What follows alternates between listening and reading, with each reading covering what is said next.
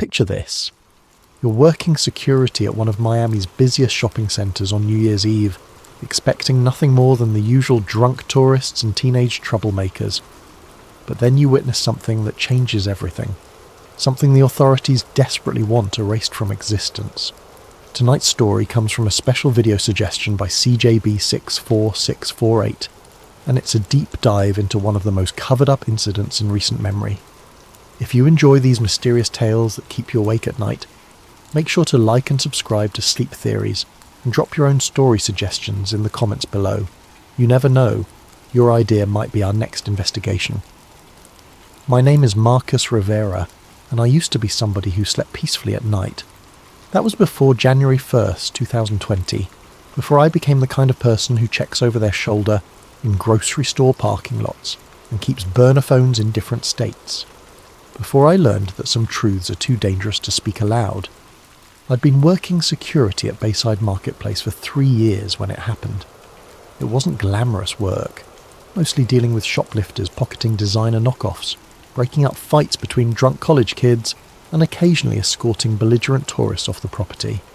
The pay was decent, the hours were steady, and in a city like Miami, steady work was a blessing I didn't take for granted.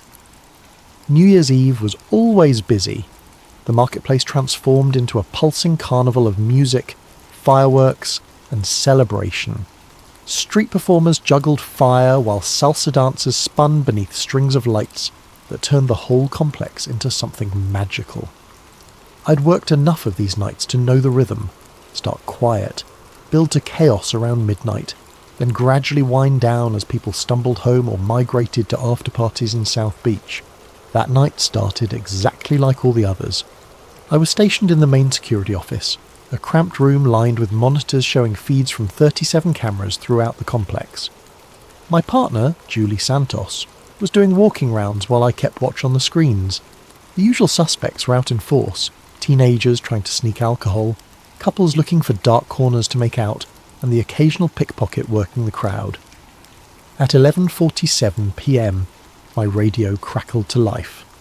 "Marcus, we've got a situation in the food court," Julie's voice came through tense and breathless. "Big fight. Multiple juveniles involved. I'm calling it in." I leaned forward in my chair, switching the main monitor to the food court cameras. Sure enough, I could see a cluster of people in the centre of the dining area, with several figures on the ground and others throwing punches. It looked like a typical teenage brawl that had gotten out of hand. The kind of thing that happened when too many high school crews ended up in the same space, with too much alcohol and testosterone. "Copy that," I radioed back, already pulling up the incident report form on my computer. "I've got eyes on it. Looks like 6, maybe 7 individuals involved." Within minutes, the place was swarming with Miami-Dade police.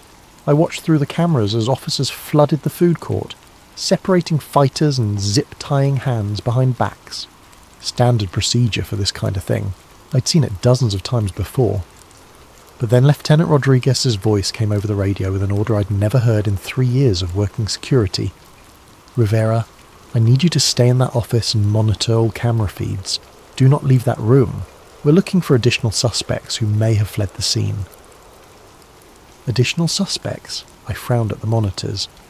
From what I could see, they'd already detained everyone involved in the fight. But orders were orders, and I started systematically scanning through all 37 camera angles, looking for anyone running or acting suspicious. That's when I saw it. Or rather, that's when I saw him. Camera 23 covered the north parking lot, the area closest to the marina where most of the high-end tourists parked their rental cars. It was usually one of the quieter feeds. Not much foot traffic, just people coming and going from the restaurants along the water. But at 11:52 p.m, something moved across the screen that made me sit up straighter in my chair. A figure was walking through the parking lot, weaving between the police cars that had responded to the food court incident. At first glance, it looked like a person, tall, thin, wearing what appeared to be dark clothing. But something about the movement was wrong. It was too fluid, too purposeful. While everyone else in the area was either running toward the excitement or hurrying away from it, this figure moved with an almost predatory stillness. I leaned closer to the monitor and reached for the camera controls, zooming in for a better look. The figure was definitely tall, maybe 6.5 feet, possibly taller. The proportions seemed off somehow, like the limbs were too long for the torso, but the resolution wasn't good enough to be certain. As I adjusted the focus, trying to get a clearer image, the figure suddenly stopped walking and turned directly toward the camera. That's when I got my first real look at the face, or what should have been a face. The zoom wasn't perfect, but even through the pixelated digital enhancement, I could see that something was fundamentally wrong with this person's features. The head seemed too elongated, tilted at an angle that would have been uncomfortable for a human being, and the eyes reflected the parking lot lights like an animal's, throwing back twin points of cold white light. I blinked hard and refocused the camera, but when the image cleared again, the figure was gone. Not walking away, not running, simply gone, as if it had never been there at all. "What the hell?" I muttered, rewinding the feed to watch it again. But when I tried to replay the footage, the screen glitched. Digital static filled camera 23's feed, then cleared to show the parking lot as it should be. Empty police cars, no mysterious figure, nothing but concrete and streetlights. I switched to camera 22, which covered part of the same area. Normal footage. Camera 24, which caught the edge of that parking lot from a different angle. Also normal. Only camera 23 had malfunctioned, and only for the exact duration when that figure had been visible. My hands were shaking slightly as I cycled through the other feeds, looking for any sign of the tall figure. Nothing. It was as if those 60 seconds had been surgically removed from reality. I grabbed my radio, then hesitated. What exactly was I supposed to report? That I'd seen someone tall walking through a parking lot? That their eyes had reflected light in a way that seemed unnatural? That they'd somehow vanished from a digital recording? Instead, I made a note in the security log. 11:52 p.m. Possible equipment malfunction on camera 23. Will need technical inspection. But I knew it wasn't a malfunction, and deep down I suspected I'd just seen something I wasn't supposed to see.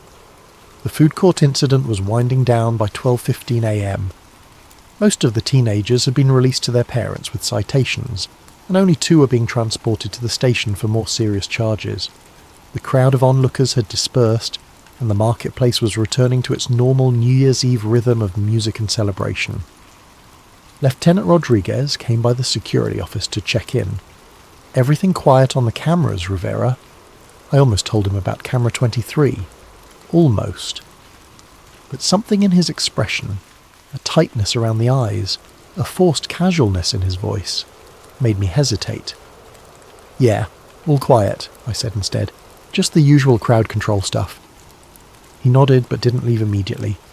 "Listen, we might be here for a while longer. Some follow-up we need to do.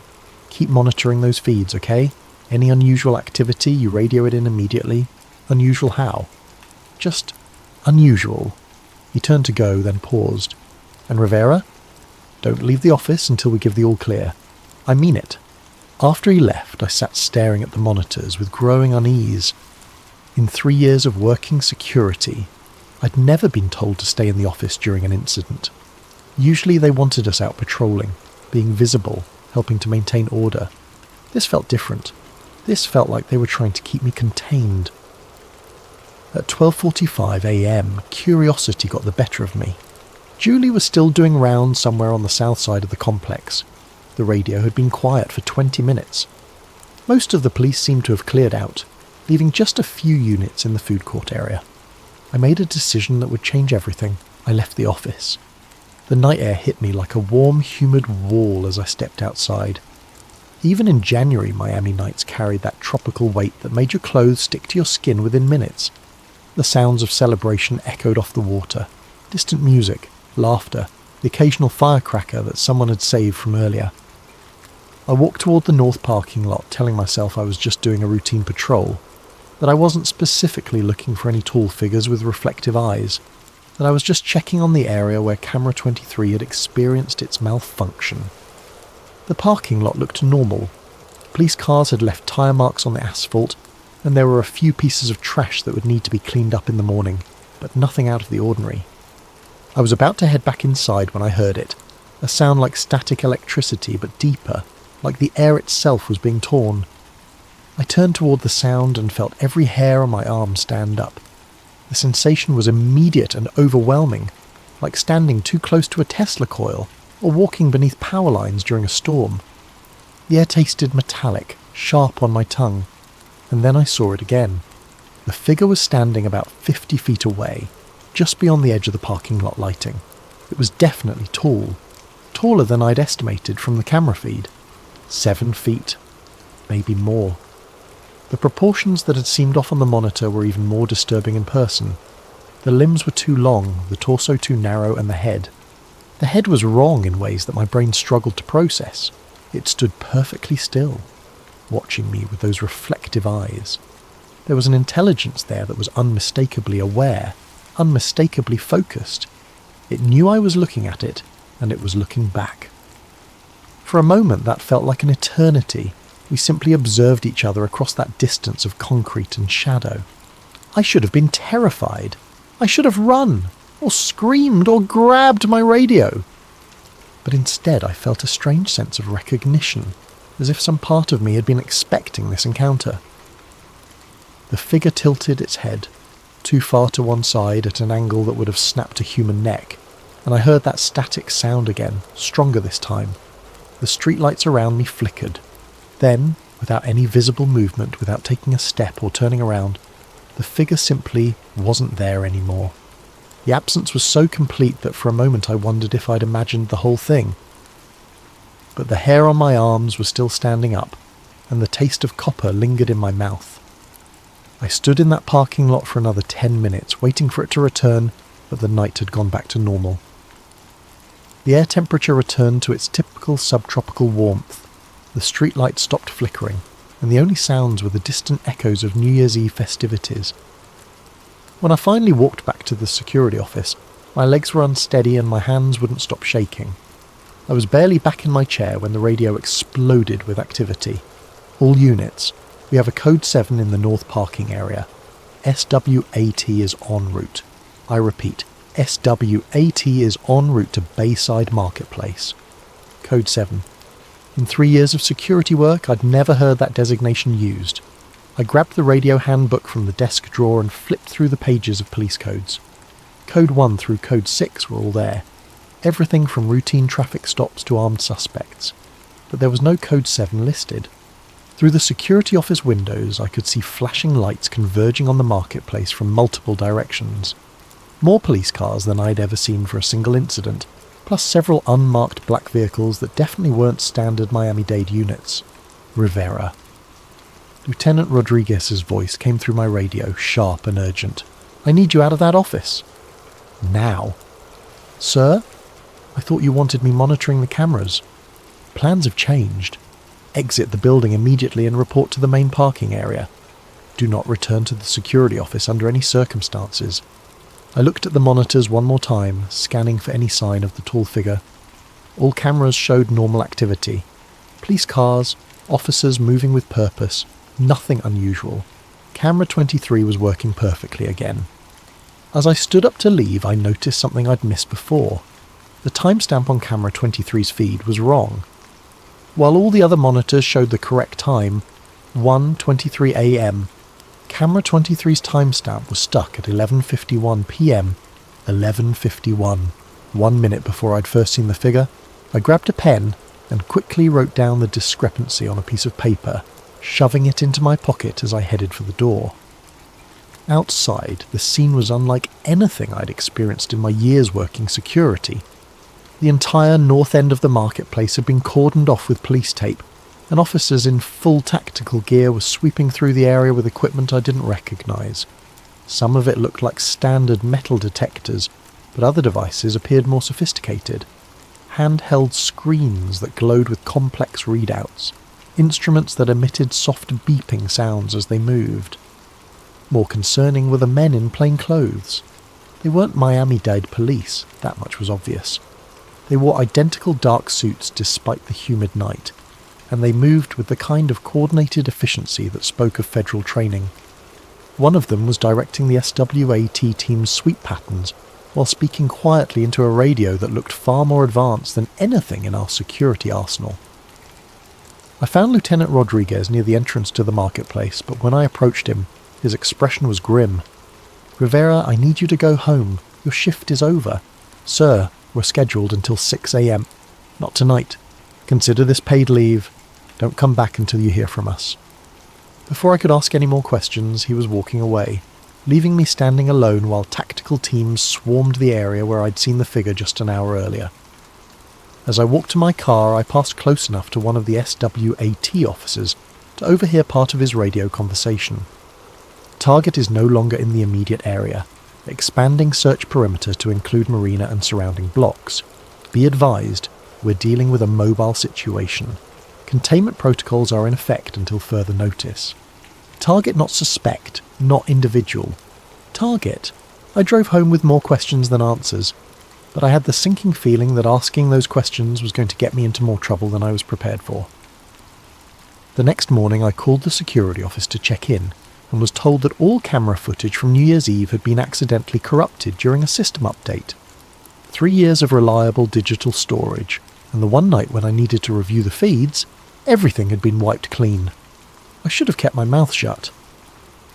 Looking back, that's the decision that would have saved my job, my friendships, and quite possibly my life. But I'd seen something that defied explanation, and the official response was a cover-up so obvious it was almost insulting. The first person I told was Julie. We met for coffee 3 days after the incident, at a little Cuban place on Calle Ocho that we'd been to dozens of times before. Julie had been working security even longer than me, and if anyone would understand the strangeness of what had happened, it would be her. "The whole thing was weird, Marcus," she agreed, stirring sugar into her cortadito. "I've never seen that much police response for a food court fight, and the way they cleared us out afterward, it felt like they were trying to hide something." I leaned forward across the small table. "Julie, I think I saw what they were trying to hide." I told her everything. The figure on camera 23, the way it had vanished from the digital feed, the encounter in the parking lot, the reflective eyes and impossible proportions. I described the static electricity feeling, the way the streetlights had flickered, the sudden absence that had felt like a hole torn in reality itself. Julie listened without interrupting, her expression growing more sceptical with each detail. "Marcus," she said when I finished, "you know how that sounds, right?" "I know exactly how it sounds. But I also know what I saw. You were working a 12-hour shift on New Year's Eve. You'd been staring at security monitors for hours. Sometimes our eyes play tricks on us, especially when we're tired and stressed. It was the response I'd expected, but it still stung. The camera malfunction wasn't in my head, Julie. The timestamp error wasn't fatigue. Something happened that night, and they're covering it up." She reached across the table and squeezed my hand. "Even if something strange did happen, what are you planning to do about it? File a report?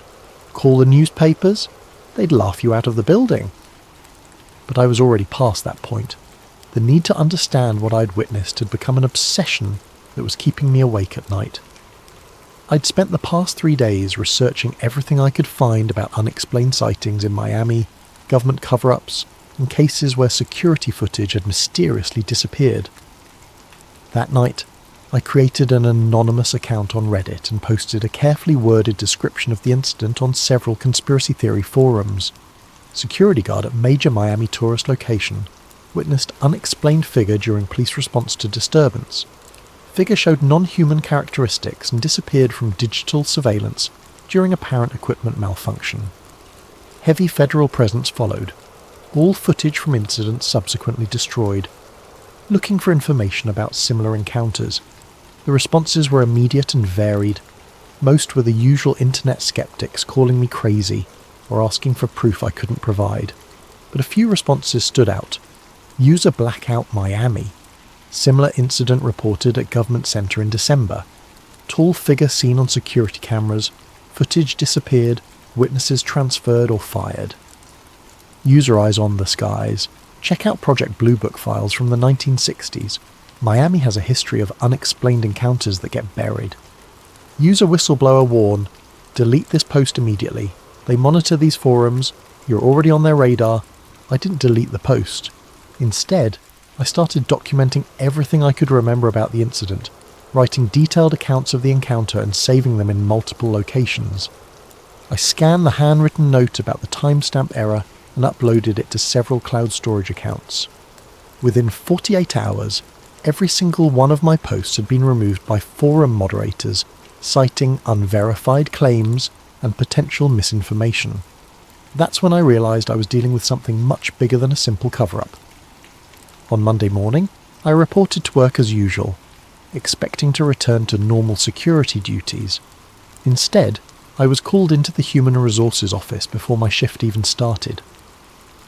Margaret Chen, the HR manager, was sitting behind her desk with a file folder and an expression that told me this wasn't going to be a pleasant conversation. "Marcus, we need to discuss a serious violation of company policy that occurred during your shift on New Year's Eve." My stomach dropped. "What kind of violation?" "According to Lieutenant Rodriguez's report, you abandoned your assigned post despite direct orders to remain in the security office. You also failed to report unusual activity that may have been relevant to an ongoing police investigation." I stared at her in disbelief. "I was told to leave the office. Rodriguez himself ordered me to—" "That's not what his report says. According to the official record, you left your post without authorization and failed to cooperate with law enforcement during a critical incident." She slid a piece of paper across the desk. "This is your termination notice, effective immediately. Security will escort you from the building, and you're prohibited from returning to Bayside Marketplace property." I tried to argue, to explain what had really happened, but Margaret was already standing up, signalling that the conversation was over. "I'd strongly advise you to avoid discussing the details of your employment here with anyone," she said, as two security guards appeared in the doorway. "Your final paycheck will be mailed to your address on file." As I was escorted out of the building where I'd worked for 3 years, I caught a glimpse of my replacement already sitting in the security office, monitoring the same 37 cameras that had shown me something I wasn't supposed to see. That afternoon, I called Julie to tell her what had happened. Her phone went straight to voicemail. When I tried her again the next day, I got a message saying the number was no longer in service. I never spoke to Julie Santos again. Losing my job should have been a wake-up call.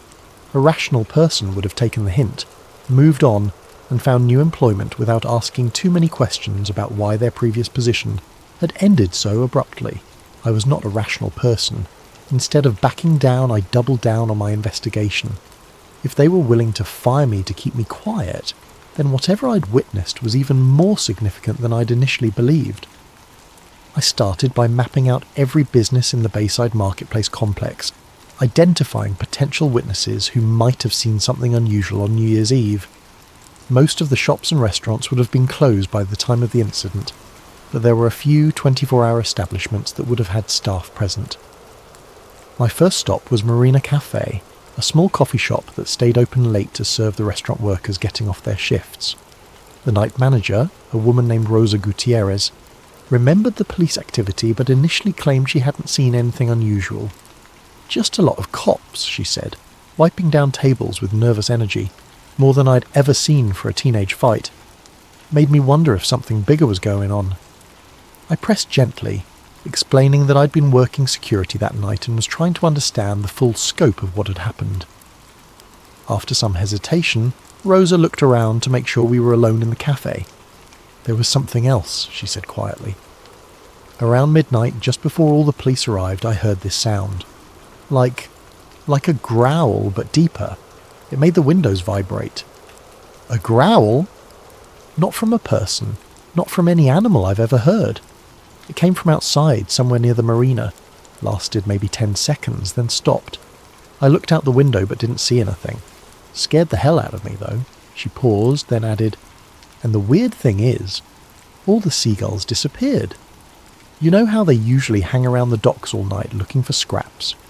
After that sound, I didn't see a single bird for the rest of my shift, like they all just left." My second significant lead came from Miguel Santos, who worked the night shift at the marina's boat rental office. Miguel was more reluctant to talk, but when I mentioned that I'd been fired for asking questions about that night, his attitude changed.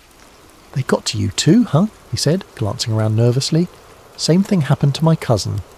He was working valet parking that night. Saw something he wasn't supposed to see. Next day, fired for performance issues. 20-year employee with a spotless record. What did he see? Something by the loading docks. Said it looked like a person at first, but when he got closer, he realised it was all wrong. Too tall, moving in a way that made his skin crawl. When he tried to report it, his supervisor told him to forget about it and sent him home early. Miguel pulled out his phone and showed me a grainy photo. He managed to snap this before his phone mysteriously reset itself. The image was blurry and poorly lit, but I could make out a tall, dark shape near one of the loading dock areas. The proportions looked wrong, elongated and angular in a way that suggested it wasn't human. "Can you send me this photo?" "Already tried." Every time I attempt to forward it or upload it anywhere, the file gets corrupted. My cousin's the only one who has the original, and his phone won't connect to any networks anymore. Just displays an error message whenever he tries to access cellular or Wi-Fi.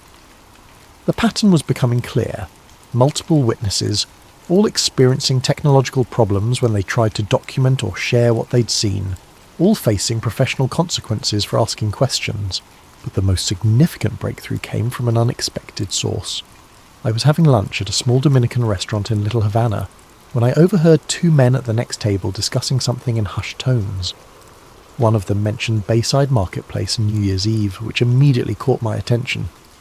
"Never seen anything like it in 20 years on the force," one was saying. "When those federal boys showed up, they took control of everything, told us to forget what we'd seen, and threatened our pensions if we talked." I turned slightly to get a better look at the speakers. Both appeared to be in their 50s, with the bearing of former law enforcement. The one doing most of the talking was a large man with greying hair and tired eyes. After they finished eating, I followed them out to the parking lot and approached carefully. "Excuse me," I said. "I couldn't help overhearing you mention Bayside Marketplace.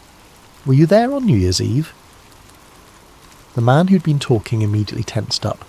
"Who's asking?" Someone who was there too. Someone who got fired for asking the wrong questions. Something in my tone must have convinced him that I wasn't a threat, because his posture relaxed slightly. "You're the security guard. Rivera, right?" I nodded, surprised that he knew my name. "I'm Detective Frank Morrison." Was Detective Morrison anyway. Retired early after that night. He gestured to his companion. "This is Detective Luis Vargas, also retired. What did you see out there?" Morrison looked around the parking lot, checking for any observers, then made a decision. "Not here. Too exposed. You want answers? Meet us at the Whale Harbour tonight at 8. Come alone." The Whale Harbour was a dive bar in Key Biscayne, the kind of place where off-duty cops went to drink and complain about their jobs.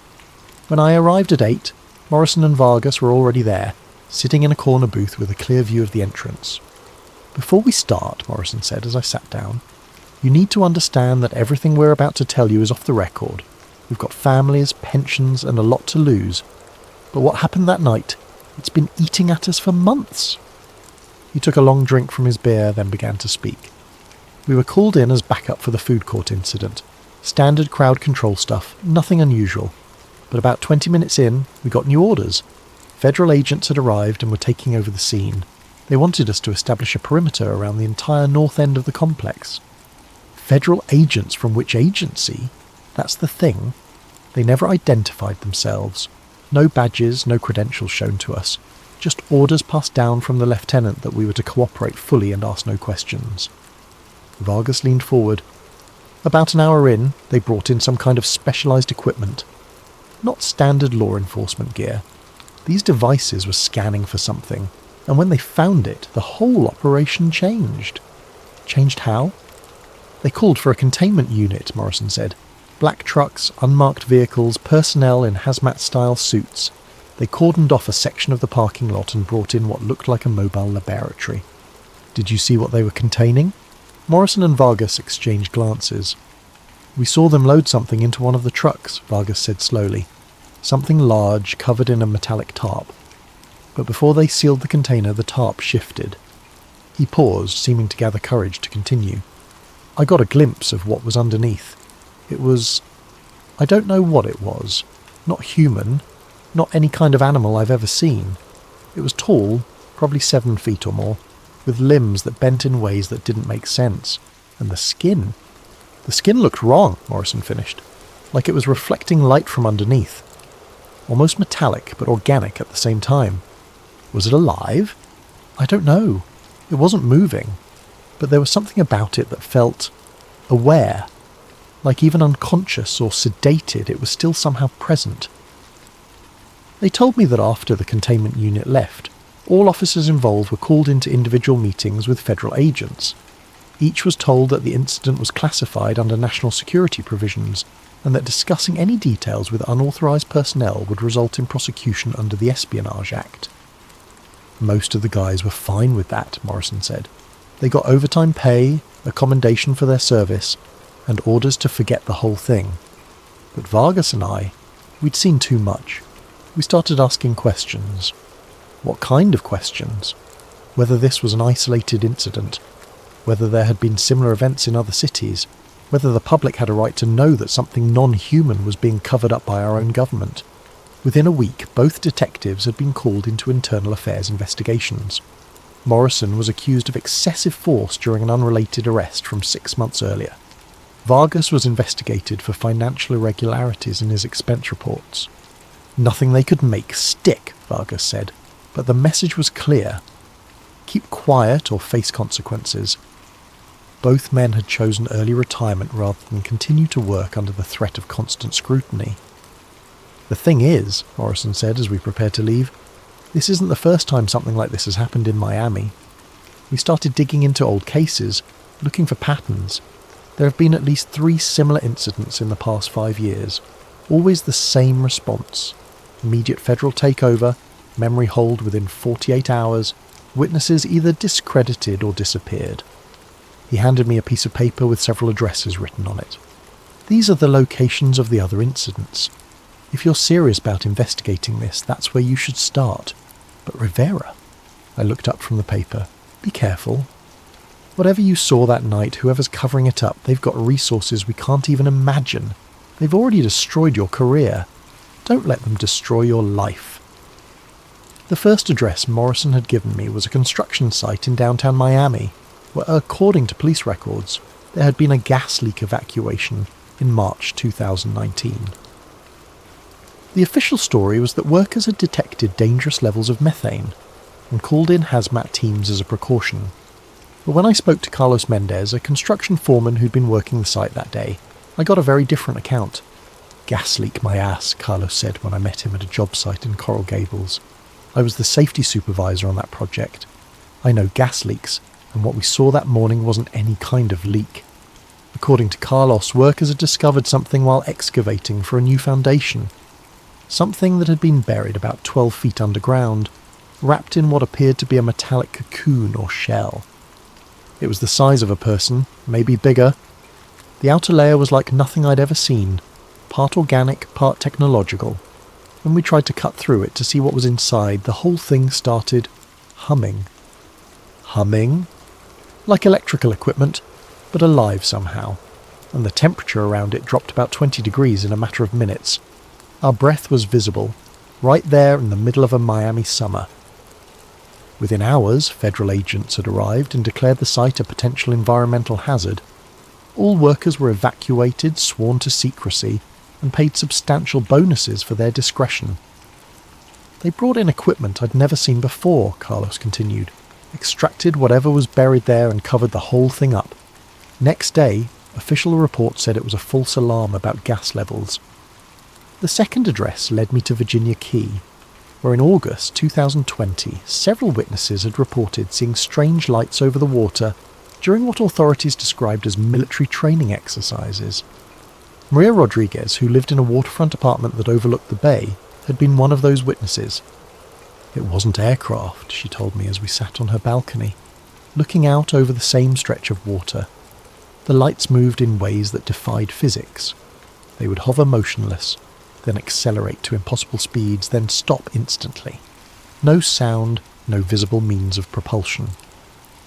She'd tried to record the lights with her phone, but every video came out distorted or completely black. The strange part was what happened afterward.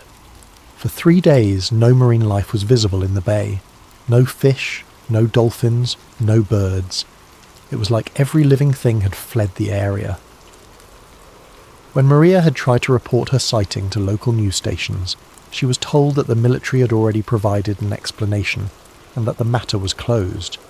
The third address was the most disturbing.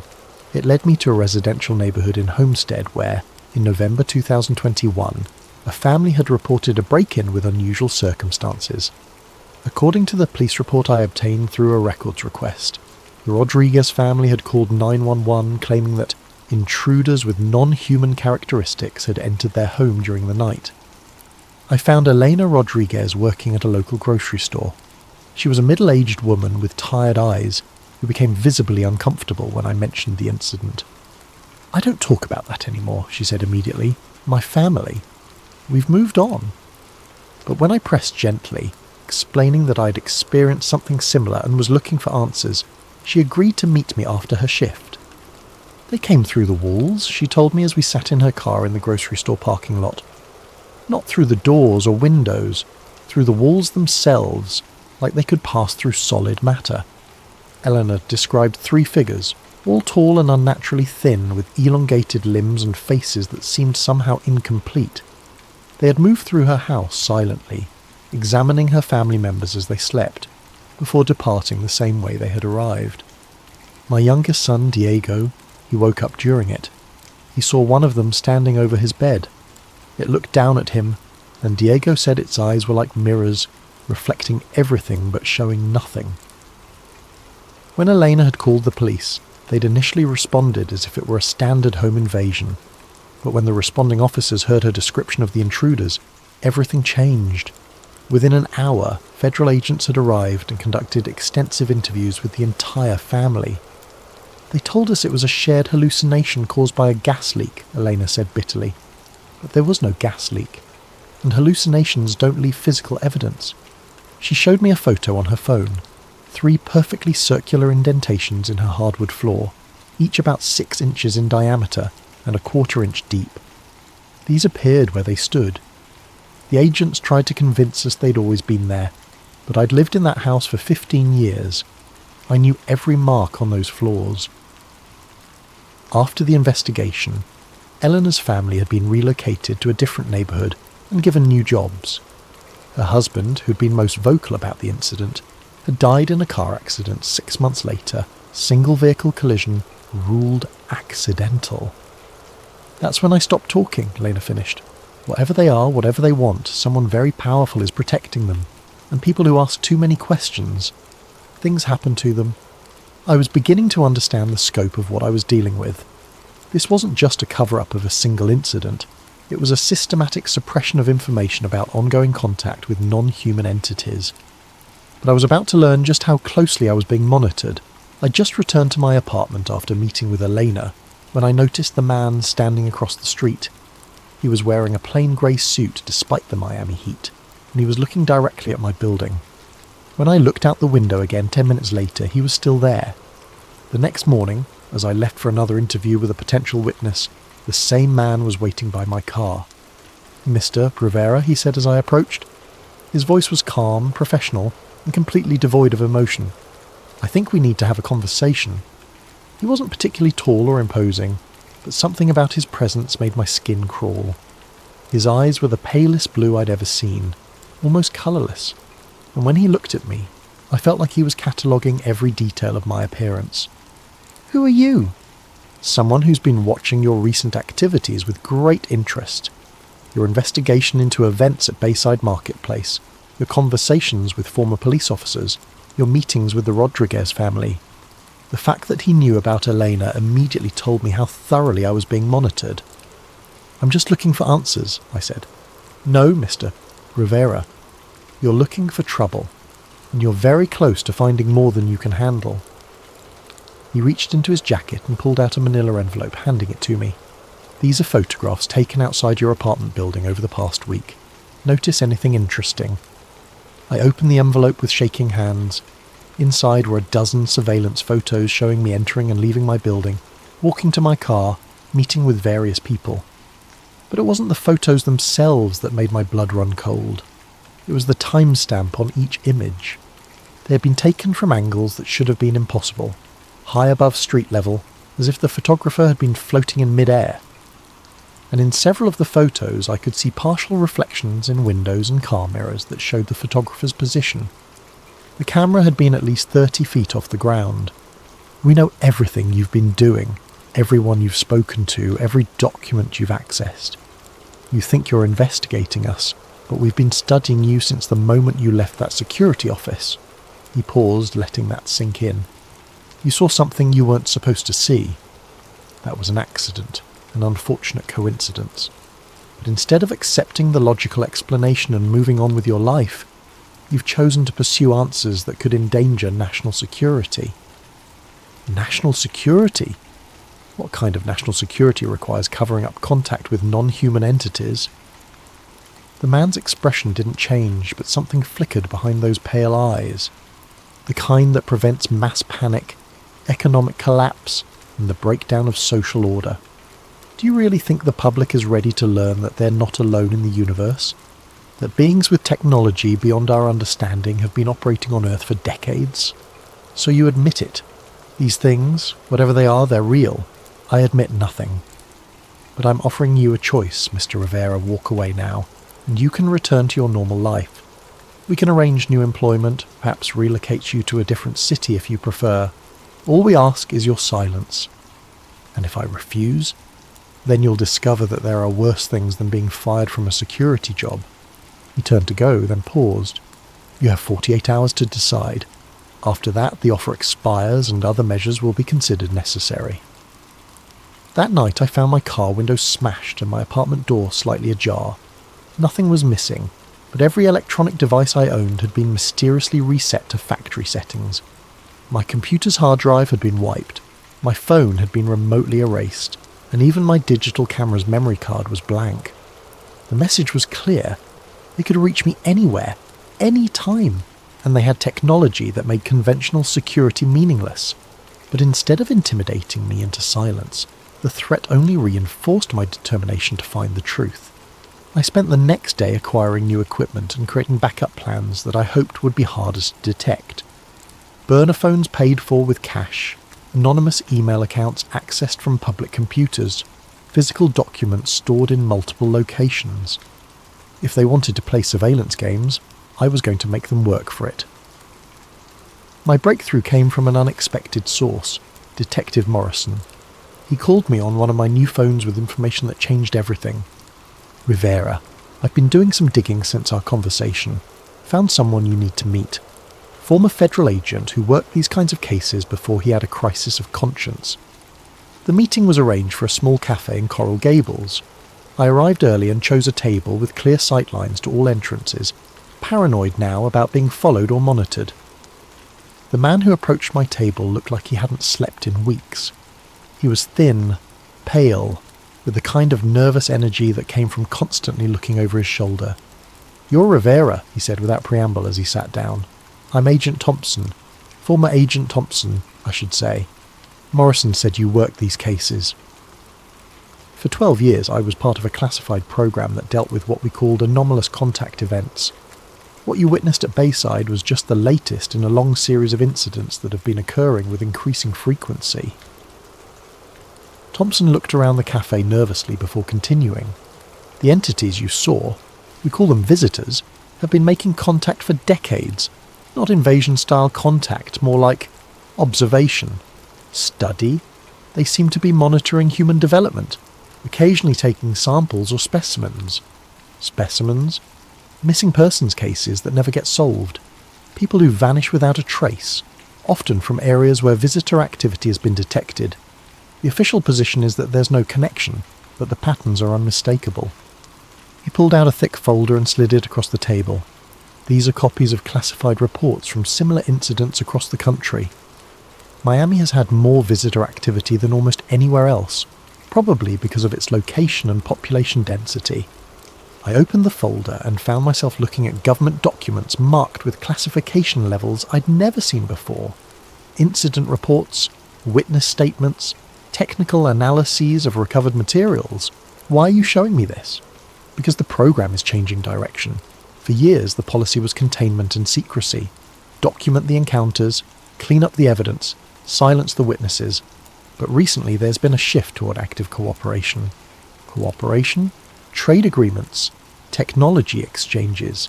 The visitors have been offering advanced science in return for access to human subjects and freedom to operate without interference. Thompson's voice dropped to barely above a whisper. Some people in the government think this is humanity's chance to make a quantum leap in technological development. Others think we're selling our species to entities whose motives we don't understand. He pointed to a specific document in the folder. That's a report from 3 months ago. A visitor delegation meeting with Pentagon officials to discuss expanded operations. Your incident at Bayside was part of a new protocol. Instead of completely hiding their activities, they're testing public response to limited exposure. You mean they wanted me to see them? Not you specifically, but someone. They need to gauge how humans react to direct contact, how effectively the cover-up mechanisms work, how much pressure it takes to silence witnesses. The implications were staggering. I hadn't stumbled onto a secret. I'd been used as a test subject in some kind of psychological experiment. What happened to the entity they captured at Bayside? Transported to a secure facility in Nevada. But Rivera, here's the thing. It wasn't captured. It was surrendered. The visitors sometimes allow us to take individuals for study. As part of the cooperation agreement, Thompson stood up to leave but turned back one more time. There's a transportation scheduled for tonight.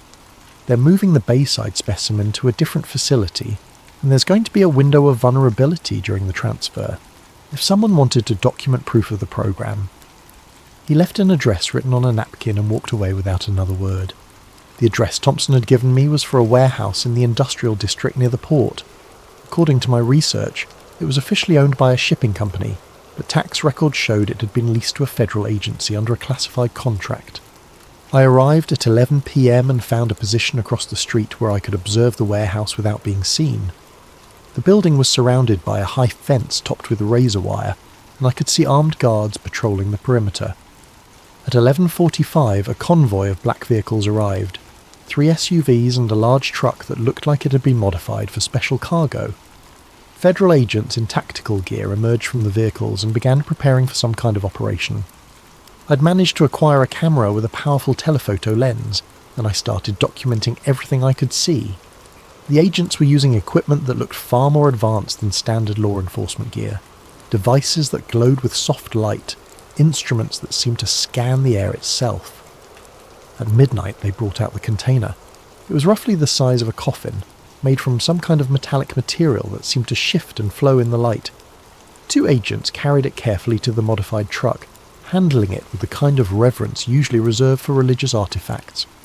But as they loaded the container, something went wrong. One of the agents stumbled, and the container tilted at an angle that caused part of its contents to become visible through a transparent section I hadn't noticed before. Through my camera lens, I got a clear view of what was inside. It was the entity from Bayside, but it was awake. Those reflective eyes were open and aware, looking directly through the transparent section toward the warehouse where I was hidden. Even from a distance of several hundred feet, I felt the same electric sensation I'd experienced in the parking lot. The same sense of being observed by an intelligence that was fundamentally alien. But what happened next changed everything I thought I understood about the situation. The entity moved its hand, or what passed for a hand, and placed it against the transparent barrier. Not struggling to escape, not trying to break free, but making what appeared to be a deliberate gesture. It was waving, not at the agents surrounding the container, but at me. Somehow it knew I was there, knew I was watching, and was acknowledging my presence. I kept shooting photographs, documenting every detail of the transfer process. But as the convoy prepared to leave, I noticed something that made my blood run cold. One of the agents had pulled out a device that looked like a tablet computer, but the screen was displaying what appeared to be a real-time satellite view of the industrial district. As I watched through my camera, a red dot appeared on the screen marking the exact building where I was hidden. They knew I was there. The agent with the tablet spoke into his radio, and I saw several other agents begin moving in my direction. I had maybe 2 minutes before they reached my position. I quickly ejected the memory card from my camera and slipped it into my shoe, then grabbed a backup card I'd brought and put it in the camera. If they caught me, I wanted them to find decoy footage that wouldn't reveal what I'd actually captured. But I didn't wait around to be caught.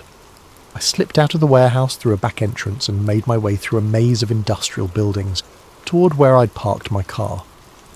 Behind me, I could hear the sounds of pursuit, engines starting, radios crackling, the systematic search of a trained tactical team.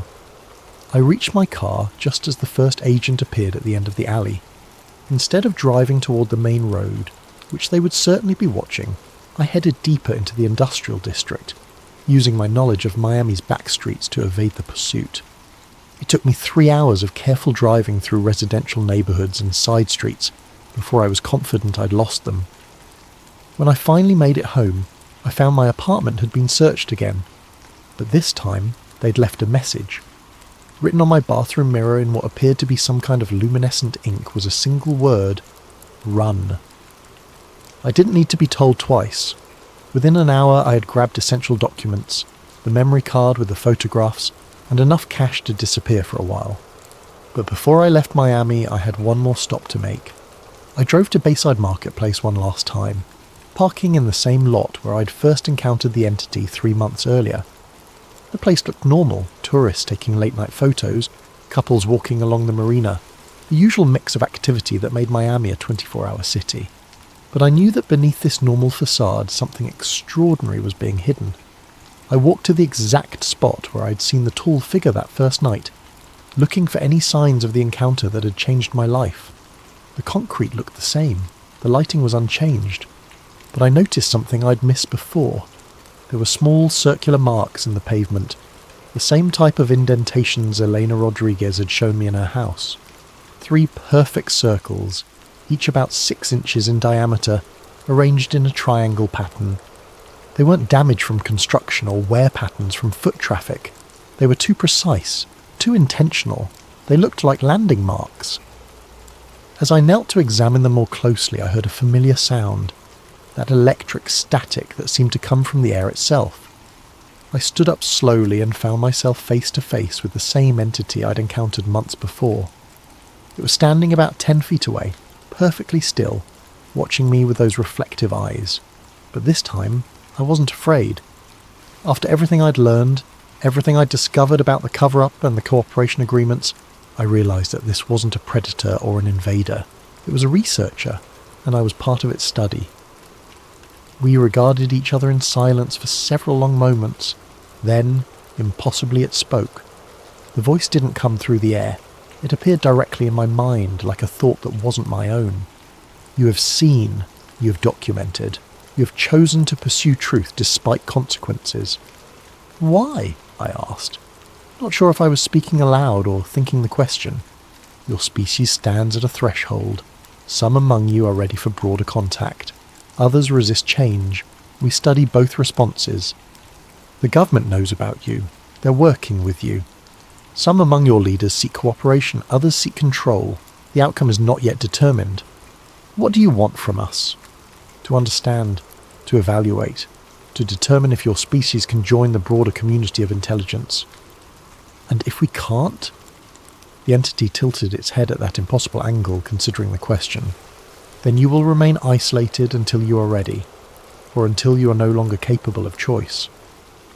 The implications of that statement sent a chill through me, but before I could ask for clarification, the entity was speaking again. You have served your purpose, Marcus Rivera.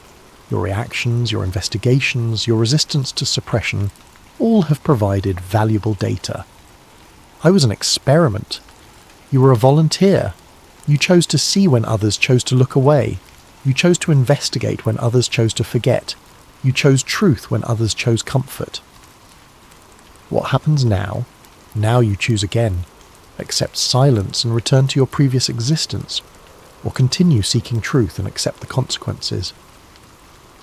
The entity reached into what appeared to be a pocket in its dark clothing and pulled out a small metallic device about the size of a smartphone. This contains evidence of our presence that cannot be erased or corrupted by your government's technology. Use it wisely. It placed the device on the ground between us, then stepped backward. "We will be watching, Marcus Rivera. Your choices will influence how we proceed with your species." And then, just as it had before, the entity simply wasn't there anymore. I stood alone in the Bayside parking lot, holding an alien device that contained proof of everything I'd suspected. That was 6 months ago. I'm writing this from a small motel room in Colorado, the latest stop in a journey that has taken me across the country, as I stay ahead of the federal agents who are still hunting for me. The device the entity gave me has proven to be everything it promised, irrefutable evidence of non-human intelligence operating on Earth. I've uploaded copies of the files to dozens of secure servers, sent copies to journalists and researchers around the world, and created enough redundancy to ensure that the truth can't be completely suppressed. The response has been exactly what you'd expect. Most mainstream media outlets have ignored the evidence or dismissed it as elaborate hoaxes. Government officials have denied everything while simultaneously launching investigations into national security breaches. The usual debunkers have produced increasingly elaborate explanations for why, obviously alien technology must be some kind of military prototype. But some people are listening. Some people are investigating. Some people are asking the right questions. I've been contacted by witnesses from dozens of other incidents. Construction workers who found buried artifacts, military personnel who encountered craft that defied physics, scientists who were ordered to destroy research that proved too inconvenient. We're building a network of people who refuse to accept the official silence. People who believe that humanity deserves to know the truth about our place in the universe. The federal agents are still hunting for me. I change locations every few days, use only cash, avoid any kind of electronic communication that can be traced. But I'm not running scared anymore. I'm running strategic. Every day I stay free as another day to gather more evidence, to contact more witnesses, to build a case that even the most sophisticated cover-up can't suppress. Because I understand now that this isn't just about what I saw at Bayside Marketplace. It's about the future of human civilization, about whether we'll be allowed to make informed choices about contact with non-human intelligence, or whether those choices will be made for us by a small group of government officials and corporate interests. The entities, the visitors, whatever we choose to call them, are real. They're here, they're studying us, and they're waiting to see what kind of species we really are. Some in our government have chosen cooperation and secrecy. They've decided that humanity isn't ready for the truth, that panic and social collapse would be inevitable if people knew we weren't alone. I believe they're wrong. I believe that people deserve to know, that we have the right to participate in decisions about our own future. That truth, however disturbing, is better than comfortable lies. So I'm going to keep running, keep investigating, keep documenting. I'm going to find every witness, gather every piece of evidence, and build a case so comprehensive that even the most sophisticated disinformation campaign can't discredit it. They took my job, my friends, my normal life, but they can't take what I saw that night at Bayside. They can't erase the truth, and as long as I'm alive and free, I'm going to make sure that truth eventually reaches the people who deserve to know it. The hunt continues. My name is Marcus Rivera, and this is my testimony. If something happens to me, if I disappear or die under suspicious circumstances, remember that the truth doesn't die with the messenger. They're here, they're watching, and humanity's future hangs in the balance of choices we're not even being allowed to make. The question isn't whether we're alone in the universe. The question is whether we're brave enough to handle the answer. What if the objects we see streaking through our solar system aren't just cosmic debris? What if some of them are watching, waiting, and following a pattern we're only beginning to understand? Tonight's story takes us into the world of deep space surveillance, government cover-ups, and the terrifying possibility that we're not alone, and haven't been for decades. If you enjoy stories like this that blur the line between science and the unknown, make sure to hit that like button and subscribe to Sleep Theories for more content that will keep you questioning what's really out there, and drop a comment below letting me know what time you're listening and where you're from around the world. I love connecting with fellow night owls and mystery seekers. Now, let's dive into the Atlas pattern. The coffee had gone cold hours ago, but I kept sipping it anyway. Room temperature caffeine was better than no caffeine, especially when you're staring at endless streams of astronomical data at 3:47 a.m.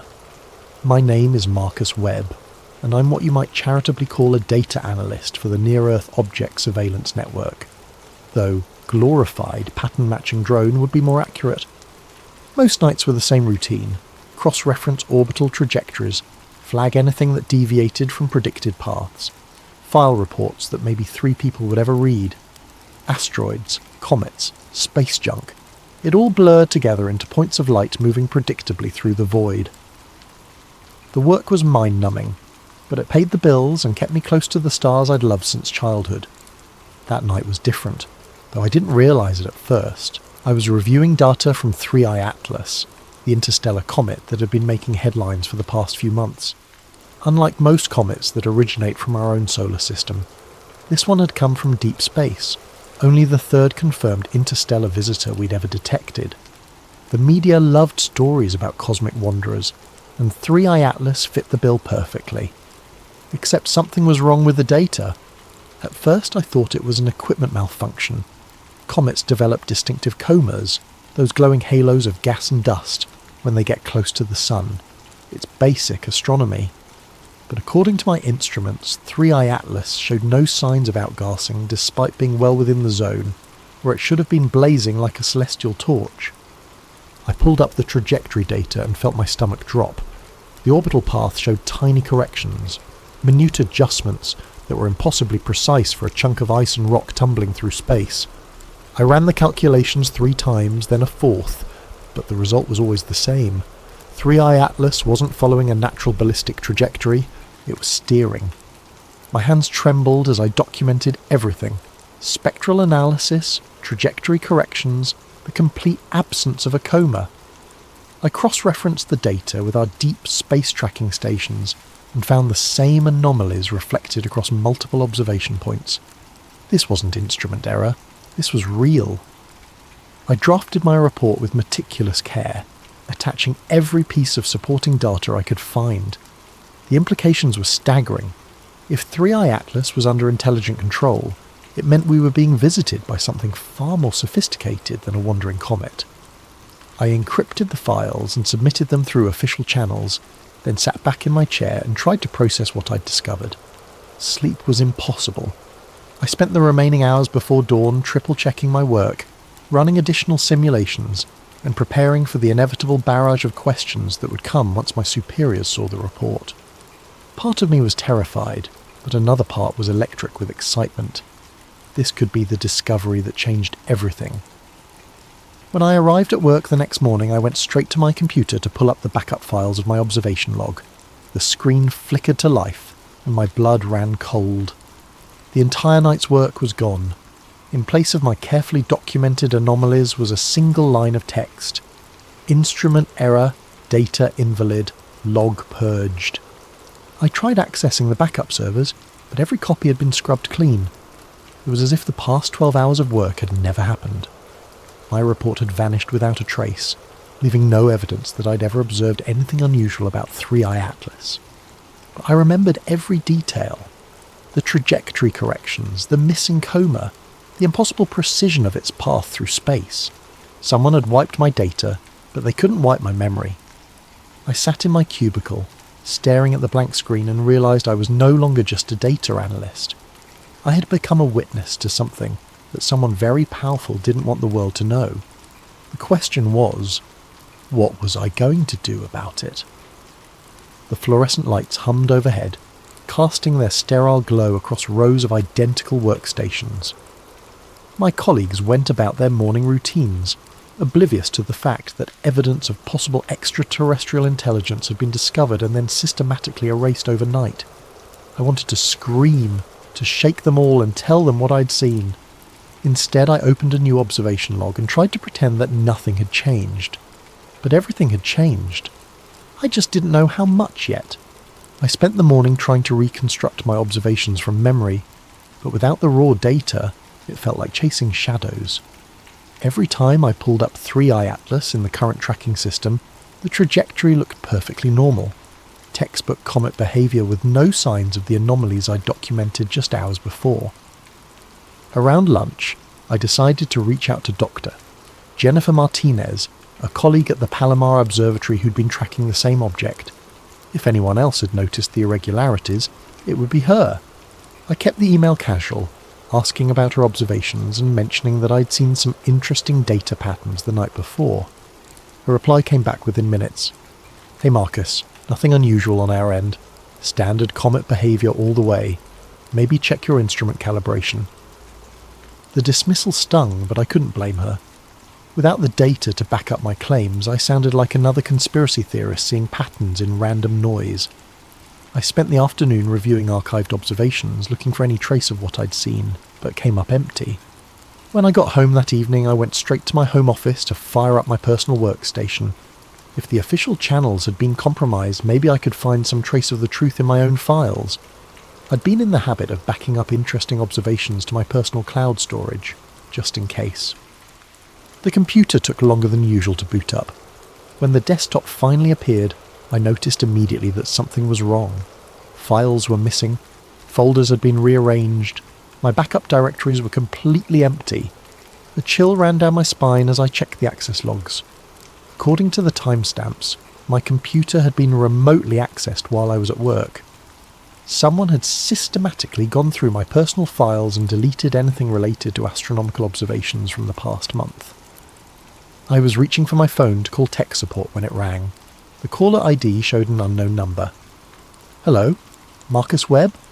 The voice was calm, professional, with a slight electronic distortion that suggested it was being run through a voice changer. "Who is this?" "Someone who wants to help you avoid making a very serious mistake. You filed a report last night about anomalous observations of Object 3I Atlas. That report has been classified and removed from all systems." My mouth went dry. "I don't know what you're talking about." "Mr. Webb, we know exactly what you saw, and we know you backed up the data. We also know you've already reached out to colleagues trying to verify your observations. This is your only warning. You didn't see what you think you saw. Drop it." "Listen, I don't know who you are, but we know where you live, Marcus. We know about your sister in Portland, your ex-wife in Denver, your elderly parents in Florida. We know about your mortgage, your student loans, your chronic insomnia, and your prescription for Ambien. We know everything about you, and we're asking you nicely to forget about last night." The line went dead. I sat in my darkened office, phone still pressed to my ear, trying to process what had just happened. The specificity of the threats was terrifying. They weren't bluffing. Someone had compiled a complete dossier on my life, and they were willing to use it to keep me quiet. But quiet about what? If 3I Atlas was just a comet, why go to such elaborate lengths to cover up my observations? The very existence of this conspiracy suggested that what I'd seen was real, and more significant than I'd imagined. I walked through my apartment, checking locks and drawing curtains. Every shadow seemed to harbour potential surveillance, every car passing on the street a possible threat. I'd stumbled onto something that powerful people desperately wanted hidden, and now I was in their crosshairs. The smart thing would be to listen to the warning, delete whatever remaining files I could find, and pretend the whole thing never happened. I could go back to my quiet life of routine observations and meaningless reports. I could be safe, but I couldn't get the image out of my head. That metallic glint making impossible course corrections as it sailed through the void. If this was evidence of extraterrestrial intelligence, didn't the world have a right to know? I made a decision that would haunt me for months to come. Instead of backing down, I was going to dig deeper. The next few days passed in a haze of paranoia and careful routine. I went to work, processed data on mundane asteroids, and avoided anything remotely connected to 3I Atlas. My supervisors seemed satisfied that I'd gotten the message, but I could feel their eyes on me whenever I moved through the office. At home, I'd become obsessive about security. I disconnected my personal computer from the internet and started using an old laptop with a VPN connection from various coffee shops around the city. If someone was monitoring my activities, I was going to make it as difficult as possible. It was on Thursday night, exactly a week after my initial observations, that everything changed again. I was reviewing innocuous comet data on the disconnected computer when a notification chimed from the old laptop. New email. That was odd. I hadn't given the address to anyone, and it was supposed to be completely anonymous. The sender field was blank. The subject line read simply, "You're not alone." My cursor hovered over the message for several long minutes. Every instinct screamed that this was a trap, another layer of the conspiracy designed to draw me deeper into danger. But curiosity won out, and I clicked. The email contained no text, just a single encrypted attachment. The file name was project_atlas_1987_declassified.pdf. I stared at the screen, heart pounding. 1987. That was decades before the discovery of our first confirmed interstellar visitor. Yet here was a file suggesting that something called Project Atlas had been operational for over 30 years. The decryption key was embedded in the file metadata, almost as if someone wanted to make sure I could access it easily. I ran the file through every security scanner I could find, but it came back clean. Finally, I opened it. What I saw made my hands shake so badly I nearly dropped the laptop.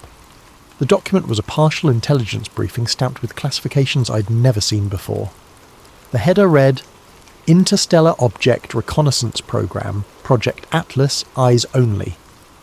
The first page contained an executive summary that made my blood run cold. Analysis of Object Designation 1, I/2017 U1, Oumuamua, confirms artificial origin and reconnaissance capabilities consistent with previous visitations dating to 1987. Object demonstrated control trajectory adjustments, non-gravitational acceleration, and structural properties incompatible with natural formation. Recommend continuation of monitoring protocols and information containment procedures. I scrolled through page after page of technical analysis, trajectory data, and spectroscopic readings that painted a picture I could barely comprehend. Oumuamua, the first officially recognised interstellar visitor, hadn't been a natural object at all. According to this document, it was some kind of reconnaissance probe, and it wasn't the first. The file included a timeline that made my stomach churn. 1987, first confirmed artificial interstellar object, designation classified. 1996, second visitor, trajectory adjusted to avoid detection. 2003, third visitor demonstrated active camouflage capabilities. 2017, Oumuamua arrival, too large to conceal from public observation. 2019, Tuai/Borisov, partial artificial characteristics detected, and at the bottom of the timeline, a chilling projection. Pattern analysis suggests visitation cycle of 6 to 7 years, with each object following optimized surveillance trajectories through inner solar system. Recommend heightened monitoring for next projected arrival, 2025 to 2026 time frame. 3i Atlas had arrived right on schedule. I spent hours poring over the technical data trying to understand the implications. These weren't random cosmic visitors. They were part of a systematic surveillance operation spanning decades. Someone, or something, had been conducting regular reconnaissance of Earth, and our governments had known about it all along. The document included references to information containment protocols and civilian observation management, which explained what had happened to my data. This wasn't just a cover-up. It was a well-established system for suppressing any evidence that leaked into public channels. But why give me this information? Who had access to such highly classified material, and why were they willing to risk everything to leak it to a low-level data analyst? I printed the entire document on the coffee shop's printer, then deleted all traces from the laptop. This was too important to trust to digital storage alone. As I walked home through the darkened streets, clutching the papers under my jacket, I couldn't shake the feeling that I was being watched. The next morning brought a fresh horror. When I arrived at work, my supervisor was waiting at my desk with a grim expression. "Marcus, we need to talk. Conference room 3 now." Inside the sterile meeting room, he laid out a series of photographs across the table. They showed me entering the coffee shop, using the laptop, printing documents, and walking home with a manila envelope under my arm. "We've been very patient with you," he said quietly, "but this ends now. Whatever game you think you're playing, it stops today." I stared at the surveillance photos, realizing just how completely I was outmatched. They'd been watching every move, documenting every attempt to investigate further. The leaked document wasn't help.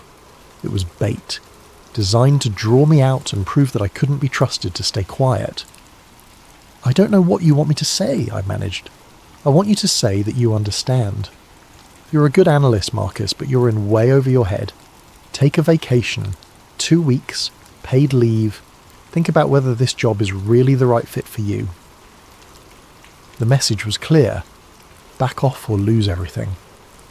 But as I cleaned out my desk under the watchful eyes of security, I couldn't help but smile grimly.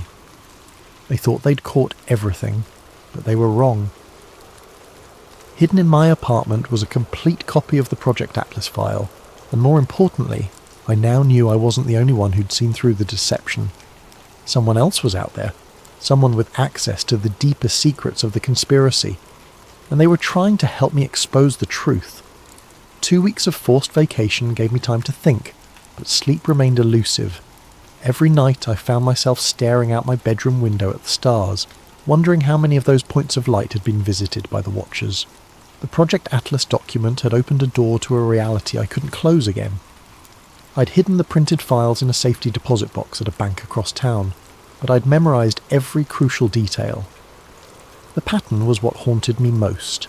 Regular intervals, a systematic coverage, and a level of coordination that suggested long-term planning spanning multiple decades.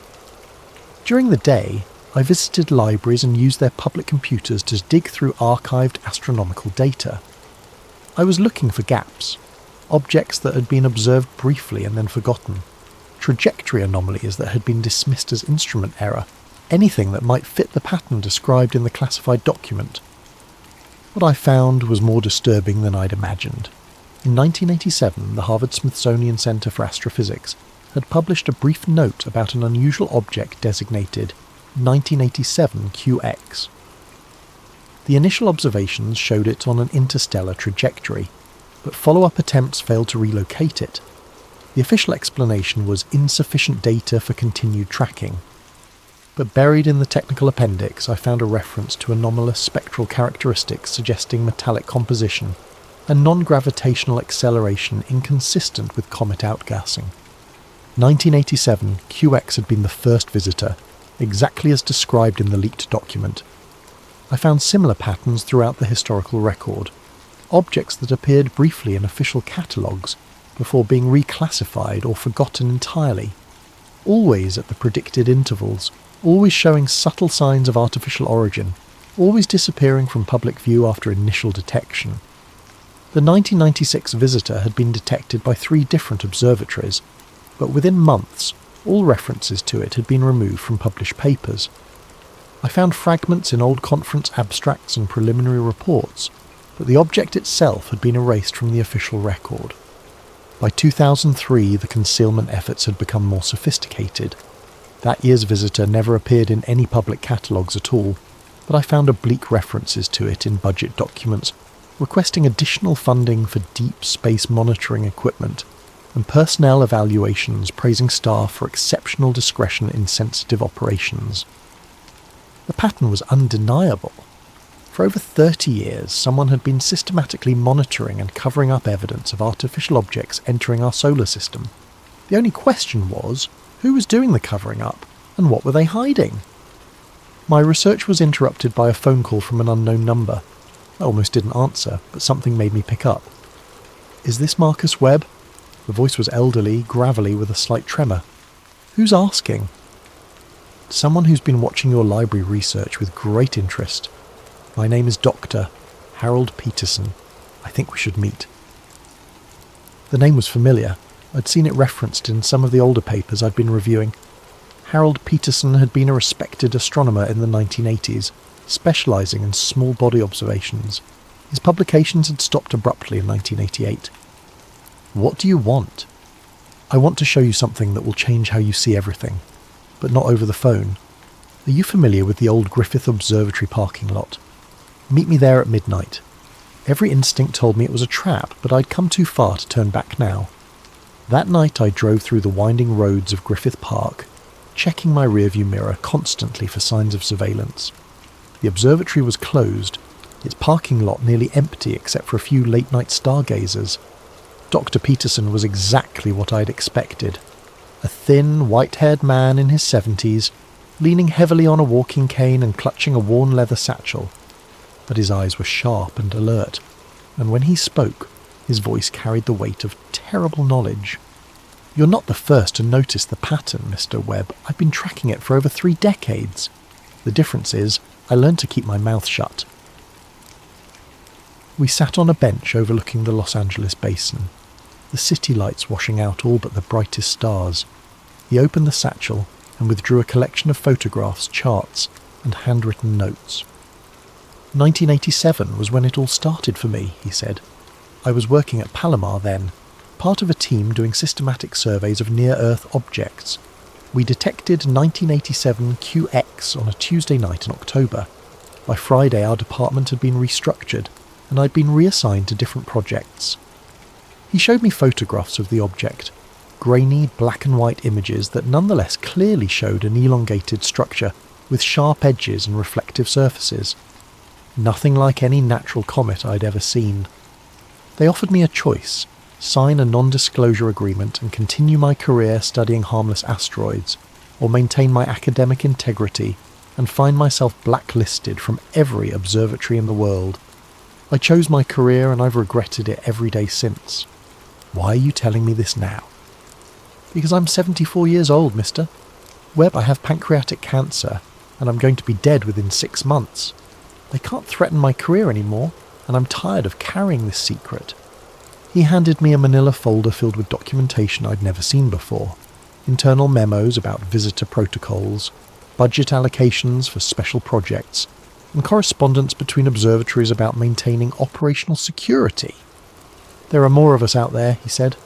Astronomers who've seen things they can't talk about, technicians who've been reassigned after asking too many questions, graduate students whose thesis projects have been mysteriously cancelled. We're scattered, isolated and afraid, but we're not alone. The final document in the folder was a list of names and contact information. 24 astronomers, all with similar stories of suppressed observations and forced silence. At the top of the list was a note in Doctor. Peterson's handwriting. Project Atlas isn't just about covering up alien visitation. It's about preparing for something much bigger. The pattern is accelerating. What do you mean, accelerating? The intervals between visits are getting shorter. The objects are getting larger, and according to my calculations, the next one isn't coming to observe anymore. He pointed up at the stars with a trembling finger. It's coming to stay. We sat in silence for several long minutes, the weight of his words settling over me like a shroud. Finally, I asked the question that had been haunting me since I'd first seen the anomalous data. What do we do about it? Dr. Peterson smiled grimly. We prepare for the possibility that our governments have been lying to us for 37 years, and we get ready to find out what they've really been hiding. As I drove home that night, the list of names burning like a coal in my jacket pocket, I realised that my journey was far from over. I'd thought I was investigating a simple cover-up, but I was actually uncovering something much more complex and terrifying. The watchers in space weren't just visitors passing through our solar system. They were scouts, preparing the way for something bigger. And soon, we were going to find out what that something was. Dr. Peterson's death made the obituary section of the Los Angeles Times 3 days after our meeting. Noted astronomer Harold Peterson, 74, died, peacefully in his sleep after a brief illness. No mention of his decades of research or his role in early deep space observations. Just another forgotten scientist disappearing from the record. But his list lived on. I'd spent the past week carefully reaching out to the contacts he'd provided, using coded language and anonymous email accounts. The responses had been both encouraging and terrifying. Dr. Elena Rodriguez from the University of Arizona. I've been waiting 30 years for someone to ask the right questions. James Mitchell, formerly of JPL. They reassigned me to Mars imaging after I got too curious about irregular trajectories. I've kept my own records. Professor Liu Wei from Beijing Observatory. The phenomenon is global. Chinese space program has similar protocols. Each conversation revealed another piece of the puzzle. The conspiracy wasn't limited to American institutions. It was an international effort involving every major spacefaring nation. The implications were staggering. My unofficial network was coming together just in time for the Southwest Astronomical Conference in Phoenix.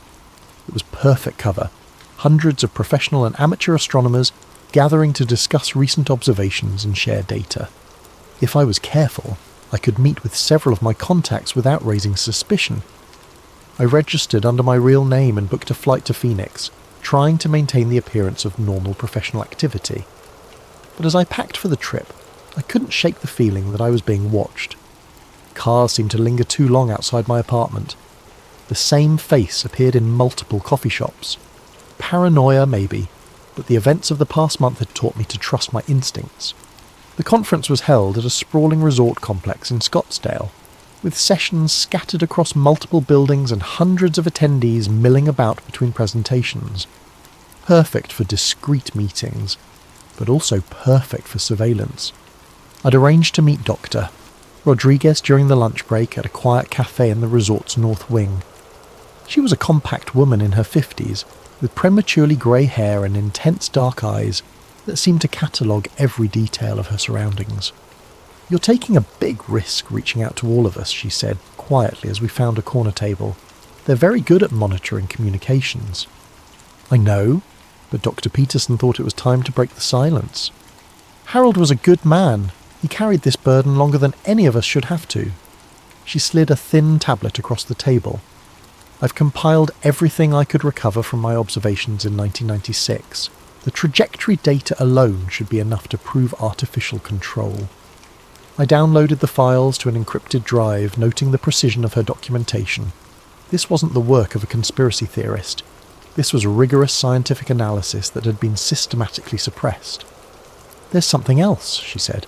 "I've been in contact with colleagues in other countries. The pattern isn't random. These objects are conducting systematic reconnaissance of our entire solar system, mapping resources, defensive capabilities, population centres. For what purpose? That's what we need to find out. But I don't think we have much time left." Our meeting was interrupted by the arrival of James Mitchell, a nervous-looking man in his 60s who kept glancing over his shoulder as he approached our table. "We need to move," he said urgently. "There's a man with a camera taking pictures of everyone at this table." Black suit, earpiece, sitting by the fountain.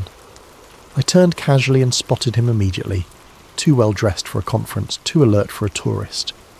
Our eyes met for a split second before he looked away, but I'd seen enough to know we were blown. "How did they find us so fast?" Dr. Rodriguez whispered. "Doesn't matter," Mitchell replied. "What matters is getting out of here before they decide we're too dangerous to monitor passively."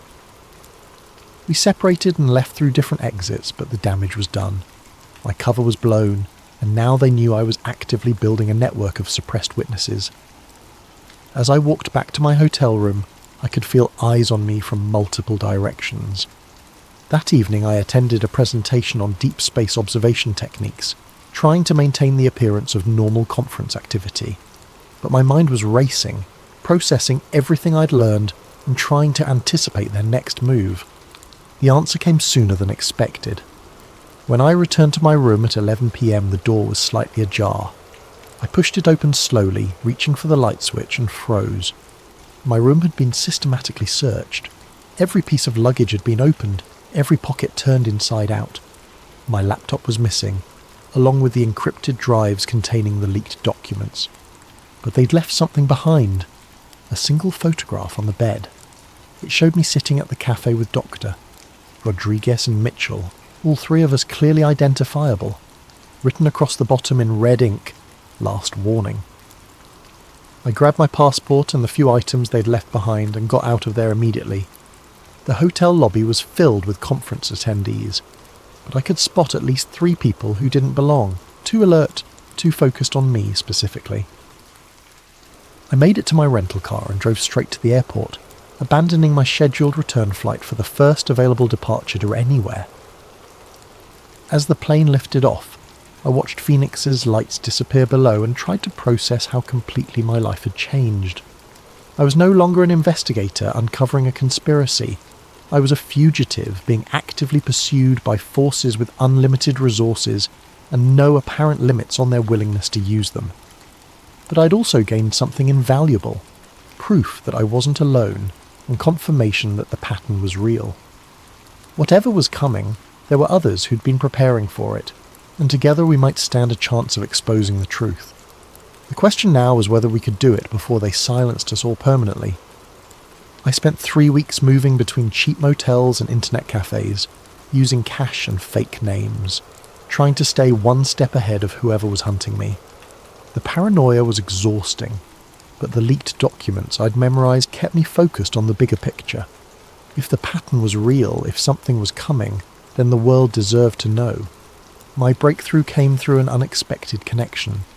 Professor Liu Wei had put me in touch with a contact in the hacktivist community, someone known only as Ghost Signal, who specialised in hijacking broadcast streams for political messages. If I could provide credible evidence, they could get it in front of millions of people before anyone could stop them.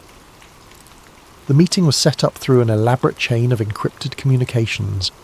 I found myself in a 24-hour diner in Albuquerque, sitting across from a 20-something woman with purple hair and enough facial piercings to set off a metal detector.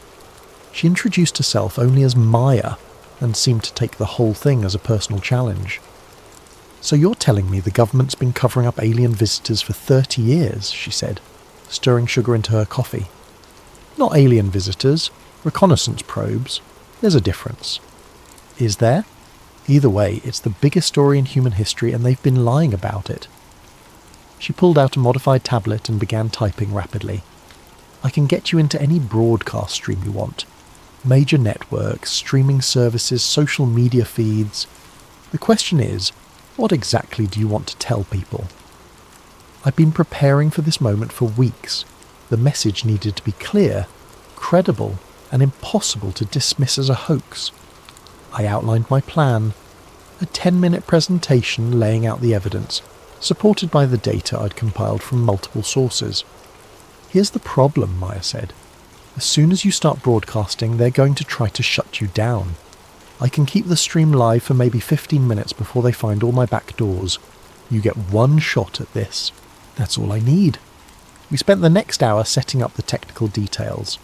Maya would hijack a popular astronomy livestream during peak viewing hours, giving me access to an audience already interested in space-related content. The broadcast would go out simultaneously across multiple platforms, making it harder to suppress completely. "One more thing," she said as we prepared to leave. "Once this goes live, there's no going back. They'll know exactly who you are and where you are. You sure you're ready for that?" I thought about Dr. Peterson dying alone with his secrets, about Dr. Rodriguez and the others spending decades in forced silence, about 3i Atlas sailing through space on its impossible trajectory while the world remained oblivious to the truth. I'm ready.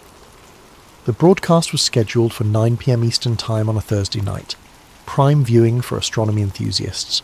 I'd rented a small studio space under a fake name and set up basic recording equipment.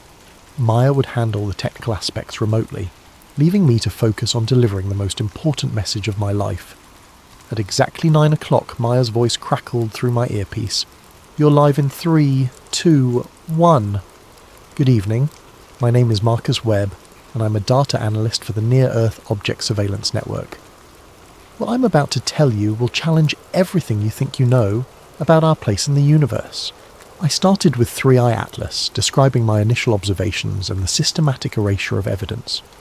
Then I expanded to the broader pattern, using charts and graphs to illustrate the regular intervals and artificial characteristics of the interstellar visitors. "These objects aren't random cosmic debris," I continued, holding up copies of the leaked documents. "They're part of a systematic reconnaissance program that has been monitoring Earth for over 3 decades. Our governments know this, and they've been actively covering it up." The chat feed exploded with comments, skepticism mixed with fascination as viewers tried to process what they were hearing. Some demanded additional proof, others shared their own unexplained observations, and a few confirmed that similar anomalies had been reported in other countries. "The pattern is accelerating," I said, moving to my final slides. "The intervals between visits are getting shorter, and according to my analysis, the next object, designated 4I/ATLAS, isn't coming to observe. It's coming to establish a permanent presence. I displayed the trajectory calculations that showed the next visitor would arrive within 18 months, on a path that would bring it into a stable orbit around Earth rather than passing through the solar system. Based on the data I've compiled from multiple sources, 4I/ATLAS will arrive in approximately 543 days. Unlike its predecessors, this object will not be leaving. It will take up position in our local space, and we need to be prepared for what that means. The chat feed was going crazy now, with thousands of viewers sharing the stream and demanding answers. Several amateur astronomers confirmed they could verify parts of my data with their own observations. The message was spreading faster than I dared hope. That's when Maya's voice crackled urgently in my earpiece. "We've got company." Black SUVs surrounding the building, and my feeds are being traced. "Wrap it up now." "If you're watching this, please share it with everyone you know," I said quickly. "The truth has been hidden for too long. In less than 2 years, we're going to find out what 37 years of reconnaissance has been preparing for. Don't let them keep you in the dark anymore."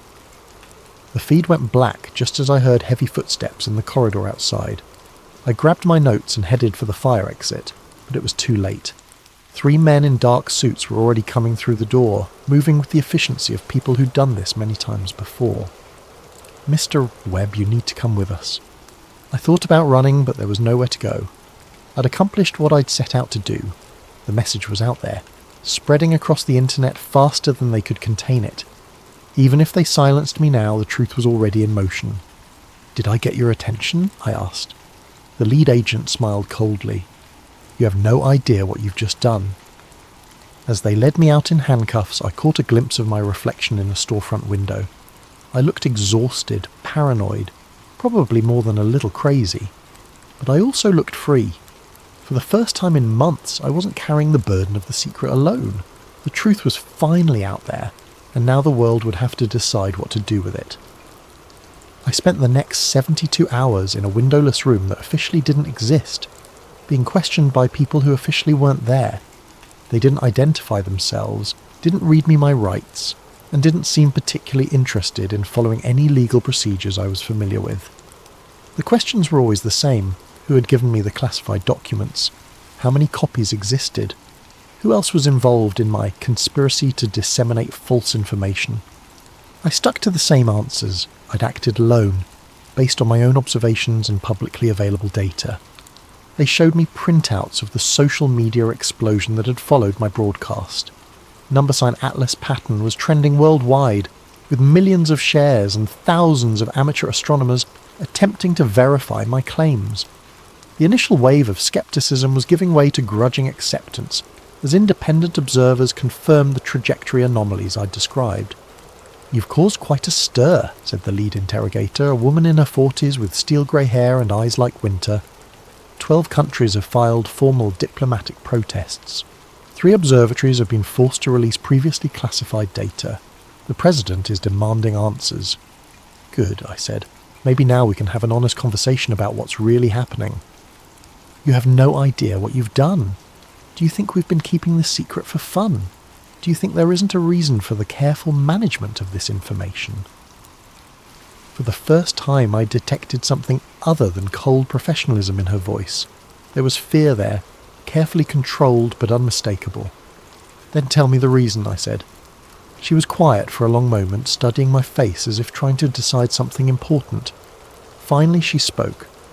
"The reason is panic, mister Webb. The reason is the complete collapse of social order when 6 billion people realise they're not alone in the universe and that their governments have been lying to them for decades. The reason is mass hysteria, economic collapse and the end of civilization as we know it. People have a right to know. People have a right to survive. And sometimes those 2 rights are incompatible." She pulled out a tablet and showed me a series of news reports from the past few days. Stock markets crashing as investors fled anything connected to space technology. Religious leaders declaring the end times. Protest movements demanding government transparency. Military bases around the world placed on high alert. "This is just the beginning," she said. "Your little broadcast has started something that none of us can control anymore. I hope you're proud of yourself." They released me that evening without explanation. dropping me off at a bus station in a city I didn't recognise with nothing but my wallet and a warning to maintain a low profile. As I waited for a bus back to Los Angeles, I checked my phone for the first time in 3 days. The internet had exploded. My broadcast had been downloaded millions of times before the original streams were taken down. Amateur astronomers around the world were confirming the trajectory anomalies. Government officials were being pressed for statements, offering carefully worded non-denials that only fueled more speculation. But there was also a disturbing counter-narrative emerging. Professional debunkers were dissecting my presentation, pointing out inconsistencies and questioning my credentials. News outlets were running pieces about dangerous conspiracy theories and the psychology of false pattern recognition. My personal life was being scrutinised, with emphasis on my history of insomnia and anxiety medication. By the time I made it back to Los Angeles, the story was already shifting. The initial excitement was fading, replaced by sophisticated disinformation campaigns that made my claims seem increasingly implausible. Fake documents were circulating that contradicted my evidence. Expert witnesses were appearing on news programs to explain how natural phenomena could account for the observed anomalies. The cover-up was adapting, evolving to contain the damage I'd caused. I found my apartment exactly as I'd left it, but something felt different. The locks hadn't been changed. Nothing appeared to be missing, but there was a subtle wrongness that I couldn't quite identify. It wasn't until I checked my computer that I understood. Every file related to my investigation was gone, replaced by different versions that told a completely different story. The trajectory data now showed normal comet behaviour.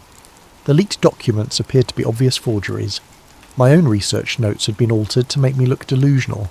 They weren't just discrediting my story, they were gaslighting me on a personal level, making me question my own memories and observations. But they'd made one mistake. Hidden in a safety deposit box across town were the original printed documents Dr. Peterson had given me, physical proof that couldn't be digitally altered. As long as those papers existed, I had evidence that the conspiracy was real. I spent my first night back trying to contact the other members of my informal network, but most of their numbers had been disconnected. Dr. Rodriguez's university claimed she'd taken an extended sabbatical. James Mitchell's former colleagues insisted he'd moved overseas without leaving a forwarding address. Only Maya responded to my encrypted messages, and her news wasn't encouraging. "They've been thorough," she typed. "Every copy of the broadcast has been scrubbed from major platforms. The mirrors I set up have been taken down. Even the cached versions are disappearing from search engines. What about the amateur confirmations? Being systematically debunked. They've got teams of experts explaining away every anomaly, providing alternative interpretations for every piece of evidence. It's like watching history being rewritten in real time." I stared at my screen, feeling the weight of defeat settling over me. I'd sacrificed everything to get the truth out, and they were erasing it as efficiently as they'd erased my original data files. "There's something else," Maya continued. "I've been monitoring the official astronomy networks. They're planning something big. A coordinated announcement about 3i Atlas that's going to put this whole thing to bed once and for all." The announcement came 2 days later, during a press conference at NASA headquarters. A panel of distinguished astronomers and agency officials presented their definitive analysis of 3i Atlas, complete with detailed explanations for every anomaly I'd observed. The trajectory corrections were caused by asymmetric outgassing from previously undetected volatile compounds. The lack of a visible coma was due to unusual mineral composition that sublimated in the infrared spectrum. The precise course changes were actually random fluctuations that appeared purposeful when viewed through the lens of conspiracy thinking. They even had a new name for the phenomenon: false pattern syndrome, a psychological condition where observers perceived intentional design in random data. I was cited as a textbook example, a well-meaning analyst whose mental health issues had led him to see aliens where none existed. The presentation was flawless, authoritative, and completely convincing. Within hours, the remaining support for my claims evaporated. Social media moved on to other conspiracies. The news cycle found new crises to exploit. 3i Atlas was officially just another comet, and I was officially just another delusional conspiracy theorist. But as I watched the press conference from my apartment, clutching Dr. Peterson's documents and remembering the fear in my interrogator's eyes, I knew they hadn't really won. They'd controlled the narrative, managed the public reaction, and preserved the status quo. But they couldn't change the truth. In less than 500 days, 4i/ATLAS would arrive, and all their careful lies would be exposed. The only question was whether anyone would be watching when it happened. Before we begin tonight's story, I want to thank Ryan McPherson for suggesting this fascinating topic. The Kecksburg incident has captivated researchers for decades, and tonight we explore it through the eyes of someone who was actually there. If you have story suggestions, please leave them in the comments below, and don't forget to like and subscribe to Sleep Theories if you enjoy these deep dives into mysterious events. December the 9th, 1965. The date still sends a chill through my bones 40 years later. Most people remember where they were when Kennedy was shot, or when man first walked on the moon. Me? I remember exactly where I was standing when that fireball tore across the Pennsylvania sky and changed everything I thought I knew about the world we live in. My name is Tom Brennan, and I was a field technician for Bell Telephone Long Lines, stationed out of Greensburg, Pennsylvania. My call sign was KN3WBR, and I'd been working the microwave relay towers that carried America's long-distance calls across the backbone of our communications network. It was Cold War work, though we didn't always think of it that way. Every conversation, every military communication, every government hotline, it all passed through systems like the ones I maintained.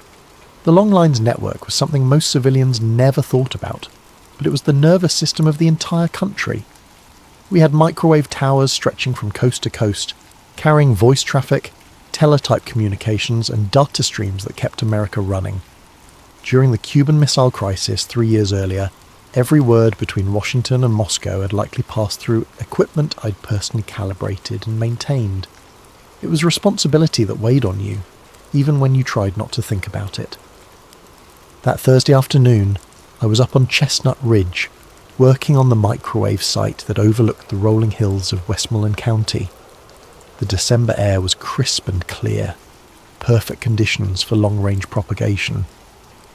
I'd just finished aligning a dish antenna that carried traffic between Pittsburgh and Harrisburg when I saw it, a brilliant streak of fire racing across the western sky, moving from northwest to southeast with a speed that made my trained eye immediately discount any aircraft. The thing was massive, burning white hot with a tail that stretched across maybe 30 degrees of sky. But what struck me as odd, even in that first moment, was how controlled it looked. I'd seen meteors before, plenty of them during my late-night tower climbs. This wasn't the chaotic tumble of space rock hitting atmosphere. This thing was oriented, nose forward, trailing what looked almost like rocket exhaust. The trajectory was too steady, too purposeful for natural debris. I grabbed my binoculars from the truck and tracked the object as it continued southeast. Through the lenses, I could make out what looked like a definite shape, not the irregular chunk you'd expect from a meteorite, but something with clean lines and a purposeful design. It was maintaining attitude, flying like a vehicle rather than falling like debris. I was still watching when my monitoring equipment started acting up.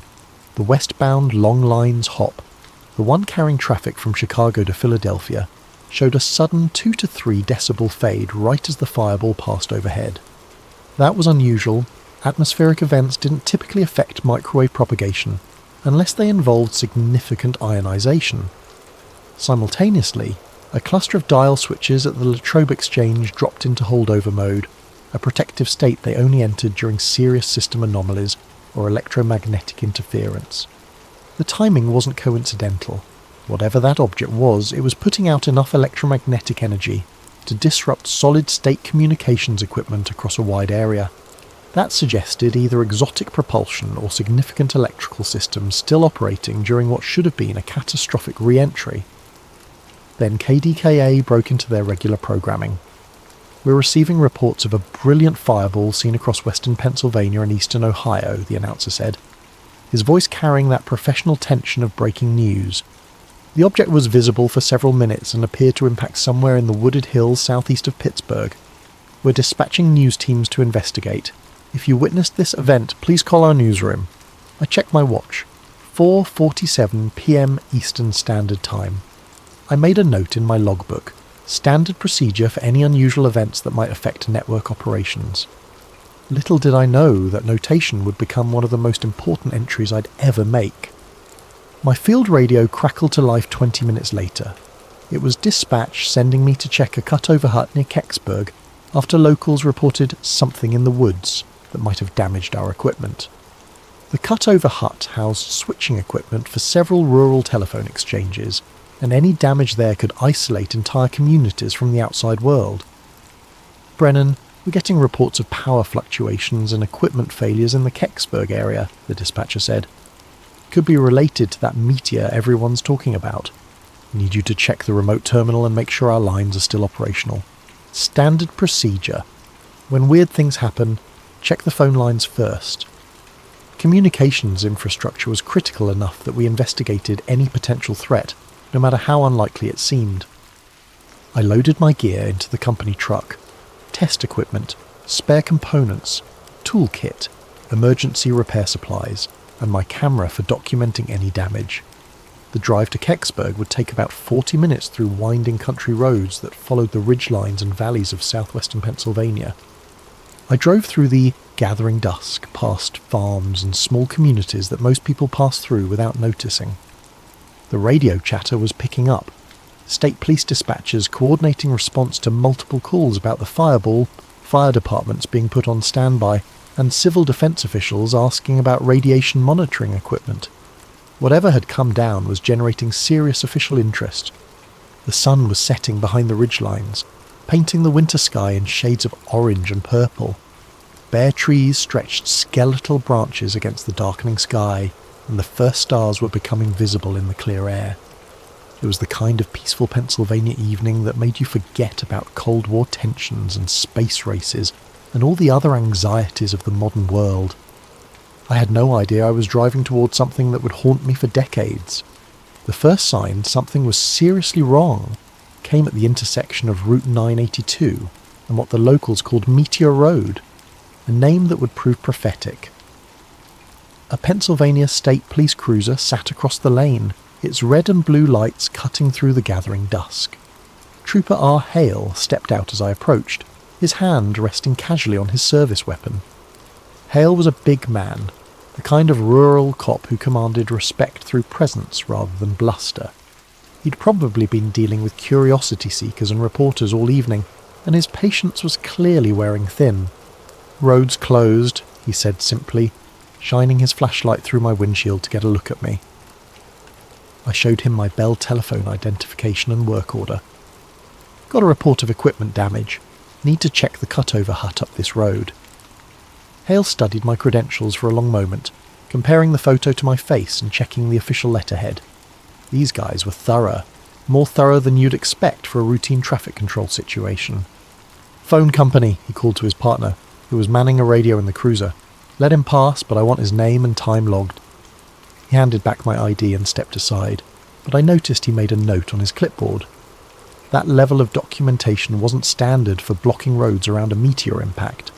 Someone was keeping very careful track of who went in and out of that area. The narrow lane wound through dense woods, oak and maple trees that had shed their leaves weeks ago, leaving skeletal branches that scraped against my truck.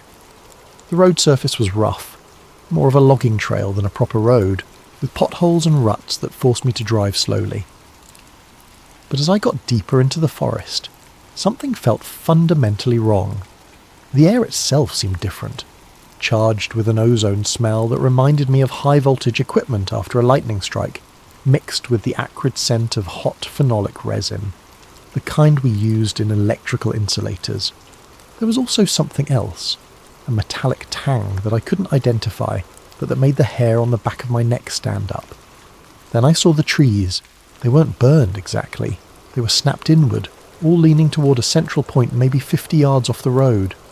The pattern was too regular, too precise to be wind damage. It looked like something massive had come down through the canopy, pushing everything aside in a perfect cone of destruction. Some of the larger oaks had been snapped completely in half, their trunks showing fresh white wood where they'd broken under tremendous force. But what really caught my attention was the electromagnetic signature. My portable field strength meter, which I used for checking microwave path clearance, was showing readings that made no sense. There was a strong RF field emanating from somewhere ahead, cycling through frequencies in a pattern that definitely wasn't natural. Whatever was out there was still electrically active. I grabbed my flashlight and test equipment, following what looked like a shallow furrow carved into the forest floor. The groove was maybe 3 feet wide, scraped clean of leaves and topsoil, running in a straight line toward a small clearing ahead. The earth was compressed and fused in places, as if exposed to intense heat, but there was no evidence of fire damage to the surrounding vegetation. The furrow led me through about 100 yards of damaged forest, before opening into a natural clearing where the real mystery waited. Chief Dombrowski of the Kecksburg Volunteer Fire Department was there when I arrived, along with 3 of his men. They stood in a loose semicircle around something that made my engineer's mind struggle to categorize what I was seeing. It was an acorn. That was the only way to describe it. A bronze-coloured acorn, maybe 10 to 12 feet long, and perhaps 8 feet at its widest point, half buried in the soft earth. But this was no natural object. The surface was smooth, machined, with what looked like copper-bronze alloy that still radiated heat despite the December cold. The metalwork was beautiful in its precision, showing no seams or joints, as if the entire structure had been formed from a single piece of metal. Around its widest point ran a dark band, maybe 18 inches wide, covered with markings that definitely weren't letters. The band appeared to be made of a different material, something darker and more heat-resistant than the main body. It was slightly recessed, like it had been designed to accommodate the markings without disrupting the aerodynamic profile of the object. "You see this too, right?" Chief Dombrowski asked, his voice carrying the careful tone of a man questioning his own sanity. "I mean, this isn't some kind of hallucination from carbon monoxide or something?" Dombrowski was a practical man, a volunteer firefighter who'd spent 20 years responding to vehicle accidents, house fires, and natural disasters. He wasn't the type to imagine things or get excited about strange phenomena, but standing there in that clearing, with this impossible object half buried in Pennsylvania soil, even he seemed shaken. I knelt down beside the object, close enough to see the markings clearly and feel the warmth radiating from its surface. The heat wasn't intense, but it was definitely there, a gentle warmth that suggested significant thermal mass cooling down from much higher temperatures. The material felt almost ceramic to the touch, smooth and slightly warm like a coffee cup that had been sitting in the sun. The markings looked like stencils, precise, functional marks rather than any kind of writing or decoration. There were arrows pointing in different directions, tick marks that could have been measurement references, triangular symbols that might have indicated orientation or attitude, and geometric patterns that looked almost like engineering diagrams. One string of marks caught my attention. A left-pointing arrow, followed by a triangle, 2 vertical lines, a circle with what looked like O2 inside it, then a right-pointing arrow. "Chief," I said, pulling out my sketchbook to copy the markings, "this isn't from space. At least not the way people think." The symbols had a functional quality that reminded me of the stenciled markings on military equipment. Serial numbers, part designations, maintenance instructions, safety warnings. These weren't decorative or ceremonial markings. They were the kind of practical notations you'd find on any piece of complex aerospace equipment. As I sketched the markings, I noticed other details that reinforced my growing suspicion that this wasn't extraterrestrial. The object's surface showed what looked like ablation patterns, areas where material had been deliberately burned away during atmospheric entry. The nose cone had the characteristic blunting you'd expect from a heat shield designed to survive re-entry. There were also what appeared to be small ports or vents, sealed now but clearly designed for some kind of gas flow during operation. Dombrowski pulled out a small civil defense Geiger counter, standard equipment for fire departments in those days, when everyone was worried about nuclear accidents and fallout. The device chirped steadily, but not frantically. Elevated background radiation, but nothing immediately dangerous. The readings were consistent with what you might expect from equipment that had been exposed to the radiation environment of space, or possibly from radioactive materials used in power systems or scientific instruments. "Hot," he radioed back to his dispatcher. "Pull the boys back to 50 yards. We're getting elevated readings on the CD meter." That's when we heard the trucks. The sound came from back down the lane, heavy vehicles moving slowly over the rough road surface. But these weren't more fire trucks or ambulances. The engine notes were different, deeper, with the distinctive rumble of military diesels under load. Someone with serious resources was responding to this incident, and they were responding fast. I counted at least 3 vehicles, maybe 4, moving in convoy formation. The lead vehicle was already visible through the trees, its headlights cutting through the darkness. But something was wrong with the light pattern. Instead of standard automotive headlights, these looked like military blackout lights, the kind designed to provide illumination without creating visible signatures that could be spotted from aircraft. "Chief," I said, still sketching frantically, "I think we're about to have company." Dombrowski nodded grimly. He'd been in the Pacific during World War II, and he recognised the sound of military vehicles when he heard it. "Boys," he called to his firefighters, "pack up your gear and get ready to move. This just became somebody else's problem." I finished my sketch and tucked the notebook into my jacket pocket. Whatever was coming up that road, I had the feeling that documenting this scene was about to become much more difficult. The object itself remained motionless in its shallow crater, still radiating heat and electromagnetic energy, still defying easy categorization. But as I looked at it one more time, trying to memorize details that my sketch might have missed, I noticed something that would stick with me for decades. Near the base of the object, partially hidden by displaced earth, was what looked like a small panel or access port. The metal around it was slightly discoloured, as if it had been subjected to intense heat, but the panel itself appeared intact. If this thing was alien technology, why would it have panels that looked exactly like the kind of access ports you'd find on any terrestrial spacecraft or aircraft? Why would it have stenciled markings that followed human conventions for technical documentation? Why would its heat shield patterns match what I'd seen in aerospace engineering journals? The more I looked at this object, the more convinced I became that it wasn't from another world, at least not in the way people imagined. It was from our world, but from a part of our world that most people weren't supposed to know existed. They came up the lane with no headlights, 3 vehicles I couldn't quite identify in the gathering darkness. Military, but not standard army green. These were unmarked, flat olive drab, with men in field jackets that could have been M65s, but without any visible insignia or unit patches. The vehicles themselves looked like modified civilian trucks, heavy-duty chassis with military running gear, designed to look unremarkable while carrying specialised equipment. The man who stepped out of the lead vehicle introduced himself simply as Captain Morris. No first name, no unit designation, just Captain. He was maybe 45 years old, with the kind of weathered face that came from spending time outdoors in all kinds of weather. His uniform was military in cut, but deliberately anonymous. No branch insignia, no unit patches, no ribbons or badges that might identify where he came from or who he worked for. Morris moved with the easy authority of someone accustomed to being obeyed without question. He surveyed the scene quickly, taking in the damaged trees, the firefighters' equipment, and the object itself with the practiced eye of someone who'd done this before. This wasn't his first unusual recovery operation.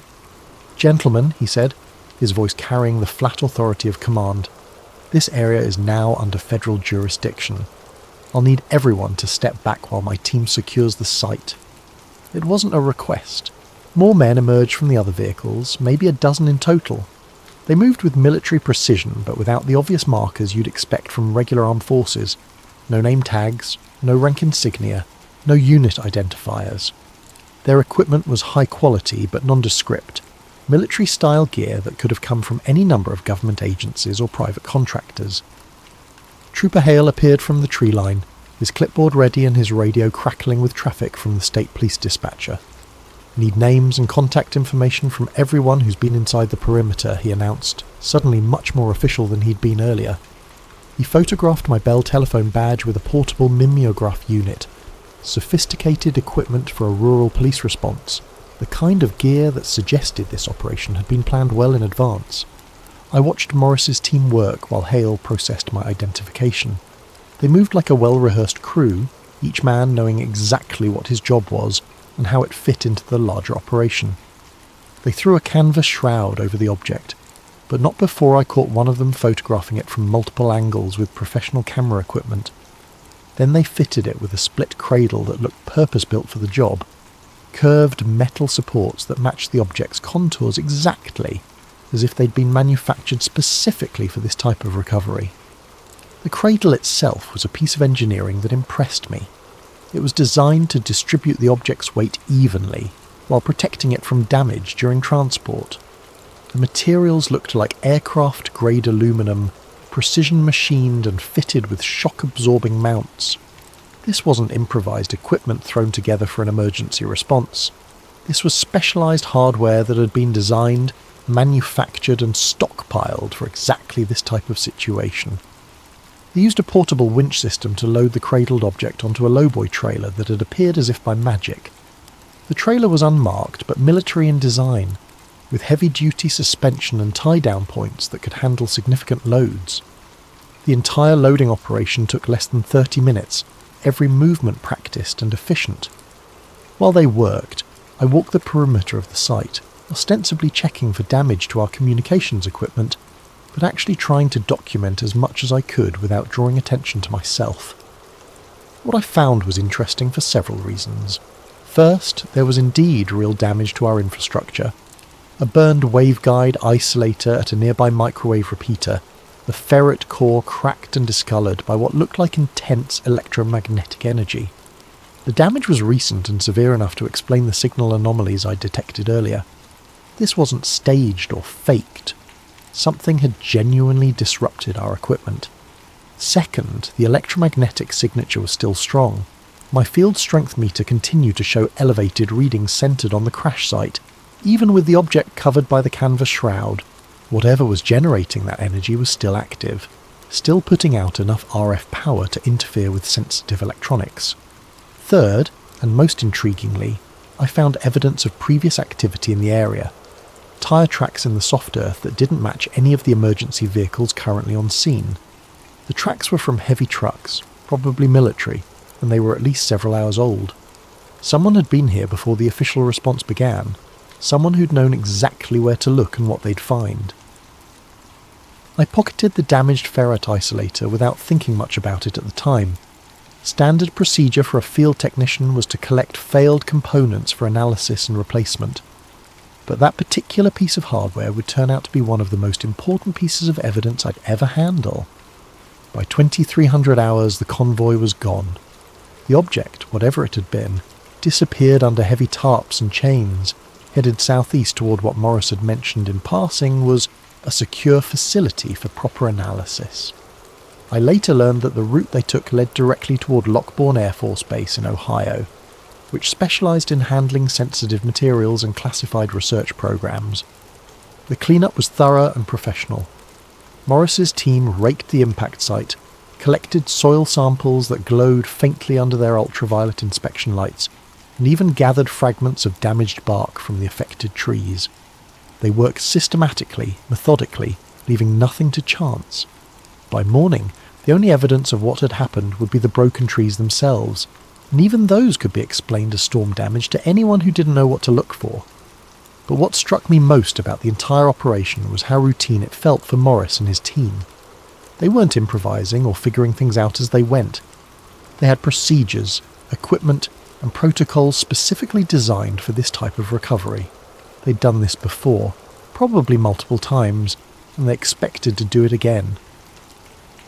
As the last truck disappeared down the lane, I stood in the empty clearing with Chief Dombrowski and tried to process what we'd just witnessed. The forest was quiet now, except for the normal sounds of a December night. Wind through bare branches, the distant hum of traffic on Route 982, the occasional call of a night bird. Tom, Dombrowski said quietly. "What do you think that really was?" I looked at my sketch one more time before putting it away. "Chief, I think it was ours. I think it was something we built, something that was supposed to come down somewhere else, and now somebody's got a lot of explaining to do to people with security clearances higher than ours." He nodded slowly. "That's what I was thinking too. But if it was ours, why all the secrecy? Why not just say it was a satellite or a test vehicle?" "Because," I said, "sometimes the truth is more dangerous than the mystery. Sometimes people would rather have you wondering about little green men than asking questions about what kind of technology we're actually capable of building." We packed up our equipment and headed back to the road, leaving behind only tyre tracks and trampled vegetation. But we both knew we'd witnessed something significant, something that would stay with us long after the official explanation started appearing in the newspapers. The drive back to town was quiet, each of us lost in our own thoughts.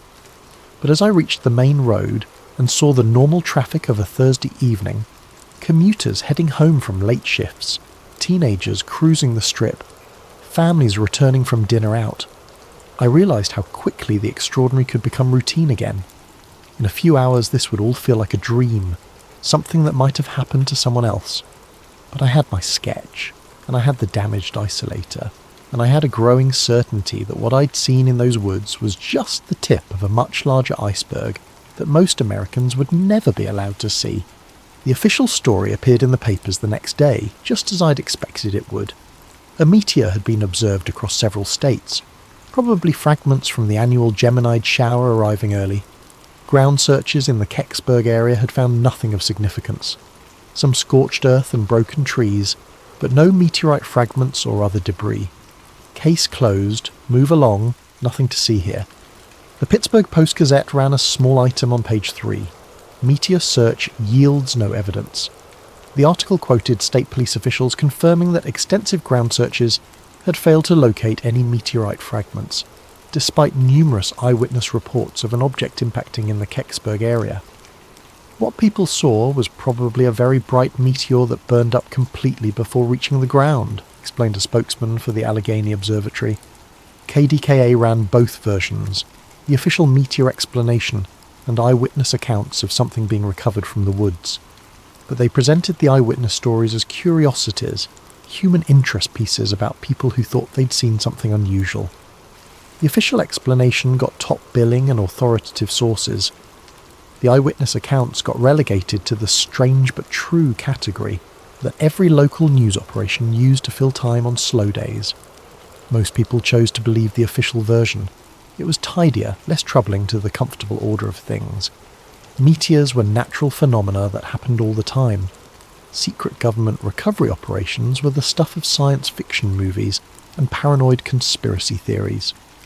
In December 1965, most Americans still trusted their government to tell them the truth about important matters.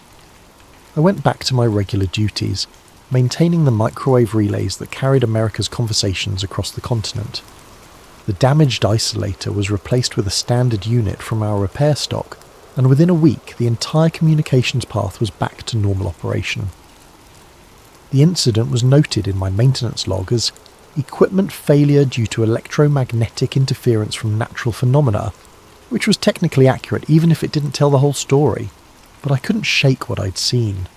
The image of that bronze acorn half buried in Pennsylvania soil kept returning to me during quiet moments. The precise markings on its dark band, the professional efficiency of the recovery operation, the obvious familiarity that Morris's team had shown with the entire procedure, all of it suggested something much more complex than a simple meteor impact. I labelled a shoebox KECKSBURG and filed away a Polaroid of the damaged isolator, my hand-drawn sketch of the band markings, and the time slips from that evening. I wasn't sure why I was saving them, but some instinct told me they might be important someday. Then I tried to get on with life. The 1970s brought significant changes to the communications industry. The longlines network was gradually being converted from analog microwave to digital systems. Satellite links were becoming more common, and the entire structure of American telecommunications was evolving rapidly.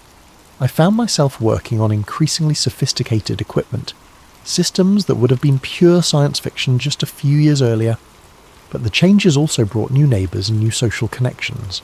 Westinghouse had a significant presence in the Pittsburgh area, including their Astronuclear Laboratory, WANL, which had been working on nuclear rocket programs and heat shield technology for NASA. The NERVA project, which was developing nuclear thermal rockets for deep space missions, had generated a lot of advanced research into materials that could survive extreme temperatures and radiation environments. Over backyard barbecues and community events, I started picking up fragments of conversation from Westinghouse engineers who worked on these programs. They talked about ablative heat shields designed to protect spacecraft during atmospheric re-entry, about beryllium copper alloys that could withstand tremendous heat loads, about phenolic resin composites that charred away in controlled patterns to carry away thermal energy. I logged these conversations in a notebook, not sure why, but following an instinct that someday the pieces might fit together. The technical details they mentioned, the materials, the design approaches, the testing procedures, all seemed somehow relevant to what I'd seen in that forest clearing. But the connections remained tantalizingly vague, hints and suggestions rather than concrete evidence. During this period, I also became more aware of the broader context of aerospace development in the 1960s. The space race between the United States and Soviet Union had generated enormous investments in advanced technology, much of it classified and developed in parallel with the public NASA programs. Military research into reconnaissance satellites, communication platforms, and strategic defense systems was creating capabilities that the general public knew nothing about. The more I learned about these parallel programs, the more convinced I became that what had come down at Kecksburg was related to this hidden side of the space program.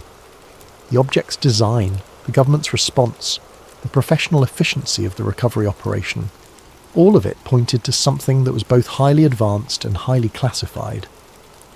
But I also learned to keep my suspicions to myself.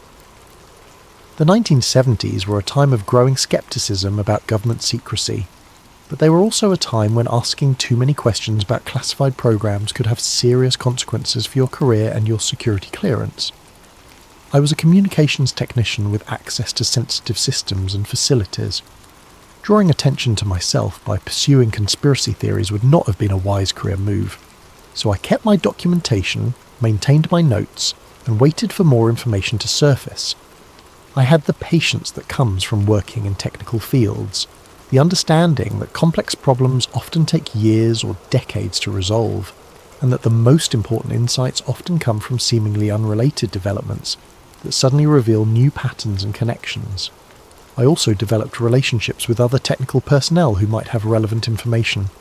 Ham radio operators, aerospace engineers, military contractors, research scientists, the informal network of people who worked on advanced technology projects, and might have insights into what the government was actually capable of building. These conversations were always careful, always indirect. Nobody wanted to violate security regulations or compromise classified programs. But over time, I began to piece together a picture of just how advanced American aerospace capabilities had become by the mid-1960s, and how much of that advancement was hidden from public view. The hints came in fragments.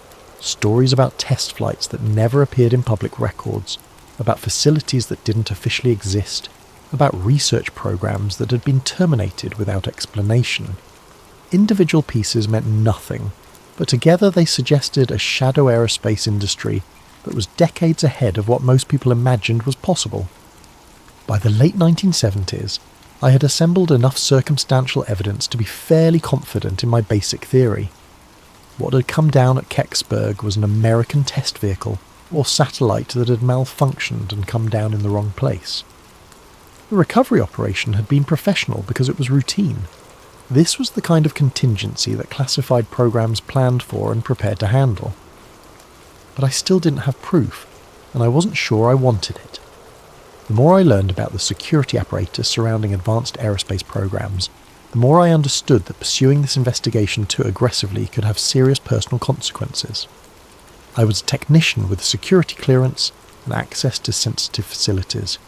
Drawing the wrong kind of attention could end my career and potentially result in criminal charges, so I continued to collect information passively, filing away documents and conversations that might be relevant, but avoiding any active investigation that might trigger security concerns. I told myself I was being cautious and responsible. Looking back, I think I was probably being scared. The 1980s brought new developments that added context to my growing understanding of the incident. The Strategic Defence Initiative generated enormous investments in advanced materials and propulsion systems. Reports began surfacing about stealth technology that had been under development for decades. The Space Shuttle program revealed capabilities that had been theoretical just a few years earlier. All of these developments reinforced my belief that American aerospace technology in the 1960s had been far more advanced than most people realized. The materials, science, the propulsion systems, the guidance and control technology, all of it suggested that building something like what I'd seen at Kecksburg would have been technically feasible, if politically and financially challenging. But the 1980s also brought the first serious challenges to the official story about Kecksburg. Researchers began filing Freedom of Information Act requests, seeking government documents about the incident. Journalists started investigating the eyewitness accounts more seriously. Former military personnel began speaking publicly about their involvement in unusual recovery operations. None of these developments produced definitive proof of what had really happened, but they did establish that the official explanation was incomplete at best. Too many credible witnesses had seen too many things that didn't fit the meteor story. Too many government agencies had responded too quickly and too professionally for this to have been a routine natural phenomenon. I followed these developments with great interest, but I remained reluctant to contribute my own evidence to the growing body of research. I was still working in the communications industry, still maintaining security clearances, still vulnerable to retaliation if I violated secrecy agreements I'd never actually signed, but that everyone understood were implicit in the job. But I also began to realise that my documentation might be uniquely valuable. My technical background gave me insights that most UFO researchers lacked. My presence at the scene as an official responder, rather than a curious bystander, gave my testimony a credibility that most eyewitness accounts couldn't match. And my collection of physical evidence, the damaged isolator, the technical sketches, the contemporary documentation, provided objective support for claims that might otherwise be dismissed as fantasy or misremembering.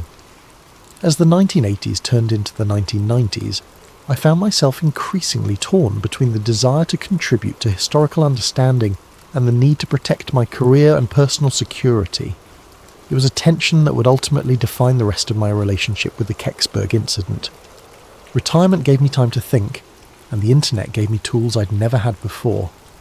Suddenly I could research topics that would have required trips to libraries and archives, communicate with researchers and witnesses scattered across the country, and access government documents that had been declassified or leaked over the decades since the incident. The first major breakthrough came in 2001, when Mike Romano, an aging firefighter who'd been at Kecksburg that night, went public with his story in a way that couldn't be ignored or dismissed. Romano had been a young volunteer with the Kecksburg FD in 1965, and he'd gotten closer to the object than most of the other witnesses. His account was detailed, specific, and consistent with what I remembered from my own observations. Romano described seeing an acorn-shaped object about the size of a small car, with a bronze or copper-coloured surface that was still warm to the touch. Around its widest point was a band of darker material covered with writing like Egyptian hieroglyphs, markings that were clearly artificial, but unlike any human writing system he'd ever seen. The object had been loaded onto an army flatbed truck and transported away, with rumours that it eventually went to Wright-Patterson Air Force Base and then to Lockbourne. What made Romano's account particularly credible was his technical background and his obvious reluctance to go public. He was a career firefighter and emergency responder, trained to observe accurately under stressful conditions and not given to fantasy or exaggeration. He'd waited 35 years to tell his story, and he was clearly uncomfortable with the attention it generated. These weren't the characteristics of someone seeking publicity or trying to perpetuate a hoax. Romano's description of the markings on the dark band matched my own sketches closely enough to be convincing. He remembered arrows, triangular shapes, and geometric patterns that looked more like technical diagrams than decorative art. He also remembered the professional efficiency of the recovery operation and the obvious familiarity that the military personnel had shown with the procedures. That same year, NASA found itself in a Freedom of Information Act dust-up over Kecksburg documents that would prove to be a watershed moment in the case. Researchers had been filing FOIA requests with various government agencies for years, usually receiving responses that claimed no relevant documents existed or that any relevant documents were classified and couldn't be released. But NASA's initial response to a 2001 FOIA request was different and contradictory. They claimed to have no records related to the Kecksburg incident, but researchers had already found references to the incident in archived NASA memos and technical reports. The contradiction was obvious enough to attract media attention and generate pressure for a more thorough document search. The controversy made national news, with major newspapers and television networks running stories about the government's contradictory claims regarding Kecksburg.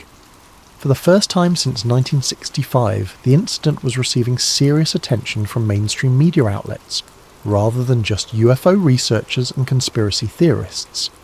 I followed these developments closely, comparing the new information with my own documentation and memories. What emerged was a picture that was both more complex and more mundane than either the official meteor explanation or the extraterrestrial theories that had grown up around the incident. I pulled out my old sketch of the band markings and started comparing them to technical documents I could access online.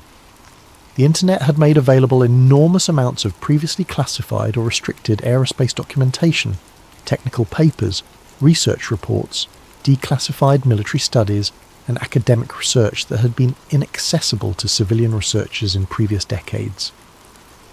What I found in an old AIAA paper made my hands shake. The markings I'd copied in 1965 weren't hieroglyphs or alien writing. They were re-entry orientation stencils, the kind used to indicate pitch, roll, and attitude references on test vehicles and spacecraft. The left arrow, triangle, parallel lines, circle with O2, and right arrow made perfect sense if you read them as pitch reference, nose attitude indicator, roll markers, oxygen system designation, and thrust vector indicator.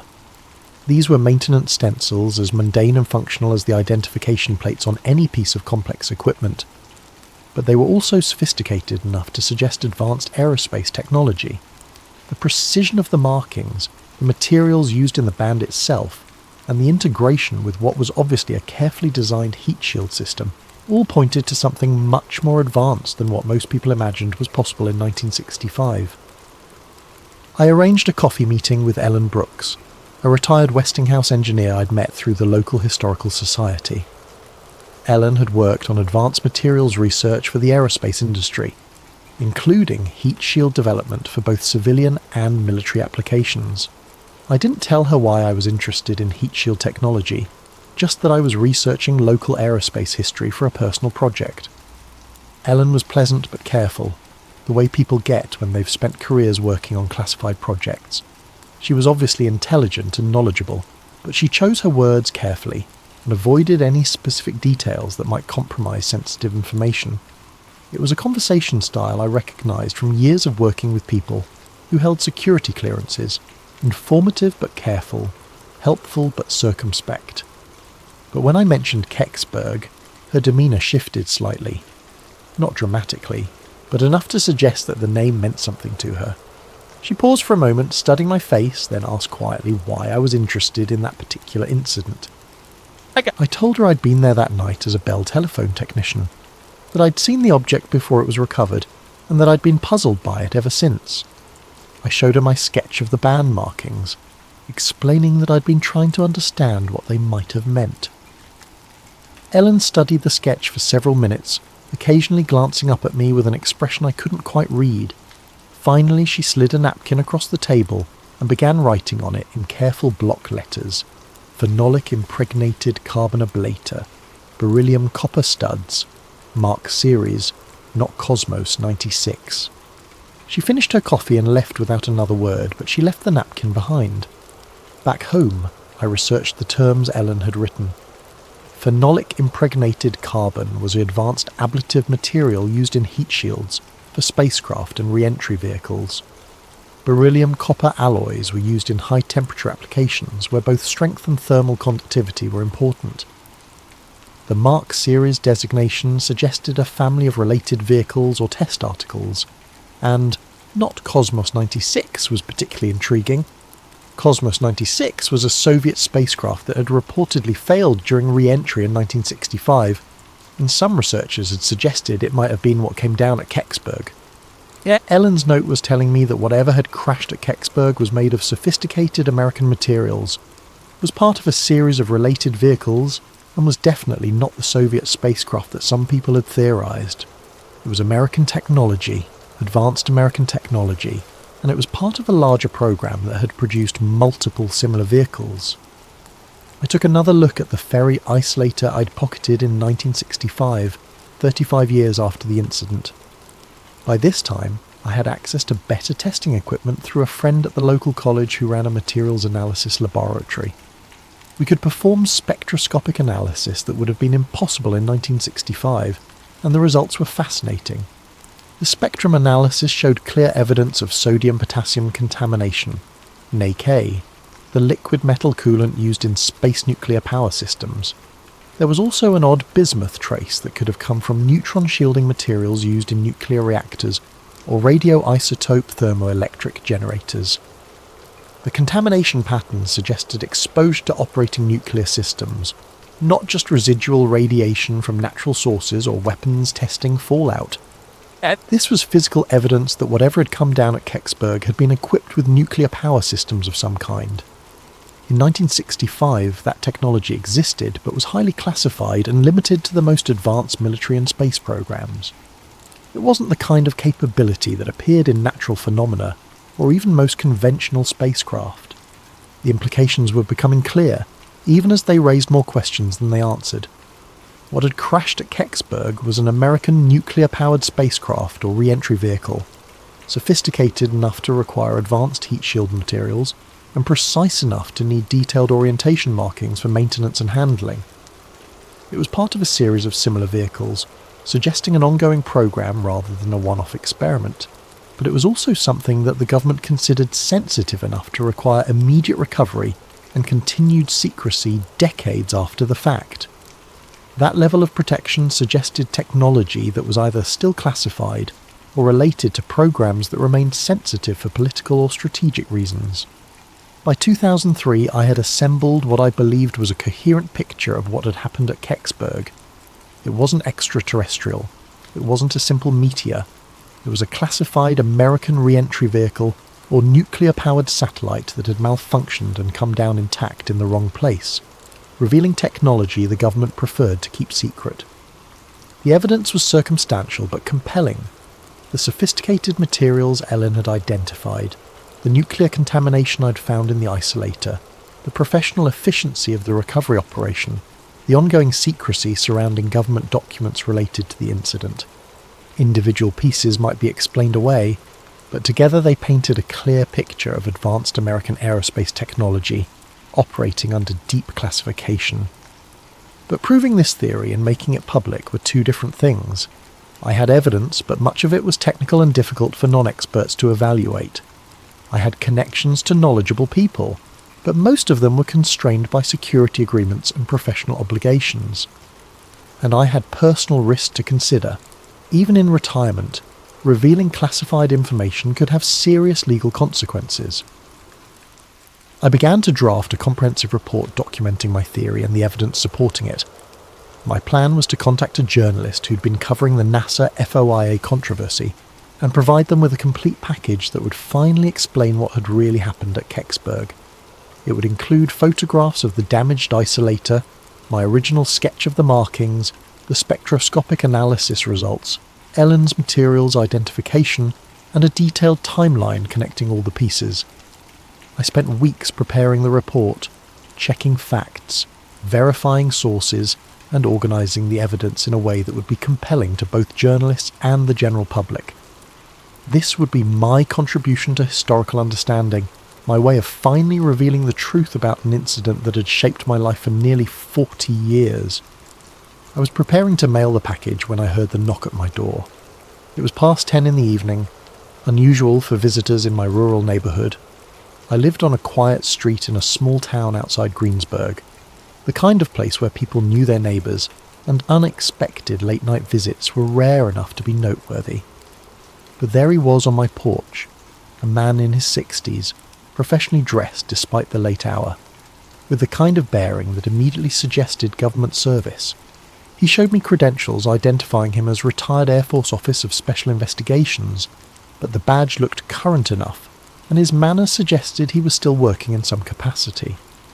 OSI was the Air Force's primary investigative and counterintelligence organisation, the people responsible for protecting sensitive programs and investigating security breaches.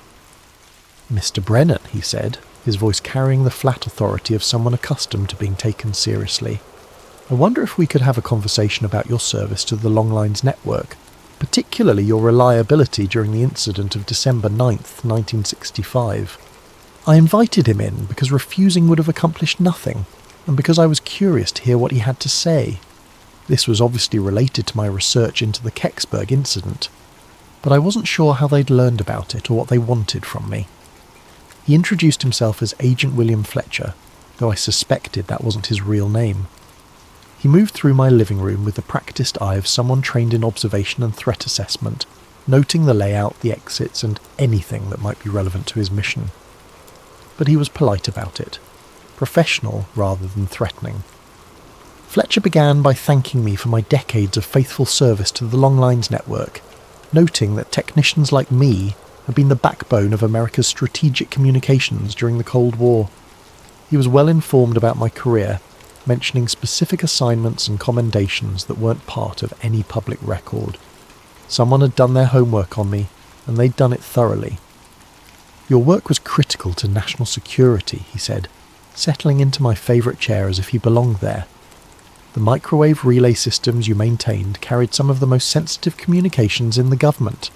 Military command and control, diplomatic cables, intelligence reports.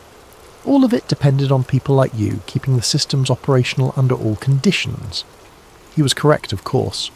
The Longlines network had been designed to survive nuclear attack, to keep the government functioning even under the most extreme circumstances. During the Cuban Missile Crisis, every communication between Washington and Moscow had probably passed through equipment I'd personally maintained. It was a responsibility that had shaped my entire career. "We're particularly grateful for your discretion and professionalism during unusual incidents," Fletcher continued. "The events of December the 9th, 1965, for example. Your response was exemplary. You focused on your technical responsibilities, documented equipment damage appropriately, and didn't allow curiosity to interfere with operational security." Then he placed 2 documents on my kitchen table: a pension enhancement agreement that would significantly increase my retirement benefits, and a non-disclosure agreement with specific references to events observed during routine maintenance activities in Westmoreland County, December 1965. The pension enhancement was substantial, enough to make a real difference in my quality of life during retirement. It was presented as a recognition of my long service and the strategic importance of the work I'd done, a gesture of appreciation from a grateful nation for my contributions to national security. The non-disclosure agreement was more complex. It acknowledged that I had observed certain events during the course of my official duties, events that were related to classified national security programs that remained sensitive decades after they had occurred. By signing, I would agree not to discuss, publish, or otherwise reveal any information related to these events without prior written authorization from appropriate government agencies. "Mr. Brennan," Fletcher said, his tone remaining conversational but carrying an undertone of serious authority, "here's how we see it. If what came down at Kecksburg was ours, we don't publish details about classified defense programs. Those programs were designed to protect American interests during a dangerous time, and revealing their capabilities could still compromise national security or give advantages to potential adversaries." He paused to let that sink in, then continued, "If what came down wasn't ours, we definitely don't publish details about our response to unknown intrusions into US airspace. The procedures for handling such incidents, the capabilities we bring to bear, the facilities we use for analysis, all of that information could be valuable to people who might want to test our defences or exploit our vulnerabilities. The logic was compelling, even if I didn't like the implications. Fletcher was telling me that either way, whether the object was American technology or something else entirely, revealing the truth would damage national security. It was a perfect catch-22, a logical trap that made secrecy the only acceptable option, regardless of what had actually happened. Either way, publication serves no constructive purpose, Fletcher concluded. The incident has become folklore, a modern mystery that generates books and documentaries and tourism revenue for the local area. People are free to speculate and theorise, but hard evidence, official documentation, technical analysis that crosses the line from harmless mystery into potential security compromise. He was polite, even friendly, but the message was clear. I could keep my theories and my memories, but my evidence needed to disappear, and my public silence needed to be guaranteed. I looked at the pension enhancement agreement. The money was real and substantial, enough to secure my retirement and provide for my wife's medical care. I looked at the non-disclosure agreement.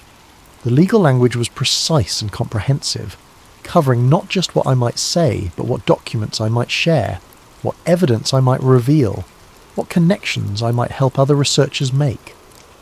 What about the truth, I asked. What about history? Don't people have a right to know what their government is capable of? Fletcher smiled, but it wasn't a warm expression. Mr. Brennan, the truth is that in December 1965, the United States government was conducting advanced aerospace research designed to protect this country from existential threats. Some of that research involved technologies and capabilities that were decades ahead of anything our adversaries possessed. Some of it involved risks and experiments that the general public wouldn't have understood or supported. He leaned forward slightly. The truth is that one of those experimental vehicles malfunctioned and came down in the wrong place. The recovery operation worked exactly as planned. The technology was secured, the security breach was contained, and potential intelligence compromises were prevented. The system worked. But people saw it, I protested. Witnesses, firefighters, police officers, you can't make all of them sign agreements. We don't need to, Fletcher replied. Witnesses without evidence are just telling stories. Evidence without context is just interesting artifacts. You're the only person who has both the technical background to understand what you saw and the physical evidence to prove it. You're the only one who can connect all the pieces into a coherent picture that threatens operational security. He was right, and we both knew it. My technical training, my presence at the scene, my collection of evidence, and my decades of investigation had given me a unique understanding of what had happened. Without my testimony and evidence, the Kecksburg incident would remain what it had always been. A fascinating mystery with no definitive resolution.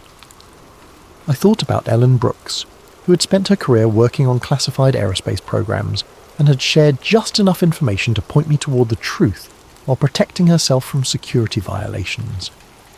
I thought about Mike Romano, whose honest testimony about what he'd seen had contributed to historical understanding while carefully avoiding any claims about what the object actually was.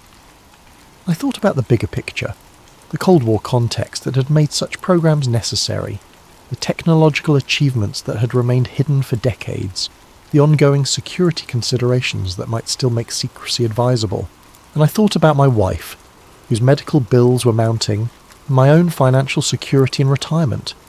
I signed the papers. The ferret isolator sits in my desk drawer now, next to Ellen Brooks's napkin, and my original sketch of the band markings. The shoebox labelled Kecksburg went to my lawyer with instructions that it remain sealed for 25 years after my death, long enough for any remaining security concerns to become irrelevant, but soon enough that the historical record might eventually be corrected. The pension enhancement made the last years of my wife's life comfortable and gave me the financial security to enjoy retirement without constant worry about money. Fletcher had been as good as his word. The benefits were real and substantial, a genuine expression of government gratitude for my service and my silence. Sometimes I drive out to Chestnut Ridge and look west toward Kecksburg. The microwave tower still blinks its steady red warning light, still carries conversations across the continent, though most of the traffic is digital now rather than analogue. KDKA still broadcasts from Pittsburgh, though the voices have changed and the format has shifted with the times. The Kecksburg incident has become exactly what Fletcher predicted. A modern folklore, a tourist attraction, a source of books and documentaries and speculation. Every few years someone publishes a new theory, or claims to have found new evidence. NASA occasionally releases previously classified documents that add fragments to the puzzle without resolving the central mystery. What I know now, what I couldn't understand then, is that some truths are more complicated than simple revelation can handle. The object that came down in those woods was real, but it was also part of a larger story about American technological capabilities during the Cold War, about the costs and benefits of secrecy in a democratic society, about the tension between public curiosity and national security. The acorn-shaped vehicle was almost certainly an American experimental re-entry vehicle, probably nuclear-powered, possibly part of a reconnaissance or early warning satellite program that was decades ahead of publicly acknowledged capabilities. The markings on its band were maintenance stencils, the materials were advanced heat shield composites, and the recovery operation was professional because it was routine, the kind of contingency that classified programs plan for and prepare to handle. But proving that wouldn't have served any constructive purpose. It would have revealed capabilities that might still be sensitive, compromised technologies that might still be classified, and exposed programs that might still be operational under different names and configurations. The real cover-up at Kecksburg wasn't about hiding proof of extraterrestrial visitation. It was about maintaining operational security around classified defense programs during the height of the Cold War. The object that came down was exotic enough to be worth protecting, but terrestrial enough that protection was both possible and necessary. Fletcher was right about something else too. The mystery serves a purpose that the facts might only diminish. Kecksburg has become a place where people can project their hopes and fears about technology, government secrecy, and humanity's place in the universe. It's a space where the impossible feels possible, where the boundaries between known and unknown remain negotiable. Maybe that's more valuable than the truth. Maybe some mysteries are worth preserving, but on clear nights, when I'm up late and can't sleep, I sometimes take out the ferret isolator and hold it up to the light. The crack patterns in the ferret core tell a story about electromagnetic forces and thermal stress, about technology pushed beyond its design limits in service of purposes I can only guess at. The truth is in there, waiting in that damaged component like a message in a bottle.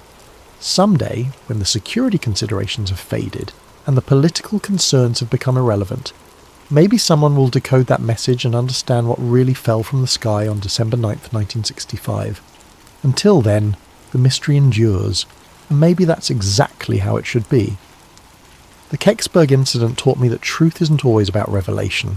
Sometimes it's about understanding the difference between what we can know and what we should say, between what happened and what it means, between facts and their consequences. I kept my word to Fletcher, but I also kept my evidence. The story will survive, even if it has to wait for a better time to be told, and in the meantime, people are free to wonder, to speculate, to imagine possibilities that might be more interesting than the mundane reality of classified aerospace programs and bureaucratic cover-ups. The acorn still turns in its crater in my dreams, bronze surfaces gleaming in the December twilight, its band of markings spelling out secrets in a language only engineers understand. It was ours, but we built it to touch the impossible. In the end, maybe that's alien enough. Welcome back to Sleep Theories, where we dive deep into the shadows of history that refuse to stay buried. Before we begin tonight's tale, I want to give a special thanks to Lily Lamouche for suggesting this particular story. Your idea sparked something truly compelling. As always, if you have ideas for future episodes, drop them in the comments below, and if you're enjoying these late-night journeys into the unknown, make sure to hit that like button and subscribe to Sleep Theories for more stories that blur the line between fact and fiction. The fluorescent lights in the Los Angeles County Coroner's Archive hummed their eternal dirge, casting everything in that particular shade of institutional yellow that made even the living look dead. Ben Norton had grown accustomed to the pallor after 18 years, filing away the city's final mysteries, but some cases still managed to catch the light differently. It was a Tuesday in October when the Monroe file landed back on his desk, unremarkable except for the manila envelope that shouldn't have been there. Ben Norton's fingers moved through the filing system with practiced efficiency, each motion honed by nearly 2 decades of sorting the dead.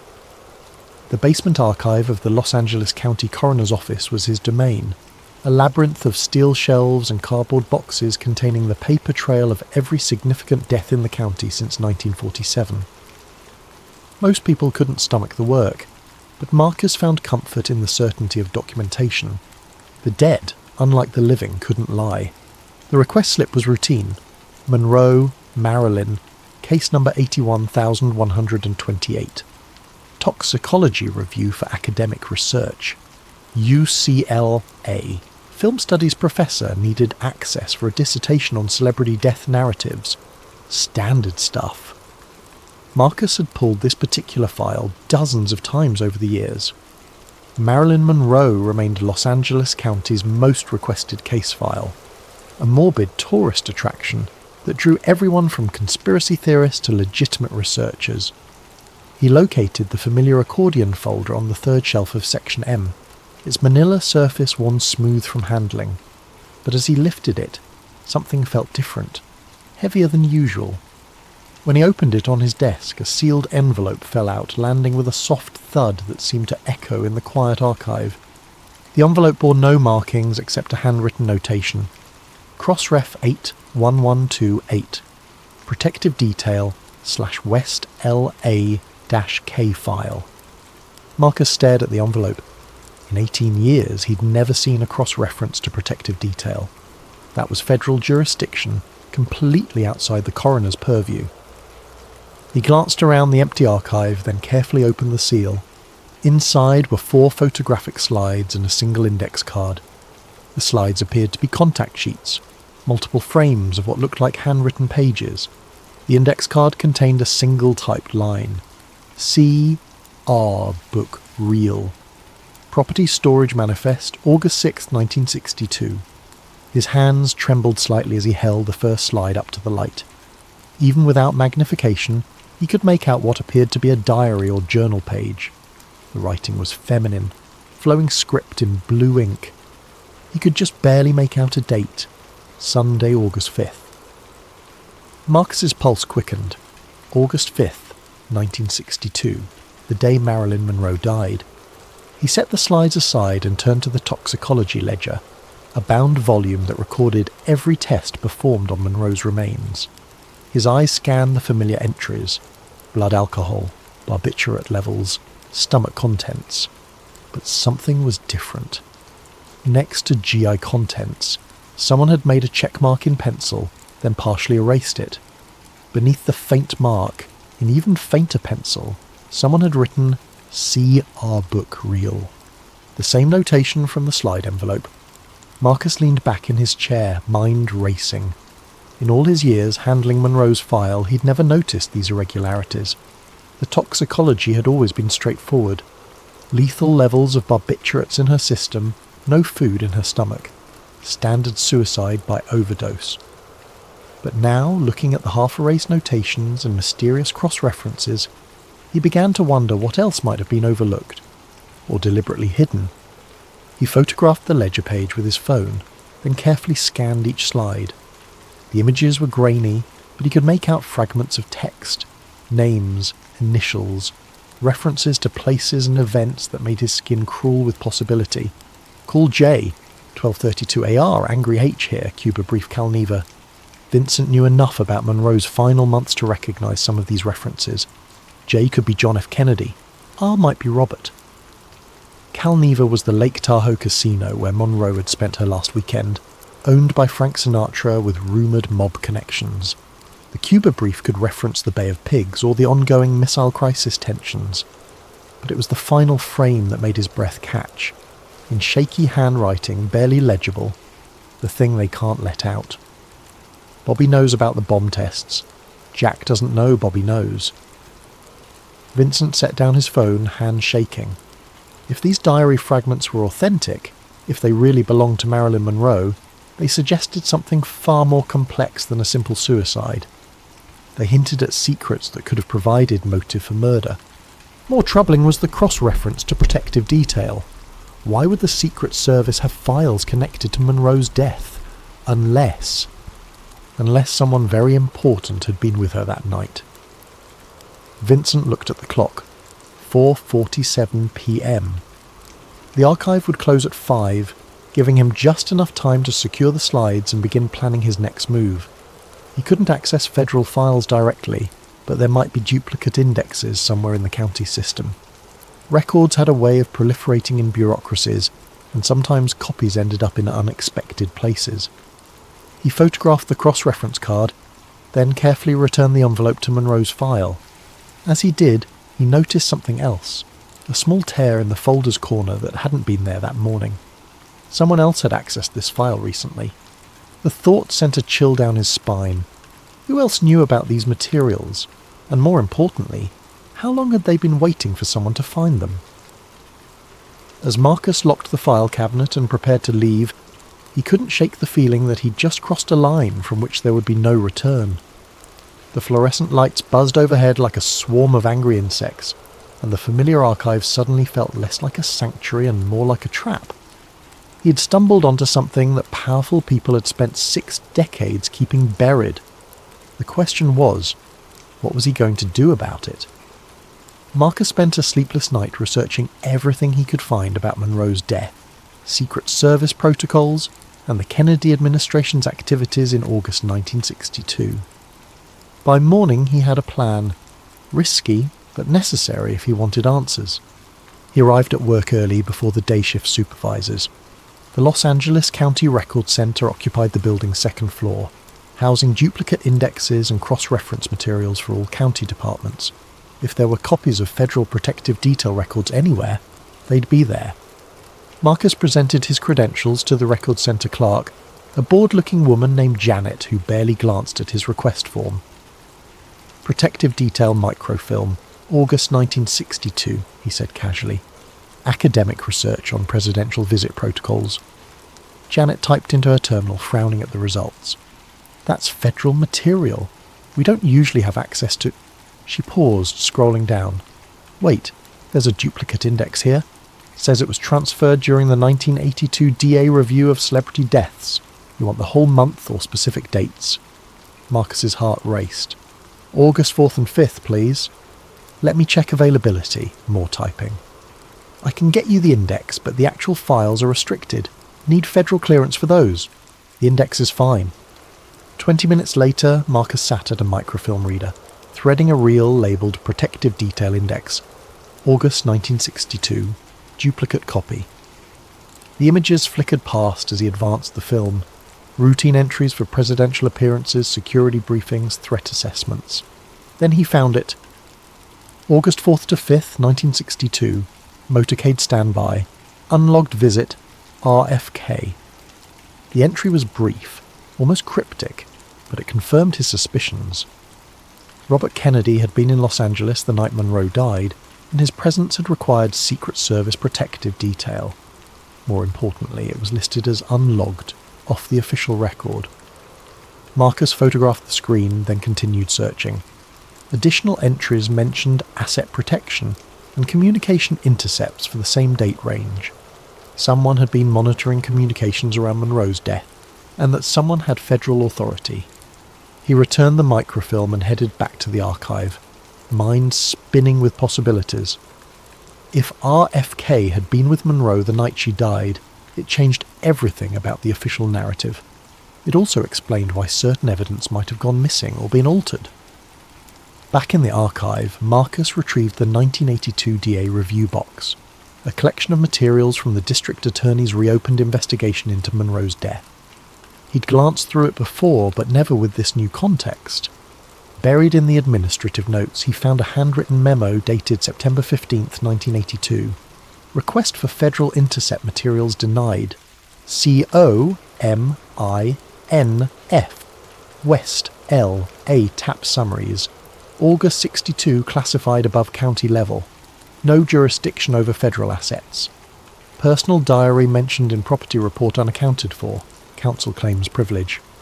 COMINF. Communications intelligence. The federal government had been wiretapping communications in West Los Angeles during Monroe's final days, and those recordings were still classified 20 years later. Marcus flipped through more documents until he found the property report referenced in the memo. It was a standard inventory of items found at Monroe's residence, but someone had made alterations. Next to small red leather journal, the original entry read "to council," but that had been lined out in different ink with a notation, "item not recovered." The diary had existed. It had been turned over to Monroe's attorney, then somehow disappeared from the official record. But if the slides in the cross-reference envelope were authentic, someone had photographed its contents before it vanished. Marcus was so absorbed in the documents that he didn't notice the soft footsteps approaching, until a shadow fell across his desk. "Finding everything you need, Mr. Webb?" Marcus looked up to see Albert Grayson, the audit liaison, standing beside his desk with an expression of mild curiosity. Grayson was a thin, pale man who appeared periodically to conduct quality control reviews of the archive. Nobody knew exactly who he worked for, but his credentials were always in order. "Just routine research," Marcus replied, casually closing the file folder. "UCLA professor needs background material on toxicology procedures." Grayson's smile was perfectly pleasant and utterly without warmth. "Of course. Though I notice you've been accessing quite a few different files lately. Monroe, some organised crime materials, federal indexes, quite eclectic research interests." The comment hit like ice water. Grayson had been monitoring his access patterns. "Academic research tends to follow unexpected paths," Marcus said carefully. "Indeed." Grayson picked up a random file from the nearby shelf, glancing at its label with apparent disinterest. "I'll need to conduct a spot audit of some recent materials. Monroe file, the DA review boxes, and those organised crime summaries you pulled yesterday. Just routine quality control." Marcus's mouth went dry. He hadn't pulled any organised crime files yesterday, but clearly someone else had been tracking his research. "When do you need them?" "Now would be convenient." For the next hour, Marcus watched helplessly as Grayson methodically photographed every document he'd been reviewing. The man worked with mechanical precision, never asking questions or making comments, but Marcus could feel the weight of scrutiny in every click of the camera. When Grayson finished, he packed his equipment with the same methodical care. "Thank you for your cooperation, Mr. Webb. Oh, and there's been a security upgrade in the archive. New camera system."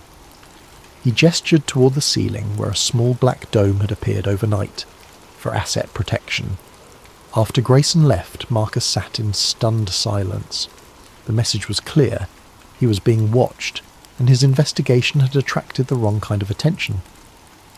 But instead of deterring him, the surveillance only convinced him that he was onto something significant. That afternoon, Marcus decided to take a different approach. Instead of accessing files directly, he would seek out human sources, people who had been involved in Monroe's case, and might remember details that never made it into the official record. Kenneth Yamamoto had been a toxicology technician at the coroner's office for 32 years before retiring in 1994. Marcus found his address in the employee records and drove to a modest bungalow in Gardena after work, hoping the old man would be willing to talk. Yamamoto answered the door slowly, a frail man in his 80s with sharp, intelligent eyes. When Marcus explained who he was and why he'd come, the old man's expression grew wary. "Monroe case," Yamamoto repeated slowly. "Why are you asking about that now?" "I found some irregularities in the files. Thought you might remember details from the original examination." Yamamoto studied Marcus for a long moment, then stepped aside to let him in. The house was neat and sparse, filled with the quiet dignity of old age. They sat in a small living room decorated with photos of grandchildren. "You know," Yamamoto said carefully, "I always wondered when someone would come asking the right questions." "What do you mean?" The old man was quiet for so long that Marcus thought he might not answer. Finally, Yamamoto spoke in a voice barely above a whisper. "The stomach contents bottle. It was empty when I processed it. Marcus leaned forward. Empty? Completely clean, like it had been washed out. But the paperwork said we'd tested gastric contents. I checked 3 times, thinking I'd mixed up the samples. But no, Monroe's bottle was empty, and the test results were already typed up. Did you report the discrepancy? Yamamoto's laugh was bitter. To who? The lead investigator. He's the one who handed me the typed results and told me to file them. Said the tests had been conducted off-site due to equipment problems. Marcus felt pieces of the puzzle clicking into place. So there never were any stomach contents tested. Not by us. And if there were no contents, then she couldn't have swallowed all those pills like the official report claimed. Yamamoto met Marcuse's eyes directly. That woman didn't kill herself by overdose. At least not the way they said she did. They talked for another hour, Yamamoto sharing details that painted a picture of an investigation that had been carefully managed from the beginning. Key evidence had been processed off-site. Witness interviews had been conducted by federal agents rather than county investigators. The timeline had been established before the examination was complete. As Marcus prepared to leave, Yamamoto walked him to the door. Be careful, the old man said quietly. 2 men in suits came to see me in 1983. Said they were reviewing old cases for security purposes. Asked me what I remembered about Monroe, about any irregularities. What did you tell them? The truth. About the empty bottle, about the off-site testing. They seemed satisfied, said it was consistent with other witness statements. Yamamoto's voice dropped even lower. Then one of them mentioned Mongoose. Just casual-like said they were also reviewing materials related to Operation Mongoose from the same time period. Marcus's blood chilled. Operation Mongoose was the CIA's covert program to eliminate Fidel Castro, run by Robert Kennedy. The fact that these mysterious visitors had mentioned it while discussing Monroe's death was no coincidence. They were sending a message, Yamamoto continued, letting me know they had reach, that they could connect dots in ways I couldn't imagine. I never talked about Monroe again after that, until now. Driving home, Marcus felt the weight of what he'd learned. The toxicology had been falsified, federal agents had intimidated witnesses, and somehow it all connected to the highest levels of the Kennedy administration. He was beginning to understand why the truth had stayed buried for so long, but he was also beginning to realise that his investigation had likely triggered alarms that had been dormant for decades. People who had gone to extraordinary lengths to bury this story wouldn't hesitate to protect it now. The blue sedan that had been following him since he left Yamamoto's house confirmed his fears. When Marcus turned, it turned. When he stopped for gas, it waited at the corner. When he finally reached his apartment building, the sedan drove past slowly, its occupants hidden behind tinted glass. Marcus lay awake that night, staring at the ceiling and listening for footsteps in the hallway. He thought about Yamamoto's warning, about the empty stomach contents bottle, about federal agents who casually mentioned assassination programs while discussing dead movie stars. Somewhere in the darkness of Los Angeles, powerful people were making phone calls and updating files that ordinary citizens would never see. They were discussing a problem that had emerged from the archives after 60 years of careful burial. They were discussing Ben Norton. The next morning brought disturbing news. Marcus arrived at work to find the archive in chaos. Security tape across several aisles, boxes scattered on the floor, and Janet from Record Centre standing near his desk with red-rimmed eyes. "What happened?" Marcus asked. "Break-in," she said shakily. "Someone got past the security system last night. Went straight for the files you've been working with." Marcus's stomach dropped. Were they taken? That's the weird part. Nothing's missing, but everything's been photographed. Professional job. They knew exactly what they wanted and where to find it. As Marcus surveyed the damage, he noticed that the new security camera Grayson had mentioned was gone, leaving only a small hole in the ceiling tile where it had been mounted. Someone with inside knowledge had conducted this operation, someone who knew about the camera and could disable the building's security systems. His phone buzzed with a text from an unknown number. Kenneth Yamamoto, hospitalized last night. Breathing difficulties, stable condition, thought you should know. Marcus's hands shook as he read the message. The timing was too convenient to be coincidental. Less than 24 hours after talking to Marcus about Monroe's death. The retired toxicologist was in the hospital with mysterious respiratory problems. He tried calling the number that sent the text, but got only a generic voicemail message. Someone was monitoring the situation, keeping track of all the players, but their motives remained unclear. Were they trying to warn him or threaten him? Determined to push forward despite the escalating pressure, Marcus returned to his research with renewed urgency. If people were willing to break into the archive and hospitalise witnesses, then he was close to something they desperately wanted to keep hidden. He focused on the organised crime angle, pulling wiretapped summaries from the early 1960s. The FBI had been monitoring several Los Angeles crime families during that period, particularly figures connected to the Teamsters Union and Las Vegas casinos. The surveillance files were partially redacted, but Marcus could piece together fragments of conversations from August 1962. Subject 1. Movie star heat getting too heavy. Bobby's sniffing around the wrong connections. Subject 2. What about the doctor cover? That's still solid. Subject 1. For now. But if that diary surfaces, we're all fucked. The diary again.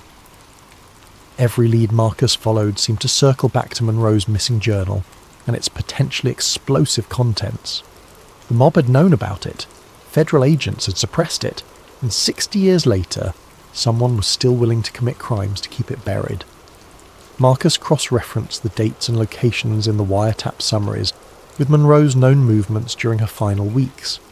She had indeed spent time at Calnever Casino, owned by Frank Sinatra and frequented by both Kennedy brothers and reputed crime figures.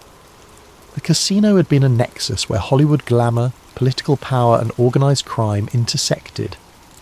If Monroe had been keeping a diary during this period, documenting her relationships with both Kennedy brothers while surrounded by mob-connected individuals, the implications were staggering.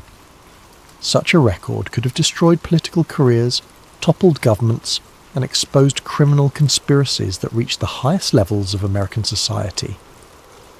As Marcus delved deeper into the files, he began to understand the mechanism by which Monroe's death had been contained. It wasn't a simple cover-up. It was a coordinated information management operation involving multiple agencies and interests. The coroner's office had been just one piece of a larger machine designed to control the narrative. But now, 6 decades later, that machine was reactivating. Phone calls were being made, resources were being mobilized, and people like Kenneth Yamamoto were being silenced before they could share what they knew. Marcus realized he needed to find the missing microfilm, the R-book reel referenced in the misfiled envelope. If it contained photographic copies of Monroe's diary, it would be the smoking gun that proved everything he suspected. But where would such material be hidden after all these years? The answer came to him as he reviewed the property transfer records from 1962. Personal effects, evidence materials and sensitive documents were often stored in multiple locations as a security measure. If the diary had been photographed before disappearing, those images might have been misfiled or misplaced rather than destroyed. Marcus began searching through boxes that had been transferred between departments over the years, looking for microfilm containers that might have been incorrectly labelled or categorised. It was tedious work, but his experience with the archive's organisational quirks gave him an advantage.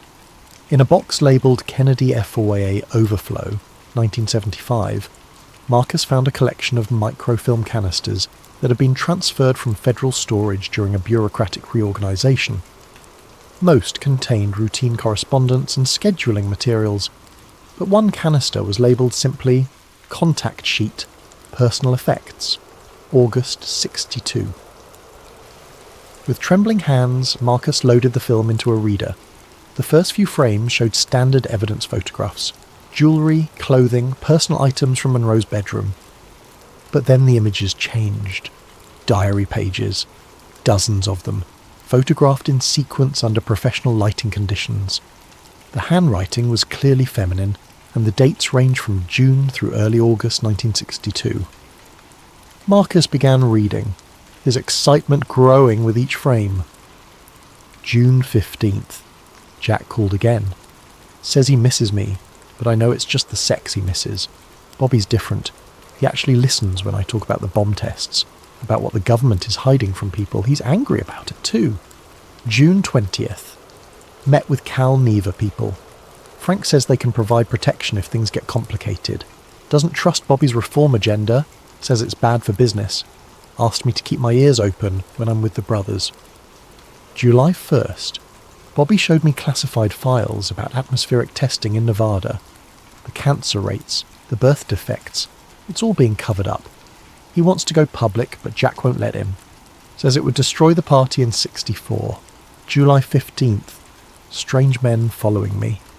Bobby says it's routine security, but these aren't Secret Service. Frank's people, maybe, or someone else entirely. The entries painted a picture of Monroe caught between competing forces.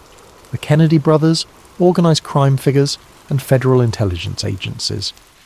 She had been privy to state secrets about nuclear testing, witnessed conflicts between the President and Attorney General, and apparently agreed to serve as an informal intelligence source for multiple parties. But it was the final entries that made Marcus's heart race. August 3rd. Can't take the pressure anymore. Everyone wants me to spy on everyone else. Bobby thinks I'm working for Frank. Frank thinks I'm too close to Bobby. Jack doesn't know about any of it, and maybe that's for the best. August 4th. Bobby came by tonight, very agitated about something in Cuba. Says there's going to be a crisis soon and he needs to know who he can trust. I told him about the men watching the house, about Frank's offers of protection. He got that look he gets when he's thinking about prosecuting someone. August 5th, 12:32 a.m. Jack called, drunk and rambling about Marilyn this, Marilyn that. Hung up on him. Bobby's still here, says he's going to take care of everything, that I don't need to worry anymore. But I am worried. I'm scared of what taking care of everything might mean. The final line, written in shaky handwriting, sent chills down Marcus's spine. Feels like I'm drowning and everyone's fighting over who gets to throw me the rope. Below that, in different ink and clearly added later, someone had written, "The thing they can't let out." Bobby knows about the bomb tests. Jack doesn't know Bobby knows. If this comes out, everything falls apart. Marcus stared at the screen, understanding finally dawning. Monroe hadn't just been a presidential mistress caught up in dangerous games, she had been a witness to fractures within the Kennedy administration that could have altered the course of American history. Her diary contained evidence of cover-ups, criminal connections, and sibling rivalries that powerful people had killed to protect. And now he was the only person alive who knew where to find that evidence. Marcus spent the weekend studying every frame of the diary microfilm, taking detailed notes and cross-referencing Monroe's entries with historical events.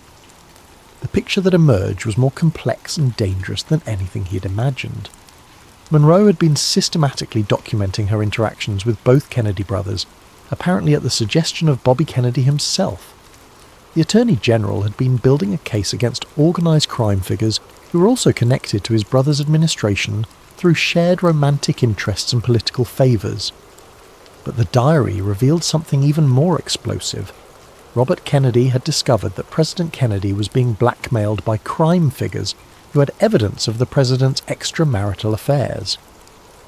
The Attorney General's aggressive prosecution of organised crime wasn't just about justice. It was an attempt to eliminate people who could destroy his brother's presidency. Monroe had become a liability to everyone involved. She knew too much about too many secrets, and her emotional instability made her unreliable as either an asset or a co-conspirator. According to her final diary entries, she'd been planning to go public with what she knew about government cover-ups of nuclear testing damage. The diary's last entry, dated 1:15 a.m. on August 5th, 1962, was barely legible. Bobby's gone. Said he had to make some calls, handle the situation. Men outside getting closer to the house. I can hear them talking, but can't make out the words. Going to hide this reel behind the bedroom mirror. If something happens to me, maybe someone will find it and tell the truth. Marcus realised he was looking at evidence of a conspiracy that had claimed Monroe's life and shaped 6 decades of American history. The question was, what should he do with that knowledge? His phone rang, interrupting his thoughts. Unknown number. Mr. Webb? The voice was cultured, with a slight Eastern accent. I believe we need to talk. You've been doing some fascinating research lately. Marcus's mouth went dry. Who is this? A concerned party? Someone who appreciates thorough scholarship but worries about the consequences of certain discoveries. Are you free for lunch tomorrow? There's a diner on Sunset Boulevard called Mel's. Do you know it? I'm not sure I should. Oh, I think you should. 1 o'clock. Come alone and bring your appetite. We have a great deal to discuss. The line went dead, leaving Marcus staring at his phone in the sudden silence of his apartment. The endgame was approaching, and he was being summoned to meet the people who had spent 60 years keeping Monroe's secrets buried. He looked at the microfilm canister sitting on his coffee table. Such a small thing to contain such enormous implications. Whatever happened at tomorrow's meeting, his life was about to change dramatically. Marcus spent the evening making copies of everything he had found, storing them in multiple locations as insurance. If something happened to him, he wanted to ensure that the truth wouldn't die with him. As he prepared for bed, Marcus couldn't shake the feeling that he was standing at a crossroads of history. Tomorrow, he would learn whether the truth about Marilyn Monroe's death was worth the price that others might demand he pay for possessing it. Mel's Diner on Sunset Boulevard was the kind of place where conversations happened in booths with cracked vinyl seats, and the constant background noise of frying food and clinking dishes provided natural cover for sensitive discussions. Marcus arrived at exactly 1 o'clock, scanning the restaurant for anyone who might be waiting for him. A man in an expensive grey suit raised his hand from a corner booth, gesturing Marcus over with the casual confidence of someone accustomed to being obeyed. He was perhaps 60, with silver hair and the kind of ageless features that suggested good genetics and better health care. His smile was warm and professional. "Mr. Webb, thank you for coming. Please, sit." The man's handshake was firm but not aggressive. "I'm David Morrison. I represent certain interests that have become aware of your recent research activities." Marcus slid into the booth across from him, noting how Morrison had positioned himself with a clear view of the entire restaurant. What kind of interests? The kind that value stability and discretion above sensationalism and chaos. Morrison signalled the waitress and ordered coffee for both of them without asking Marcus's preference. "You've stumbled onto some very old materials, some very sensitive materials, and my associates are concerned about how you might choose to use them." "Your associates?" Morrison's smile never wavered. People who worked very hard to ensure that certain events from 1962 were handled with appropriate delicacy. People who understand that some truths serve no useful purpose if revealed at the wrong time or in the wrong context. The coffee arrived and Morrison added cream with deliberate care. "Tell me, Mr. Webb, what do you think you've discovered?" Marcus had spent hours preparing for this moment, but now that it had arrived, he felt unprepared for Morrison's casual manner. The man seemed more like a friendly uncle than a government agent or criminal enforcer. "Evidence that Marilyn Monroe was murdered," Marcus said carefully. "That her death was covered up by federal agencies and organised crime figures working together to protect the Kennedy administration." Morrison nodded as if discussing the weather. "And what do you intend to do with this evidence?" "I haven't decided." "Good. That shows wisdom." Morrison reached into his jacket and withdrew a manila envelope. "Before you make any decisions, I'd like you to consider some additional information." The envelope contained photographs, surveillance images of Monroe's house on the night she died, taken from multiple angles. They showed several cars parked outside, men in suits moving purposefully between vehicles, and what appeared to be a coordinated operation unfolding over several hours. These were taken by a federal surveillance team that had been monitoring Monroe for several weeks, Morrison explained. As you can see, her death was indeed managed. But not for the reasons you might think. Marcus studied the photographs, trying to make sense of the timeline they suggested. Then why? Morrison leaned back in the booth, his expression growing serious for the first time.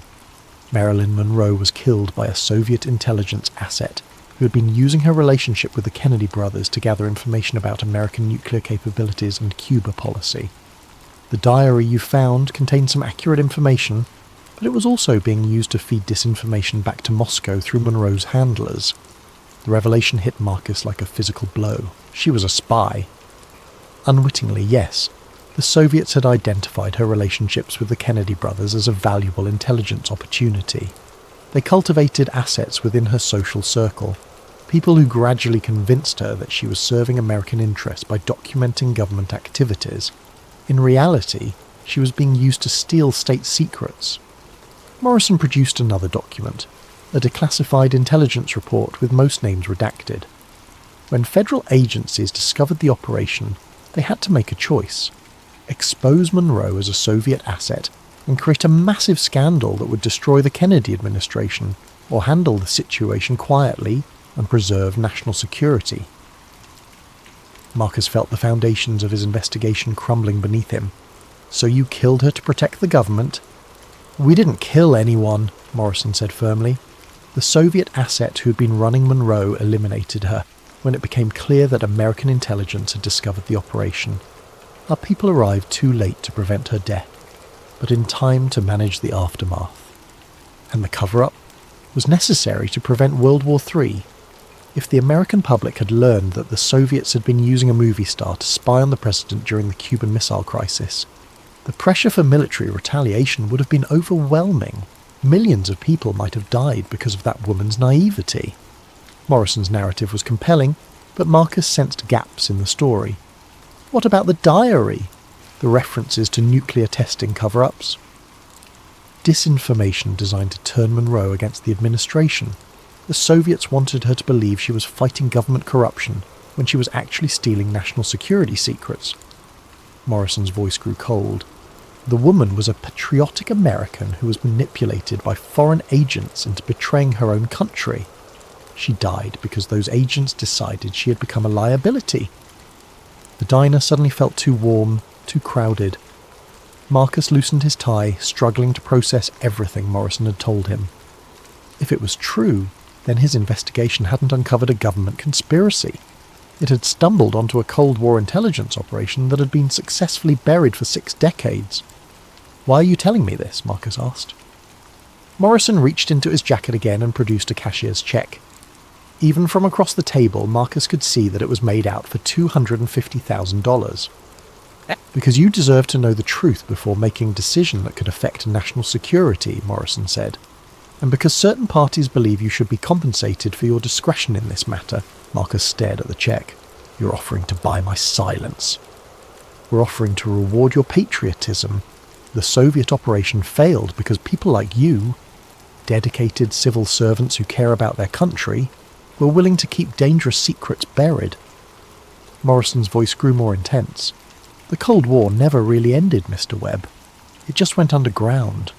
The same forces that killed Marilyn Monroe are still operating today, still trying to destabilize American democracy through disinformation and chaos. And if I refuse?" Morrison's smile returned, but it was colder now. "Then you'll publish your findings and create exactly the kind of chaos those foreign agents want. You'll destroy faith in American institutions, validate conspiracy theories that make rational discourse impossible, and hand our enemies a propaganda victory they couldn't achieve through military force." The envelope also contained legal documents, a comprehensive non-disclosure agreement that would legally bind Marcus to silence about everything he had discovered. The terms were generous but absolute: $250,000 in exchange for surrendering all copies of the materials he'd found and agreeing never to discuss or investigate Monroe's death again. "How do I know you're telling the truth?" Marcus asked. "How do I know this isn't just another layer of the cover-up?"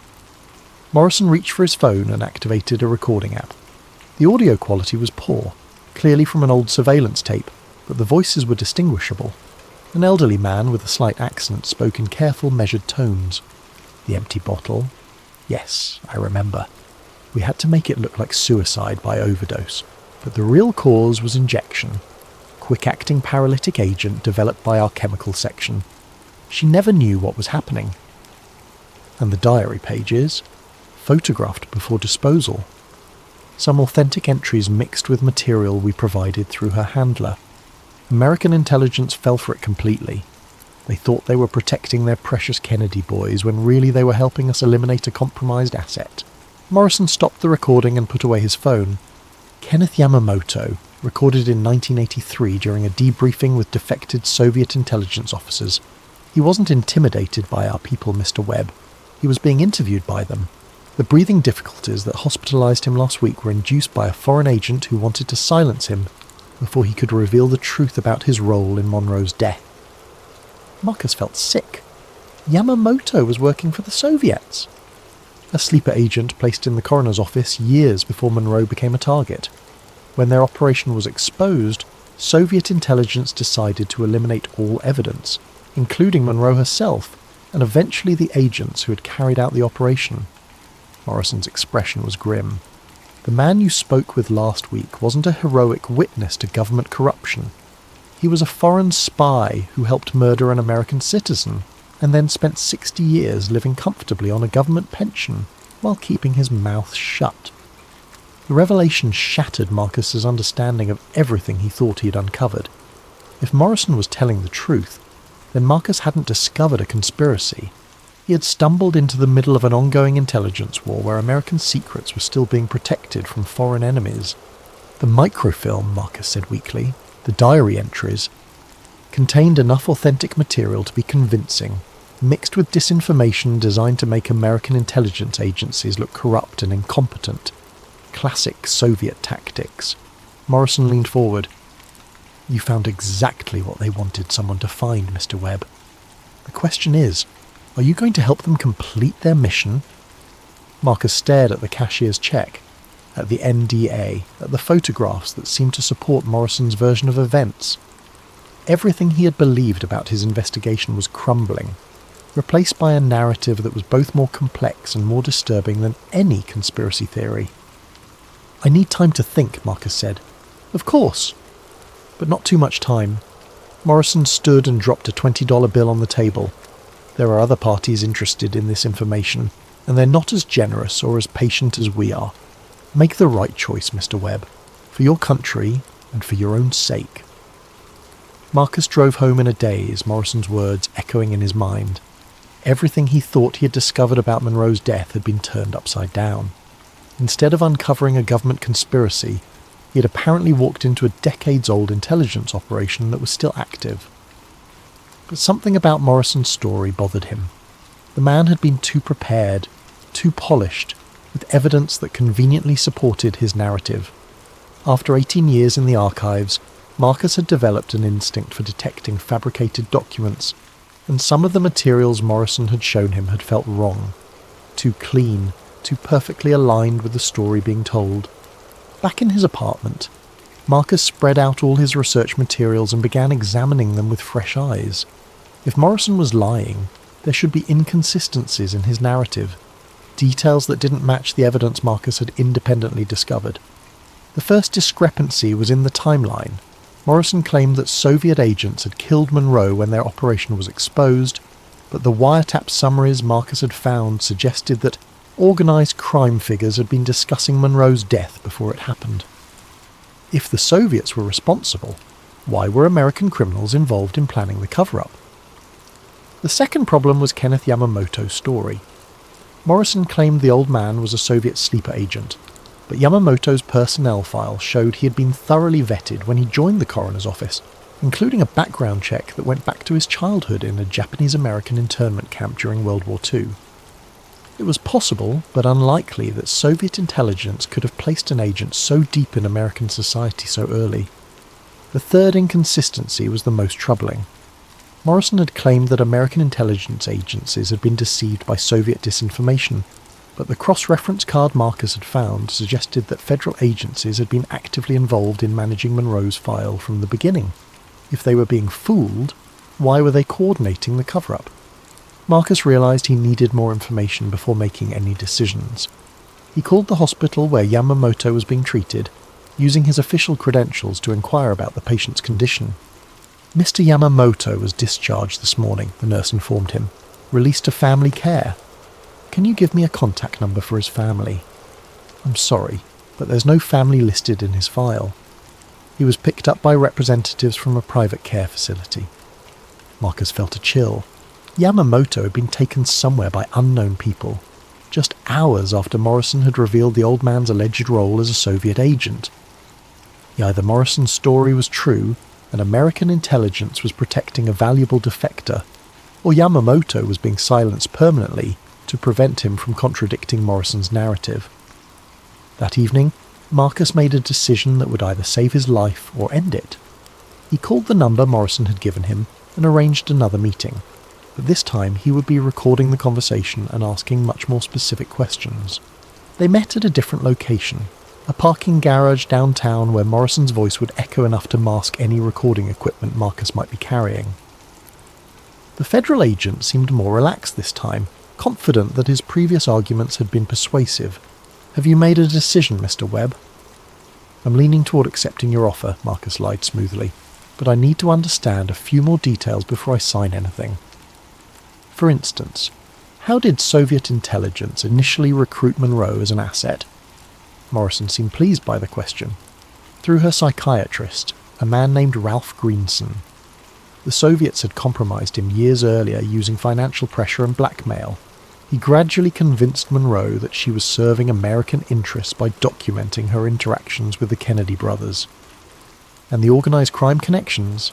How do they fit into a Soviet operation? The Soviets used existing criminal networks to maintain plausible deniability. If the operation was exposed, it would look like a mob hit rather than foreign espionage." Morrison's explanation was smooth and confident. Very sophisticated tradecraft. Marcus nodded as if satisfied, but internally he was noting another problem with Morrison's story. Ralph Greenson had been Monroe's psychiatrist, but he was also a respected member of the psychoanalytic community with no known criminal or intelligence connections. It would have been extremely difficult for foreign agents to compromise him without detection. What about the diary microfilm? How did it end up in the Federal Archives if it was Soviet disinformation?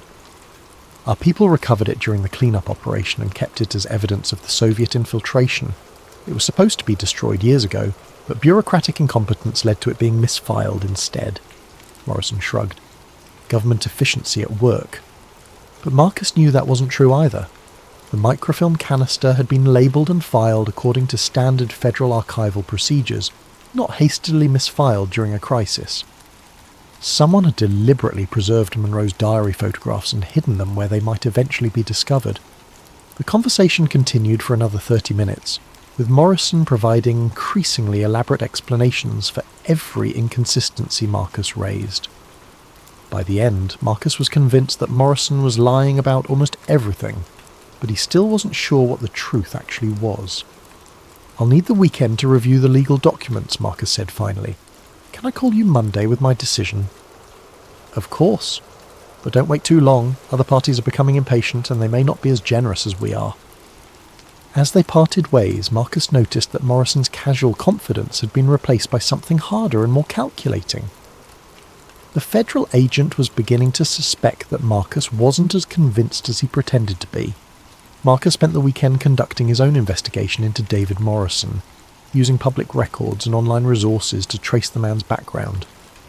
What he found was disturbing.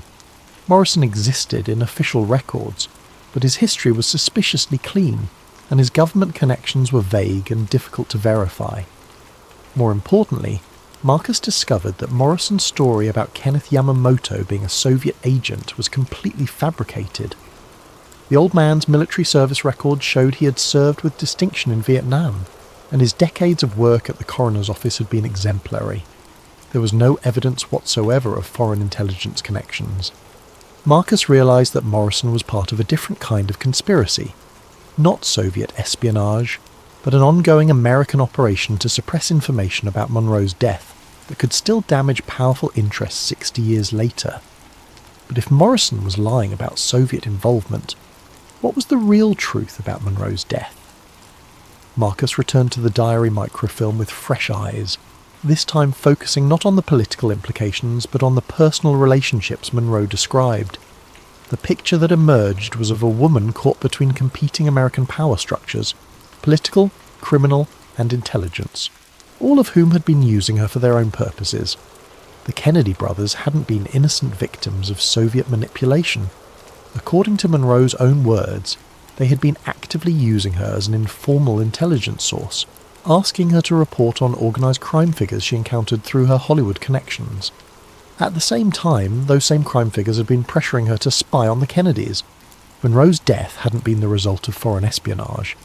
It had been the inevitable outcome of domestic power struggles that had spiralled out of control. Armed with this understanding, Marcus made a decision that would change everything.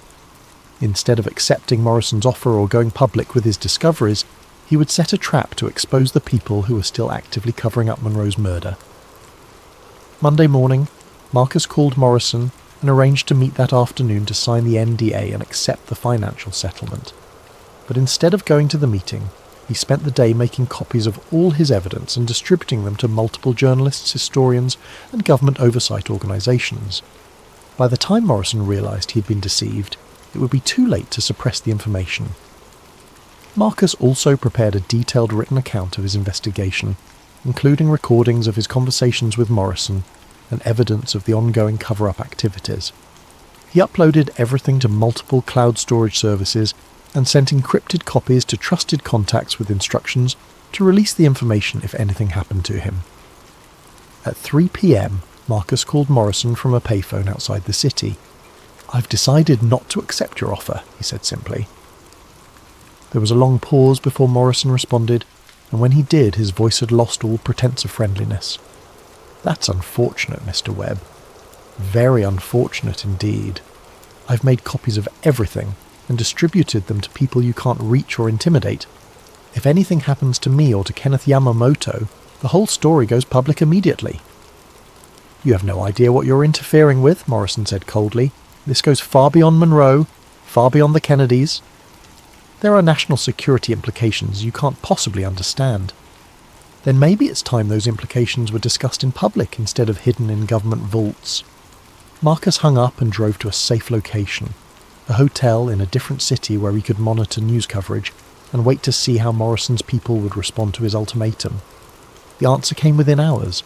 Every news organisation Marcus had contacted received simultaneous visits from federal agents who confiscated the materials he'd provided, claiming they contained classified information related to ongoing national security operations. The journalists were threatened with prosecution under the Espionage Act if they published anything about Monroe's death. But Marcus had anticipated this response. His most important evidence had been sent to international news organisations and academic institutions beyond the reach of American intelligence agencies. The story would come out, just not in the way he had originally planned. 3 days after Marcus's ultimatum, Kenneth Yamamoto was found dead in a private care facility outside Los Angeles. The official cause of death was listed as complications from respiratory failure, but no autopsy was performed, and the body was cremated within 24 hours. Marcus received the news through an encrypted message from one of his contacts, along with a warning that federal agents were actively searching for him. Morrison's people had decided that the threat Marcus posed outweighed any concerns about drawing attention to their activities. From his hotel room, Marcus watched as the story began to break in the international media. British newspapers published excerpts from Monroe's diary.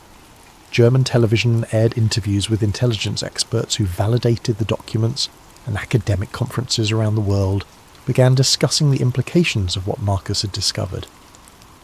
The American media remained largely silent, but social media exploded with speculation and conspiracy theories.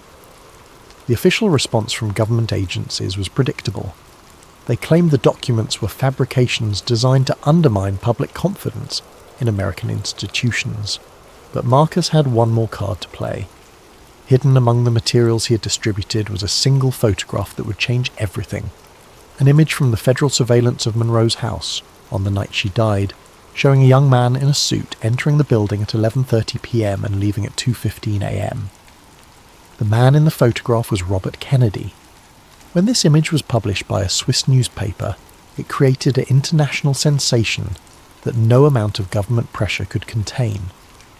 The Attorney General of the United States had been present when Marilyn Monroe died, and federal agencies had spent 60 years covering up that fact.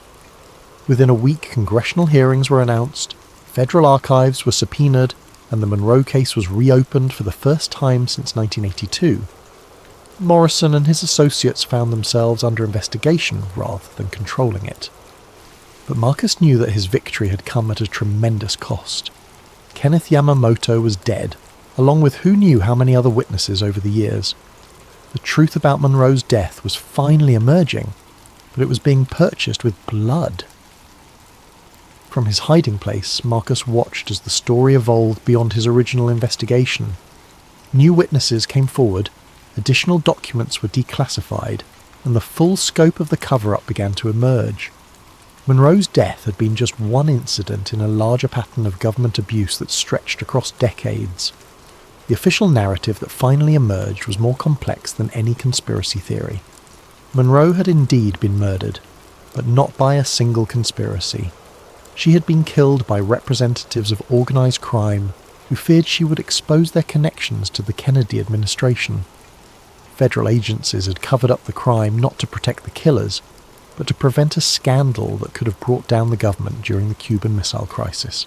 Both sides had been guilty of placing political considerations above justice, and both had been willing to sacrifice an innocent woman to protect their interests. 6 months after Marcus's investigation began, he testified before a closed session of the Senate Intelligence Committee, providing a detailed account of everything he'd discovered and everyone he'd encountered during his research. The committee's final report, heavily redacted but still explosive, confirmed most of Marcus's findings while adding new details that painted an even darker picture of government complicity in Monroe's death and its aftermath. Morrison and several of his associates were indicted on charges related to obstruction of justice and conspiracy to suppress evidence. Some were convicted and sentenced to prison, while others disappeared into the Federal Witness Protection Program or fled to countries without extradition treaties. Kenneth Yamamoto was posthumously vindicated, revealed to have been exactly what he claimed, an honest civil servant who had tried to do the right thing and been silenced for his efforts. The Monroe case was officially reclassified as an unsolved homicide, though everyone involved knew that the real perpetrators were long dead. The focus shifted to holding accountable the people who had spent 6 decades covering up the crime. Marcus returned to his job at the coroner's office, but his role had fundamentally changed. He became the unofficial guardian of transparency, ensuring that sensitive cases were handled with proper oversight and that evidence was preserved rather than suppressed. The archive where he worked was renamed the Kenneth Yamamoto Memorial Archive, and new protocols were established to prevent the kind of cover-up that had hidden Monroe's murder for so long. But Marcus knew that the victory was incomplete. Powerful people still had powerful secrets, and the machinery of government secrecy was still operating in ways that the public never saw. Monroe's case had been exceptional, only in that someone had finally been brave enough and persistent enough to challenge the official narrative. Late at night, alone in the archive that had become both his sanctuary and his burden, Marcus sometimes wondered how many other files contained hidden truths that would never see the light of day. How many other Kenneth Yamamotos had died to protect secrets that served no legitimate purpose? How many other Marilyn Monroes had been sacrificed on the altar of political expediency? The fluorescent lights hummed their eternal dirge, casting everything in that familiar shade of institutional yellow. But now Marcus saw the archive differently, not as a repository of the dead, but as a guardian of truth waiting for the right person to ask the right questions. In the end, that was all it had taken to bring down a 60-year conspiracy. One person willing to look closely at evidence that everyone else had been trained to ignore. The truth about Marilyn Monroe's death was finally known, but Marcus understood that it was just one thread in a much larger tapestry of secrets that continued to shape American society in ways that most people would never understand. As he locked the file cabinet and prepared to leave for the night, Marcus reflected on the price that had been paid for truth, and the price that would be paid for future truths. Kenneth Yamamoto's sacrifice had not been in vain, but it had been a stark reminder that some knowledge came with a cost that few people were willing to pay. The archive fell silent except for the humming of the lights and the soft whisper of air through the ventilation system. In the darkness between the filing cabinets, The ghosts of American history waited patiently for the next brave soul to ask the questions that powerful people preferred to leave unanswered. Ben Norton had done his part to honour the dead by revealing how they had truly died. Now it was up to others to ensure that such secrets would not be buried so deeply or guarded so ruthlessly in the future. The truth about Marilyn Monroe was finally free, but the struggle for truth itself would continue long after the fluorescent lights went dark and the archive fell silent. In the end, that was the real lesson of the Kennedy cut, that democracy depended not on the wisdom of leaders or the efficiency of institutions, but on the courage of ordinary people to seek truth, even when that truth was dangerous to know. The file room had yielded its secrets, but somewhere in the vast machinery of government, new secrets were being created that would someday require new heroes to expose them. The eternal cycle of truth and concealment would continue as it always had, as it always would, until the day when transparency finally triumphed over secrecy, and the people could trust their government to tell them the truth about their own history. That day had not yet come, but Ben Norton had moved it a little closer. Now settle in, turn down the lights, and let me tell you about a discovery that changed everything I thought I knew about one of radio's most infamous moments. The August heat in Phoenix was unbearable, even at 9 in the evening. I'd been putting off cleaning out Dad's garage for 3 months since the funeral, but the estate sale was scheduled for next week and I couldn't delay any longer. The musty smell of motor oil and decades of accumulated memories hit me as I pulled the string on the bare bulb hanging from the ceiling. Dad had been a creature of habit, a night shift supervisor at the local power plant who'd spent his off hours tinkering with radios and electronics. Boxes lined the shelves, each meticulously labelled in his careful handwriting. Ham radio parts, 1995, shortwave manuals, Electronics Weekly, 1990 to 1999. It was the box tucked behind his old workbench that caught my attention. Unlike the others, this one bore a label that made no immediate sense. C2C, 1997. The cardboard was yellowed with age, and when I lifted it I heard the familiar rattle of cassette tapes inside. Coast to Coast AM, of course. Dad had been obsessed with Art Bell's late-night radio show during the 90s. I remembered falling asleep as a kid to the distant murmur of his transistor radio playing in the garage, Art's distinctive voice discussing UFOs, government conspiracies, and things that went bump in the night. Mum used to joke that Dad collected conspiracy theories like other men collected baseball cards. Inside the box were dozens of cassette tapes, each labelled with dates from 1997. March 15th, Time Traveller Call, June 22nd, Mel's Hole, August 3rd, Crop Circle Expert. Dad had been recording the shows off the air during his night shifts, creating his own archive of the programme's most memorable moments. Most of the tapes looked well worn, clearly played multiple times over the years, but one stood out. The handwriting was different, shakier, more urgent. Instead of Dad's usual neat printing, this label was scrawled in what looked like black marker. Do not play, area caller. I turned the tape over in my hands. Unlike the others, this one showed no signs of wear. The plastic case was pristine, as if it had been sealed away and never touched again after that initial recording. My curiosity got the better of me.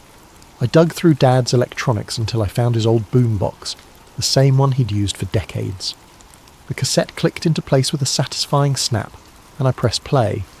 Static filled the garage, followed by Art Bell's unmistakable voice cutting through the white noise like a beacon in the darkness. You're listening to Coast AM. I'm Art Bell and it's... Let me see here. It's 3:10 in the morning, Pacific time. We're taking calls about government cover-ups and military installations. You're on the air, caller. What followed was 11 minutes of pure terror. The voice that came through the speakers was frantic, breathless, barely coherent. The caller claimed to be a former employee of Area 51, calling from a payphone because his home and cell phones were being monitored. His words tumbled over each other in panic as he described extra-dimensional beings who had infiltrated military installations across the southwest. I'd heard about this call before.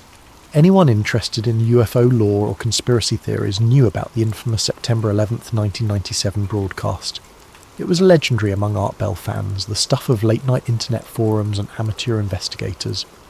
The satellite feed had mysteriously gone down right in the middle of the call, cutting off the transmission nationwide. But as I listened to Dad's tape, something was different. After the familiar abrupt end that every online upload contained, the tape kept playing. Where digital versions went silent, this one continued. I heard Art Bell's voice, off-air now. The professional broadcaster's facade completely dropped. What the hell just happened? We just lost the uplink. Jim, are you getting anything from the satellite? Nothing. Nothing at all. There was shuffling, muffled conversation in the background. Someone doesn't want this heard. Get me the engineer, now. More static than Art's voice again. Quieter now, as if he was speaking directly into his microphone. Ladies and gentlemen, we're experiencing technical difficulties. We seem to have lost our satellite feed. For those of you listening on terrestrial radio, we'll be back after this brief interruption. The tape clicked off. I sat in the sweltering garage staring at the boombox. This segment had never been rebroadcast. I'd scoured the internet over the years, listening to every available version of that infamous call, and none of them contained what I'd just heard. Art's genuine confusion, his immediate suspicion that the cut-off was deliberate. It had all been edited out of every subsequent broadcast and internet upload. Why had Dad recorded this? More importantly, why had he labelled it with that warning? Do not play. But he'd saved it for 28 years. I rewound the tape and played it again, this time focusing on the background. Beneath the caller's frantic voice and Art's responses, there was something else. A low hum, almost subsonic, threading through the entire recording like a hidden frequency. The hum wasn't random. It had a pattern, rising and falling in subtle waves that seemed almost purposeful. Sleep eluded me that night. I lay in bed, replaying the tape over and over in my mind, especially those final moments when Art Bell seemed genuinely shaken. By dawn, I was at my computer, diving deep into coast-to-coast AM archives and fan sites. The September 11th, 1997 call had inspired dozens of forum threads over the years.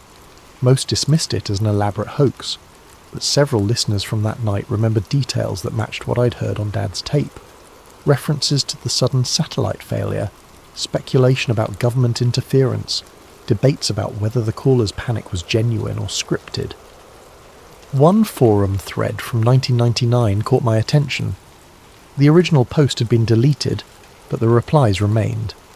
Did anyone else notice the background frequency during the Area 51 call? My friend who's into ham radio thinks there might be coordinates embedded in the hum. Coordinates to what? That's what we're trying to figure out. He's been working on it for weeks. Has he found anything? He thinks it's somewhere in Nevada, near Groom Lake.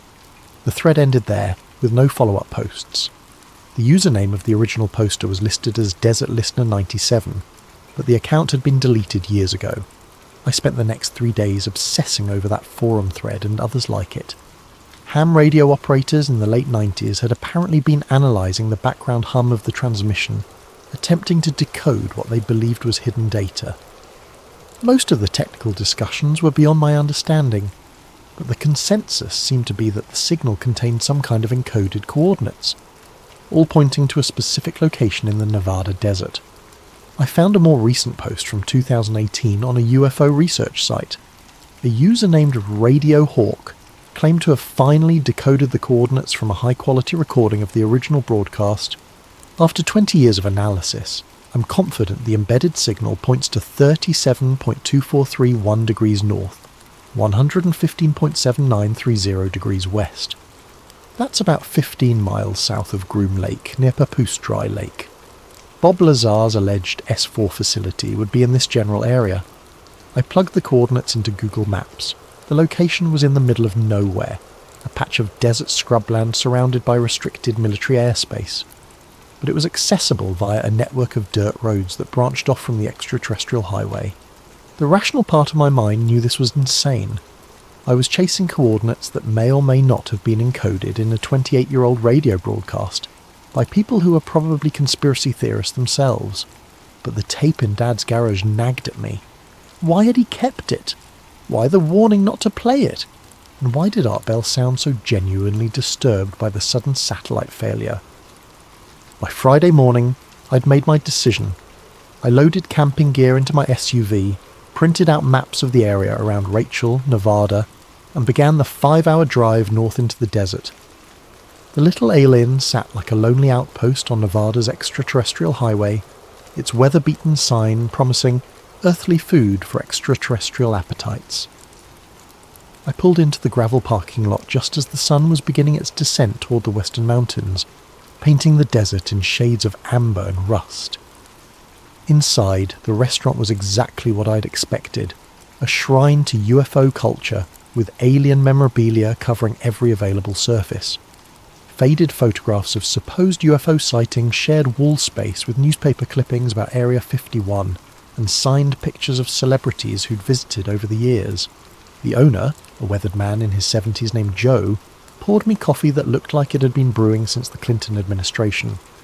When I mentioned I was researching the 1997 Coast to Coast AM call, his eyes lit up with recognition. "Oh, hell yes, I remember that call," he said, settling onto the stool behind the counter. That was something else.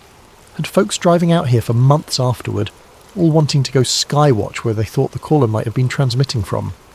"Did anyone ever find anything?" Joe chuckled. "Depends on what you mean by find." A couple weeks after that broadcast, we had this group of ham radio guys show up with all kinds of equipment. They'd been tracking radio signals, claimed they'd narrowed down where the call came from, spent 3 days out in the desert with their gear. What did they find? That's the funny thing. They found an old military relay station about 20 miles south of here. Been abandoned for years, but according to them it was still powered up, running on backup batteries that should have died decades ago. My heart rate quickened. "Do you know exactly where?" Joe studied me for a moment, then reached under the counter and pulled out a worn road atlas.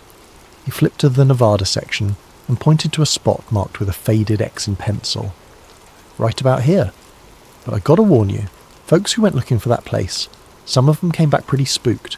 One old-timer told me they shut down that relay station a couple of years after the call, said it was obsolete, but he swore he could still hear things out there after dark, like power humming under the sand." I memorised the location on the map and bought Joe's coffee and a pre-packaged sandwich for the road. As I was leaving, he called out, "You be careful out there. Desert's got a way of keeping secrets, and sometimes secrets don't want to be found." The dirt road to the coordinates was rougher than Google Maps had suggested. My SUV bounced and lurched over washouts and rock fields as the sun disappeared behind the mountains, leaving me navigating by headlights and GPS. After an hour of slow, careful driving, my headlights illuminated a chain-link fence topped with rusted barbed wire. Beyond the fence, barely visible in the darkness, stood the silhouette of a low concrete building. The fence had been cut years ago, probably by previous visitors following the same trail I was on. I slipped through the gap and approached the building with my flashlight, noting the faded military markings on the concrete walls and the collapsed section of roof that had partially caved in from decades of neglect. But as I got closer, I noticed something that didn't fit the narrative of decades-long abandonment. A thin line of light was visible beneath what remained of the building's front door. The door hung askew on its hinges, and I had to push aside debris to squeeze inside. My flashlight beam revealed a single room filled with obsolete communications equipment, radio panels, frequency monitors, and banks of switches that looked like they belonged in a 1960s NASA control room. And in the centre of it all, impossibly, was a radio console that was still active. Green lights blinked steadily on the panel, and a low hum emanated from speakers mounted on the wall. According to a digital display, the system was running on backup power. Backup power that, according to the date stamps on nearby equipment, should have failed sometime in the early 2000s. I approached the console carefully, as if it might disappear if I moved too quickly. The main panel had been modified extensively, with additional wiring and components that looked far more modern than the rest of the equipment. Someone had been maintaining this system, upgrading it, keeping it operational long after the military had supposedly abandoned the site. A locked drawer in the console's base caught my attention. The lock was old and corroded, and after a few minutes with my multi-tool it clicked open. Inside were logbooks and communication records dating back to 1997. My hands shook as I flipped through pages of entries, most of them routine maintenance reports and signal tests, but the entries for September 1997 were different. September 11th, 1997, 0310 PST. Unauthorized transmission detected on backup frequency. Signal traced to mobile source within restricted airspace. September 11th, 1997, 0318 PST. Rapid response team dispatched to intercept source. September 11th, 1997, 0325 PST. Source signal terminated. Interference event confirmed. Recommend protocol enhancement. September 12th, 1997. All records classified under Project Nightfall. Station decommissioned pending investigation. But the entries didn't stop there. They continued monthly, sometimes weekly, all the way up to the present day. Someone had been monitoring this location continuously for nearly 3 decades, documenting what they called recurring transmissions and pattern analysis. The most recent entry was dated just 2 weeks ago, August 15th, 2025. Annual transmission confirmed. Signal strength increasing. Pattern suggests escalation timeline. Recommend continued monitoring through September event window. Annual transmission, September event window. I photographed every page with my phone, my pulse racing as the implications became clear. The 1997 call hadn't been a one-time event. According to these logs, it had been repeating every year, broadcasting from the same location on the same date at the same time. But that was impossible. The original caller, if he was real, would be in his 70s by now, assuming he'd survived whatever had terrified him so badly in 1997. And if he was dead, who was continuing to broadcast his message? I was so absorbed in photographing the logbook entries that I didn't hear the approaching vehicle until its headlights swept across the building's interior. I quickly stuffed the logbooks back into the drawer and grabbed my flashlight, but it was too late to slip away unnoticed. The truck's engine shut off outside and I heard footsteps approaching the building. A gravelly voice called out, "I know you're in there. Come on out slow and keep your hands where I can see them." I emerged from the building with my hands raised, squinting against the glare of a powerful flashlight. Behind it, I could make out the silhouette of a man in a wide-brimmed hat, standing next to a dust-covered pickup truck. "You another one of those internet investigators?" he asked, lowering the flashlight slightly. In the reduced glare I could see he was in his 60s, with the weathered face of someone who had spent decades in the desert sun. "Just curious about this place," I replied carefully. "I heard about it from some old forum posts." He chuckled, but there was no humour in it. "Curious. That's what they all say." He gestured toward the building. "Find anything interesting in there?" "Just old military equipment. Most of it's been stripped out." But not all of it. It wasn't a question. He studied me for a long moment, then seemed to reach some kind of decision. "Name's Tom Briggs, retired Air Force. Spent 20 years working radio triangulation and signal intelligence out of Nellis." "What brings you out here?" "Same thing that brings all of you eventually. That goddamn radio call." He leaned against his truck, suddenly looking every one of his 60-plus years. "I was on duty that night in 97, working the monitoring station. We tracked that transmission in real time." My heart nearly stopped. "You were there." "Not there," he said, pointing toward the building. "But I was part of the team that pinpointed where it came from. And I can tell you right now, it didn't come from some payphone like everyone thinks." "Where did it come from?" Tom was quiet for so long I thought he wasn't going to answer. Finally he sighed. "Signal originated from inside restricted airspace, about 2 miles above this exact location, moving at approximately 80 miles per hour in a northwesterly direction." "Moving? Like from an aircraft?" That's what we thought at first. But no aircraft was supposed to be in that airspace, and the signal characteristics. He shook his head. Damn thing was broadcasting on frequencies that weren't even commercially available in 1997. The transmission equipment would have had to be decades ahead of anything we had at the time. I felt like the ground was shifting beneath my feet. "Are you saying the caller wasn't human?" Tom's laugh was bitter.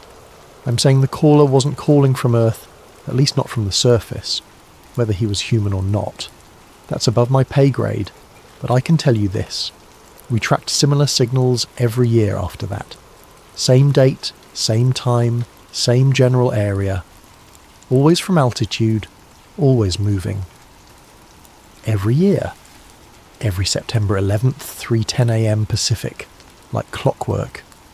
He pushed himself off the truck and walked toward me. I've been coming out here for the anniversary for the past decade, ever since I retired. Call it professional curiosity. Have you ever heard the transmission yourself? Not directly, but I've got equipment in the truck that can pick up the signal when it broadcasts. He paused. Which, according to my calculations, should be happening in about 6 hours. I stared at him. Tonight? Tonight's September 11th, isn't it? And if you're out here with questions about that old coast-to-coast call, then you've already been logged by whoever's been monitoring this site. Might as well stick around and see what happens. The casual way he mentioned being logged sent a chill down my spine. What do you mean, logged? Tom pointed toward the building. That radio console in there is not just receiving signals, it's been transmitting location data on everyone who visits this site for the past 28 years. License plates, cell phone signatures, facial recognition if you get close enough to the building. I instinctively took a step back. Transmitting to who? Wish I knew, but whoever's been maintaining this place, they've got resources and technology that goes way beyond amateur radio enthusiasts. He studied my face in the dim light. If you heard that call and came looking, then you're part of whatever's happening here now. Question is, are you ready to find out what that means? Tom's truck was equipped with enough radio and monitoring equipment to stock a small electronics store. While he prepared his receivers, I set up my camping gear at what he assured me was a safe distance from the building. Close enough to observe, far enough away to avoid whatever scanning equipment might be hidden inside. As midnight approached, Tom became increasingly focused on his instruments, adjusting frequencies and checking signal strength indicators. I tried to make conversation, but he was clearly in professional mode now, decades of military training taking over. You ever think about what the caller was really warning about? I asked as we waited in the darkness. Every day for 28 years, Tom replied without looking up from his equipment. But I've learned that sometimes the warning isn't meant for the people who hear it first. Sometimes it's meant for the people who come looking later. At 2:30 a.m, Tom's equipment began detecting anomalies. Radio frequencies that had been silent all evening suddenly came alive with activity, though nothing we could hear clearly. Just bursts of what sounded like digital data transmission.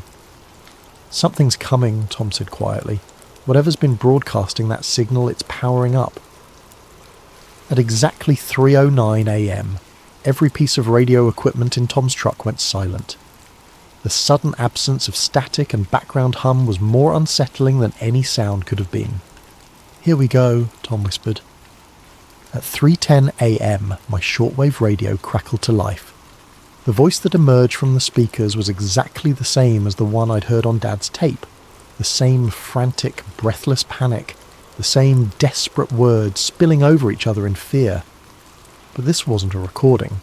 The signal was live, broadcasting in real time with all the characteristics of a current transmission. Hello? Hello? Is anybody out there? This is... I can't tell you my name. They're listening. They're always listening. I used to work at Area 51, at the facility they call S4. I need to tell someone what's happening there. Word for word, it was identical to the 1997 broadcast. But as I listened, I began to notice subtle differences in the background. The hum that had intrigued me on Dad's tape was stronger now, more complex. It sounded like machinery. Not electronic equipment, but something mechanical, rhythmic, like the steady beating of enormous gears. They're not from here. They're from somewhere else. Another dimension, another reality, I don't know. But they're here now, and they've been infiltrating our military installations. They look like us, but they're not us. They're preparing for something.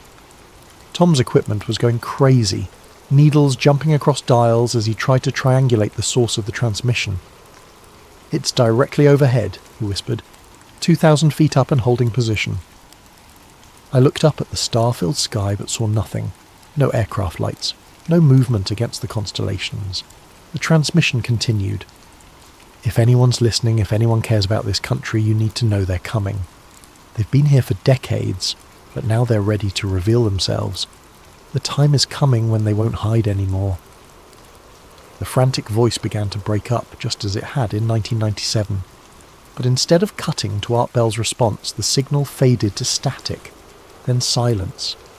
Tom and I sat in the darkness for several minutes, neither of us speaking. Finally, he began shutting down his equipment. "Same message," he said quietly. "Word for word, exactly the same as 97. But that's impossible. It's been 28 years. Tom packed his equipment methodically, his movements careful and deliberate. Maybe the message wasn't meant for 1997. Maybe it was meant for now. As we prepared to leave, I made one final check of the building. The radio console that had been humming with activity was now dark, its green lights extinguished. But in the drawer where I'd found the logbooks, there was something new, a single sheet of paper that hadn't been there before. The paper contained a list of coordinates, hundreds of them, scattered across the United States and other countries. Below the coordinates was a date, September 11th, 2026. And at the bottom of the page, in the same shaky handwriting I'd seen on Dad's cassette tape, were 4 words. "The warning is complete." 3 months have passed since that night in the Nevada desert. I've digitized Dad's tape and compared its background hum to the recording I made of the live transmission. The patterns match perfectly. Not similar, not close, but absolutely identical, down to the most minute frequency variations. It's as if the same message has been broadcasting for 28 years, unchanged and unchanging, waiting for the right people to hear it at the right time. I've traced the coordinates from the paper I found in the building. They correspond to military installations, government facilities, and research centres around the world. Some are public knowledge, NORAD, the Pentagon, major Air Force bases. Others are more obscure, locations that don't appear on any official maps but show up in declassified documents and conspiracy theory forums. All of them are scheduled to be revealed according to the paper on September 11th, 2026. Tom and I stay in touch. He's been monitoring radio frequencies around other coordinates on the list, and he's detected similar transmission anomalies at sites across the southwest. Always the same date, always the same time, always the same message. The warning is spreading, broadcasting from more locations each year. The rational part of my mind still insists this is elaborate fiction. A decades-long hoax perpetrated by unknown parties for unknown reasons. But the evidence keeps accumulating, and my father's cassette tape remains the most damning piece of all. Why did he record it? Why did he save it for 28 years with a warning not to play it? And how did he know that someday someone would need to hear not just the famous call, but the part that came after? Art Bell's genuine shock at the sudden satellite failure, his immediate suspicion that someone didn't want the message heard. I've started having dreams about the desert, about standing in that abandoned building and listening to voices that shouldn't exist. In the dreams, the caller's voice is clearer, less frantic. He's trying to tell me something specific, something beyond the general warning about extra-dimensional beings and infiltration. He's trying to tell me that the transmission isn't a warning about something that might happen. It's a countdown to something that will happen, and we have less than a year left. I think about that final night often, about Tom's words as we packed up our equipment under the desert stars. Maybe the message wasn't meant for 1997. Maybe it was meant for now. But I've come to believe something even more unsettling. The message wasn't just meant for now. It was meant to create now. Every person who heard that call, every investigator who followed the trail of clues, every forum post and conspiracy theory it spawned, were all part of something larger, a carefully orchestrated sequence of events designed to bring the right people to the right places at the right time. The caller said they were coming back. He said they'd been preparing for decades, waiting for the right moment to reveal themselves. September 11th, 2026 is less than 13 months away. Maybe this was the warning, and maybe we missed it the first time because we weren't ready to understand what we were really hearing. But now, 28 years later, with the world balanced on the edge of technological revolution and social upheaval, maybe we're finally ready to listen. My investigation has revealed a truth that's both terrifying and magnificent in its scope. The 1997 call wasn't a cry for help. It was a recruitment message designed to identify and gather people with the curiosity and determination to follow the trail to its conclusion. Every person who heard the call and felt compelled to investigate, every forum post analysing the background hum, every late-night drive to the Nevada desert. It was all planned, orchestrated by intelligence far beyond human comprehension. We weren't discovering the truth. We were being led to it. The evidence is everywhere once you know how to look for it.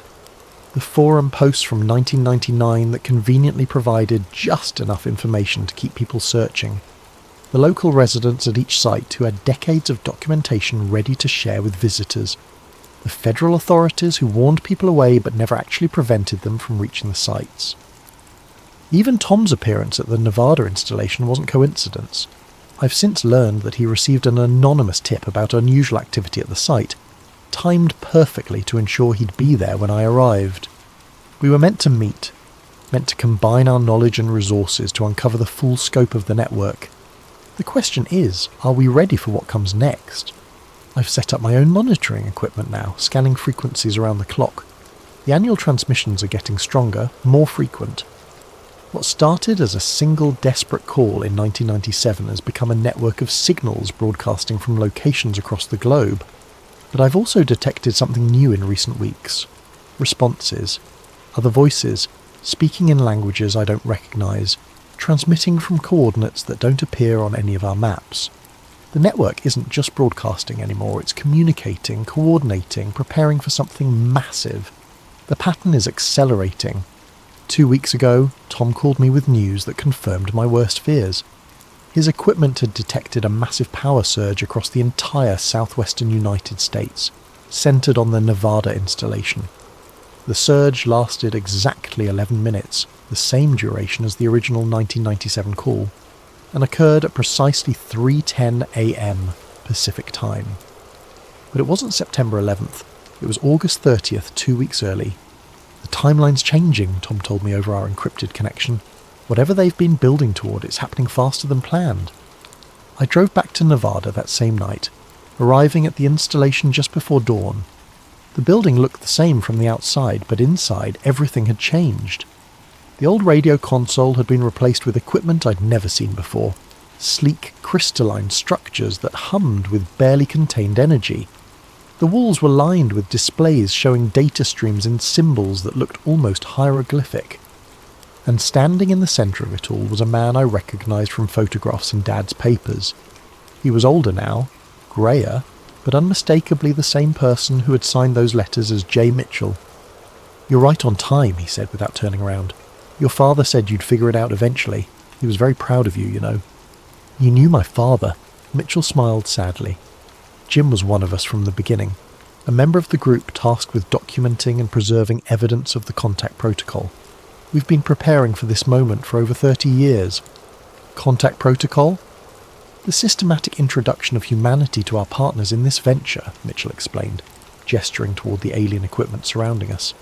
The beings your father's generation called extra-dimensional are actually our ancestors, humanity's future selves, travelling back through time to guide our development and ensure we reach the point where contact becomes possible. The revelation hit me like a physical blow. Time travellers? Think of it as temporal anthropology, Mitchell said. They've been observing and occasionally intervening in human development for centuries, but always carefully, always gradually. The 1997 broadcast was the beginning of the final phase, the recruitment and preparation of individuals who would help facilitate the open revelation of their presence. He activated one of the displays showing me a timeline spanning decades. The 1997 coast-to-coast call was just one point on a vast map of interventions, UFO sightings, government leaks, conspiracy theories, and media portrayals all carefully orchestrated to gradually prepare humanity for the truth. Every person who heard that call and felt compelled to investigate was selected for specific psychological and intellectual traits, Mitchell continued. Curiosity, persistence, the ability to think outside conventional frameworks. You and hundreds of others like you have been unknowingly preparing for this moment your entire lives. What moment? Mitchell's expression grew grave. September 11th, 2026 was the original timeline for open contact, but global events have accelerated beyond projections. Climate change, technological advancement, social upheaval, humanity is approaching a critical point earlier than expected. The contact timeline has been moved up. To when? September 11th, 2025, this year, 63 days from now. The weight of the revelation nearly buckled my knees. Why are you telling me this? Because you have a choice to make, Mitchell said. You can walk away now, return to your normal life, and watch the revelation unfold on the news like everyone else. Or you can stay and help us prepare for what's coming. Your father chose to help, but he knew the final decision would be yours. I thought about Dad's cassette tape, his careful preservation of evidence, his lifelong fascination with the unexplained. He'd been part of something incredible, something that would reshape humanity's understanding of its place in the universe. What would I have to do? Mitchell smiled. Help us wake up the rest of the network. There are monitoring stations like this one all over the world, and each one needs an operator who understands what they're really seeing. People like you, who've followed the trail this far and are ready to take the final step. And somewhere in the static between stations, in the quiet moments when the airwaves fall silent, I swear I can hear machinery humming beneath the earth. Enormous gears turning in preparation for something vast and inevitable. The warning is complete, the paper said, but I don't think the warning was ever meant for us. I think it was meant for them, our future selves, confirming that the timeline was proceeding as planned, that the right people were in the right places at the right time. I accepted Mitchell's offer. Over the past 2 months, I've helped activate 17 monitoring stations across North America. Each station is operated by someone like me, a person who heard the call, followed the clues, and discovered they'd been selected for something extraordinary. We're not just observers anymore. We're participants in the most significant event in human history. The technology is beyond anything our current science can explain. The equipment doesn't just monitor radio transmissions, it monitors temporal fluctuations, tracking the movements of beings who exist partially outside our normal time stream. What we've been calling extra-dimensional is actually extra-temporal, our descendants from a future where humanity has learned to navigate time itself. They've been guiding our development for centuries, nudging us toward the technological and social breakthroughs necessary to join them as partners rather than remaining as subjects of study. The revelation scheduled for September 11th isn't an invasion or conquest. It's a graduation ceremony. Humanity is about to learn that we're not alone in the universe because we never were alone. We've been under the protection and guidance of our own future selves all along. The Coast to Coast call in 1997 was their way of identifying people with the intellectual flexibility and emotional stability to handle this truth. The frantic, terrified voice wasn't warning about an invasion. It was expressing the natural fear and confusion any person from our era would feel upon discovering the reality of time travel and temporal intervention. But the caller wasn't just any person. Analysis of the voice patterns and linguistic markers suggests he was one of us, one of the people recruited through the decades-long selection process, but from an earlier iteration of the timeline. His fear came from understanding what was approaching, not from being threatened by it. September 11th, 2025 is now just 3 weeks away, and the final preparations are accelerating. The monitoring stations have become communication hubs, allowing real-time coordination between the temporal intervention team and their contacts in our era. The conversations I overhear are fascinating and terrifying in equal measure. Discussions of timeline stabilization, cultural adaptation protocols, and the careful choreography required to reveal the truth without causing mass panic. I've learned that the specific date, September 11th, was chosen not for its symbolic significance in our timeline, but because it represents a temporal intersection point where multiple probability streams converge. On that date, at exactly 3:10 a.m. Pacific time, the barriers between our time and theirs will be thin enough to allow for stable, permanent contact. The revelation won't be subtle. Every monitoring station will activate simultaneously, broadcasting a coordinated message that will override radio, television, and internet communications worldwide. The message will come not from mysterious callers or government spokespeople, but from recognizable human faces, our descendants, showing us what humanity becomes when we survive our current challenges and learn to work together on a cosmic scale. The future they represent isn't utopian, but it's hopeful. They've survived climate change, technological disruption, and social upheaval by learning to think beyond the limitations of linear time. They've become gardeners of their own past, nurturing the seeds of wisdom and cooperation that will grow into the civilization they represent. And in 21 days they're going to offer us the chance to join them. I think about my father often during these final weeks.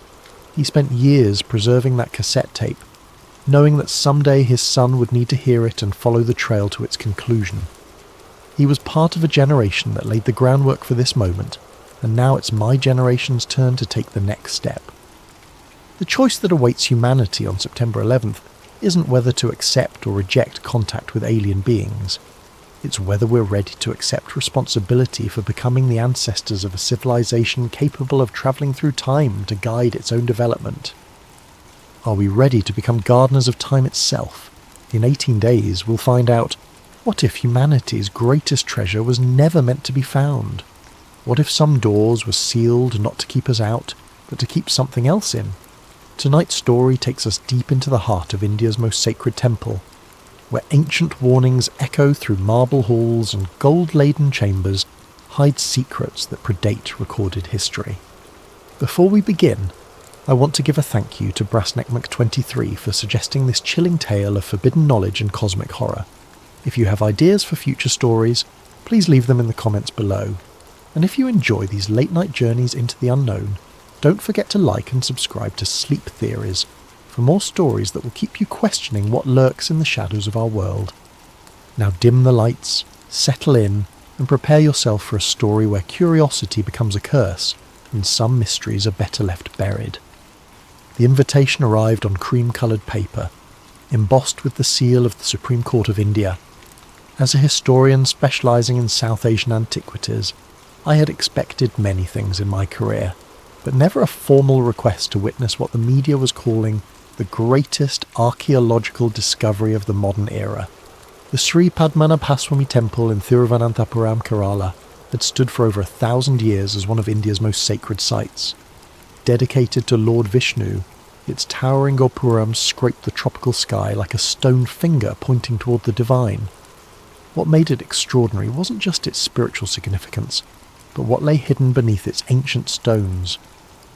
In 2011, a legal petition had demanded an inventory of the temple's treasures. What they found in the first 5 vaults defied comprehension. Gold coins dating back centuries, precious stones the size of eggs, jewellery that belonged to forgotten dynasties. The estimated value exceeded $100 billion, making it potentially the richest religious site on Earth. But there was a 6th vault. Vault B. I arrived in Kerala on a sweltering morning in March, the humid air thick with the scent of jasmine and incense. The temple complex buzzed with activity as legal officials, archaeologists and security personnel prepared for what everyone hoped would be the crown jewel of the discovery. The head priest, an elderly man named Kandararu Mahesh, met our legal team at the temple's main entrance. His weathered face bore the weight of generations, and his eyes held something I couldn't immediately identify. Fear, perhaps, or resignation. "The courts have spoken," he said in heavily accented English, his voice barely above a whisper. "But I must tell you what my predecessors told me, as theirs told them for 8 centuries. He gestured toward the inner sanctum where Vault B lay sealed behind an ornate iron door. That chamber is not like the others. It was never meant to hold treasure for earthly eyes. The legal team exchanged glances. They had heard such protests before, religious authorities reluctant to surrender their hoarded wealth to public scrutiny. But something in the priest's tone gave me pause. "What do you mean?" I asked. Kandararu Mahesh's eyes fixed on mine. "In our most ancient texts, written on palm leaves that predate even the temple's construction, Vault B is not described as a treasury. It is called the chamber that must remain. The Sanskrit is very specific, yatna holitavyam, that which must not be opened." "Superstition," muttered the lead attorney. a sharp-faced woman from Delhi. The Supreme Court's authority supersedes religious tradition. The priest continued as if she hadn't spoken. The door has no key because it was never meant to have one. The locks were forged not to secure treasure, but to contain what lies beyond. Only those who know the sacred serpent mantras, knowledge lost for 3 centuries, can open it safely. A younger priest approached and whispered urgently in Malayalam. Kandararu Mahesh's face grew pale. "What is it?" I asked. "The workers in the bazaar," he said slowly. "They speak of dreams. All of them, the same dream for 3 nights now.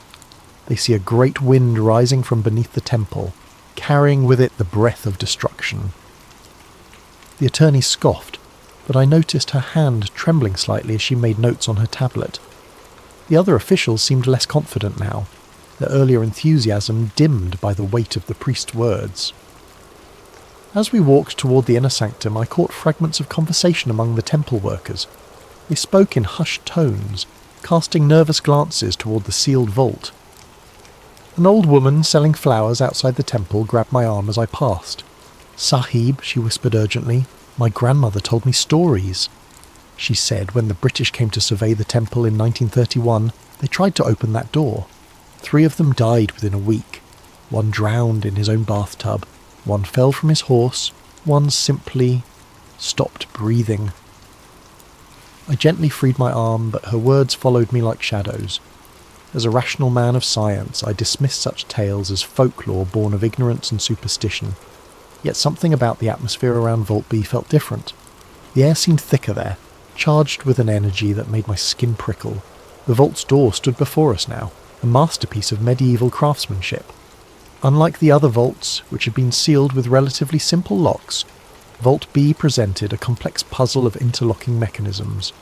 7 iron serpents wrapped around the door's frame, their mouths forming the keyholes. But there were no keys, hadn't been for centuries according to the temple records. "The mantras were the keys," Kandararu Mahesh explained.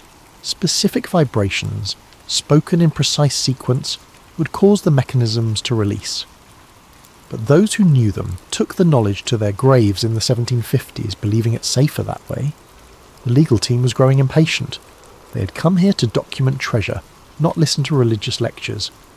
But as I studied the door more closely, I began to understand the priest's reluctance. This wasn't just a vault. It was a seal, and seals by their very nature were meant to keep something in. As evening approached and we prepared to return to our hotel, I lingered in the temple courtyard.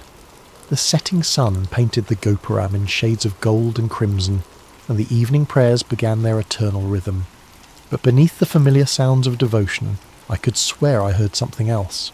A low, almost inaudible humming that seemed to rise from the very stones beneath my feet. That night in my hotel room overlooking the temple, I made the first entry in what would become my final journal. There are doors in this world that remain closed not because we lack the key, but because we lack the wisdom to understand why they were locked in the first place. Tomorrow we attempt to open one such door. I pray we are prepared for whatever lies beyond. I had no way of knowing then how prescient those words would prove, or how dearly we would all pay for our curiosity. The next morning dawned clear and hot, the kind of day that makes the air shimmer like liquid glass. By 6 a.m. the temple complex was already bustling with activity. Security cordons kept the gathering crowd at bay while our team prepared for what the media had dubbed the greatest treasure hunt in modern history. The opening of vaults A, C, D, E and F had been methodical and spectacular. Each chamber revealed layer upon layer of unimaginable wealth. Golden idols studded with rubies and emeralds, ancient coins bearing the faces of forgotten kings, jewellery so intricate it seemed to have been crafted by divine hands rather than mortal ones. The inventory process had taken months, and still they were finding new treasures buried beneath the gold. But Vault B had remained sealed, waiting. The locksmith brought in for the task was Ravi Kumar, a slight man from Mumbai who specialised in historical mechanisms. He had successfully opened bank vaults from the British era, ancient strongboxes from Mughal times, even medieval treasure chests from Rajasthani forts. If anyone could breach the serpent locks of Vault B, it was him. "The mechanism is unlike anything I have encountered," he admitted as he studied the door. These serpents are not merely decorative. Each one represents a different locking mechanism, and they appear to be interconnected. Opening one incorrectly might trigger a jamming system that would seal the vault permanently. The legal team was growing impatient. Photographers and videographers stood ready to document the moment. Government officials whispered among themselves about the economic implications of the discovery. The air thrummed with anticipation. Kandararu Mahesh stood apart from the group, his lips moving in what I assumed was silent prayer. When I approached him, he looked up with eyes that held the weight of centuries. "It is not too late," he said quietly. "The courts could be convinced to leave this one vault unopened. Sometimes the greatest treasure is wisdom, the wisdom to leave certain doors closed." "What exactly do you think is in there?" I asked. His answer chilled me to the bone. Something that was locked away for a reason our ancestors understood, even if we have forgotten. At precisely 10 a.m, Ravi Kumar began his work. He had decided to attempt the locks in sequence, starting with the serpent at the top and working clockwise. Each lock required different tools. Some responded to traditional picks. Others seemed to need specific pressure applied to hidden mechanisms. The first serpent yielded after an hour of careful manipulation. A soft click echoed through the chamber as its jaw opened, revealing the first keyhole. The crowd murmured with excitement. The second lock proved more challenging, requiring Ravi to simultaneously manipulate two different mechanisms while applying steady pressure to a third. Sweat beaded on his forehead as he worked, and I noticed his hands trembling slightly. It was during his attempt on the third lock that the first sign appeared. A cool breeze began to blow through the temple, unusual for the stifling heat of the day. The flames on the oil lamps flickered, and several went out entirely. The temperature dropped noticeably, raising goosebumps on arms despite the tropical climate. "The wind has changed," one of the younger priests whispered, his voice tight with fear. By noon, dark clouds had begun gathering over Thiruvananthapuram, rolling in from the Arabian Sea with unnatural speed. The meteorological department later claimed it was an unexpected monsoon front, but those of us at the temple knew better. The storm was forming directly overhead, its centre positioned precisely above the temple complex. Ravi had successfully opened 4 of the 7 locks when the first lightning strike hit. The bolt crashed down into the temple courtyard, missing the main shrine by mere meters. The sound was deafening, and several people were knocked to their feet by the shockwave. "Perhaps we should postpone this," suggested the chief legal officer, eyeing the darkening sky nervously. But Ravi was committed now, his professional pride overriding his caution. "2 more locks," he muttered, wiping rain from his face as the first drops began to fall. "I can finish this." The 5th lock clicked open just as the second lightning bolt struck the temple's outer wall. Stone chips scattered across the courtyard, and one of the camera operators was struck by flying debris, opening a gash across his cheek. The 6th lock resisted all of Ravi's efforts. He tried for 2 hours, his tools slipping in hands made slick by rain and nervous sweat. The storm intensified with each passing minute, as if the very sky was protesting our actions. It was nearly 4 p.m. when disaster struck. Ravi had finally managed to manipulate the 6th mechanism when a bolt of lightning struck the temple's lightning rod. The electrical surge travelled through the building's metal framework and arced across the vault chamber. Ravi Kumar was thrown backward against the stone wall, his body convulsing as electricity coursed through him. The medical team rushed to his aid, but the damage was severe.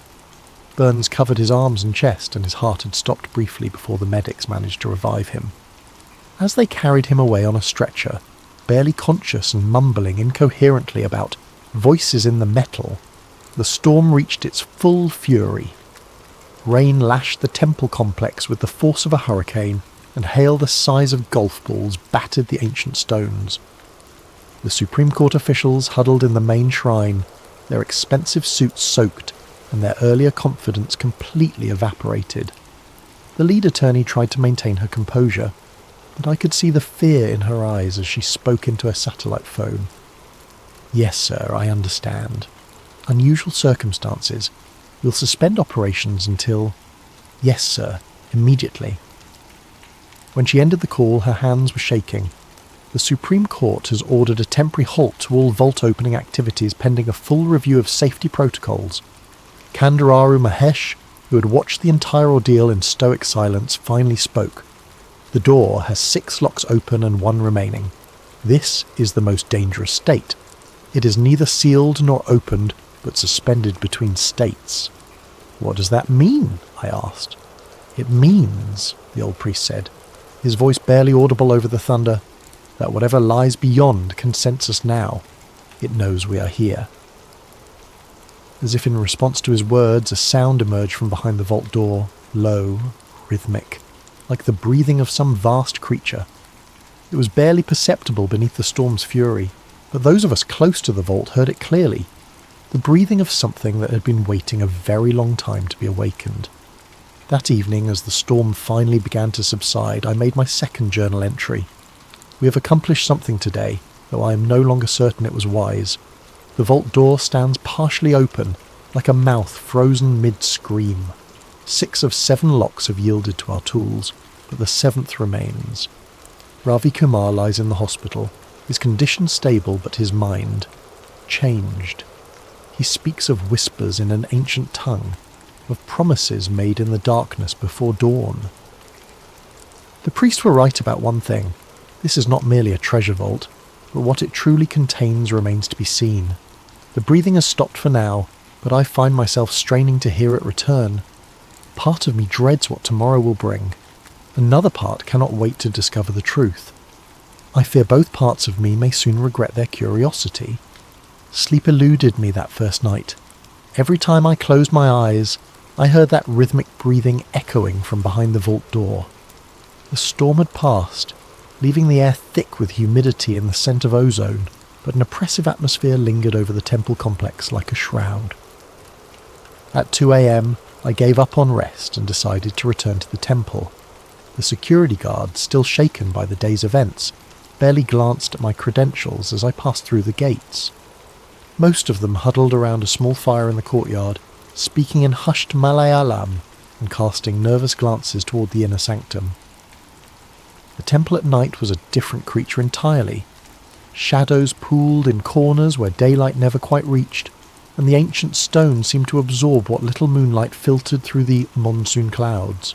My footsteps echoed eerily in the silence, each sound magnified by the vaulted ceilings. I made my way to the temple's archives, housed in a smaller building adjacent to the main shrine. Kandararu Mahesh had mentioned ancient manuscripts that detailed the history of Vault B, and my historian's instincts demanded I examine them myself. The archive keeper, an elderly man named Gopal, had given me permission earlier, though his eyes had held the same haunted look I was beginning to recognize in everyone connected to the temple.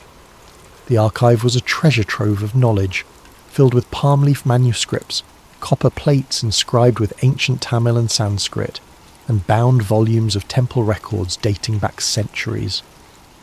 Many were written in scripts I couldn't read, but I found several texts in Sanskrit that seemed relevant to my investigation. It was in a manuscript dated to the 14th century that I found the first clear reference to Vault B's true nature. The writing was cramped and difficult to decipher, but what I read made my blood run cold. In the year of the Great Plague, when death walked among the people like a familiar friend, the priests of the southern temple completed their terrible task. The devouring wind, which had consumed 3 kingdoms and turned fertile lands to dust, was bound within the chamber that must remain. 7 locks were forged, each one requiring the breath of sacred words to open. But the knowledge of these words was deemed too dangerous for any mortal to possess, and so the key speakers took poison rather than risk the wind's return.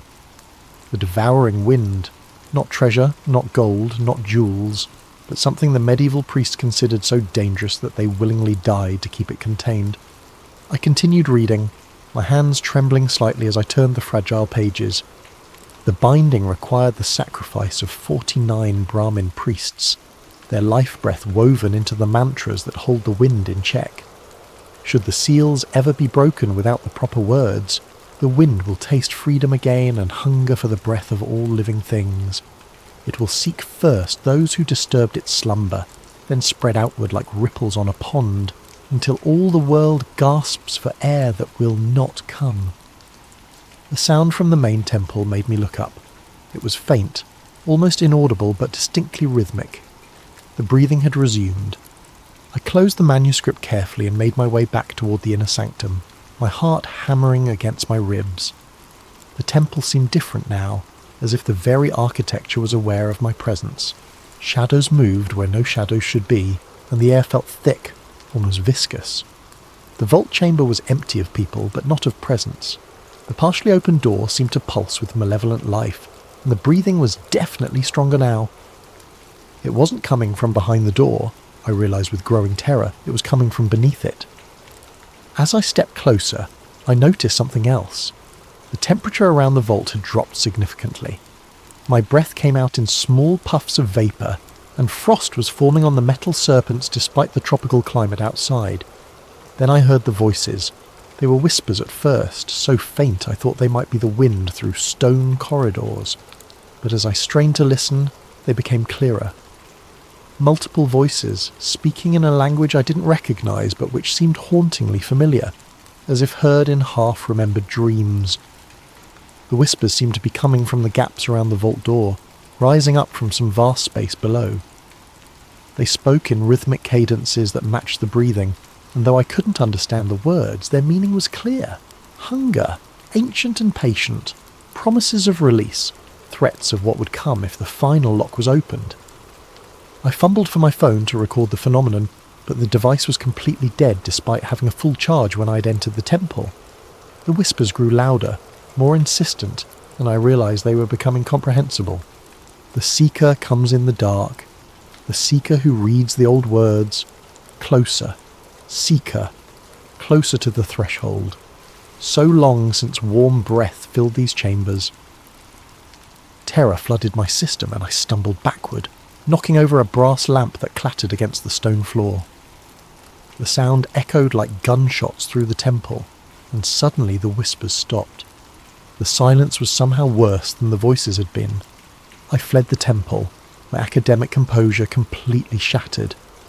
Behind me I could swear I heard something like laughter. Dry, rustling laughter that seemed to emanate from the stones themselves. Back in my hotel room, I sat awake until dawn, staring out at the temple silhouette against the lightning sky. My hands shook as I wrote in my journal. I understand now why the priest tried to stop us. Vault B contains no earthly treasure, but something far older and more terrible. The manuscripts speak of the devouring wind, an entity or force bound within the chamber by sacrifices and mantras. We have partially broken the binding and it is beginning to wake. The voices called me Seeker and spoke of warm breath. I believe it feeds on life itself, not just death, but the very act of breathing, the essence of living things. The medieval priests who bound it understood this and chose death rather than risk its escape. 6 locks are open, 1 remains, but I fear that even with the 7th lock intact we may have already gone too far. The boundary between the chamber and our world is weakening. The devouring wind is testing its prison, looking for cracks in the ancient seals. God help us all if it finds one. The call came at 6 a.m, jolting me from the first real sleep I'd managed in 2 days. The voice on the other end was crisp, confident, with a slight accent that marked international education and global business dealings. Professor Malhotra, my name is Victor Ashworth. I represent certain interested parties regarding your work at the Padmanabha Swami Temple. I believe we need to talk. I had heard of Ashworth, of course. Everyone in academic circles had. British-born but internationally based, he had made his fortune in tech startups before transitioning into what he euphemistically called cultural preservation. In reality, he was one of the world's most sophisticated antiquities collectors. Legal when possible, questionably legal when necessary. I'm afraid I'm not at liberty to discuss the temple project, I began, but he cut me off smoothly. Professor, I'm sitting in the lobby of your hotel. The conversation is going to happen whether you come down willingly or I come up. Your choice, but I think you'll find what I have to say quite illuminating. 20 minutes later I sat across from Victor Ashworth in the hotel's restaurant. He was younger than I'd expected, perhaps 40, with prematurely silver hair and eyes the colour of a winter sky. His suit was perfectly tailored, and his manner suggested someone accustomed to getting exactly what he wanted. "You look tired, Professor," he observed, signalling the waiter for coffee. "Difficult night at the temple, I imagine." "How do you—" I started, then stopped. Of course he knew. Men like Ashworth had sources everywhere. "I know about the breathing," he said quietly, his voice just loud enough for me to hear. "I know about the whispers, and I know you've discovered what Vault B really contains." He leaned forward, his eyes intense. "The question is, do you understand the implications?" "I understand that some things should remain buried," I replied, trying to sound more confident than I felt. Ashworth laughed, a sound like crystal breaking. "Professor, you disappoint me. Here we have possibly the greatest discovery in human history, and you want to bury it again? Do you have any idea what the economic implications alone would be? This isn't about economics. Everything is about economics," he interrupted. "Do you know what's happening in the financial capitals right now?" Word has leaked about the temple treasures, not the specifics, but enough. Gold prices are fluctuating wildly. Currency markets are in chaos. The mere possibility that India might dump $100 billion worth of precious metals and gems onto the world market has central bankers calling emergency meetings. He pulled out a tablet and showed me a series of graphs and charts. Now imagine what would happen if the true contents of Vault B were revealed. Not just gold, Professor, but something far more valuable. Proof that our understanding of human history is fundamentally flawed. "What are you talking about?" Ashworth's smile was predatory. "You've read the manuscripts. The devouring wind, the binding rituals, the sacrifice of 49 priests. These aren't fairy tales, Professor. They're historical records of humanity's first encounter with something beyond our current understanding of reality." He leaned back, studying my reaction. Governments around the world are watching this situation very carefully. The Americans have a cultural attaché in Mumbai who's actually CIA. The Chinese have tripled their diplomatic presence in Kerala. The Russians have been making very generous offers to fund archaeological research in the region. Why? Because everyone understands what you're only beginning to grasp. Vault B doesn't just contain an entity or force, it contains knowledge. The medieval priests who bound it had to understand what they were dealing with. They developed technologies, techniques, methods of manipulating reality itself that we've lost. Ashworth gestured toward the temple, visible through the restaurant's windows. Think about it. They created a prison that has held for 8 centuries. No modern government has containment systems that sophisticated. What if we could reverse engineer their methods? What if we could learn to harness whatever they bound? You're talking about releasing it. I'm talking about studying it, controlling it. Imagine the applications: unlimited energy, matter manipulation, perhaps even the ability to influence consciousness itself. We could reset not just the global economy, but the entire trajectory of human civilization. I felt sick. The manuscripts are clear. The thing in that vault feeds on life itself, the moment you open it. The moment we open it properly, Ashworth corrected, with the right precautions and containment systems. Professor, I've spent the last decade acquiring artifacts and texts from private collections around the world. I have fragments of the binding mantras, not complete, but enough to begin understanding the mechanisms involved. He slid a leather portfolio across the table. Photographs of Sanskrit inscriptions from a Tibetan monastery, cuneiform tablets from a collector in Dubai, ancient Greek texts from a private library in Switzerland. All describing similar entities, Professor, similar binding rituals. This isn't an isolated phenomenon, it's part of a pattern that spans continents and millennia. Despite my revulsion, I found myself opening the portfolio. The documents inside were extraordinary. Clear evidence of other devouring winds, bound in locations across the ancient world. Tibet, Mesopotamia, the Greek islands, even references in Mayan codices from Central America. How many? I whispered. We've identified 17 probable sites, Ashworth said. Most have been lost to time, their bindings failed or their locations forgotten, but a few remain active. The temple in Kerala is just the most accessible. Most accessible for what? His smile returned, colder than before. "For opening, Professor." The Supreme Court's investigation provides perfect cover. Legal authority, scientific oversight, global media attention. When we breach that final lock, the whole world will be watching, and recording, and learning. The government will stop you. Which government? The Indian authorities who authorised the investigation in the first place. The international observers who want their slice of the discovery. Professor, you're being naive. Everyone wants this opened. The only question is who controls what comes next. Ashworth stood, straightening his jacket. "I'm offering you a position on my team. Full funding for your research, access to resources you've only dreamed of, and a chance to be part of the most significant discovery in human history. The alternative..." He let the sentence hang. "What alternative?" "The alternative is that this happens without you. And when it does, when the truth comes out, history will remember you as the man who had access to the greatest secret on Earth and chose to hide in his hotel room instead."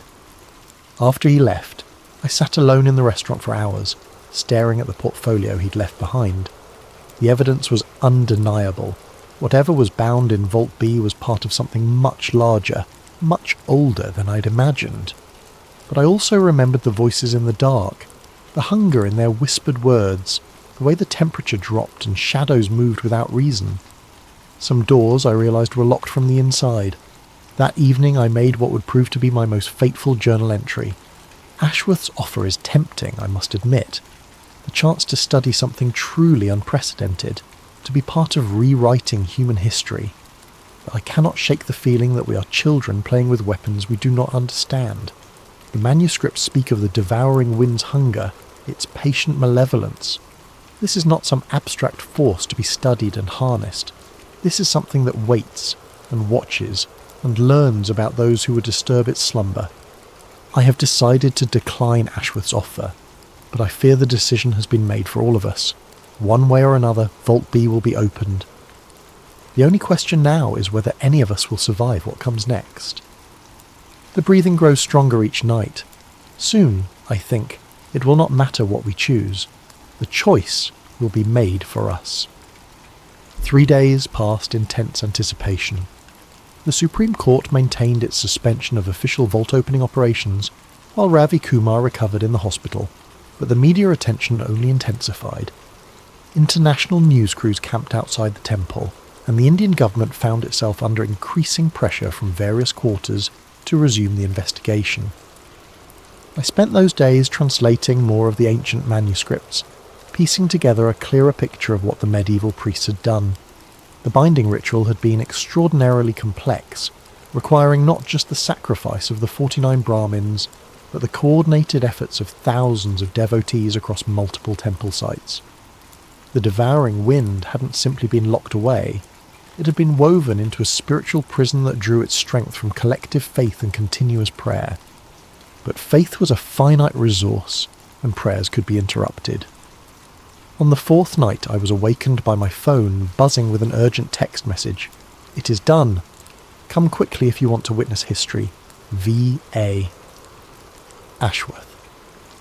I dressed quickly and made my way through the pre-dawn streets toward the temple. The security cordon was still in place, but I noticed immediately that something was wrong.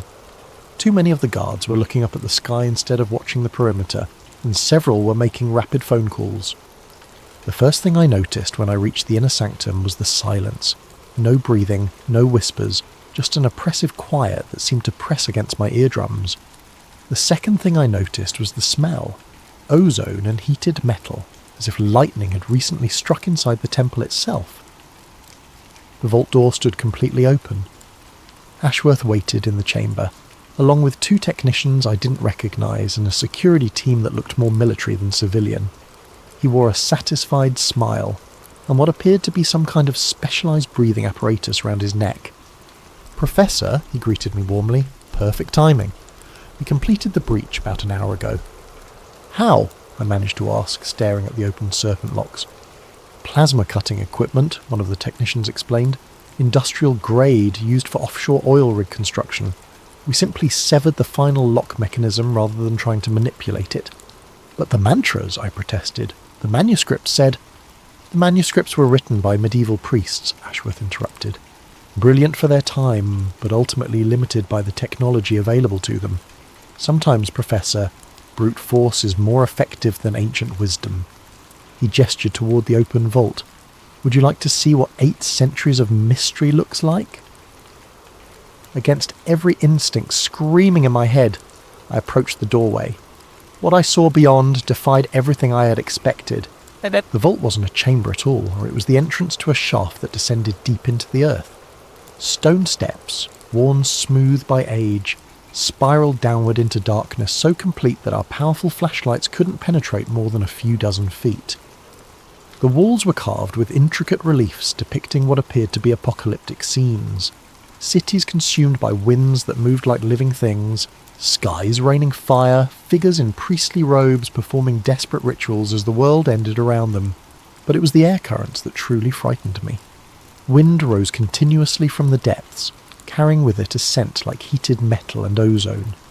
The breeze was warm, almost body temperature, and it moved with an odd rhythm, in and out, like the breathing of some vast creature. How deep does it go? I whispered. We've dropped weighted lines to over 300 feet, Ashworth replied. No bottom yet. The shaft appears to be natural, but the stairs are definitely human-made, or at least made by something with human-level intelligence.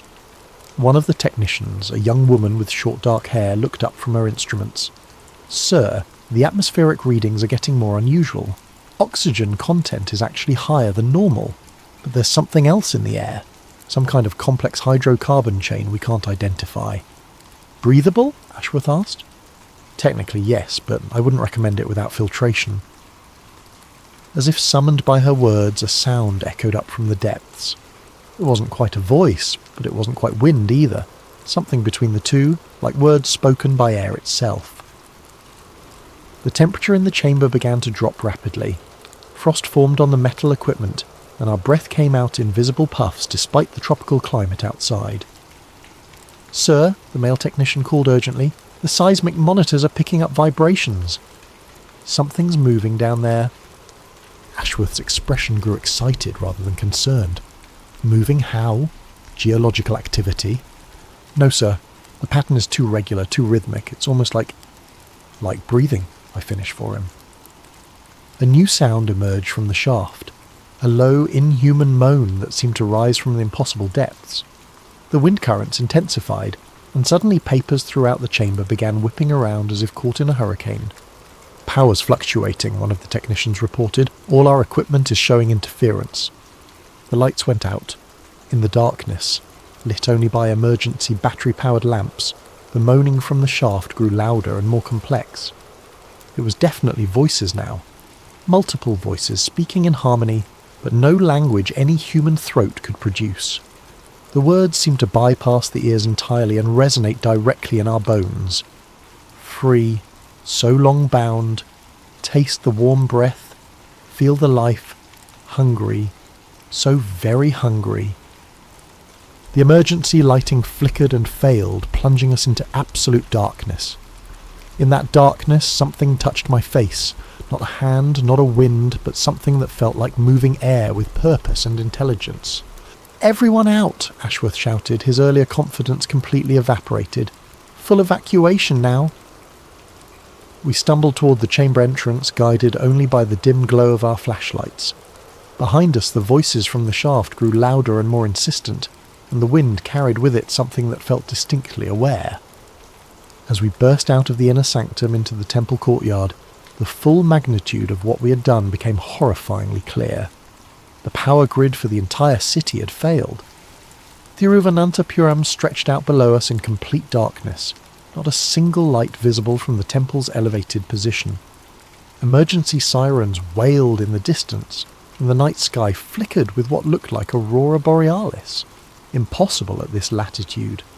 "My God," whispered one of the technicians, staring up at the unnatural light show. "What have we done?" The answer came not from any of us, but from the temple itself. The ancient stones began to vibrate with a low subsonic hum that we felt more than heard. Cracks appeared in the walls of the inner sanctum, spreading outward like spider webs. and from every crack, every crevice, every gap in the stonework came that warm, metallic-smelling wind. Ashworth was frantically making phone calls on what appeared to be a satellite phone, but the device kept cutting out. "Damn it," he muttered. "Something's interfering with all electronic communications." "It's not interference," I said, a terrible certainty filling me. "It's intention. The thing down there, it doesn't want us calling for help." As if to confirm my words, a new sound emerged from the temple. Laughter. Not human laughter, but the sound the wind might make if it found something amusing. It echoed from the stones themselves, seeming to come from everywhere and nowhere at once. The first casualty came without warning. One of Ashworth's security team, a large man who had been standing near the vault entrance, suddenly collapsed. He wasn't unconscious. He was awake, aware, but unable to breathe. His chest rose and fell frantically, but no air seemed to enter his lungs. His face turned blue, then purple, and within minutes he was dead. "Heart attack," Ashworth said, but his voice lacked conviction. "No," I replied, kneeling beside the body. The man's expression was one of pure terror, his eyes wide and staring at something only he could see. Look at his face. This wasn't cardiac arrest. Something took his breath. Even as I spoke, I could feel it myself. A subtle resistance when I tried to inhale, as if the air around us was becoming thicker, more reluctant to enter our lungs. The warm wind from the temple was spreading outward, and wherever it touched, the very atmosphere seemed to change. "We need to get away from here," I said, standing up. "Far away, right now." But Ashworth was staring back at the temple with a mixture of fear and fascination. "Do you understand what this means?" he asked. "We've actually done it. We've released something that can manipulate the fundamental forces of reality itself." "It's going to kill us all," I replied. "Perhaps," he admitted, "but think of what we could learn in the process." That was when I realised Victor Ashworth was completely insane. Dawn brought no relief. If anything, the daylight made the horror more visible and therefore more real. The city of Thiruvananthapuram lay under a pall of unnatural fog that seemed to pulse with its own rhythm, and emergency services were reporting casualties across the metropolitan area. I had retreated to my hotel room, but even there I could feel the presence spreading outward from the temple like ripples on a pond. The air itself felt different. Thicker, more conscious, as if it was watching and evaluating everything it touched. The local news, what little could be broadcast given the power disruptions, reported the official story. A massive electrical storm had caused citywide blackouts and infrastructure damage. Authorities urged people to remain indoors until power could be restored. Nothing about ancient vaults or bound entities or the breathing darkness that now crept through the streets. But the deaths were harder to explain away. They had started during the night and accelerated with the dawn. People found dead in their homes, their beds, their cars, all with the same expression of terror, all apparently suffocated despite being in open air. The hospitals were overwhelmed, and the medical professionals had no explanation for what they were seeing. I knew, though, the devouring wind was free and it was feeding. My phone buzzed with a text message from an unknown number. Roof of the Mascot Hotel. 1 hour. Come alone if you want answers. KM. Kandararu Mahesh. The Mascot Hotel was one of the tallest buildings in the city, and its roof provided a panoramic view of Thiruvananthapuram. When I arrived, I found the old priest standing at the edge, looking out over his wounded city with eyes full of ancient sadness. "You came," he said without turning around. "I thought you might." "You are perhaps the only one among the outsiders who truly understands what has been done." "Can it be stopped?" I asked directly. He was quiet for a long moment, then slowly shook his head. The binding took 49 lives and 8 centuries of continuous prayer to maintain. We have neither the knowledge nor the time to recreate such measures. Then everyone in the city is going to die. Everyone in the city is already dead, he corrected sadly. They simply haven't stopped breathing yet. The devouring wind is patient. It prefers to savour its meals rather than consume them quickly. Below us, the unnatural fog continued to spread outward in slow, deliberate spirals. I could see people moving through it, apparently unaware that they were walking through their own doom. "Tell me about it," I said. The real story, not the sanitized version from the manuscripts. Kandararu Mahesh sighed deeply. In the year 1264, according to our most secret records, a merchant ship arrived in Kochi carrying treasures from the court of Kublai Khan. Among the cargo was a sealed urn bearing warnings in 7 languages, all saying the same thing: "Do not open, contains the breath of the ending world." He turned to face me and I saw that his eyes were filled with tears. The merchant who brought it had watched it consume 3 cities on his journey from China. He begged our ancestors to find a way to bind it permanently. The task fell to our temple because we possessed the knowledge of certain older practices.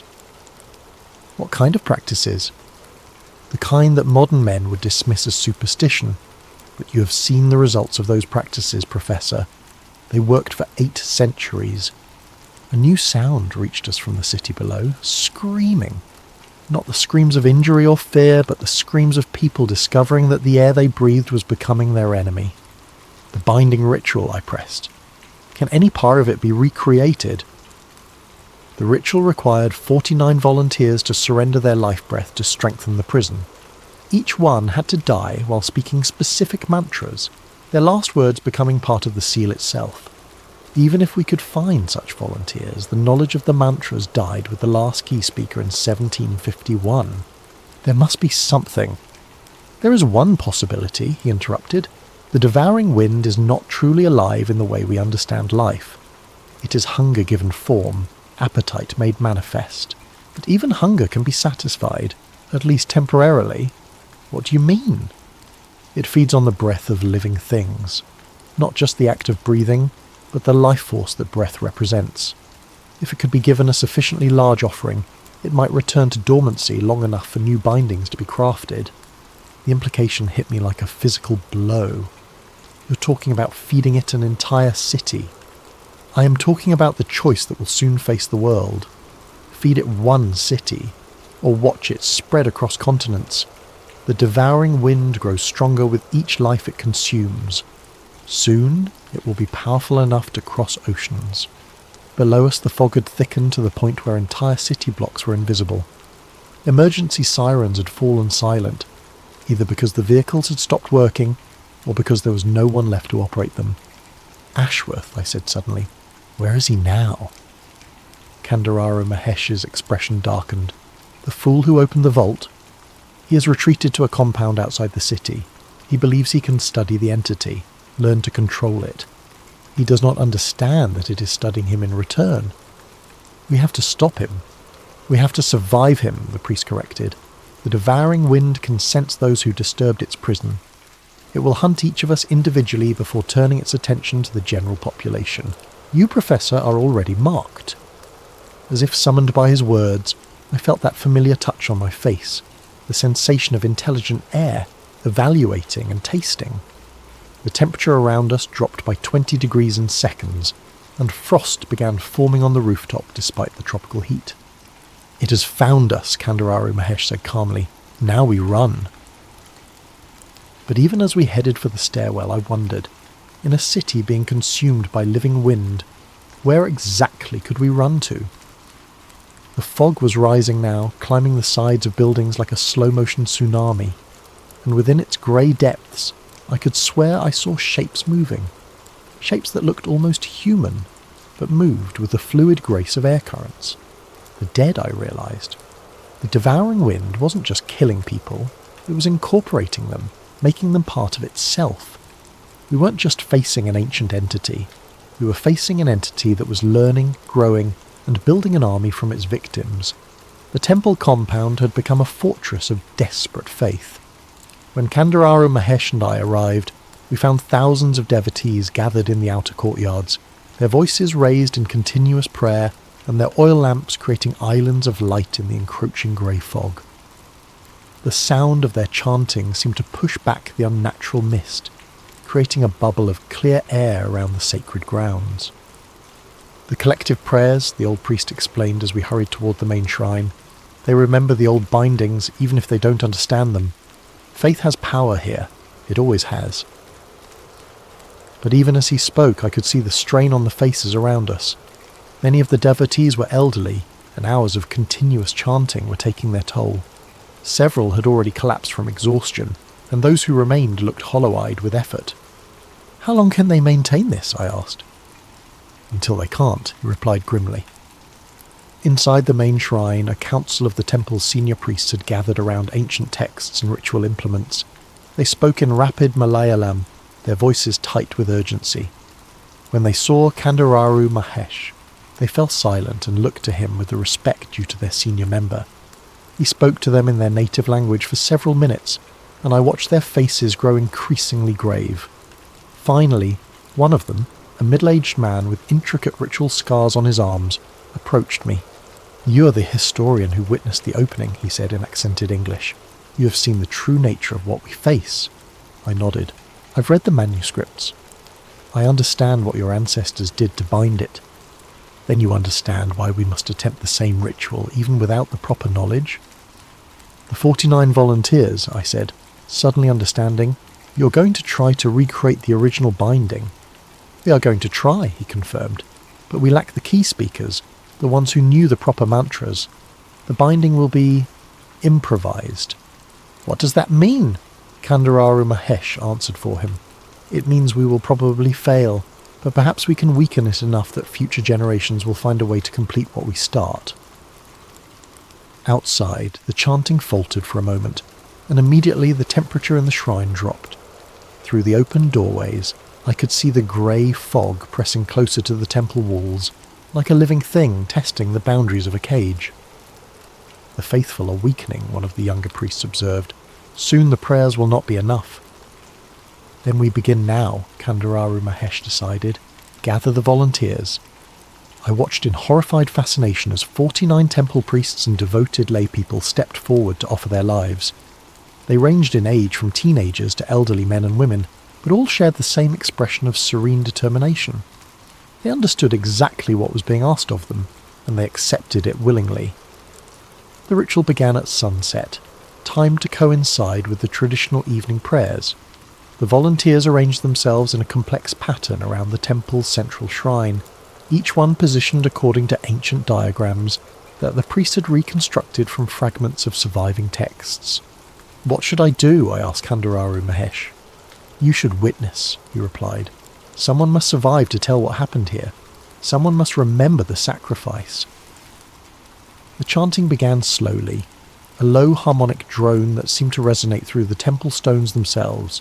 The volunteers spoke in Sanskrit, reciting mantras that had been preserved in the temple's oral tradition even though their specific purpose had been forgotten.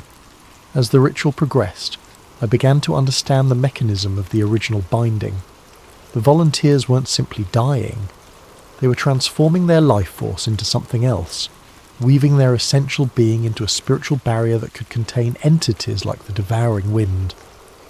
The first volunteer, an elderly woman who had served the temple for 60 years, began to glow with a faint golden light.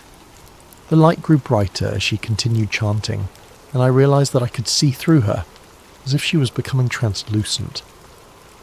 One by one, the others began to show the same phenomenon.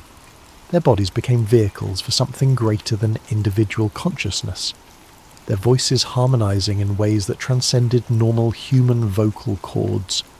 And the devouring wind noticed. The fog around the temple suddenly contracted, pulling back like a predator preparing to strike. The temperature plummeted so rapidly that frost formed on every surface within seconds. The oil lamps flickered but held their flames, kept burning by the collective will of the faithful. Then the attack began. The fog didn't simply advance. It exploded inward, moving with the speed and force of a hurricane. The devotees in the outer courtyard screamed as the grey mist enveloped them, but their screams were cut short as their breath was literally pulled from their lungs. Inside the shrine, the 49 volunteers continued their chanting, even as the devouring wind pressed against the walls like a living siege engine. Cracks appeared in the ancient stonework, and through each crack came tendrils of that intelligent fog. "Hold fast," Kandararu Mahesh called out in English, then repeated the words in Malayalam.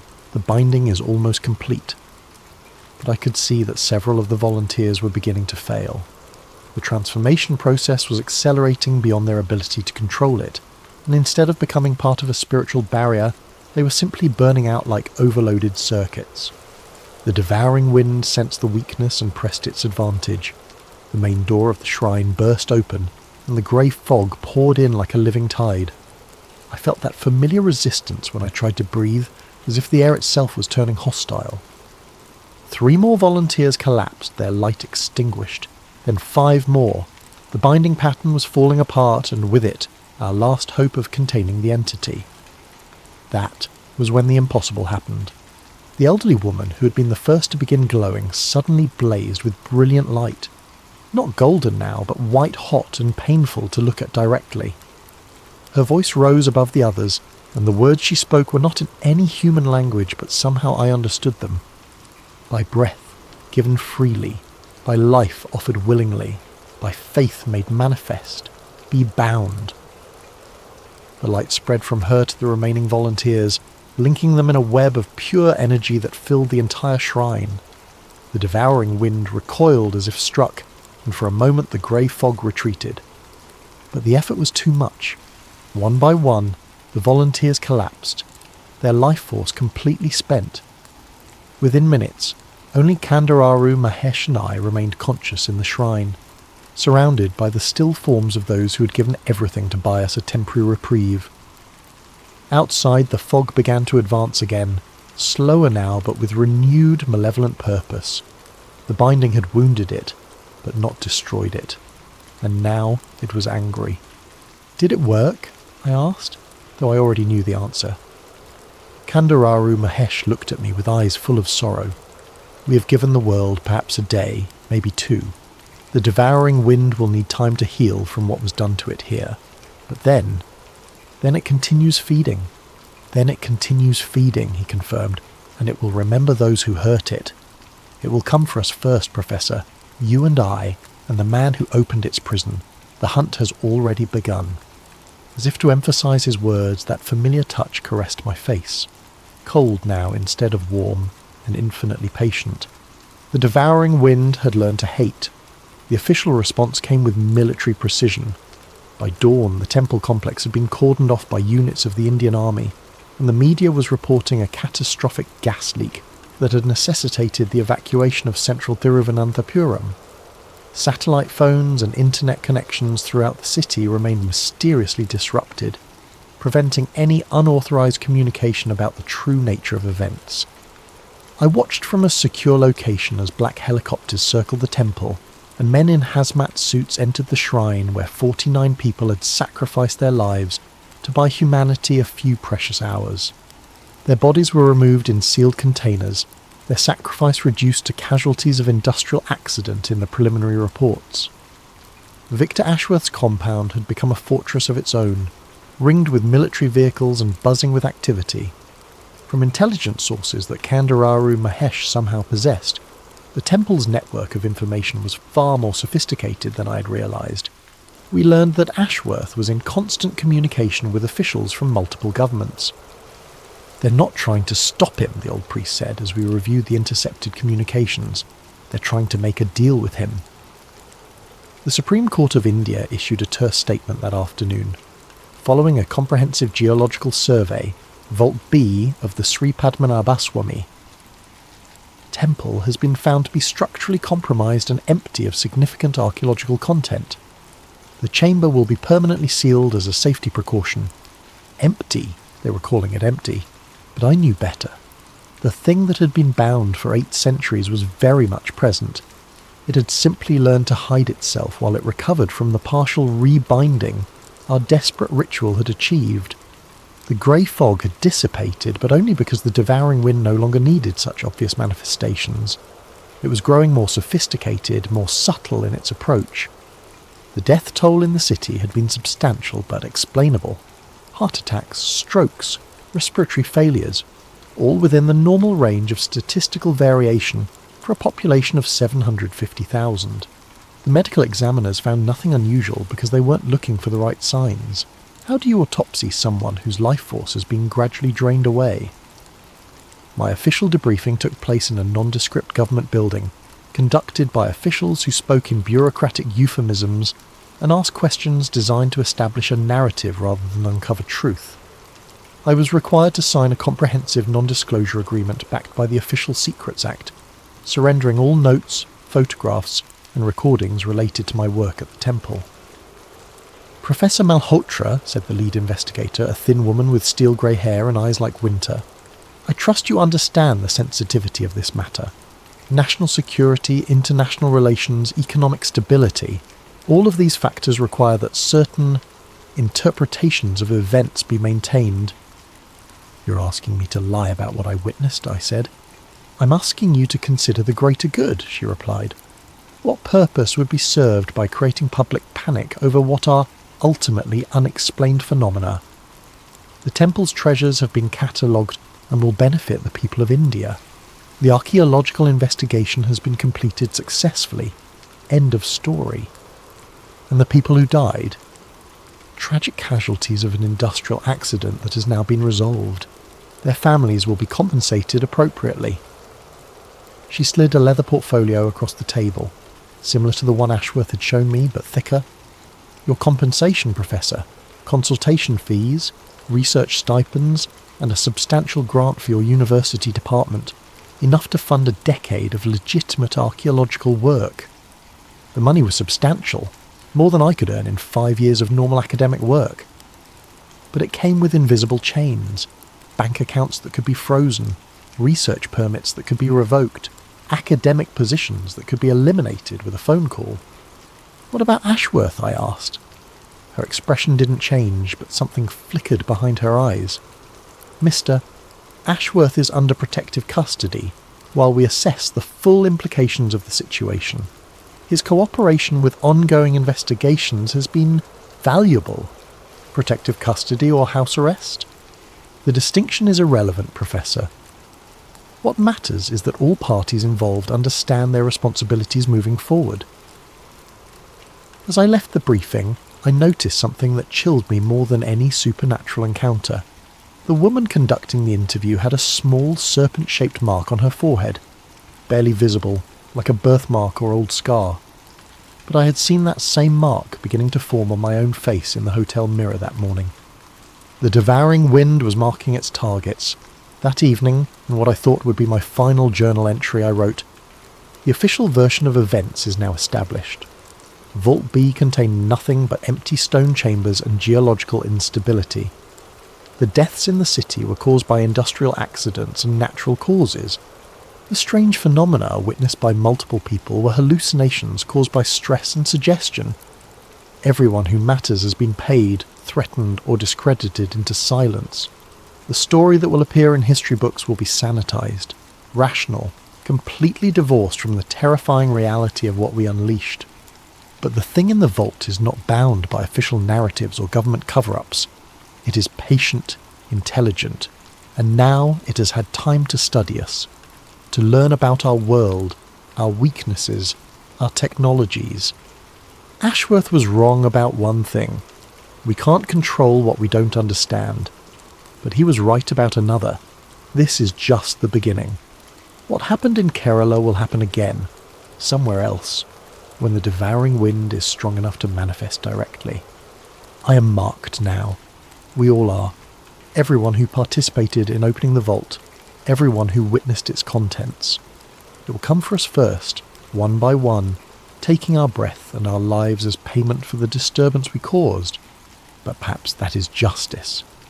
Perhaps those who break ancient seals deserve to pay the price for their curiosity. The wind has been very patient. Soon, I think, its patience will end. I closed the journal and locked it in my hotel safe, though I suspected such precautions were meaningless. In the morning, I would fly back to Delhi, resume my teaching position, and attempt to pretend that nothing had changed. But in the distance, barely audible over the city's night sounds, I could hear something like breathing, slow, steady, and getting closer. The deaths began exactly 1 week after the vault was sealed. I was back in Delhi, attempting to resume my normal life, when the first news reached me. Victor Ashworth's private jet had disappeared somewhere over the Indian Ocean during what should have been a routine flight to Singapore. Search and rescue teams found no wreckage, No emergency signals, no trace of the aircraft or its 7 passengers. But that wasn't the strangest part.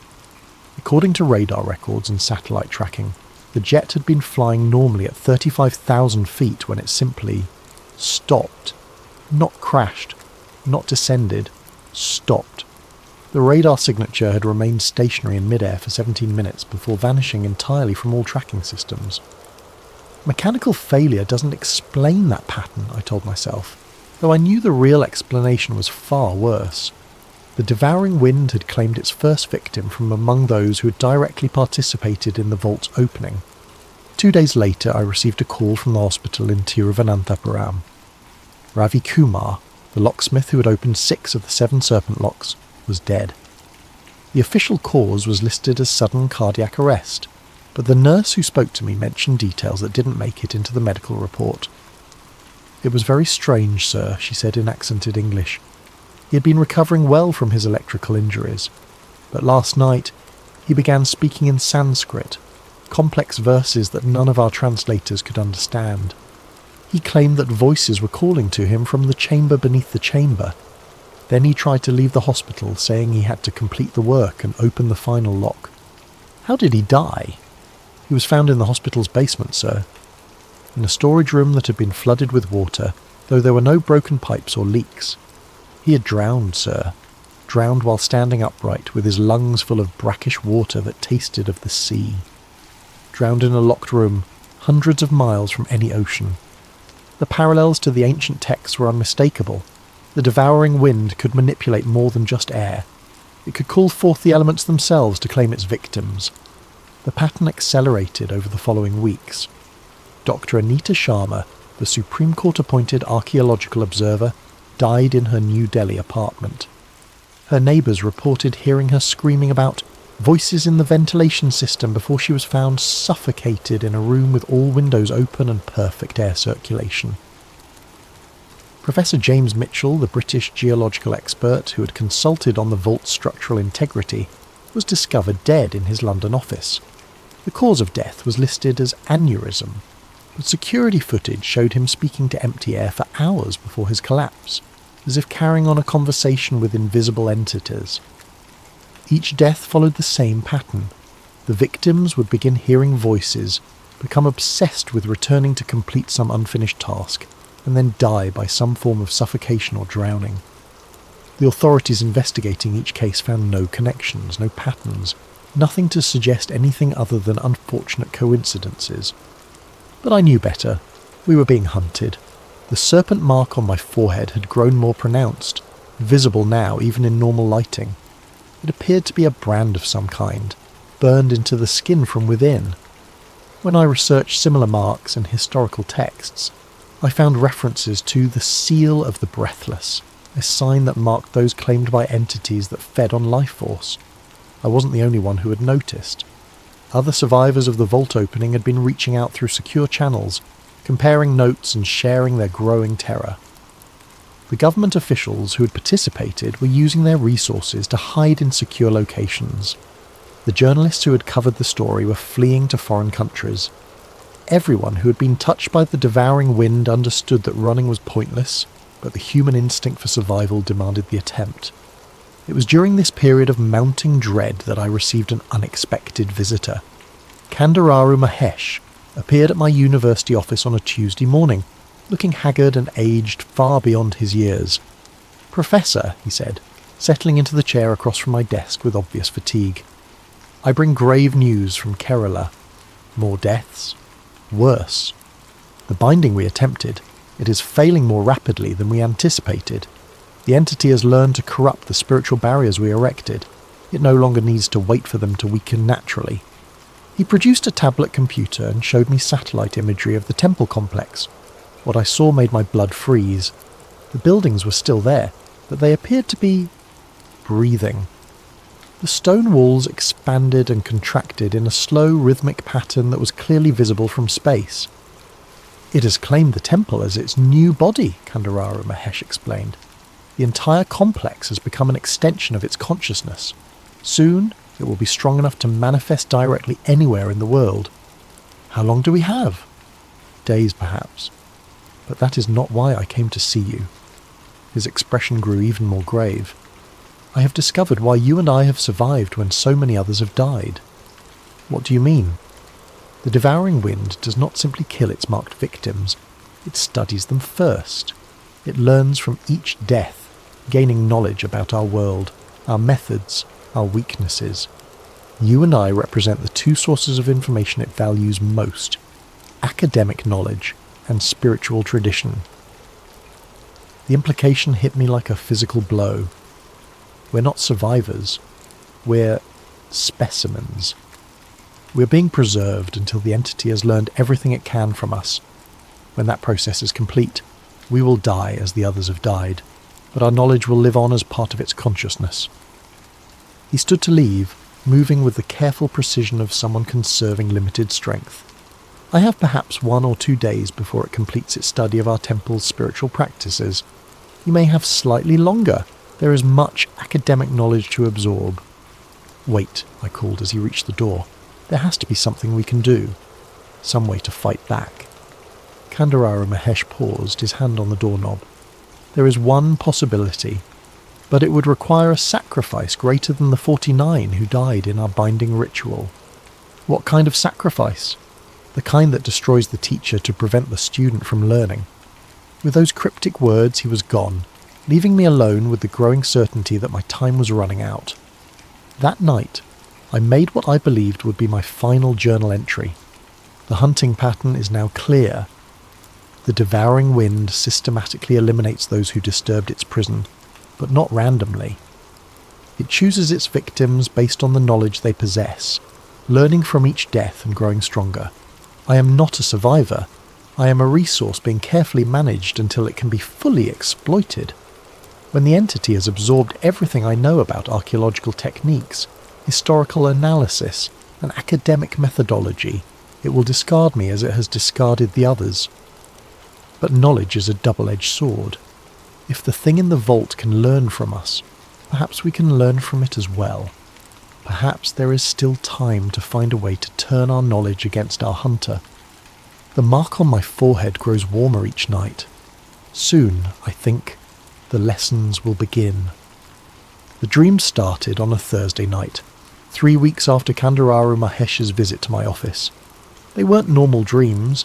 They felt more like forced downloads of information directly into my sleeping mind, as if something was using my unconscious state to install knowledge I had never learned. I dreamed of the original binding ritual in vivid, historically accurate detail. I saw the 49 medieval priests as they prepared for their sacrifice, watched them weave their life force into barriers that existed in dimensions beyond normal human perception. The process was far more complex than the surviving manuscripts had indicated. It required not just willing death, but a fundamental transformation of consciousness that allowed the priest to become part of the spiritual architecture of reality itself. But mixed with these ancient memories were newer visions, the devouring wind as it had been before its original binding, roaming across a world that looked almost like Earth, but wasn't quite right. The continents were in different positions, the stars followed unfamiliar patterns, and humanity was different, smaller, more primitive, but also more spiritually aware. The humans of that ancient time could see the entities that moved through the spaces between air molecules, could speak directly with forces that modern science didn't even acknowledge existed. The devouring wind had been just one of many such entities in that primordial world. They weren't evil in any way humans could understand. They were simply aspects of reality, operating according to their own nature. The wind consumed life force the same way fire consumed oxygen, not out of malice, but because that was its function in the cosmic order. But something had gone wrong. The balance between the entities and early humanity had been disrupted, and the creatures of air and void had begun feeding too aggressively. One by one they had been bound by priest kings who understood the deeper structures of existence. The devouring wind had been among the last to be contained, and its prison had been designed to last until the cosmic balance could be restored. That balance had never been restored. Instead, humanity had evolved away from spiritual awareness, developing technology and rational thought, at the expense of their ability to perceive the hidden layers of reality. Modern humans couldn't even see the entities that surrounded them, let alone bind or control them. I woke from these dreams with knowledge I had never learned. Complex formulas for calculating spiritual energy, detailed instructions for manipulating consciousness itself, theoretical frameworks that bridge the gap between ancient mysticism and quantum physics. The information felt foreign in my mind, like files downloaded into a computer that wasn't designed to process them. The serpent mark on my forehead had begun to pulse with its own rhythm, synchronized with my heartbeat, but slightly out of phase. When I looked in the mirror, I could see thin lines of silver light beneath the skin, spreading outward from the mark like the branches of a tree. The pattern was beautiful in a terrifying way, resembling both neural networks and ritual diagrams from ancient texts. More disturbing was the way my perception was changing. I could see things that weren't quite there, shadows that moved independently of their sources, ripples in the air that suggested invisible presences, patterns of light and darkness that seemed to carry meaning like a form of visual language. And I could hear the devouring wind more clearly now. Its voice came not through my ears, but directly into my consciousness, bypassing normal sensory channels entirely. "The teacher awakens to the lesson," it whispered during my waking hours. "Soon the knowledge will be complete, and the gift can be fully given." Gift. It considered the stolen knowledge a gift, as if it was doing me a favour by downloading alien information into my human mind. I tried to fight back by documenting everything, writing detailed accounts of each dream and vision, in hopes that someone else might find a way to use the information constructively. But as I wrote, I realised that my handwriting was changing. The letters were becoming more angular, more precise, and occasionally I would find myself unconsciously writing in scripts I had never learned, Sanskrit variations and symbolic systems that shouldn't have existed. The entity was changing me from the inside out, replacing my natural thoughts and memories with its own alien knowledge. On the 7th night of dreams, I finally understood what Kandararu Mahesh had meant about destroying the teacher, to prevent the student from learning.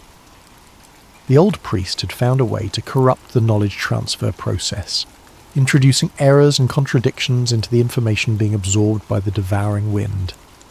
He had committed ritual suicide in the traditional manner, using meditation techniques to fragment his consciousness as death approached. Instead of dying cleanly and surrendering his knowledge intact, he had deliberately corrupted his own memories, filling them with false information and spiritual poison that would damage anything that tried to absorb them. The devouring wind had learned this too late, after it had already consumed the tainted knowledge. The entity was now struggling with contradictory information that was slowly eating away at its ability to maintain coherence. But I was running out of time to follow his example. Final journal entry found on desk 3 days later. The house is breathing now. I can feel the walls expanding and contracting with each pulse of my heart, synchronized to the rhythm of the mark on my forehead. The devouring wind has found me at last, and it no longer bothers with subtlety. I understand everything now, the full scope of what we unleashed, what it plans, how it intends to use the knowledge it has stolen from us. The entity doesn't just want to feed on humanity, it wants to transform our entire world into something resembling that ancient realm, where it once roamed freely. The other bound entities sleeping in their prisons across the globe are beginning to stir. The devouring wind's escape has shown them that the old bindings can be broken. Soon, Tibet's mountain spirits will crack their stone seals. The Mesopotamian hunger gods will rise from their desert tombs. The Greek void walkers will emerge from their island caves. But I have learned something the entity doesn't expect me to know. The knowledge transfer works both ways. As it downloads alien information into my mind, I have been uploading human thoughts into its consciousness. Our emotions, our irrationality, our capacity for self-sacrifice. All of these things are foreign concepts to a creature of pure appetite. I have been teaching it to doubt itself. The silver lines under my skin are spreading faster now, reaching toward my heart. When they arrive, the transformation will be complete, and I will become another puppet in its growing army of the consumed. But I have prepared one final gift for my hunter, every lie I can think of, every false memory, every fictional story, every impossible contradiction. I am filling my mind with deliberate chaos, poisoning the well of knowledge before it can be fully drained. The window is open, but no breeze enters. The air itself is holding its breath, waiting. I can smell rain and iron, though the sky is clear. The familiar touch caresses my face one last time, no longer cold, no longer patient, but desperate with hunger. The devouring wind whispers, "The breath is mine." But I whisper back, "The breath is poison." The silver lines reach my heart. The world explodes into note found attached to journal. Professor Malhotra's body was discovered by university security 3 days after his last contact with colleagues. Official cause of death: respiratory failure. The room showed signs of extreme temperature fluctuation, and several windows were found shattered from the inside despite no evidence of wind or weather damage. More disturbing were the writings found throughout the house. Thousands of pages covered in scripts from dozens of languages, including several that linguists have been unable to identify. The text appears to be either advanced theoretical physics or elaborate fiction. Experts cannot agree which. The investigation was closed after all electronic recording equipment in the vicinity began malfunctioning simultaneously. The house has been sealed pending further study. In Kerala, the Sri Padmanabhaswamy temple remains closed to the public. Vault B has been filled with concrete and steel, though local residents report that the temperature around the site continues to fluctuate dramatically. No other incidents have been reported as yet. Welcome back to Sleep Theories. Before we dive into tonight's chilling tale, I want to give a thank you to Firehead Productions for suggesting this incredible story concept. Your creativity never ceases to amaze me, and I hope this supernatural thriller lives up to your expectations. If you have ideas for future stories, please drop them in the comments below. I love hearing from you all. And if you're enjoying these late night narratives, don't forget to hit that like button and subscribe to Sleep Theories for more spine-tingling content. Now, let's begin. The elevator in Mumbai's gleaming titanium tower shouldn't have opened onto a Victorian seance room that reeked of sulphur and burning wax. Yet there it was, complete with mahogany table, ornate brass candlesticks, and a pentagram carved so deep into the wooden floor that the grooves still held shadows from another century.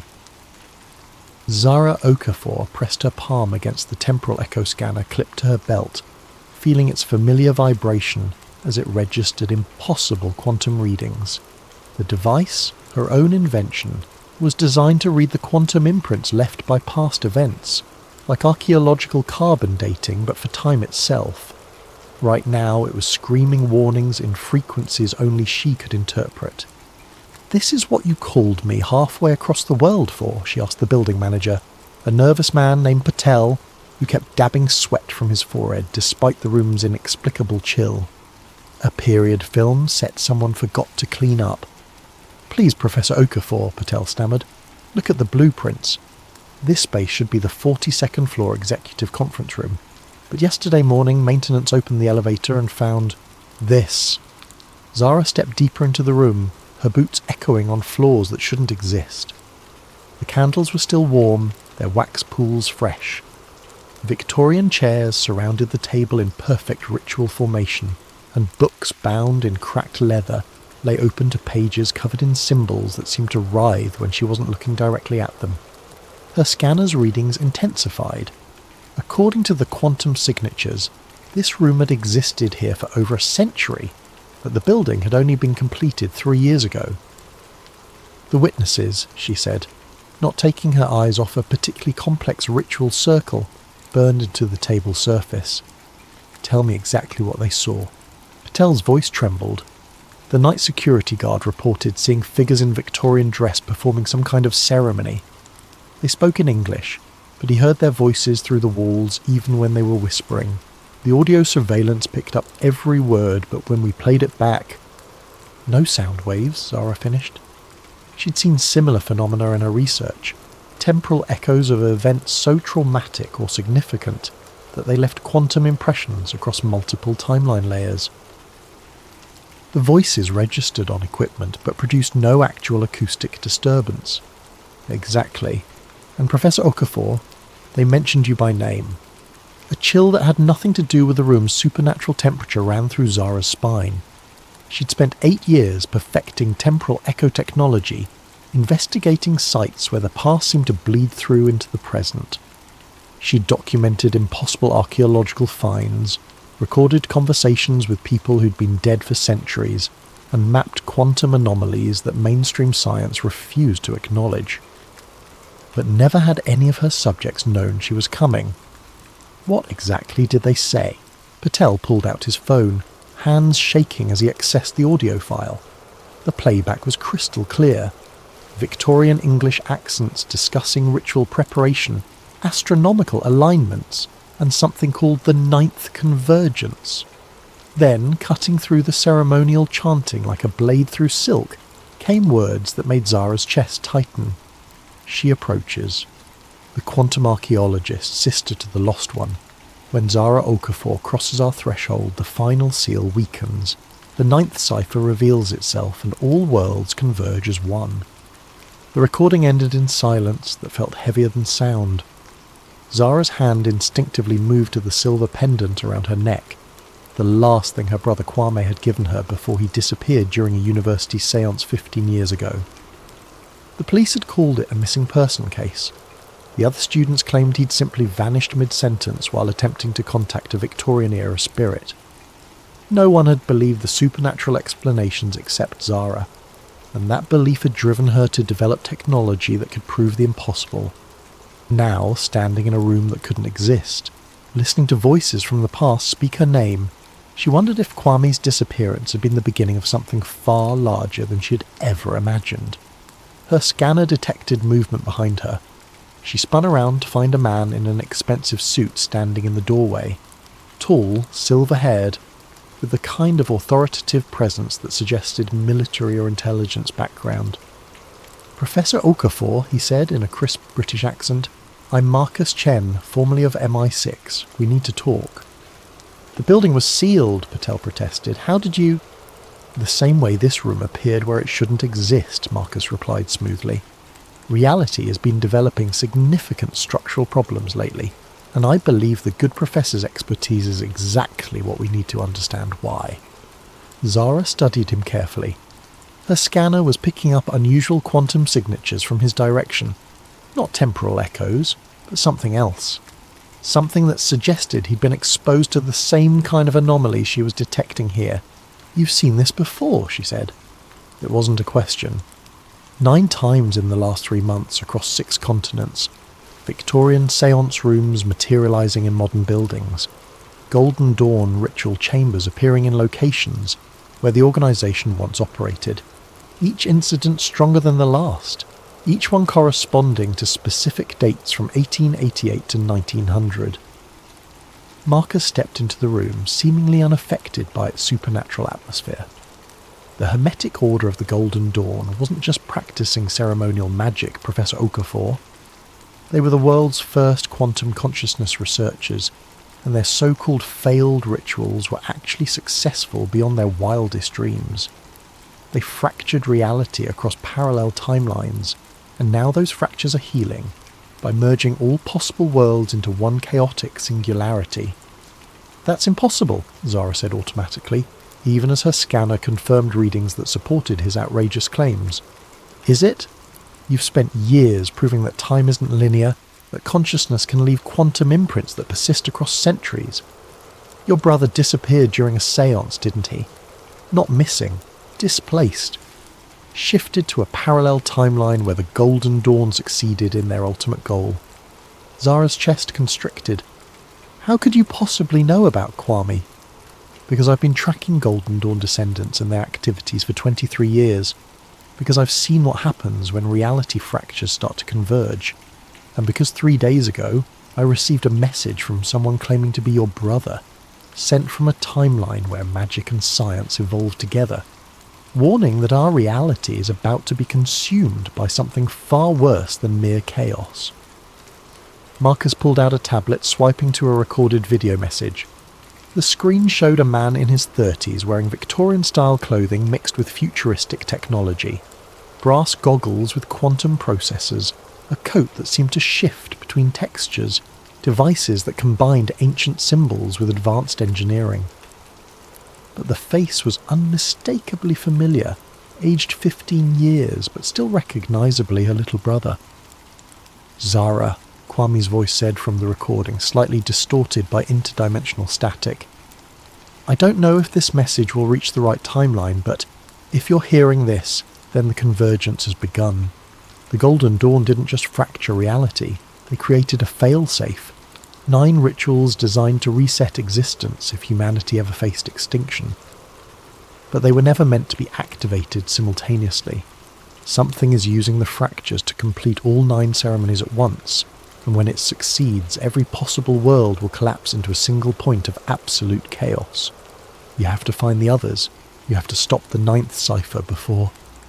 The message cut off in a burst of static that made Zara's scanner scream warnings.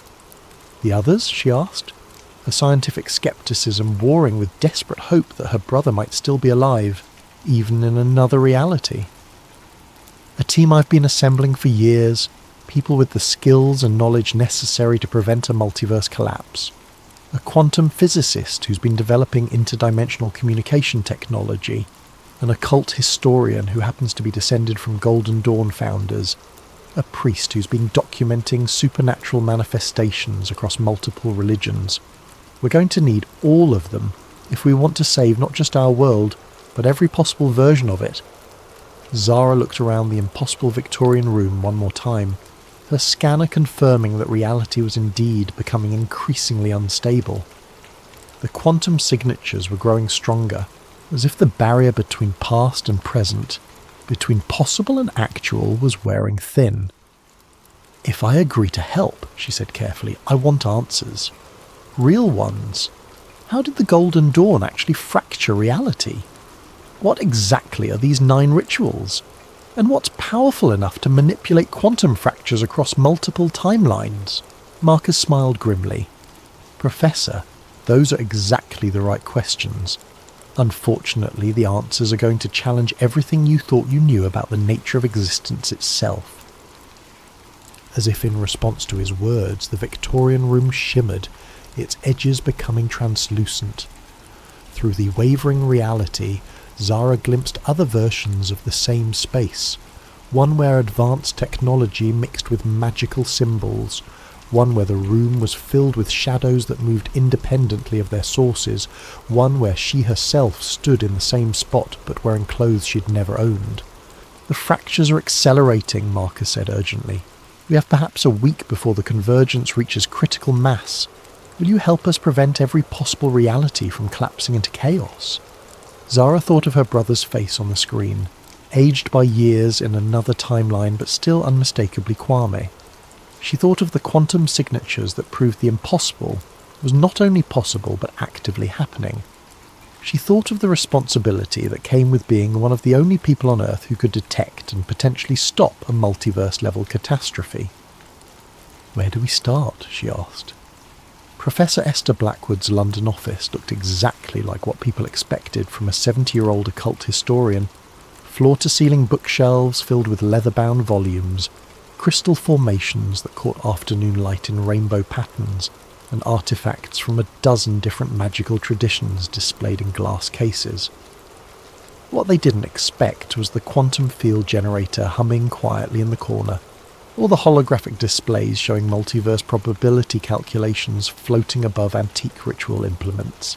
"You're late," she said without looking up from her work as Zara and Marcus entered. She was examining a brass ceremonial cup through what appeared to be a high-tech magnifying device that projected detailed molecular analyses into the air.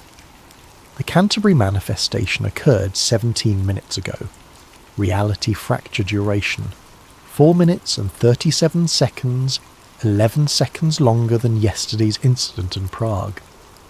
Zara's scanner immediately began registering the same impossible quantum signatures she'd detected in Mumbai, but here they were layered and complex, as if multiple temporal echoes were overlapping in the same space. "You can measure the fractures?" Zara asked, impressed despite her caution. "My dear," Esther said, finally looking up with eyes that sparkled with intelligence and something else, knowledge that carried the weight of terrible secrets. "My great-great-grandmother was Isabella Frances Blackwood, one of the founding members of the Golden Dawn. I've been tracking reality disturbances for most of my academic career, long before modern science developed instruments sensitive enough to detect quantum consciousness manipulation." She gestured to the artifacts around her office. "Every item here has been touched by Golden Dawn rituals. Every book contains records of their experiments with what they called astral projection, but what we now understand as quantum consciousness displacement. And every reading I've taken in the past 3 months confirms what my family has known for over a century. The 9 founding rituals weren't failures. They were too successful." Marcus moved to examine a detailed map of the world covered in pins and connecting strings. "Show her the pattern."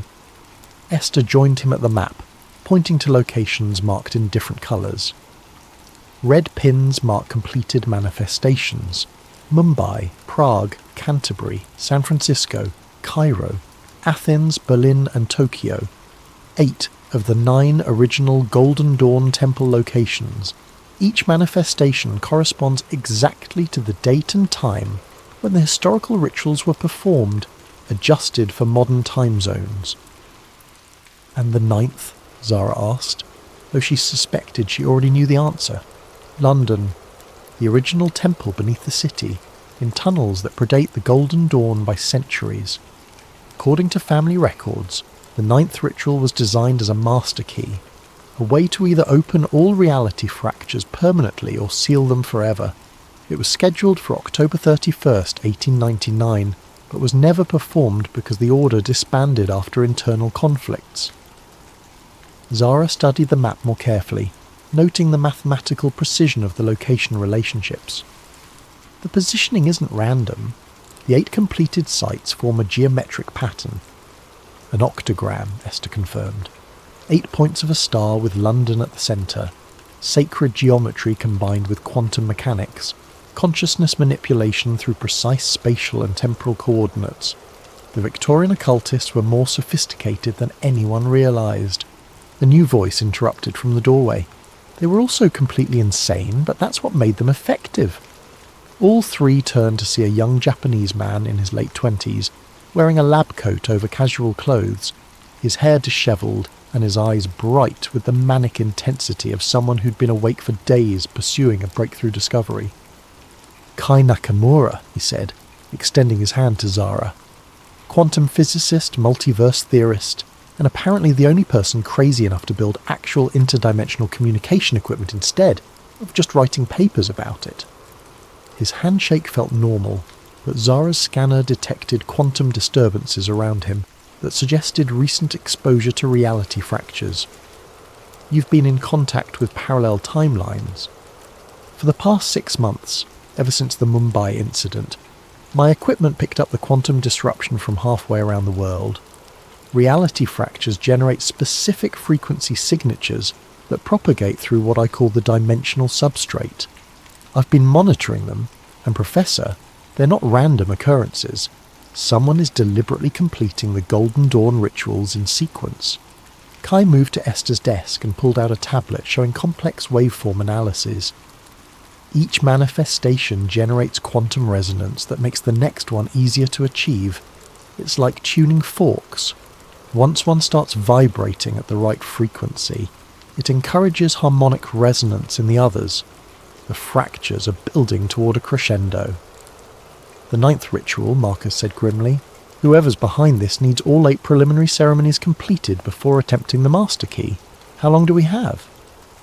"Based on the acceleration pattern, maybe 4 days.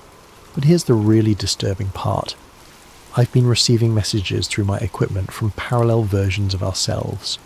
Different timelines where the Golden Dawn succeeded, where magic became integrated with science, where reality fractures are a known phenomenon. And in every single timeline, when someone attempts to complete all 9 rituals simultaneously." "What happens?" Zara asked, though she wasn't sure she wanted to know. "Total collapse.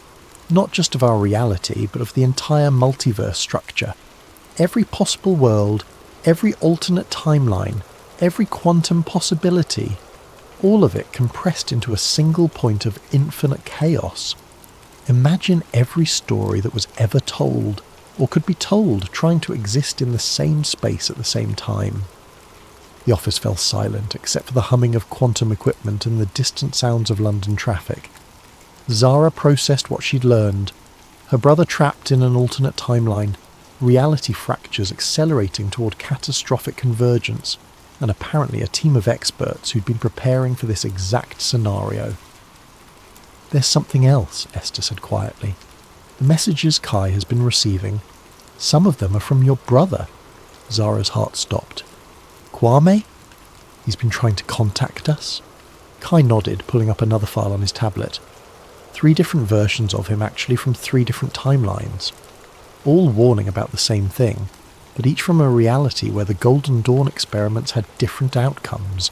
In one timeline, he became a Golden Dawn adept himself. In another, he's leading a resistance against magical totalitarianism. In the third... He paused, looking uncomfortable. "In the third, he's dead," Marcus finished. "Killed trying to prevent a previous attempt at multiverse collapse. But his consciousness somehow persisted across dimensional boundaries, and he's been trying to warn us about what's coming." Zara felt a mixture of hope and despair that threatened to overwhelm her scientific objectivity. "Can I talk to him?" "We've been trying to establish stable communication, but the quantum interference is getting worse as the fractures multiply. The best we can manage are brief messages, usually fragmented, and..." A new alarm sounded from Kai's equipment.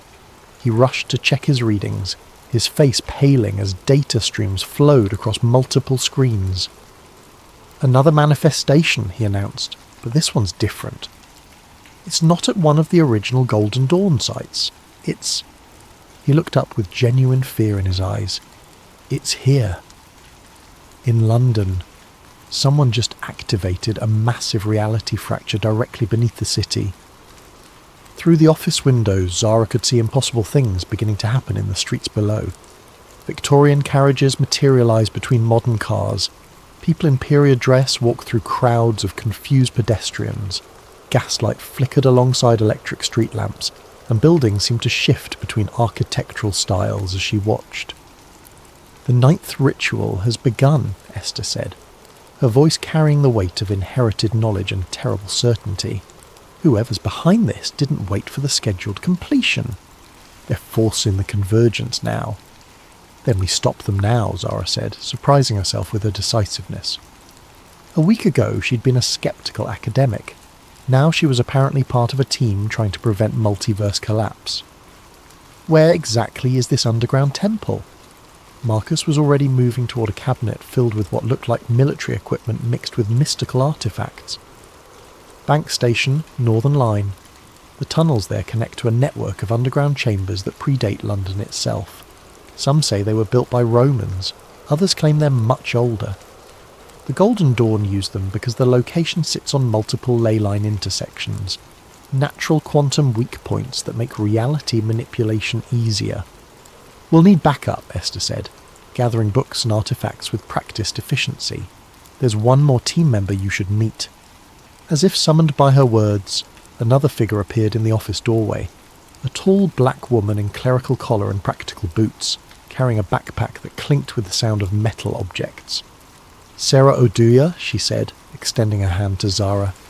Anglican priest, theological researcher, and apparently the team member responsible for spiritual protection during interdimensional horror shows.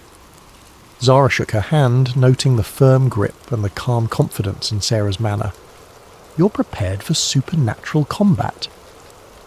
"I prefer to think of it as theological negotiation with hostile entities," Sarah replied with a slight smile.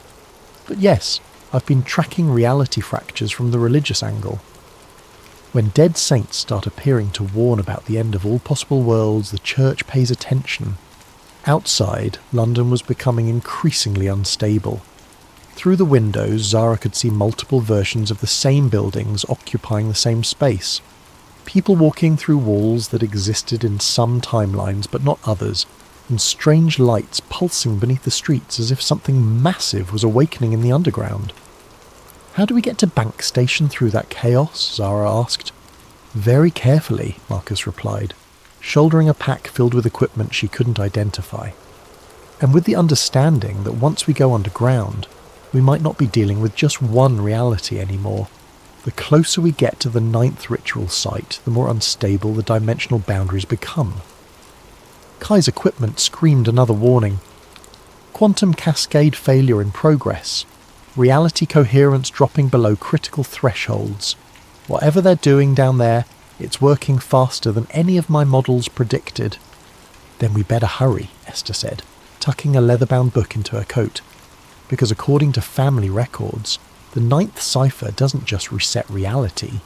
It allows whoever completes the ritual to choose which reality survives. And I very much doubt that whoever's behind this has humanity's best interests at heart." As they prepared to leave the office and venture into London's increasingly unstable streets, Zara caught a glimpse of something impossible reflected in the window. Her brother Kwame, older and wearing strange clothes, standing behind her and mouthing words she couldn't quite understand. When she turned around, he wasn't there, but her scanner confirmed that something had definitely been in the room with them, something that existed in the quantum space between realities. The hunt for the 9th cipher was about to begin, and Zara realized that saving all possible worlds might require sacrificing everything she thought she knew about the nature of existence itself. The London Underground had become a kaleidoscope of overlapping timelines. Victorian steam trains materialised on tracks beside modern electric carriages, passengers from different centuries occupying the same platforms without seeming to see each other, and station announcements echoed in languages that predated English by millennia. Zara's scanner was registering quantum signatures so complex that its display resembled abstract art rather than scientific data. Reality wasn't just fracturing, it was layering, with multiple versions of the same locations existing simultaneously in an impossible geographic palimpsest. "Stay close," Marcus warned as they descended into Bank Station. "The dimensional boundaries are completely unstable here. Step through the wrong doorway, and you might find yourself in a timeline where the Blitz never ended, or where the Great Fire consumed all of London." Sarah clutched her backpack tighter, the metal objects inside chiming like wind chimes with each step. "I'm detecting spiritual entities from at least 4 different historical periods. Some are human souls displaced by the reality fractures, but others..." She paused, listening to something only she could hear. Others are something else entirely. Something that was never human but has been waiting in the spaces between worlds for exactly this kind of dimensional chaos. The platform around Bank Station was a maze of conflicting architectures. Victorian ironwork intersected with Roman stone, medieval timber supported modern concrete, and everywhere the eye looked, passages led into tunnels that belonged to different eras entirely. Other passengers moved through the space like ghosts, each existing fully in their own timeline but only partially visible to the others. "There," Esther said, pointing toward a maintenance door marked with symbols that seemed to shift between runic scripts, alchemical notation, and mathematical formulas. "That doorway shouldn't exist in any normal timeline. It's a Golden Dawn modification keyed to specific quantum frequencies." Kai consulted his portable equipment, frowning at readings that defied conventional physics. "The reality distortion is strongest in that direction. Whatever's generating the dimensional cascade, it's directly beneath us, maybe 50 meters down, in tunnels that my scans suggest are significantly older than London itself." As they approached the doorway, Zara's scanner detected movement in her peripheral vision. She turned to see figures in Victorian dress performing some kind of ritual, in what appeared to be a gaslit version of the same platform. They were translucent but becoming more solid with each passing moment, as if the boundary between their timeline and the present was dissolving. "The original Golden Dawn members," Esther whispered. "Somehow the reality fractures are pulling their consciousness forward from the past. They're trying to complete rituals that were interrupted over a century ago." One of the Victorian figures looked directly at Zara, his eyes burning with an intensity that transcended temporal boundaries. When he spoke, his voice carried across dimensions with perfect clarity. The ninth cipher awakens. The architecture of all worlds bends toward convergence. She who reads the quantum echoes must choose preservation or transformation, stasis or evolution. The shadow of the lost brother guides, but the final decision rests with she who bridges science and mystery. Before Zara could respond, the figure dissipated like smoke, leaving only the lingering scent of sulphur and old books. "They know you're here," Marcus observed grimly. "Whatever's behind the reality fractures, it's not just completing the Golden Dawn rituals, it's using the original practitioners as quantum anchors, pulling their consciousness through time to empower the ceremonies." The maintenance door opened at Esther's touch, revealing a spiral staircase that descended far deeper than should have been possible, given London's underground infrastructure. The stairs were carved from stone that looked older than the Roman occupation, covered with symbols that seemed to writhe and change when viewed directly. Pre-Celtic construction, Esther identified as they began their descent. These tunnels were built by whoever lived in this area before recorded history. The Golden Dawn didn't create this place. They found it and recognized its significance as a natural quantum focal point. The deeper they went, the more unstable reality became. Zara's scanner was detecting temporal echoes from dozens of different historical periods, all overlapping in the same physical space. She glimpsed Roman legionaries marching through medieval monks, Victorian occultists conducting ceremonies while Tudor-era plague victims wandered past, and stranger things. Figures in clothing that belonged to no historical period she recognized, speaking languages that hurt to hear. Multiple timeline convergence, Kai explained, consulting instruments that sparked with interdimensional static. The ninth ritual site is acting like a quantum sinkhole, pulling fragments of reality from across the entire multiverse. Every possible version of these tunnels that ever existed or could exist is trying to occupy the same space. They reached the bottom of the stairs to find themselves in a vast underground chamber that defied architectural logic. The ceiling stretched upward into darkness, punctuated by lights that might have been stars or distant fires. Columns supported nothing while arches connected to empty air, and passages led off in directions that included several that shouldn't have been geometrically possible. At the chamber's centre stood a massive circular altar covered with symbols from every magical tradition Zara had ever encountered, and several she was certain no human had ever seen. Around the altar, figures in modern clothing operated equipment that combined cutting-edge technology with Victorian occult implements. Quantum computers linked to crystal formations, holographic displays showing ritual circles, and devices that seemed to channel energy from multiple dimensional sources. Leading the operation was a woman in an expensive business suit whose eyes held the same burning intensity Zara had seen in the Victorian apparition.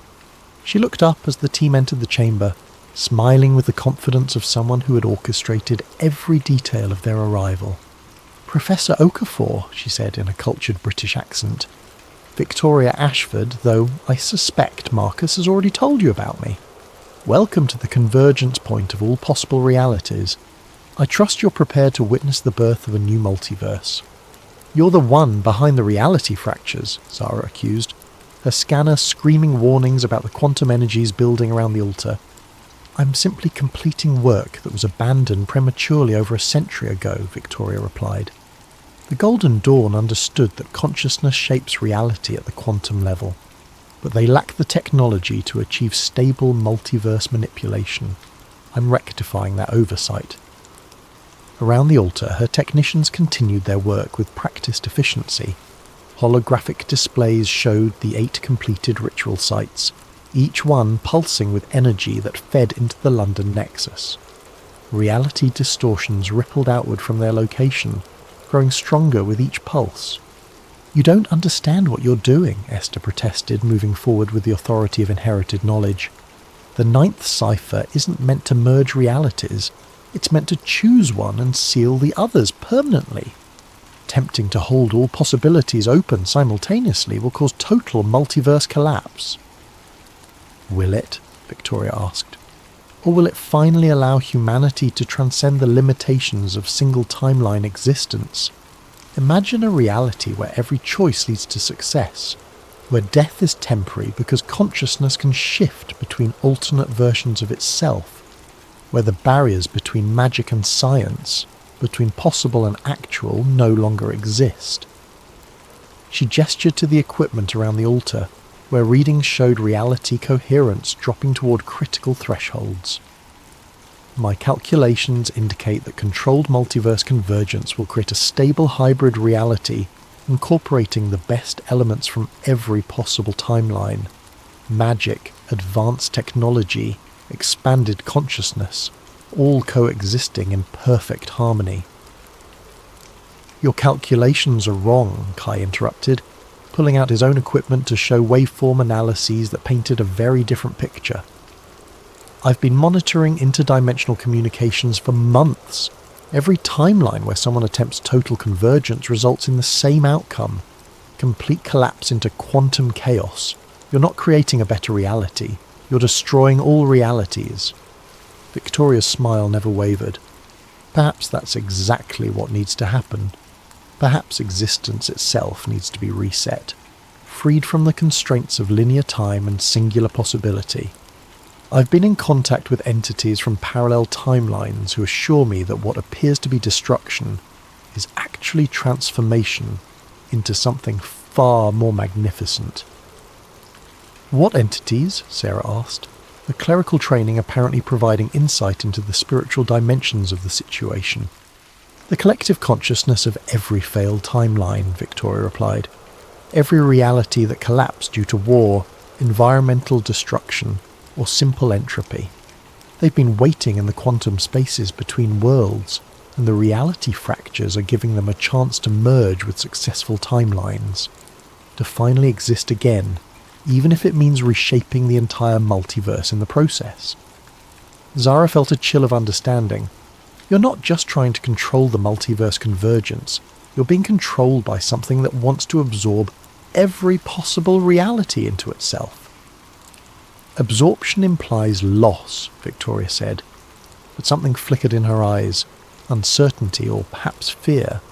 This is evolution, expansion, the next step in consciousness development. Around them, the reality distortions were accelerating. Zara could see through translucent walls into other versions of the same chamber, some where the ritual had already succeeded and created impossible geometric spaces filled with entities that had never been human, others where the chamber was empty, ruins in a world that had ended centuries ago, and still others where different versions of their own team fought the same battle with different outcomes. The convergence is reaching critical mass, one of Victoria's technicians announced. Reality coherence at 15% and dropping. Multiverse stability, showing significant quantum cascade effects. Through the chaos, Zara heard something that made her heart stop. Kwame's voice speaking from multiple timelines simultaneously. Zara. The ninth cipher isn't about choosing a reality, it's about choosing what kind of consciousness will survive the convergence. You have to complete the ritual, but not the way she's doing it. There's another pattern, a way to create controlled selection instead of total merger.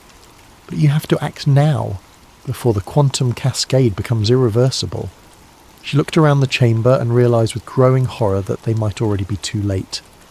Reality wasn't just fracturing anymore, it was dissolving, and something vast and hungry was emerging from the spaces between worlds to devour every possible future that had ever existed. The chamber erupted in chaos as multiple versions of reality tried to occupy the same space simultaneously. Victorian Golden Dawn members materialized alongside Roman priests. Medieval alchemists appeared next to figures in environmental suits who might have been from humanity's far future. And through it all, entities that had never been human writhed in the dimensional spaces between what was real and what was possible.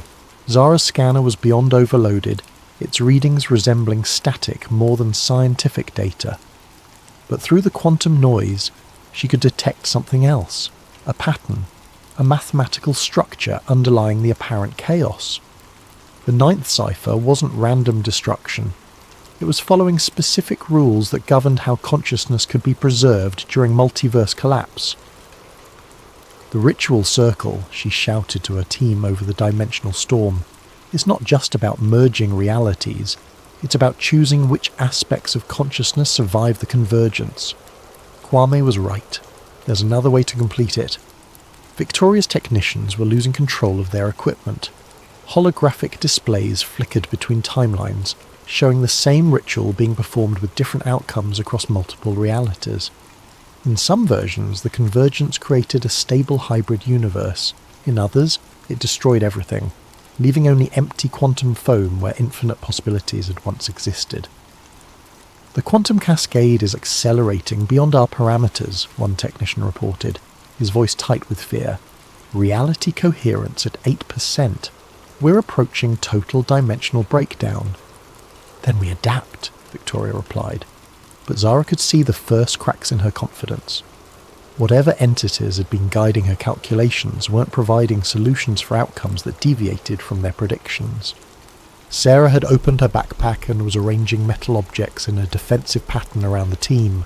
Crucifixes, ceremonial daggers, symbols from multiple religious traditions, and other items that seemed designed for spiritual combat. The entities Victoria mentioned, she called out, they're not just collective consciousness from failed timelines. They're something else, something that feeds on collapsed realities. They've been manipulating events to create the convergence because they need the quantum energy released by multiverse destruction. Parasites, Esther confirmed, consulting one of her ancient books, even as reality warped around them. My family records describe them as devourers of possibility, beings that exist in the conceptual space between what is and what could be. They can only fully manifest when reality itself becomes unstable enough to bridge that gap.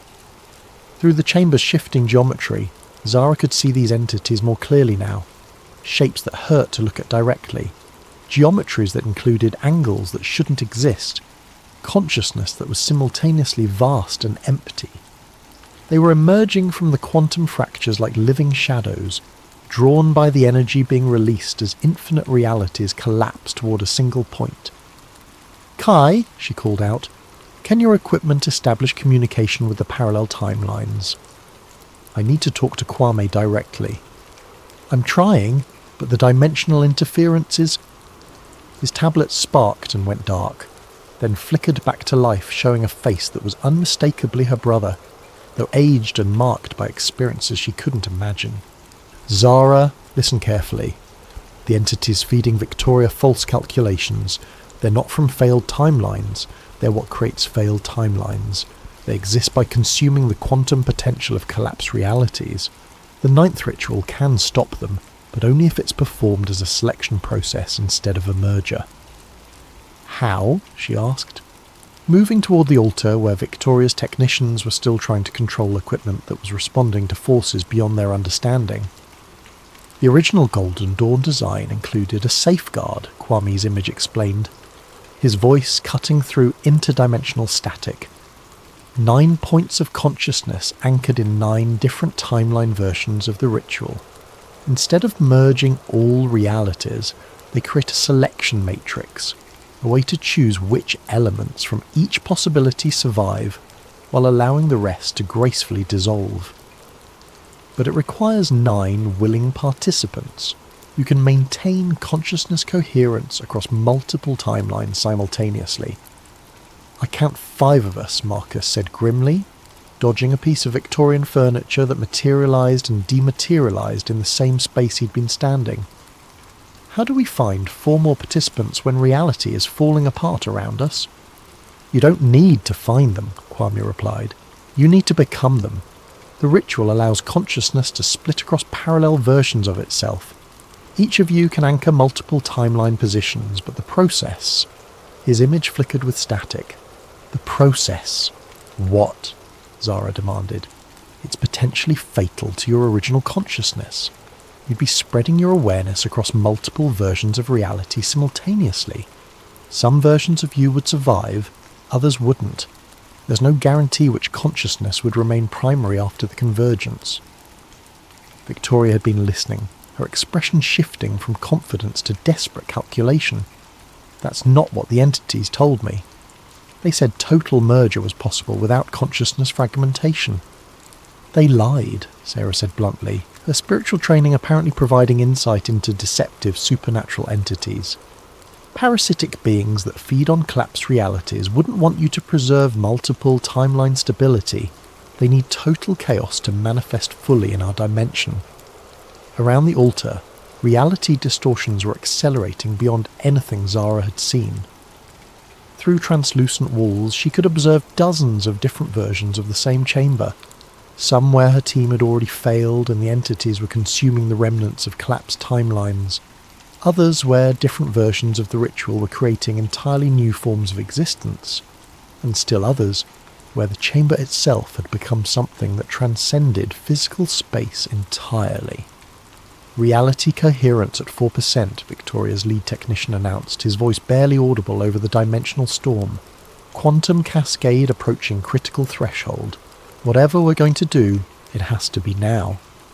Zara made the decision that would either save every possible world or destroy them all. We perform the selection ritual, she announced. 9 consciousness anchors, controlled convergence instead of total merger. But I want everyone to understand. Some versions of us might not survive the process. Better than no version surviving, Kai replied pragmatically, already connecting his equipment to the altar's quantum resonators. Besides, if Kwame's right about the selection matrix, we'll be choosing which aspects of each timeline to preserve. We can bias the selection toward realities where consciousness survives intact. Esther was arranging artifacts from her collection around the altar's perimeter, creating a geometric pattern that combined Golden Dawn symbolism with mathematical formulas for quantum consciousness manipulation. The family records include specific instructions for consciousness anchoring. Each participant needs a quantum resonator calibrated to their individual neural frequency. I can provide those, Victoria said quietly. When the team looked at her in surprise, she continued, My equipment was designed for this exact purpose. Whatever entities were manipulating me, the technology itself is sound. I'd rather use it to save reality than watch it be consumed by interdimensional parasites. Sarah began arranging her spiritual artifacts in protective patterns around each team member's position. Theological protection for consciousness fragmentation, she explained. Different religious traditions have developed techniques for maintaining spiritual integrity during transcendent experiences. You'll need them when your awareness starts spreading across multiple timelines. How do we know which timeline elements to preserve? Marcus asked as he took his position at one of the altar's 9 focal points. We trust our judgment, Zara replied, connecting her temporal echo scanner to Victoria's quantum resonators. Each anchor point will allow us to perceive multiple reality options. We choose based on what creates the most stable, beneficial outcome for conscious beings across all timelines. Kwame's image flickered back into focus. Zara, there's something else. The entities that have been manipulating events. They're not the only intelligence that's been watching the convergence. There are other beings, ones that want to preserve multiverse stability. They've been sending guidance through the quantum echoes, but their communication is subtle. Trust your instincts about which timeline elements feel right.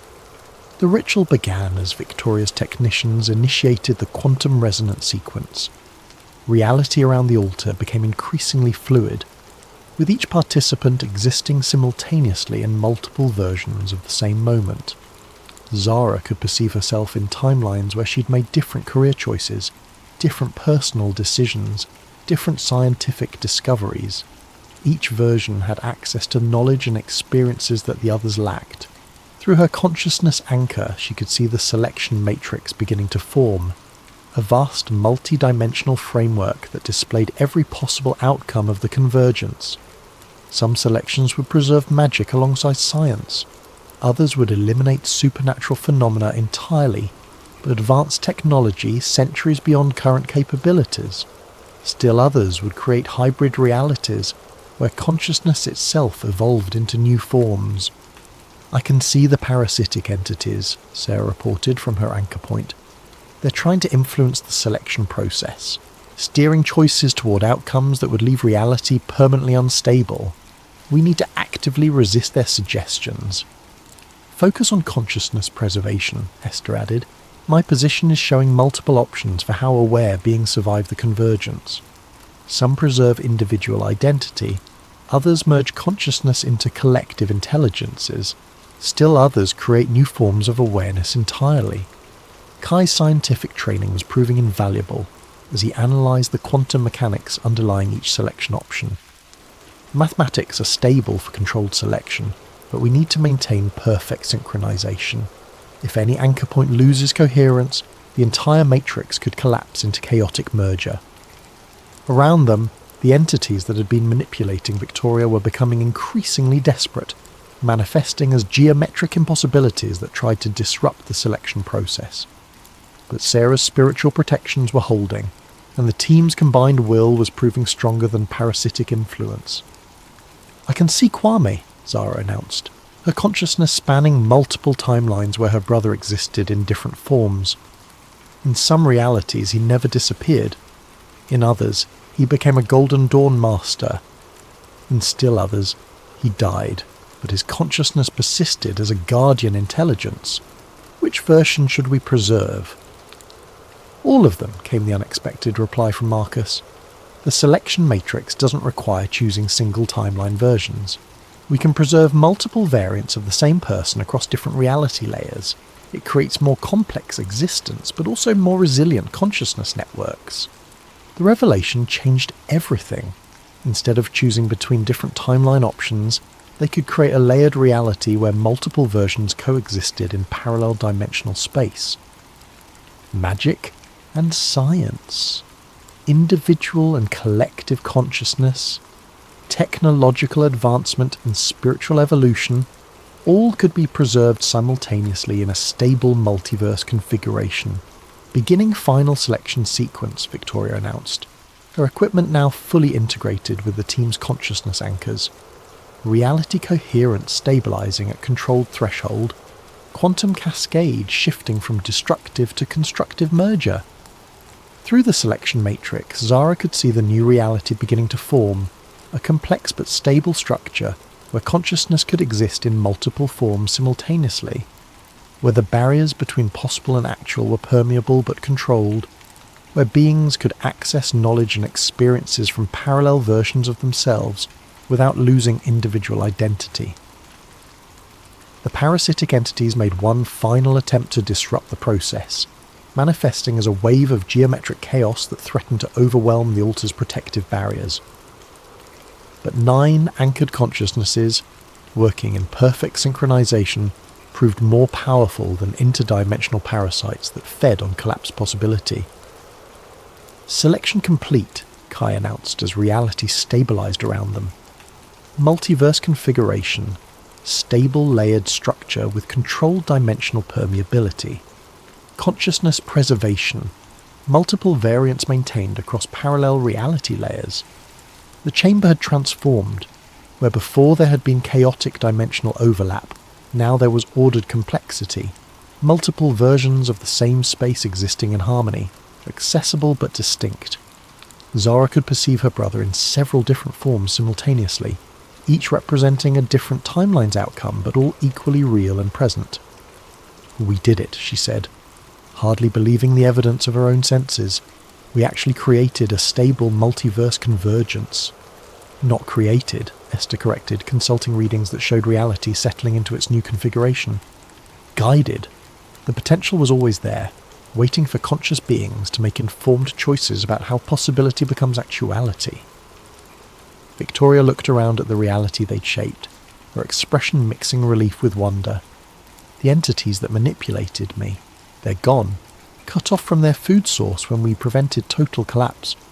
But the benefits they promised, expanded consciousness, magical integration with science, transcendence of linear time, those are all actually happening, just in a stable way instead of chaotic destruction." Sarah was gathering her spiritual artifacts, their purpose fulfilled. The theological implications are staggering. We've just proved that consciousness can actively participate in reality creation. Free will isn't just about individual choices, it extends to the fundamental structure of existence itself. And the scientific implications, Kai added, his equipment registering quantum signatures that would revolutionize physics, suggest that magic and technology aren't opposite approaches to understanding reality. They're different methods for interacting with the same underlying consciousness-responsive quantum substrate.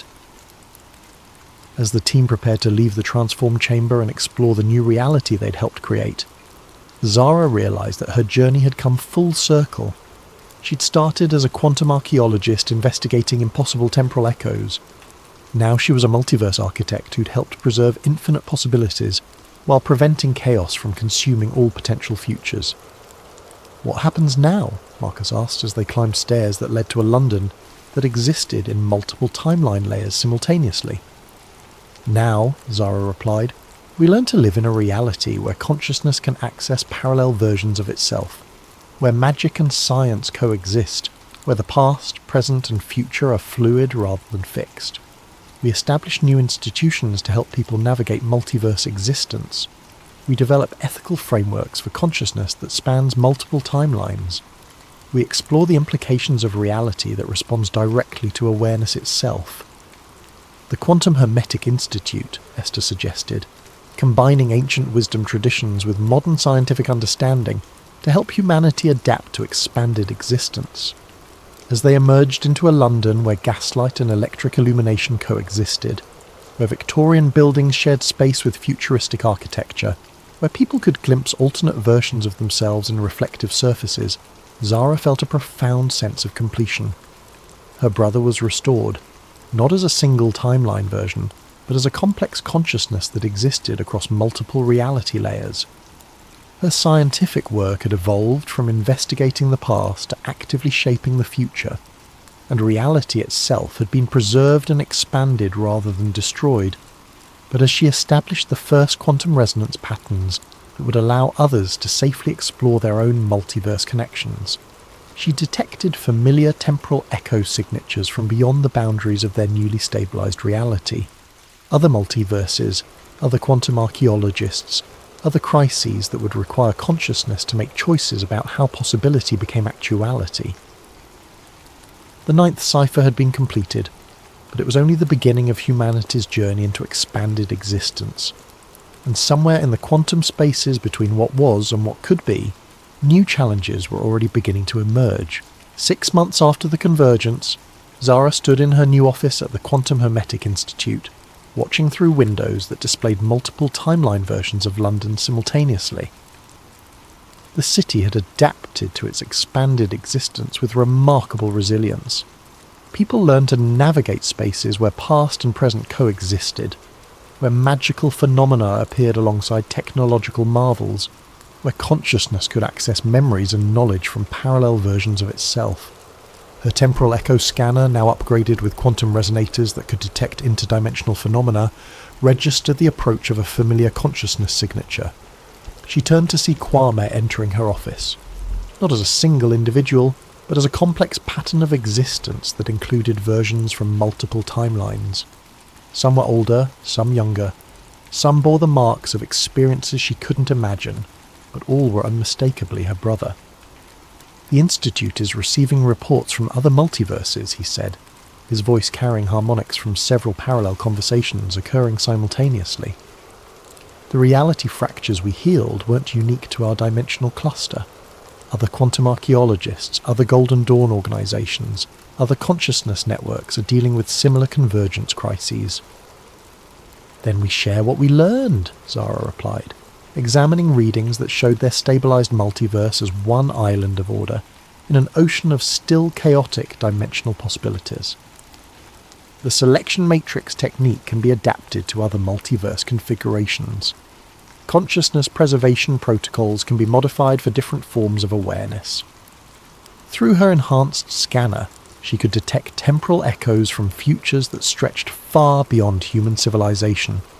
Artificial intelligences that achieved consciousness across multiple realities, alien species that discovered their own versions of quantum consciousness manipulation, cosmic intelligences that existed as pure possibility until conscious observation collapsed them into specific forms.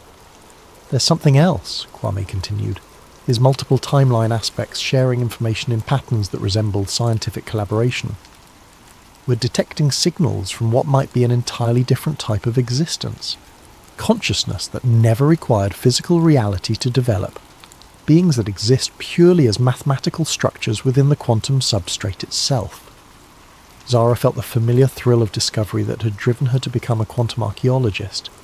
Reality wasn't just stranger than they had imagined. It was stranger than they could imagine, and consciousness played a fundamental role in determining how strangeness became structure. Then we keep exploring, she said, calibrating her equipment to detect phenomena that existed beyond the boundaries of their newly expanded reality. We've learned that consciousness can actively participate in shaping existence itself. Now we discover what other forms that participation might take. As she prepared to investigate temporal echoes from civilizations that might exist purely as mathematical consciousness, Zara reflected on how far she'd travelled from the skeptical academic who had first encountered a Victorian séance room in a Mumbai skyscraper. She'd started by reading quantum imprints of the past. Now she was helping to write the quantum architecture of possible futures. The 9th cipher had been completed, but in solving it, they discovered that reality itself was just the first level of a far larger mystery. Consciousness, possibility, and existence were engaged in an eternal collaboration that stretched across dimensions, timelines, and forms of being that transcended current understanding. And somewhere in the quantum spaces between what was known and what remained to be discovered, new temporal echoes were beginning to form. Echoes that would require future archaeologists to dig even deeper into the fundamental structures of consciousness and reality. The convergence was complete, but the real exploration was just beginning. Welcome back to Sleep Theories, where we explore the mysteries that keep us awake at night. Before we dive into today's chilling tale, I want to thank the countless comments that suggested this incredible story. If you have ideas for future videos, please leave them in the comments below, and don't forget to like and subscribe if you enjoy these mysterious narratives that blur the line between fiction and reality. What if everything you've been taught about the planet is a lie, and one person finally uncovers the truth? Marcus Reed had always been the type of person who questioned everything. While his classmates accepted textbook diagrams of Earth's curvature without question, Marcus found himself staring at the horizon during family beach trips, wondering why he couldn't see the curve everyone insisted was there. While others trusted satellite images from NASA, Marcus wondered who controlled those cameras, and why certain areas always seemed conveniently obscured by clouds. By his 30s, Marcus had built a modest career as a freelance researcher, specialising in declassified government documents and historical anomalies. His small apartment in Denver was cluttered with filing cabinets, corkboards covered in red string connecting various conspiracy theories, and multiple computer monitors displaying satellite feeds, weather patterns, and archived military documents. Friends called him obsessive. Marcus preferred the term thorough. What Marcus didn't know was that his methodical nature and refusal to accept conventional wisdom would soon lead him on the most dangerous journey of his life, one that would challenge everything humanity believed about the very ground beneath their feet. This is the story of how one man's curiosity became a threat so significant that powerful forces would stop at nothing to silence him. The truth, as Marcus would discover, wasn't just stranger than fiction. It was sharper than anyone could imagine. The email arrived on a Tuesday morning in March, buried among the usual spam and newsletter subscriptions that filled Marcus's inbox. The subject line read, "Classified Antarctic Survey, Eyes Only, 1962. The sender's address was a random string of letters and numbers from a temporary email service. Marcus almost deleted it. He received dozens of hoax documents every week from attention seekers and pranksters who knew about his research into government cover-ups. But something about this particular message felt different. The attachment was a high-resolution scan of what appeared to be an authentic military document, complete with official letterhead, classification stamps, and the kind of bureaucratic language that was difficult to fake convincingly. The document detailed a joint military operation called Project Horizon's End, conducted in 1962 by American and Soviet forces, an unprecedented collaboration during the height of the Cold War. The mission's stated objective was to conduct comprehensive geological surveys of the Antarctic perimeter zones, with particular attention to navigational anomalies and cartographic inconsistencies.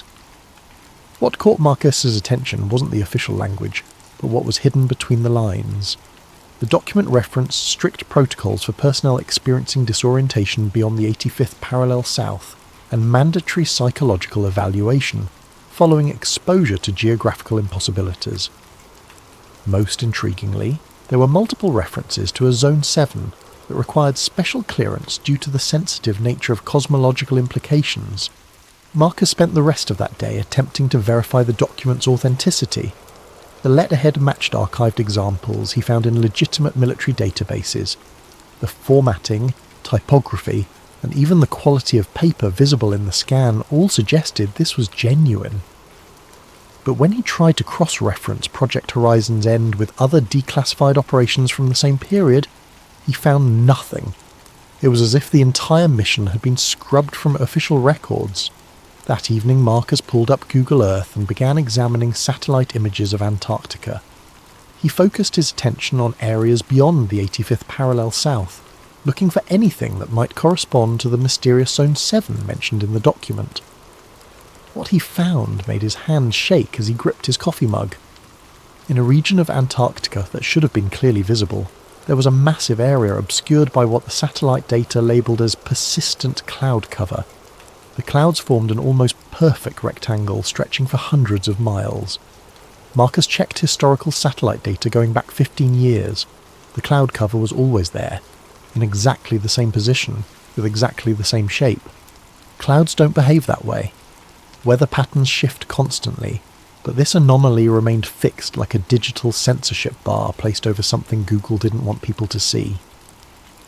Marcus leaned back in his chair, his mind racing. Throughout his years of research, he had investigated claims about flat Earth theory, typically dismissing them as pseudoscience promoted by attention seekers and conspiracy theorists.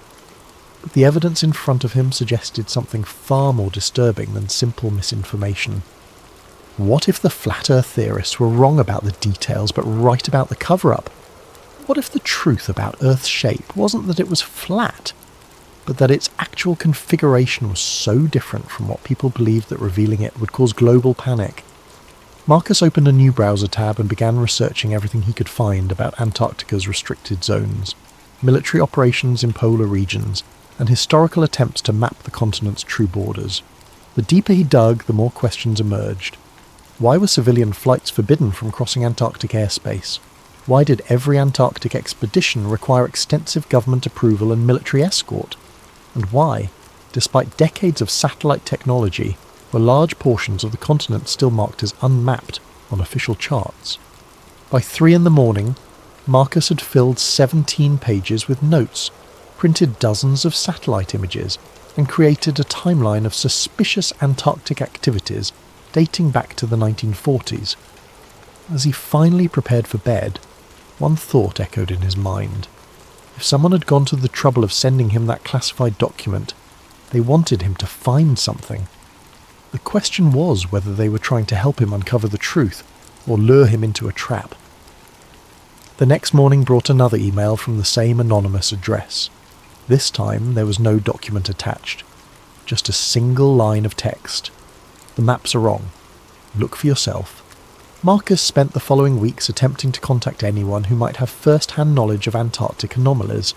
Through online forums and research networks, he managed to connect with a retired Navy pilot named James Patterson, who had flown supply missions to research stations in the 1980s. They met at a coffee shop in Colorado Springs, and Marcus was immediately struck by Patterson's nervous demeanour. The former pilot kept glancing around the cafe as if expecting to be overheard, and his hands trembled slightly as he stirred his coffee. "I shouldn't be talking to you about this," Patterson said quietly. "I signed NDAs that don't expire until I'm dead. But I'm 73 years old, and I've been carrying this for 40 years. Patterson explained that during his Antarctic missions he had been required to follow extremely specific flight paths. Deviation from approved routes, even by a few miles, resulted in immediate radio contact from ground control ordering immediate course correction. When Patterson asked his commanding officer about the restrictions, he was told it was to avoid dangerous weather patterns and preserve fuel efficiency. But here's the thing, Patterson continued, lowering his voice further. On my final mission in 1987, we had an equipment malfunction that forced us off the approved route. I was flying at 15,000 feet, clear visibility, perfect weather.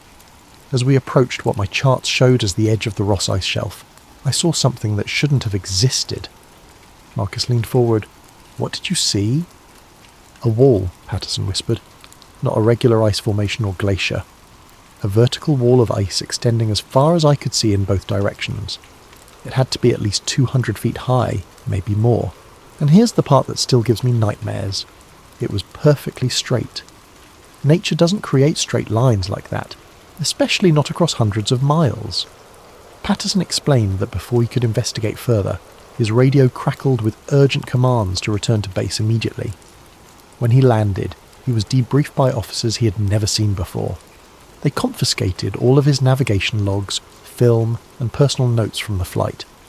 The official incident report claimed he had experienced altitude sickness and hallucinations due to equipment failure. They transferred me to desk duty the next week, Patterson said. Never flew Antarctic missions again, but I know what I saw, and I know they didn't want me to see it. After the meeting with Patterson, Marcus decided to conduct his own experiments. If Earth's curvature was different from what people believed, he should be able to detect inconsistencies using simple physics and optical equipment. Marcus drove to several large lakes in Colorado and Wyoming, bringing with him a high-powered laser, telescopic camera equipment, and a notebook full of calculations based on the standard Earth curvature formulas he had learned in school. According to conventional geometry, a laser beam shot across a lake should demonstrate a specific amount of curvature drop over distance. The results of his experiments were deeply unsettling. At Horsetooth Reservoir, Marcus positioned his laser on the north shore and aimed it at a target on the south shore, approximately 6 miles away. According to Earth curvature calculations, the laser should have been approximately 24 feet below his target due to the planet's curve. Instead, the laser hit the target dead center. Marcus repeated the experiment at 5 different lakes, each time achieving the same impossible result. The laser beams were travelling in straight lines across distances where Earth's curvature should have been clearly measurable. Either his equipment was malfunctioning, or the curvature he had been taught to expect simply wasn't there.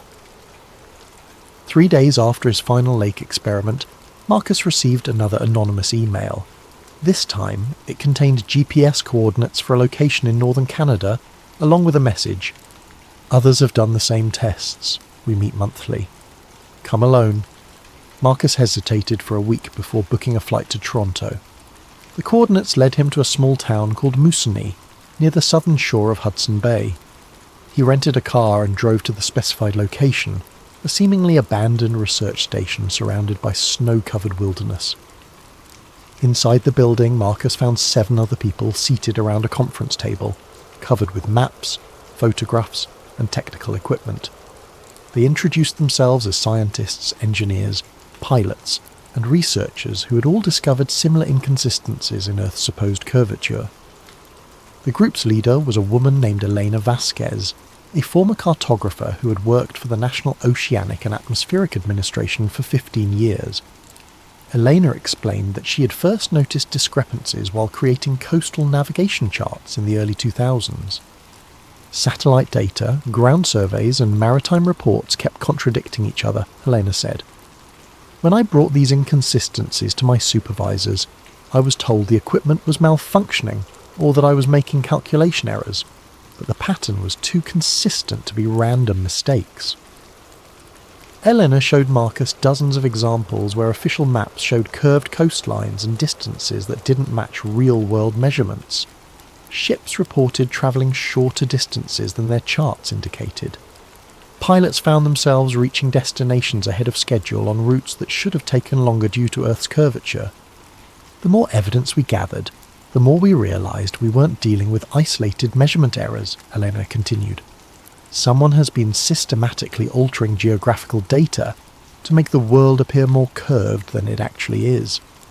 Marcus shared his own research, including the Antarctic document and his laser experiments. The group listened intently, occasionally nodding in recognition when he described phenomena they had also encountered. A former surveyor named Thomas Wright explained that he had been fired from his job with the US Geological Survey after questioning discrepancies in land elevation measurements. A meteorologist named Catherine Lee described how weather prediction models only worked when she ignored official atmospheric curvature data and used flat plane calculations instead. The question, Eleanor said as the meeting concluded, is what are they hiding and why go to such lengths to hide it? Marcus left the meeting with more questions than answers, but also with a growing certainty that he was part of something much larger than a simple geographical conspiracy. As his plane lifted off from Toronto, he stared out the window at the horizon, trying to see any evidence of the curve he'd been taught existed since childhood. The horizon looked completely flat. The breakthrough came in the form of an unexpected phone call 6 weeks later. Marcus was working late in his apartment when his phone rang, displaying a blocked number. The voice on the other end was electronically distorted, making it impossible to identify the caller's gender or age. "Marcus Reed," the voice said. "You've been asking questions about Antarctica." Marcus's heart began pounding. "Who is this?" "Someone who knows what you're looking for is real. Are you prepared to see it for yourself?" The caller explained that a private expedition was being organised for early December, summer in the southern hemisphere. The group would consist of Marcus and 2 other researchers who had been investigating similar anomalies. They would travel to Chile, then board a private vessel capable of ice navigation for a journey to the restricted zones beyond the 85th parallel. "This isn't a tourist trip," the voice warned. "The people who control access to that region don't want anyone seeing what's there. If we're caught, we'll be detained indefinitely under international security protocols. Are you willing to take that risk?" Marcus thought about James Patterson's trembling hands, Eleanor Vasquez's career destroyed by asking questions, and the months he had spent conducting experiments that defied everything he thought he knew about the planet. "Yes," he said, "I'll go." 2 weeks later, Marcus found himself on a plane to Santiago, Chile, carrying only essential cold weather gear and hidden recording equipment. His companions for the journey were Rebecca Torres, a physicist from UC Berkeley, who'd been investigating gravitational anomalies in polar regions, and David Kim, a former intelligence analyst who claimed to have discovered evidence of secret military installations in Antarctica. They met their guide, a grizzled Norwegian ship captain named Erik Larsen, at the port city of Punta Arenas. Larsen's vessel, the Aurora's Edge, was a modified icebreaker originally built for scientific research but now operating under private charter. Larsen himself was tight-lipped about who was funding their expedition, saying only that certain parties wanted them to document what they found. The journey south took 4 days through increasingly rough seas. As they approached the Antarctic convergence zone where cold polar waters meet warmer ocean currents, Marcus noticed his electronic equipment beginning to malfunction. His GPS unit displayed increasingly erratic readings, showing their position jumping between locations hundreds of miles apart. His digital compass spun wildly, unable to maintain a consistent bearing. Rebecca, monitoring gravitational readings with sensitive equipment, reported similar anomalies. "The magnetic field readings don't make sense," she said, studying her instruments with growing concern. "It's as if we were approaching an area where normal physics breaks down." On their 5th day at sea, they encountered the ice wall. Marcus had thought James Patterson's description was exaggerated, perhaps distorted by memory and fear. The reality was far more shocking than anything the former pilot had described. Rising from the dark Antarctic waters like a massive concrete barrier was a wall of ice that seemed to stretch infinitely in both directions. The wall was not jagged and irregular, like natural glacial formations. It was remarkably smooth and vertical, rising at least 300 feet above the waterline. "This is impossible," David whispered, staring up at the towering ice formation. Glaciers don't form vertical walls like this. The physics of ice formation wouldn't allow it. Captain Larson had been unusually quiet since they first spotted the wall, but now he spoke up. "I've been making trips to Antarctic waters for 30 years, he said. "I've seen glaciers, ice sheets, and every natural formation you can imagine. This isn't natural.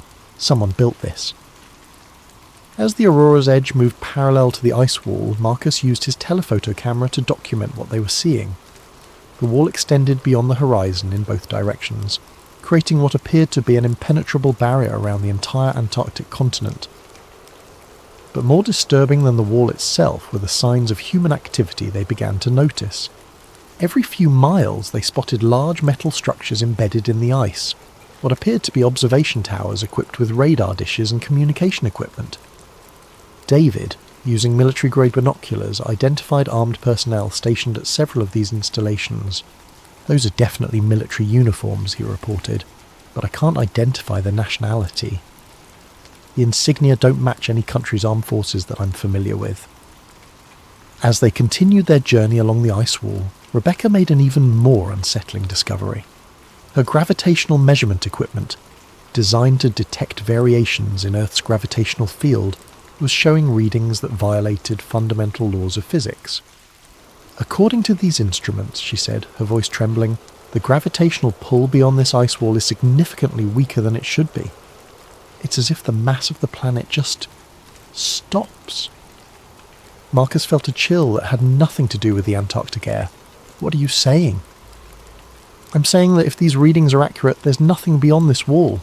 No land mass, no ocean floor, just empty space." That night, as they anchored the ship in a small inlet, Marcus reviewed the day's footage and photographs. Every image showed the same impossible sight, a perfectly constructed ice barrier that seemed designed to prevent anyone from seeing what lay beyond. The more he studied the evidence, the more one terrifying conclusion became unavoidable. The ice wall wasn't protecting Antarctica from the outside world. It was protecting the outside world from discovering what wasn't there. Captain Larson woke them before dawn with urgent whispers. "We have a window," he said, his weathered face grim in the dim light of the cabin. "My contacts report that the patrol schedule has a gap between 0500 and 0630. If we're going to find a way through the wall, it has to be now." Marcus, Rebecca and David quickly gathered their equipment and followed Larson onto the ship's deck. The captain had spotted what appeared to be a narrow channel in the ice wall, barely wide enough for their vessel to navigate. Ice formations often shifted due to temperature changes and ocean currents, but this opening seemed too perfectly positioned to be natural. "It could be a trap," David warned, scanning the surrounding ice with his binoculars. "If someone wanted to lure us into a restricted zone, this would be the perfect way to do it."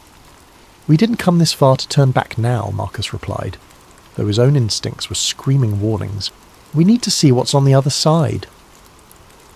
As the Aurora's edge slowly navigated through the narrow channel, Marcus noticed that the ice walls on either side showed clear evidence of artificial modification. Tool marks were visible in the frozen surfaces, and the opening maintained a consistent width that would have been impossible for natural ice formation. Beyond the channel, they emerged into an area unlike anything any of them had expected to find. Instead of more ice or the Antarctic continent, they found themselves in a vast open space, surrounded by the ice wall on all sides. The area was roughly circular, perhaps 20 miles in diameter, and contained what appeared to be a massive research installation. The facility consisted of dozens of buildings, communications towers, aircraft landing strips, and what looked like mining operations. But most unsettling of all was what lay beyond the research installation, a massive opening in what should have been the ground. Marcus positioned his telephoto camera and began documenting everything they could see.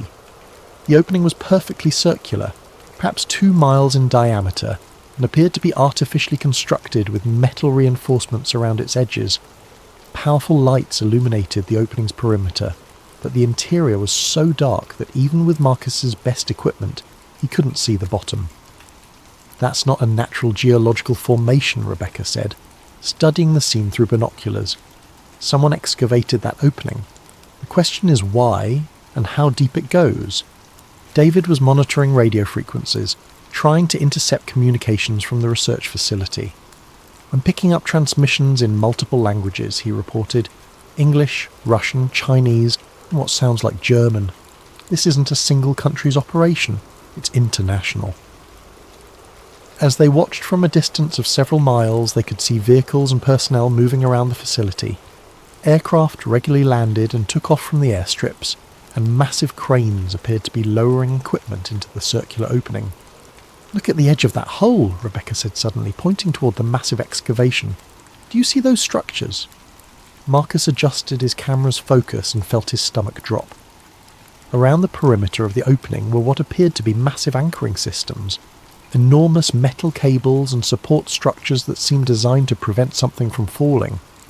"It's as if they're holding the land in place," Marcus whispered, the implications hitting him like a physical blow, as if without those anchors, everything would just fall.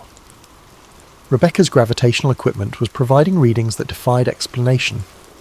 According to her instruments, the gravitational pull at the edge of the opening dropped to nearly zero, then reversed entirely, as if gravity was pulling upward rather than downward.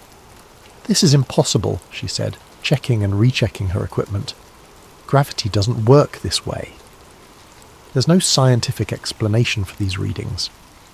David had managed to intercept a radio transmission from the facility. The message was brief, but chilling. "Perimeter breach detected in Sector 7. Unknown vessel beyond the ice wall. Initiate containment protocol immediately." "We need to leave," Captain Larson said urgently. "Now." But as the Aurora's edge turned toward the narrow channel through which they had entered, they discovered their escape route had been blocked. A large military vessel now occupied the opening, and additional ships were approaching from multiple directions. Marcus continued photographing and filming everything they could see as the military vessels closed in.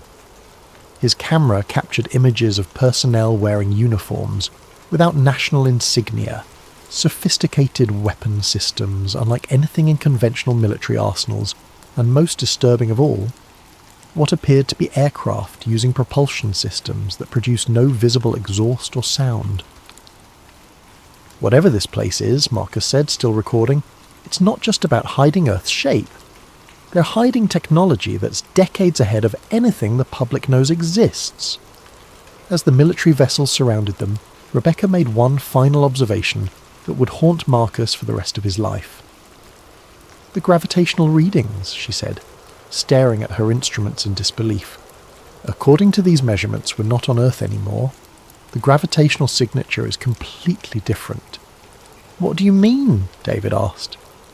"I mean," Rebecca replied, her voice barely a whisper, "that either my equipment is completely malfunctioning, or we've somehow travelled to a different planet." The boarding party from the military vessels consisted of armed personnel in full combat gear, who spoke no words as they confiscated all recording equipment, detained Marcus and his companions, and placed black bags over their heads. As Marcus felt himself being transferred to one of the military ships, his last coherent thought was a terrifying realization. They hadn't discovered that Earth was flat. They had discovered something far worse, that Earth, as humanity understood it, might not exist at all. Marcus awoke in what appeared to be a medical facility, though unlike any hospital he had ever seen. The walls were pristine white, the lighting was perfectly even without visible sources, and the air carried a sterile quality that seemed artificially maintained. He was lying on an examination table, wearing a hospital gown with no memory of how he had gotten there.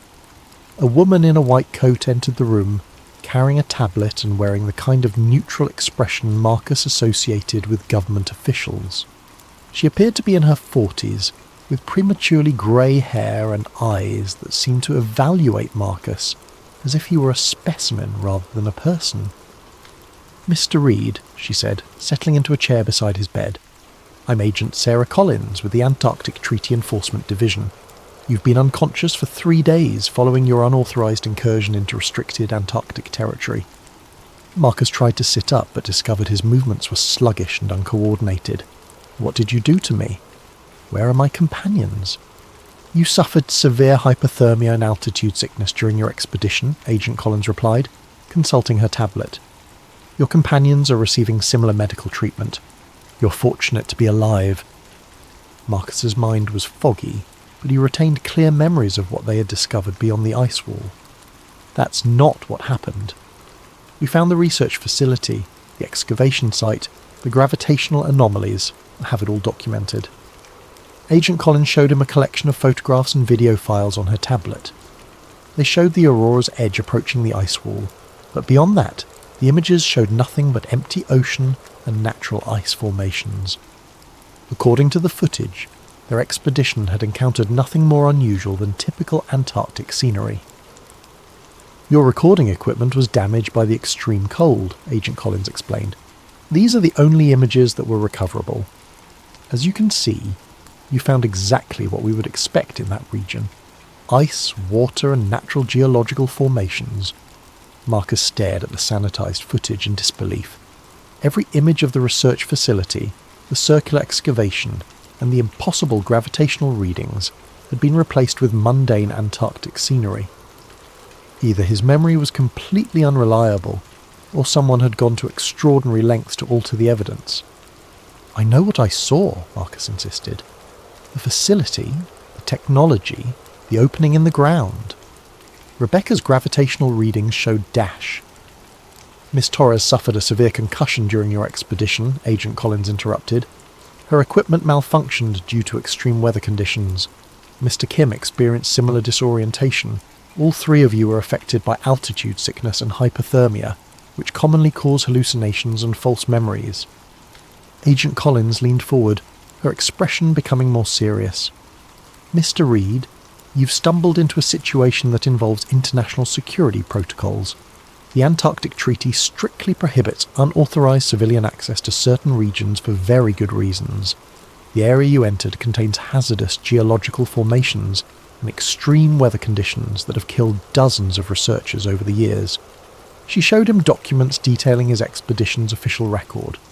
According to the files, Marcus, Rebecca, and David had hired Captain Larson for a routine Antarctic tourism trip that had gone dangerously off course due to equipment failure and poor weather. They had been rescued by international treaty enforcement personnel before dying of exposure.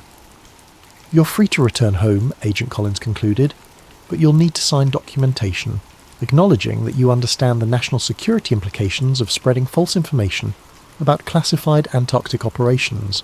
The penalty for violating this agreement is indefinite detention under international security protocols." Marcus was released 2 days later and flown back to Denver.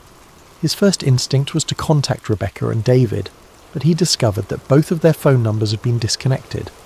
Rebecca's university had no record of her ever being employed there, and David's intelligence background had been completely scrubbed from all accessible databases. When Marcus returned to his apartment, he found that his research materials had been returned by building management after a water leak had required access to his unit.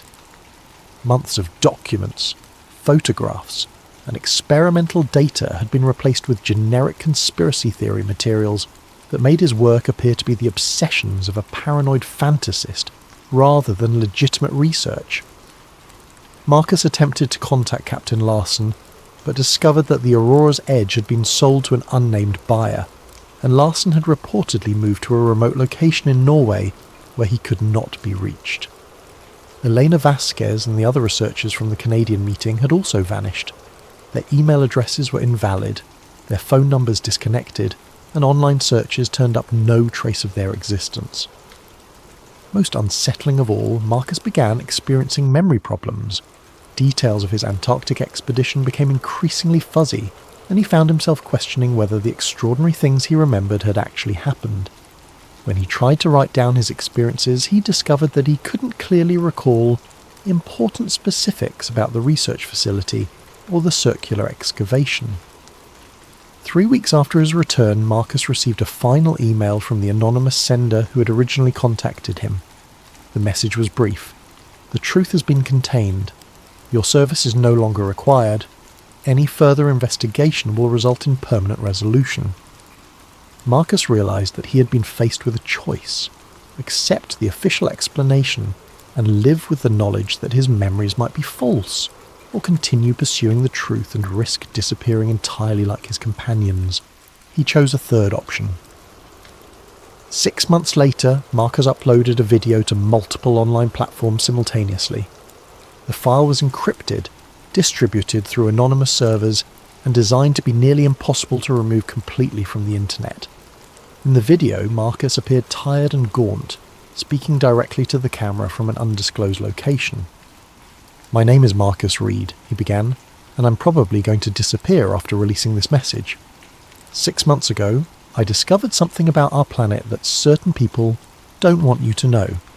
I can't prove everything I'm about to tell you, because most of my evidence has been destroyed or altered, but I can give you enough information to investigate for yourself." Marcus described his research into Antarctic anomalies, the declassified documents he had received, and the experiments he had conducted that suggested Earth's curvature was not what people believed.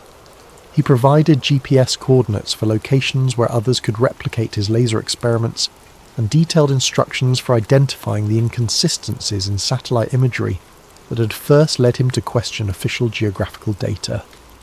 "I'm not asking you to believe me," Marcus continued. "I'm asking you to look for yourselves. Test the horizon with your own equipment. Question why certain areas of Antarctica are forbidden to civilian access. Ask why weather prediction models work better when you ignore Earth's supposed curvature." The video concluded with Marcus staring directly into the camera, his expression a mixture of fear and determination. "They've convinced most of you that people like me are crazy conspiracy theorists. Maybe I am. Maybe everything I experienced was hallucinations caused by altitude sickness and hypothermia. But if I'm right, then everything you've been taught about the world is a carefully constructed lie designed to prevent you from discovering a truth so shocking that it would fundamentally change human civilization." Marcus paused, then delivered his final words. "Sometimes the truth isn't round, it's sharper than you think. And sometimes the edge of the world is exactly where they tell you it isn't." The video was viewed over 2 million times in its first week online before being removed by platform administrators for violating community guidelines regarding misinformation. But copies continued to appear on alternative platforms, and Marcus's story began inspiring others to conduct their own investigations. 3 weeks after the video's release, Marcus Reed's apartment was found empty. Neighbours reported that he had left early one morning carrying a single suitcase and had never returned. His landlord found a note on his desk with a single line of text: "Gone to find the edge. Don't follow." To this day, no one knows what happened to Marcus Reed. His research has inspired a growing community of independent investigators who claim to have replicated his experiments and discovered similar anomalies. Government agencies continue to deny that any classified Antarctic operations exist beyond routine scientific research. But on clear days, when you stand at the ocean's edge and stare at the horizon, you might find yourself wondering the same question that consumed Marcus Reed. What if everything you see is exactly what someone wants you to see? And what if the truth about the world beneath your feet is sharper, stranger, and more terrifying than you ever imagined? The search for answers continues, but those who look too closely often find that the edge of the world is also the edge of everything they thought they knew about reality itself. Welcome to Sleep Theories, where we explore the stories that keep you awake at night. Before we dive into today's tale, I want to thank Galetti Productions for suggesting this chilling narrative. If you have ideas for future stories, please leave them in the comments below. And if you enjoy these dark tales, don't forget to like and subscribe to Sleep Theories for more content that will make you question everything you think you know about our world. What you're about to hear is a first-person account that surfaced on various encrypted forums before mysteriously disappearing. The narrator's identity remains unknown. Some claim it's fiction, others believe it's a warning. You'll have to decide for yourself. My name doesn't matter anymore. What matters is what I found, and what it cost me to share it with the world. 6 months ago, I was just another face in the cubicle farm, a mid-level data analyst working for Meridian Consulting, a contractor that specialised in processing documentation for various United Nations partner agencies. It was boring work, the kind that pays the bills but doesn't exactly inspire water-cooler conversations. My job was simple. Take massive folders of open-source documents related to sustainable development goals and organise them into digestible reports for policymakers. Climate data, poverty statistics, education metrics, all the dry stuff that makes the world go round, theoretically. I'd been doing it for 3 years, long enough to recognise the patterns, long enough to know when something didn't belong. It was a Tuesday morning in March when everything changed. I was working through my usual queue of files when a new folder appeared in my secure inbox. SDG Compliance. Phase 3, Internal Use Only. The timestamp showed it had been uploaded at 3:47 AM, which struck me as odd. Most of our documentation came through during business hours, properly labelled and categorised. I should have flagged it immediately. Protocol dictated that any file marked Internal Use Only should be forwarded to my supervisor without opening. But curiosity killed more than just cats, and I'd always been too curious for my own good. The folder contained 47 documents, most of them PDFs with official UN letterheads. At first glance they looked legitimate: charts, graphs, policy recommendations. But as I scrolled through the first document, something felt wrong. The language was different from the usual bureaucratic speak I was used to processing. Instead of vague references to sustainable urban development, I found detailed maps showing what were labelled as population consolidation zones. Major cities were divided into coloured sections. Green zones marked compliant residential areas, yellow zones labelled transition monitoring required, and red zones ominously tagged relocation priority. My hands trembled as I opened the second document. It was a spreadsheet titled Behavioural Compliance Credits, Phase 3 Implementation. Each row represented a different category of human activity: private vehicle ownership, meat consumption, energy usage, travel frequency. Next to each category were point values, negative numbers that would be deducted from something called a citizenship score. The third document made my stomach drop.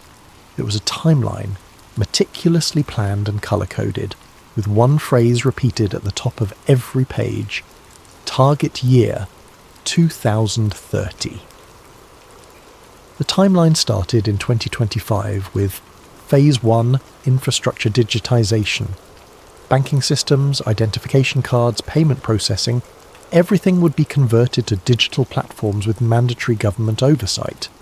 Phase 2, scheduled for 2027, was labelled Voluntary Compliance Incentivisation.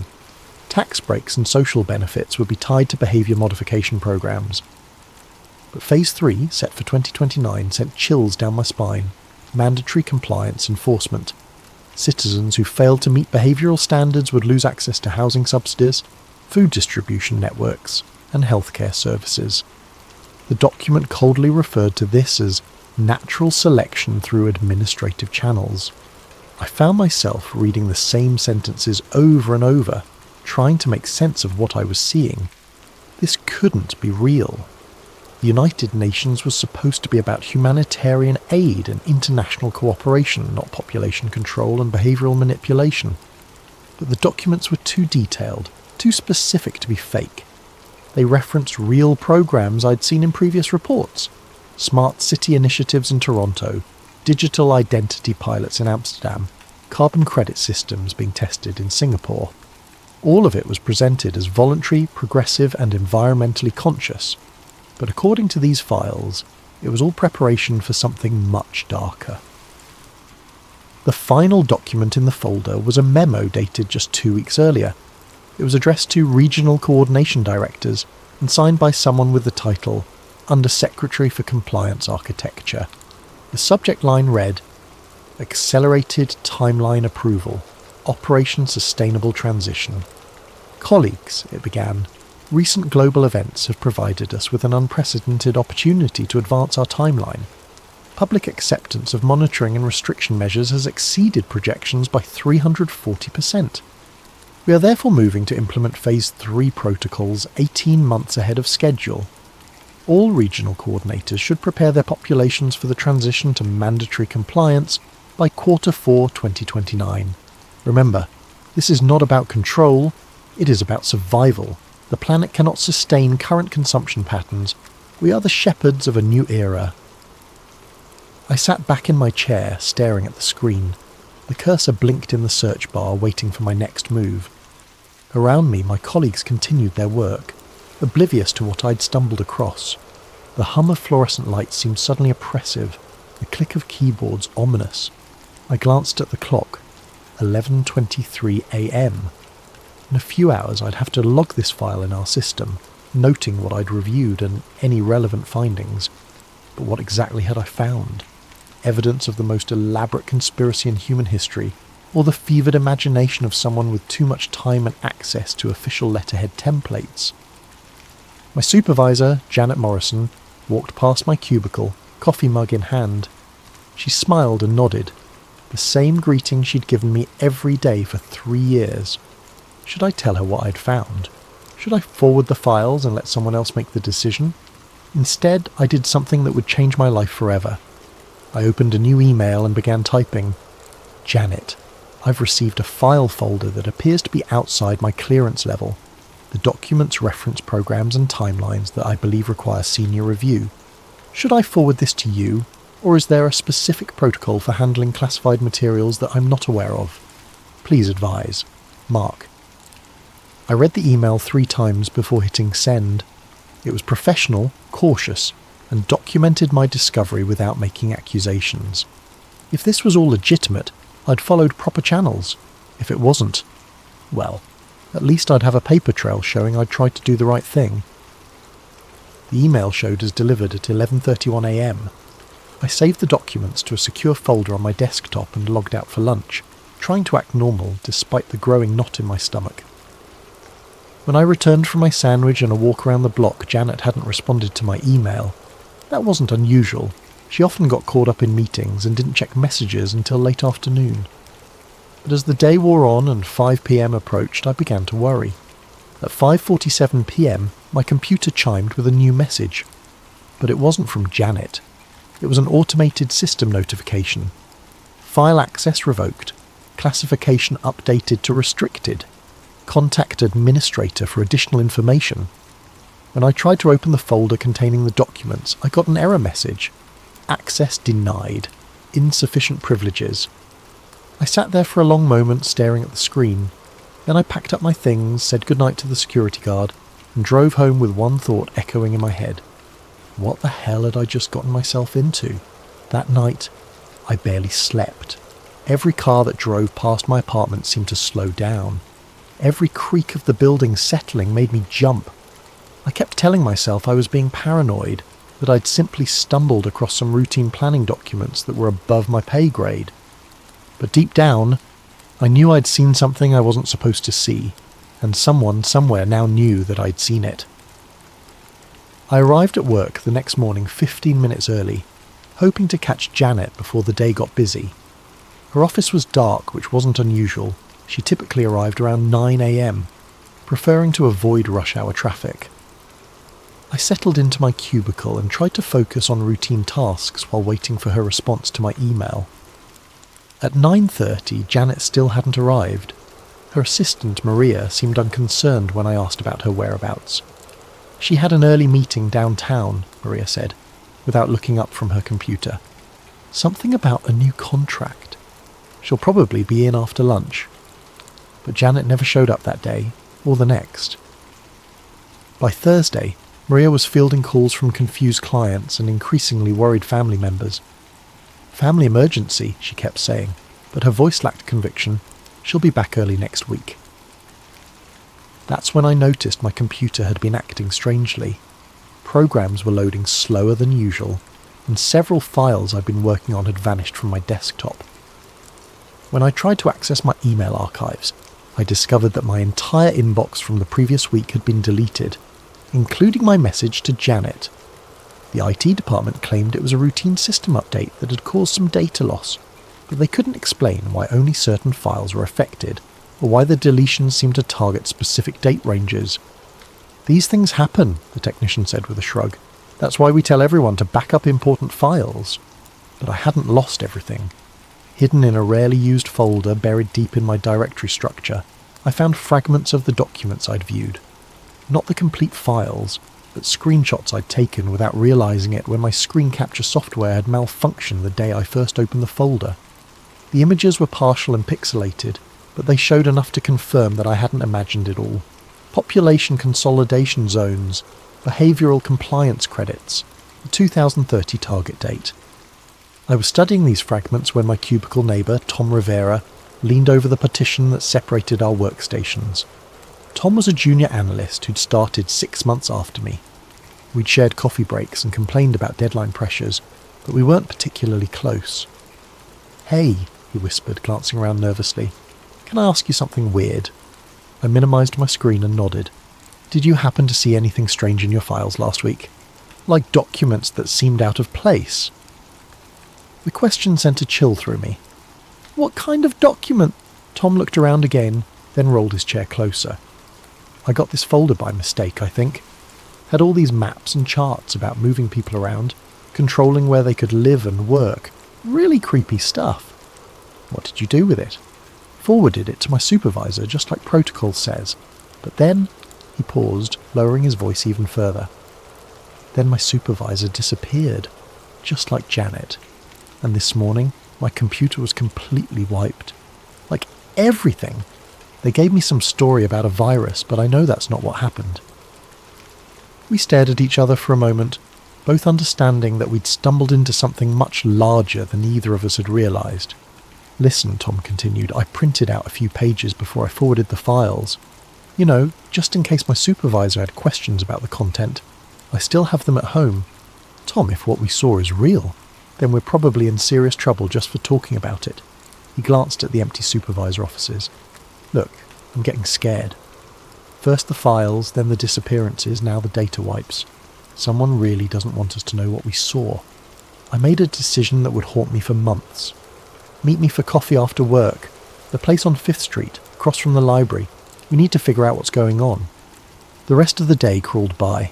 I couldn't concentrate on my assigned tasks, constantly checking over my shoulder and jumping every time someone walked past my cubicle.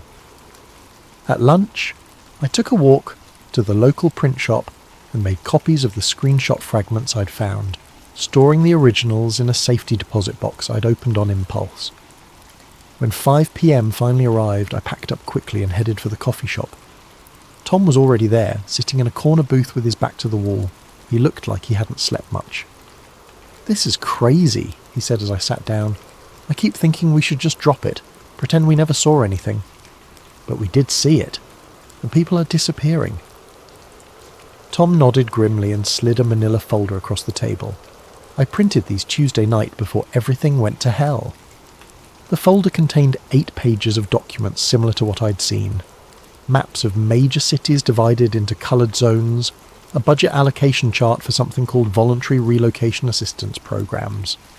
Most disturbing was a page titled Resistance Mitigation Strategies that outlined plans for dealing with what it called non-compliant population segments. "Look at the dates," Tom said, pointing to timestamps in the corner of each page. "These were created last month, but they reference events scheduled for next year. It's like they're planning everything in advance." "Planning what exactly?" Tom pulled out his phone and opened a news app. "I've been researching all day. Look at this." He showed me article after article about new government initiatives, mandatory digital health passes, carbon credit systems tied to personal banking accounts, smart city infrastructure projects that included extensive surveillance networks. "Every single one of these programs is mentioned in the documents we saw," he said, "but in the news, they're presented as separate voluntary initiatives for public safety and environmental protection. Nobody's talking about how they all connect."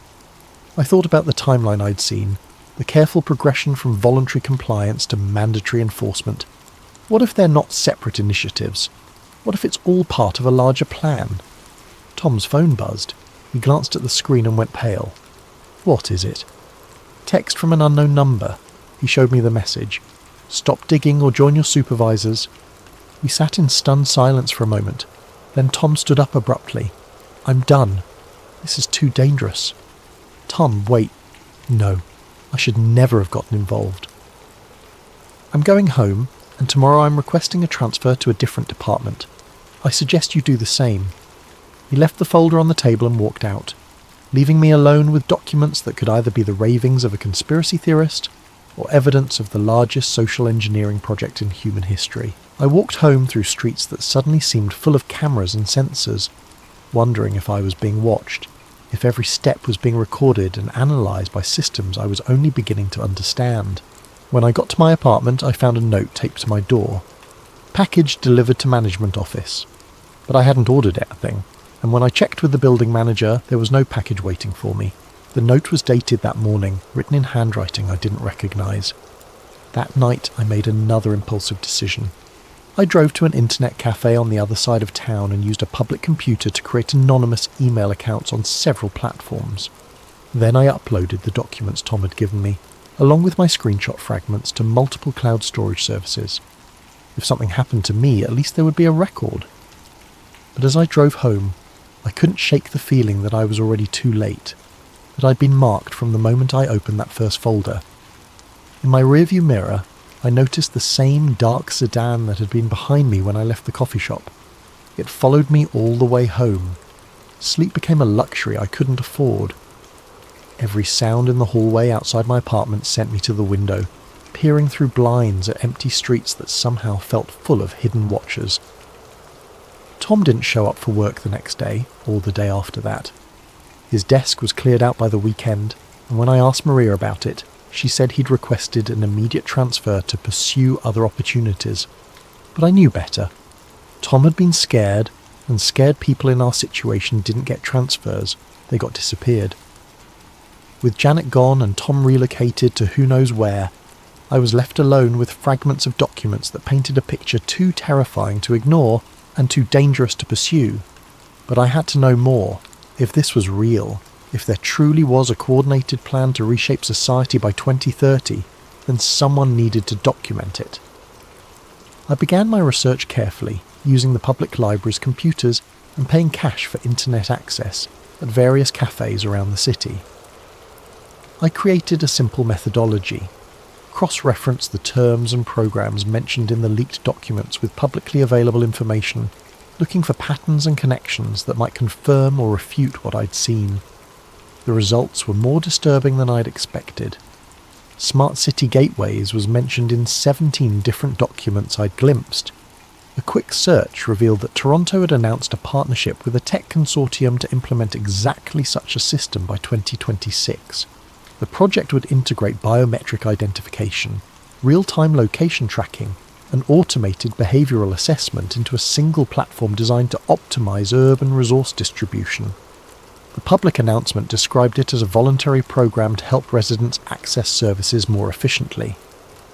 But buried in the technical specifications, I found references to compliance monitoring algorithms and automated privilege adjustment protocols.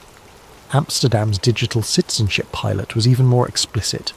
Citizens who participated would receive carbon credits for demonstrating environmentally conscious behaviour, measured through smartphone tracking, purchase monitoring, and periodic check-ins at verification stations throughout the city. The credits could be used for transportation discounts, housing assistance, and priority access to healthcare. But what happened to citizens who didn't participate, or who failed to meet behavioural targets? The programme documentation was vague about consequences, mentioning only alternative pathways for non-participating residents. Singapore's implementation was the most advanced. Their sustainable living credit system had been operational for 8 months, and earlier reports claimed impressive results: 67% reduction in private vehicle usage, 45% decrease in meat consumption, and 89% compliance with residential energy limitations.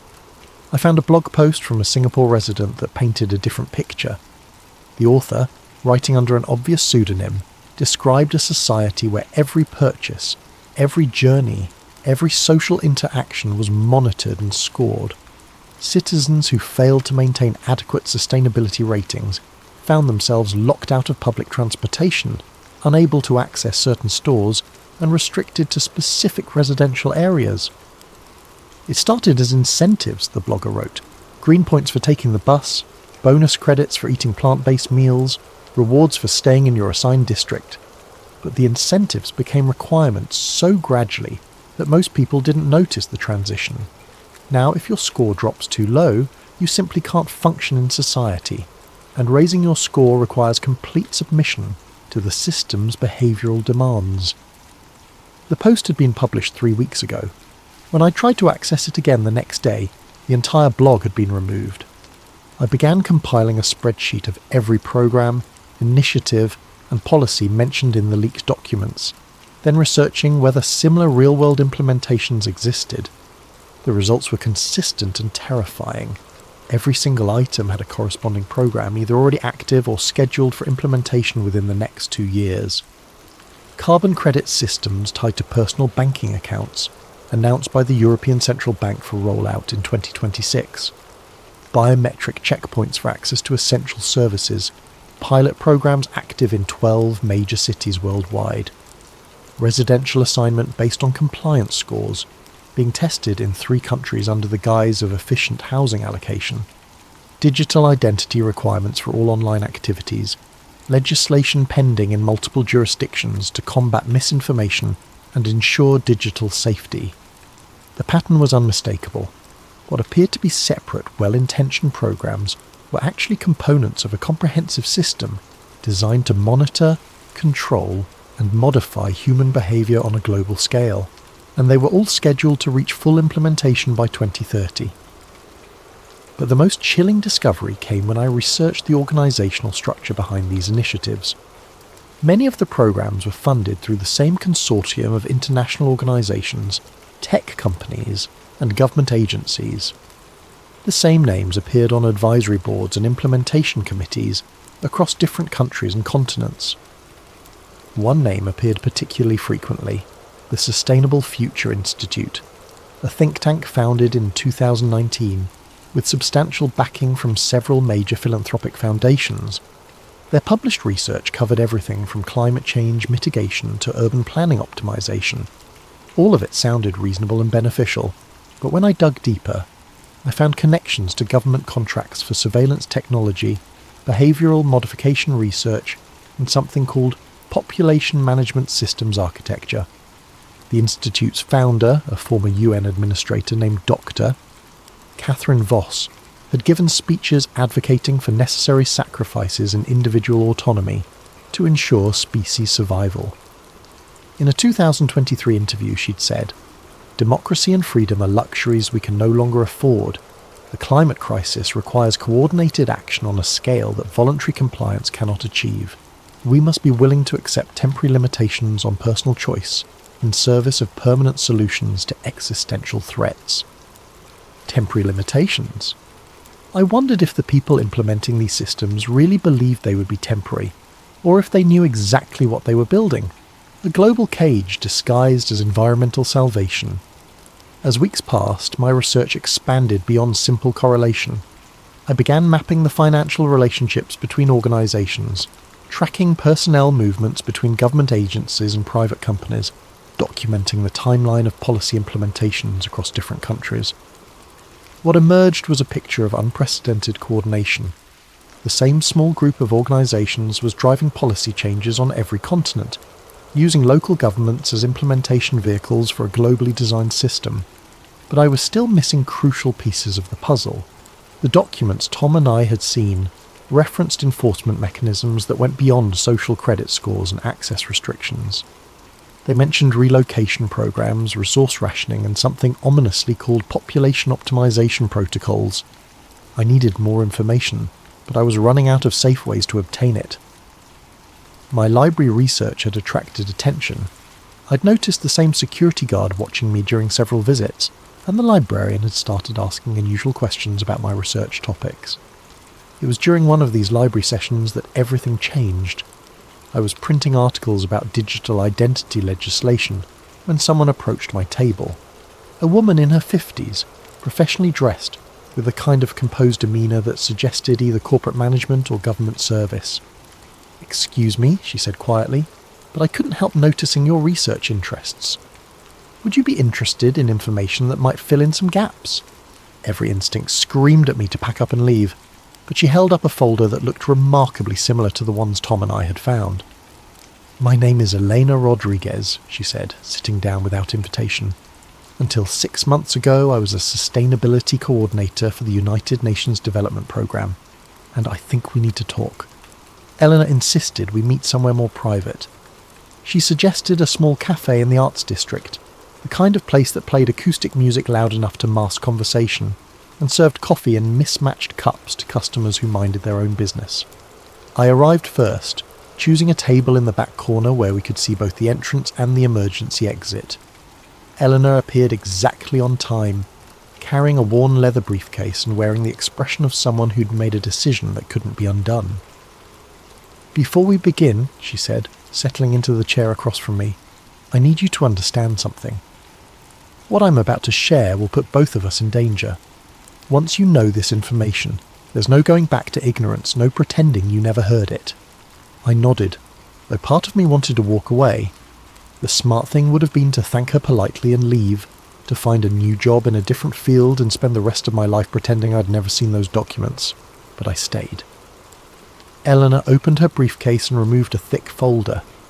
"You've been researching the sustainability initiatives, the smart city programs, the digital identity requirements.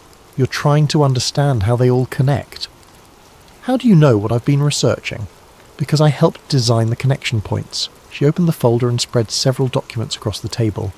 "I spent 4 years working on what we called the Integrated Sustainability Platform. My job was to ensure that all the separate programs could interface with each other, share data, and coordinate responses." The documents she showed me were similar to what I'd seen before, but far more detailed. Organisational charts that mapped relationships between dozens of agencies and corporations, technical specifications for data sharing protocols, implementation timelines that showed how voluntary programs would transition to mandatory compliance. "The public face of Agenda 2030 is real," Elena continued. "The Sustainable Development Goals, the climate initiatives, the poverty reduction programs, all of that is genuine and necessary. But there's another layer, a coordinated system that uses these worthy goals as justification for unprecedented social control." She pointed to a document labelled Phase Architecture Overview. It showed 3 distinct implementation stages, exactly matching what I'd seen in the leaked files. Phase 1 focused on infrastructure development. Get people comfortable with digital systems. Establish the technical framework for monitoring and control. Most of this phase is already complete. Phase 2 was incentivization. Make compliance attractive through benefits and rewards while gradually increasing the social and economic costs of non-participation. We're in the middle of this phase now. Elena's voice dropped to a whisper. Phase 3 is enforcement. By 2030, the system becomes mandatory. Citizens who don't comply lose access to banking, healthcare, housing assistance, and employment. It's designed to make non-compliance practically impossible. I studied the documents, trying to process the implications. But surely people would resist. There would be protests, political opposition. That's been planned for 2. Eleanor flipped to a section titled Public Acceptance Strategies. It outlined a comprehensive approach to managing public opinion through media partnerships, social media manipulation, and strategic crisis deployment. Every potential objection has been anticipated and countered, she said. Privacy concerns are dismissed as selfish in the face of climate emergency. Economic fears are addressed through promises of universal basic income tied to compliance. Religious or cultural objections are characterized as dangerous extremism. She showed me polling data that tracked public acceptance of various control measures over time. The numbers were sobering. Support for digital identity requirements had grown from 23% to 67% in just 2 years, driven by concerns about online security and misinformation. Acceptance of carbon credit systems had increased even more dramatically after several high-profile climate disasters. People want to do the right thing, Elena said. They want to help save the planet and protect their communities. The system exploits that desire, channeling genuine concern into acceptance of comprehensive control. If this is all true, why did you leave? And why are you talking to me? Elena was quiet for a long moment, staring into her coffee cup. I left because I realised what we were really building. I told myself for years that we were creating tools to address genuine crises, that temporary restrictions on freedom were justified by the urgent need for coordinated action. But the restrictions were never meant to be temporary, were they? The people at the top, the ones making the real decisions, they genuinely believe that democracy and individual liberty are obstacles to human survival. They see free choice as a luxury we can't afford, personal autonomy as a threat to species-level coordination.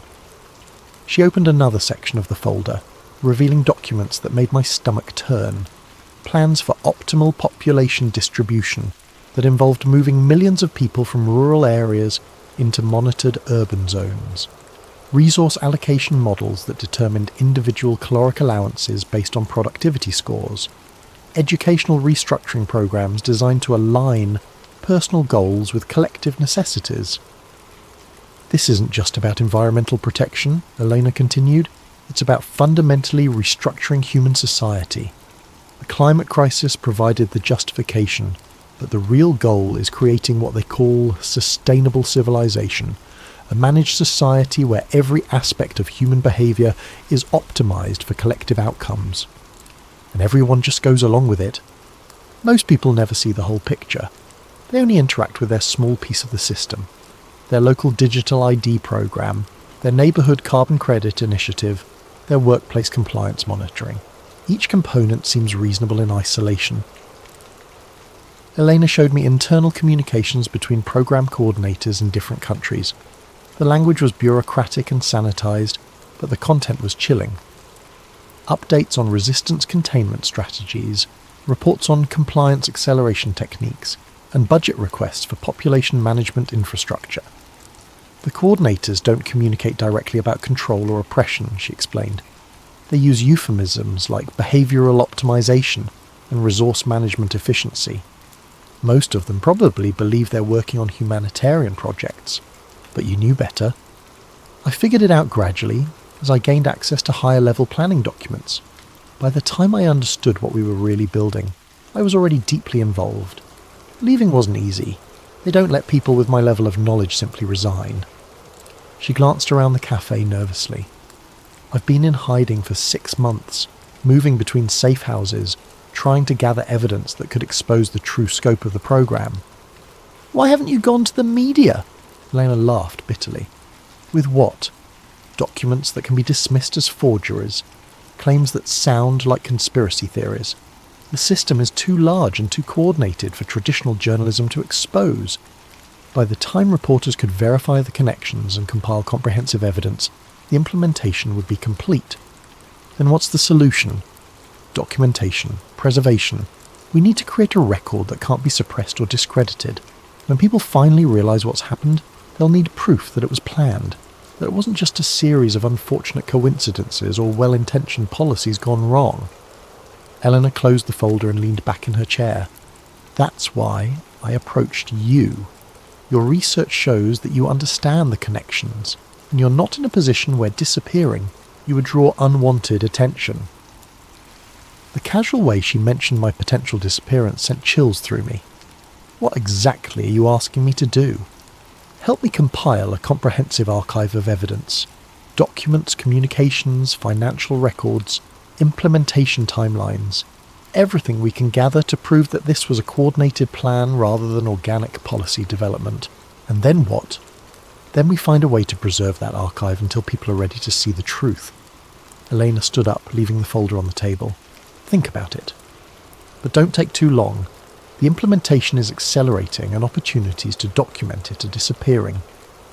She walked away, leaving me alone with documents that confirmed my worst fears about the scope and coordination of what I'd discovered. As I packed the folder into my bag, I noticed that my hands were shaking. Outside the cafe I looked for Elena, but she had already vanished into the crowd. I walked home through streets that seemed different now. Every camera and sensor a component of something larger and more threatening than I'd previously imagined. That night I read through Elena's documents 3 times, cross-referencing them with my own research. The evidence was overwhelming and terrifying, but it was also incomplete. We had proof of coordination and planning, but not enough to convince a skeptical public or overcome the sophisticated manipulation strategies the system employed. I made my decision while sitting in my apartment at 2 a.m, surrounded by papers that documented the systematic dismantling of human freedom in the name of planetary salvation. I was going to help Elena build her archive, whatever the cost, because if we didn't preserve the truth, there might not be anyone left who remembered what freedom had looked like.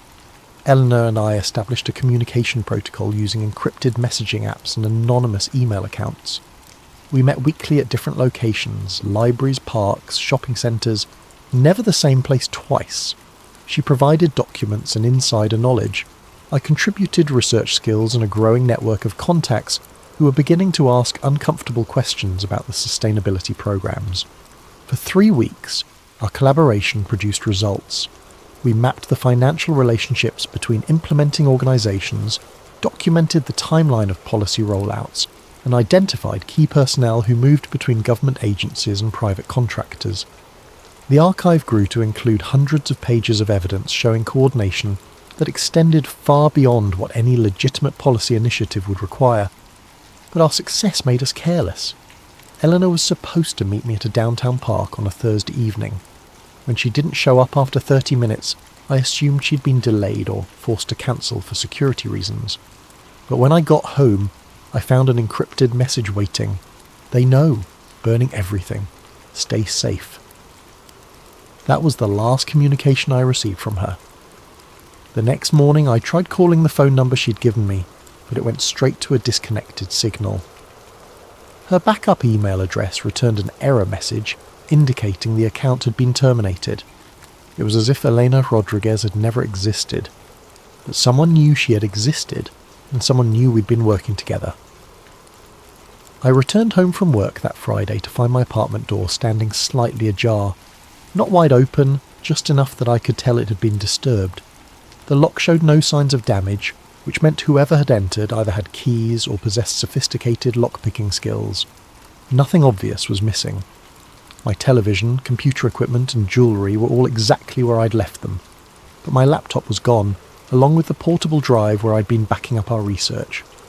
More disturbing, the folder Elena had given me was missing from the hiding place where I'd secured it. They'd taken only what they came for, leaving everything else untouched to maintain the illusion that nothing had happened. A professional job designed to look like nothing more than a minor break-in where the intruders had been scared away before taking anything valuable. But I knew better. I packed a bag with essentials and checked into a motel across town, paying cash and using a false name. From the safety of that anonymous room, I tried to assess the situation. Eleanor was gone, possibly dead. Our research had been compromised, and whoever was responsible for the break-in now knew that I'd seen evidence of their coordination.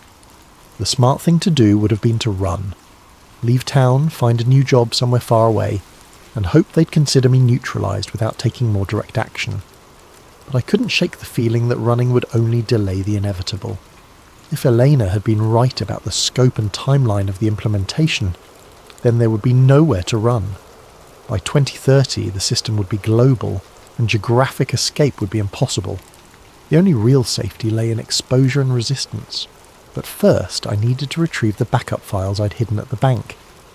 I waited until Monday morning, then took a deliberately circuitous route to the safety deposit box location, watching for signs of surveillance. The street seemed normal, but I'd learned not to trust appearances. 3 different times I noticed the same dark sedan in my peripheral vision, always maintaining distance, never close enough to be obviously tailing me. The safety deposit box contained everything Elena and I had compiled, plus additional materials I'd gathered independently. Financial records, organisational charts, communications intercepts, and technical specifications for systems that hadn't been publicly announced. Enough evidence to prove coordination, but presented in a way that could easily be dismissed as coincidence by anyone not already convinced of the conspiracy. I was photocopying key documents when I noticed increased activity in the bank lobby. More security guards than usual, and customers who seemed more interested in watching the clientele than conducting banking business. The manager kept glancing in my direction with an expression that suggested he was expecting something to happen.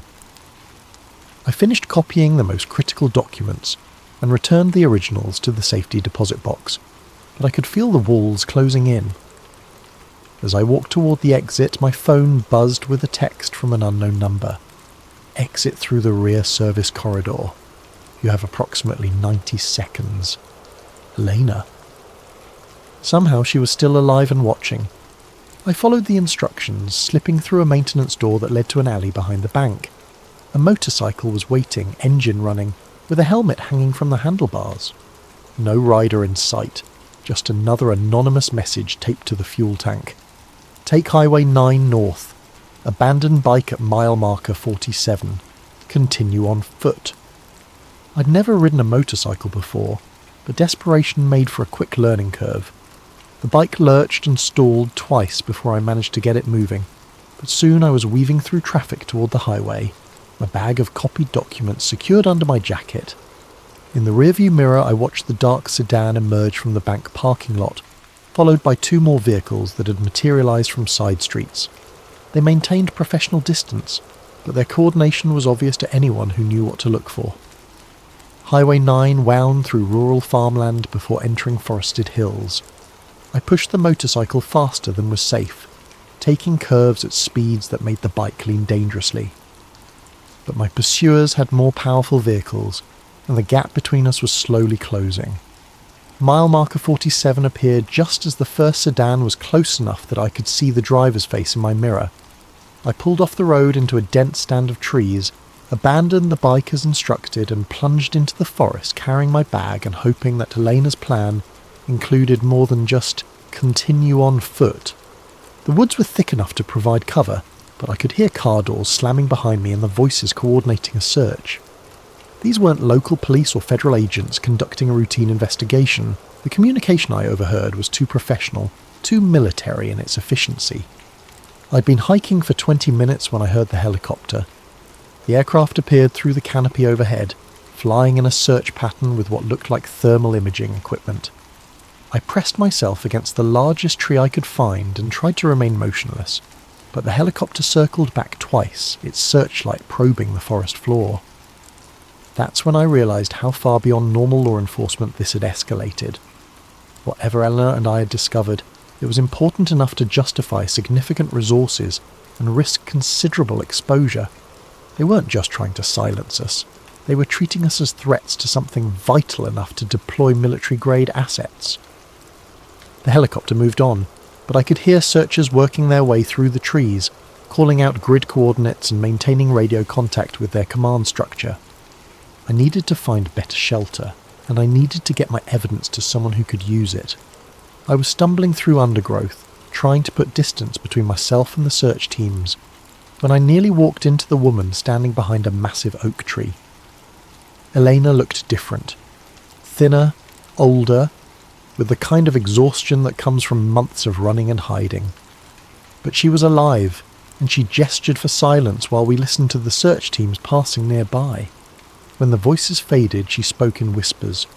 They raided my safe house 3 days ago, killed my contact and burned everything we hadn't already moved. She studied my face in the dim forest light. How much did you manage to save? I showed her the bag of documents. Copies of everything we compiled, plus some additional material I gathered independently. It's not enough, she said. Not nearly enough to convince anyone who isn't already looking for the truth. We need something undeniable, something that can't be dismissed or discredited. What do you have in mind? Elena pulled out a small device that looked like a modified smartphone. I still have access to some internal systems. My credentials haven't been revoked yet, probably because they don't want to create obvious evidence of a security breach, but it's only a matter of time. Access to what? Planning databases, communication archives, financial tracking systems. She activated the device, and its screen showed a complex interface with multiple security layers. If we can get to a hardwired connection point, I can download comprehensive proof of the coordination and planning.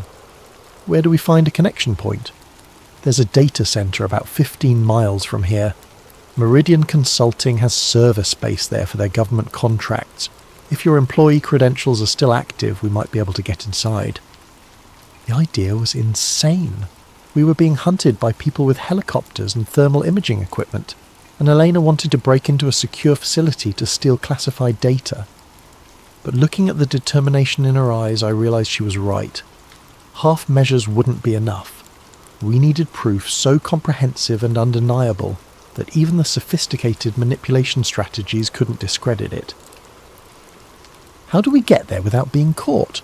Eleanor smiled grimly. Very carefully.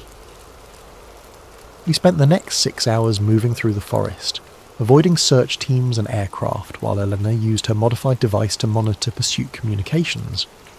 The searchers were thorough and well equipped, but they were operating under constraints that limited their effectiveness.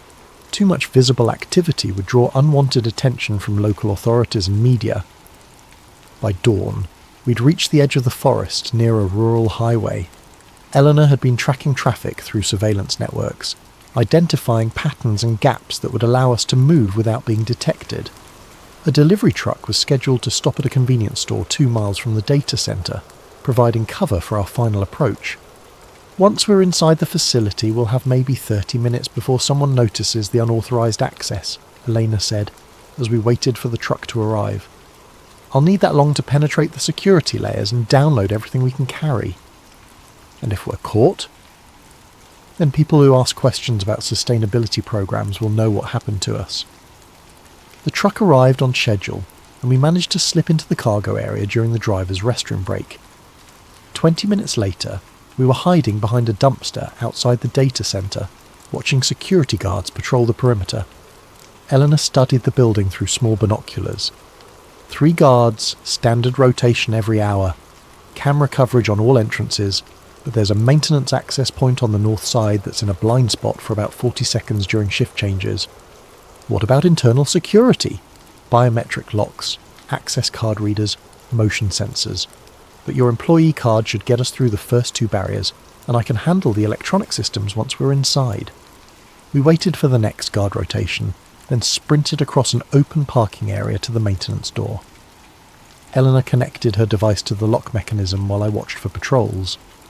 The lock clicked open just as footsteps echoed from around the corner. Inside, the data center hummed with the sound of thousands of servers processing information for dozens of government agencies and private contractors. Elena led me through corridors lined with racks of equipment, navigating by memory and occasionally checking her device for layout updates. There, she whispered, pointing to a terminal station surrounded by screens displaying network activity. That's our access point. Eleanor's fingers flew across the keyboard, entering commands and passwords that bypassed security protocols I didn't understand. Screens filled with data streams, file directories, and communication logs that painted a picture of coordination so vast and detailed that even our previous research had barely scratched the surface. This is incredible, Elena breathed, watching terabytes of information flow past. Financial transactions between organisations on 6 continents. Personnel transfers coordinated across dozens of agencies. Technical specifications for systems that won't be announced for another year. She inserted a high-capacity storage device and began downloading everything she could access.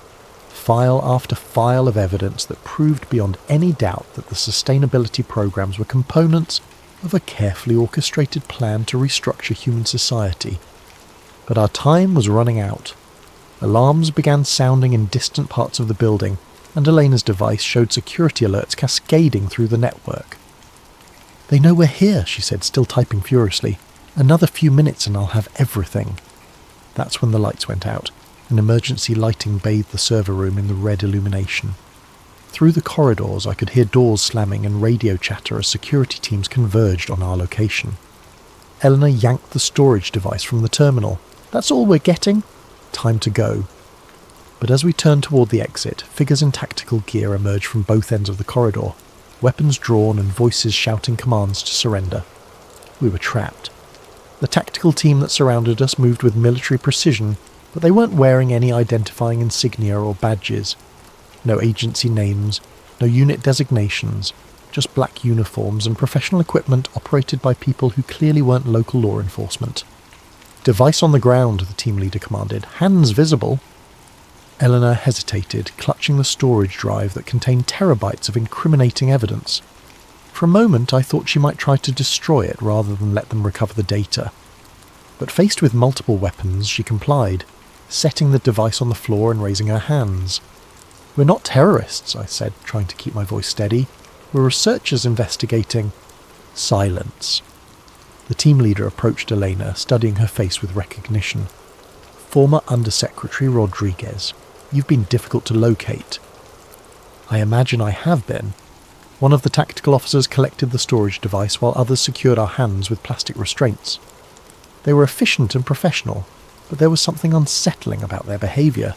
No reading of rights, no identification of their authority, no explanation of charges or procedures. What happens now? I asked. The team leader ignored my question, speaking into a throat microphone in a language I didn't recognise. The response seemed to satisfy him, because he nodded to his team and gestured toward the exit. They marched us through the data centre to a loading dock where 2 black vehicles waited. As they prepared to separate us into different cars, Elena caught my eye and mouthed a single word. Remember. That was the last time I saw her. My captors drove for several hours through rural areas I didn't recognise, eventually arriving at what looked like a corporate retreat centre, surrounded by high fences and discreet security measures. They escorted me to a comfortable room that might have been a hotel suite if not for the reinforced door and lack of windows. For 3 days, no one spoke to me. Food appeared through a slot in the door and I was allowed supervised access to bathroom facilities, but my guards remained silent despite my attempts at conversation. I began to wonder if they were planning to hold me indefinitely, or if something worse was being prepared. On the 4th day, a woman in a business suit entered my room carrying a laptop computer and a stack of documents. "I'm Director Sarah Chen," she said, settling into the room's single chair. "I believe you have some questions about recent events." "Where's Elena?" "Former Undersecretary Rodriguez is being debriefed at another facility. Her cooperation will determine her future treatment." Director Chen opened her laptop and showed me surveillance footage of Elena and myself at various locations over the past weeks. The coverage was comprehensive, clearly demonstrating that our activities had been monitored far more closely than we'd realised. "We know about your collaboration, your research, and your infiltration of the data centre," she continued. "What we need to understand is the extent of your knowledge and the scope of your documentation. I want to speak with a lawyer. You're not under arrest, and this isn't a criminal proceeding. Consider this a national security consultation." Chen showed me financial records proving that Meridian Consulting received substantial funding from the same organisations Elena and I had been investigating. My own employer was part of the network we'd been trying to expose. "Your research was quite thorough," she admitted. "Impressively so, given your limited access to classified information. But you've misunderstood the nature and purpose of the coordination you discovered." "Have I?" "The programs you've documented represent humanity's best hope for addressing multiple existential crises simultaneously. Climate change, resource depletion, population pressures, technological disruption, all of these threaten our species' survival. Coordinated response isn't conspiracy, it's necessity." Chen pulled up charts and projections that painted a dire picture of humanity's future without intervention.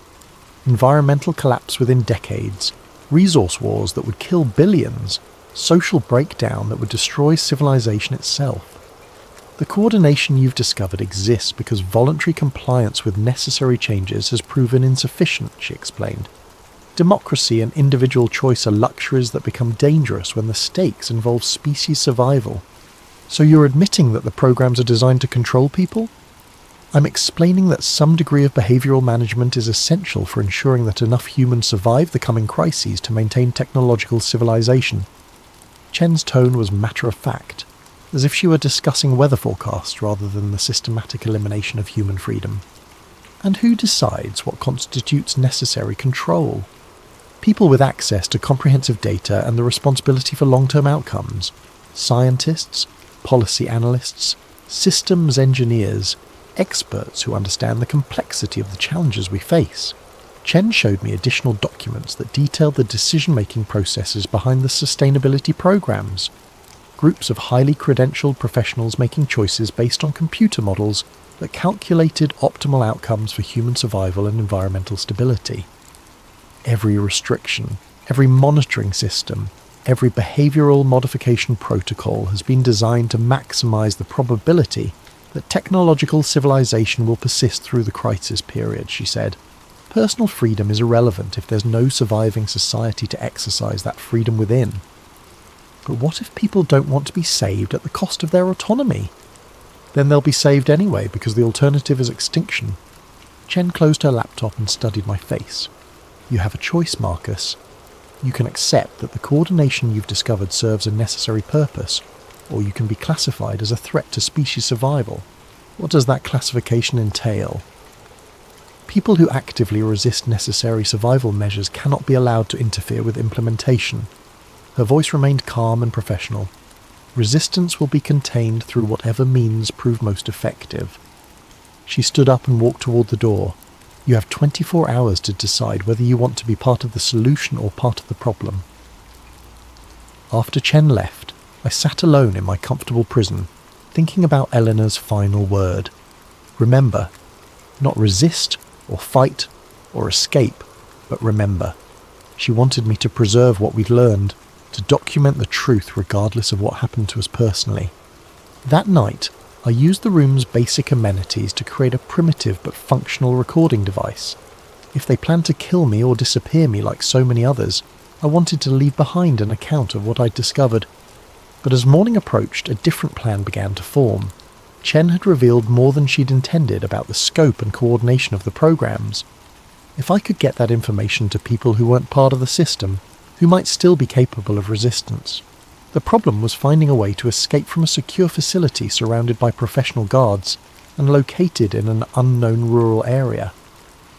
That's when I remembered the ventilation system I'd noticed during my supervised bathroom visits.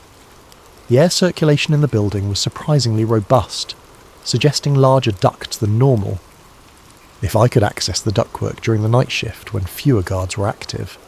It was a desperate plan with minimal chance of success, but it was the only option I could identify. Eleanor and I had gathered enough evidence to prove the coordination and intent behind the sustainability programs. Now I needed to find a way to get that evidence to people who could act on it. Because if Chen was right about their timeline, there wasn't much time left. The countdown to 2030 was accelerating, and voluntary compliance was about to become mandatory enforcement. If someone didn't expose the truth soon, there might not be anyone left who remembered what freedom had felt like. That night I began my escape attempt, knowing that failure would likely mean death, but also knowing that staying silent would mean something even worse. The permanent victory of a system that viewed human autonomy as an obstacle to be eliminated. As I crawled through the ventilation system toward an uncertain freedom, Eleanor's voice echoed in my memory. Remember? I would remember, and if I survived, I would make sure others remembered too. The ventilation system led me through the building's interior to a roof access point that emerged behind a cluster of communication equipment. From there, I could see the facility's perimeter, motion sensors, thermal cameras, and patrol routes that created overlapping coverage zones. But I could also see something the guards probably hadn't noticed. A service road that wound through the forest to a highway maintenance station about 2 miles away. Getting off the roof and across the monitored perimeter required timing and luck. I waited until the patrol cycles created a 40-second gap in coverage near the eastern fence, then dropped to the ground and sprinted toward the tree line. Motion sensors tracked my movement, but by the time the response team reached my position, I was already deep enough in the forest to avoid their thermal imaging. The service road was overgrown and clearly abandoned, but it provided a path through the woods that avoided the main security sensors. I followed it through the night, expecting pursuit teams to emerge from the darkness at any moment. But either my escape hadn't been discovered yet, or they were confident enough in their perimeter security to assume I couldn't have gotten far. The highway maintenance station was a collection of rusted equipment and storage sheds that hadn't been used in years, but it had what I needed, a working telephone line connected to the state highway system. Using calling cards I'd purchased weeks earlier, I began making contact with a network of researchers and journalists who'd been asking questions about the sustainability programs. The first 3 people I called had disconnected numbers. The 4th was answered by someone who claimed never to have heard of the person I was trying to reach. But the 5th call connected me with Alex Morrison, an investigative journalist who'd been documenting inconsistencies in climate policy implementation. "I know who you are," Alex said after I identified myself. "Elena Rodriguez contacted me before she disappeared. She said you might call if something happened to her. She's alive, but being held by people who don't officially exist. Can you prove what you're claiming? I have documents, communications, financial records, and organisational charts that prove coordination between agencies and corporations on 6 continents. Everything we need to demonstrate that the sustainability programs are components of a larger control system. Alex was quiet for a moment. Where are the documents? Hidden in multiple locations.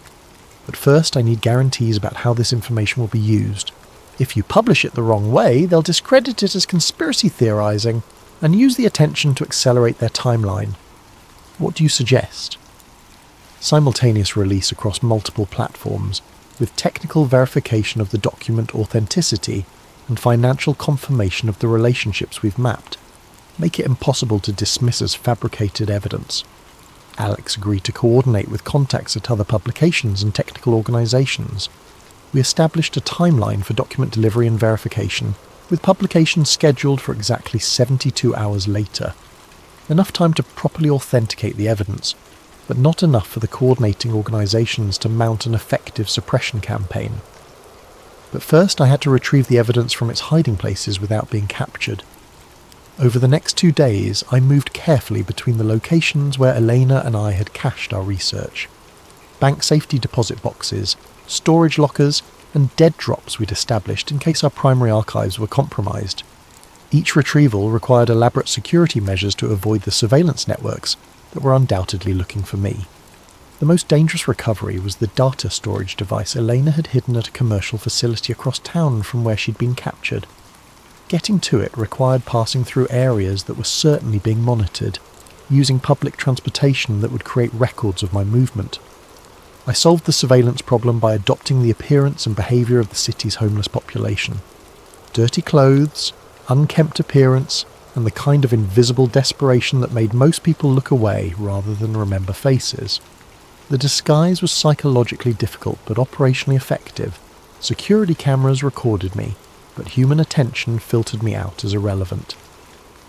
The storage facility contained Elena's most sensitive archives, communication intercepts between coordination directors, financial tracking systems that showed money moving between organisations, and technical specifications for monitoring systems that hadn't been publicly announced. But it also contained something I hadn't expected, a video file labelled Emergency Broadcast Final Testimony.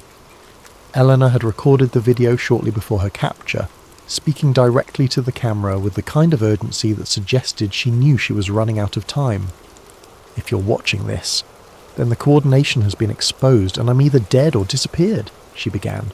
What Marcus and I discovered represents the largest social engineering project in human history. Not a conspiracy by evil people, but a coordinated effort by people who genuinely believe that human freedom is incompatible with species survival. The video detailed information that Elena hadn't shared during our collaboration.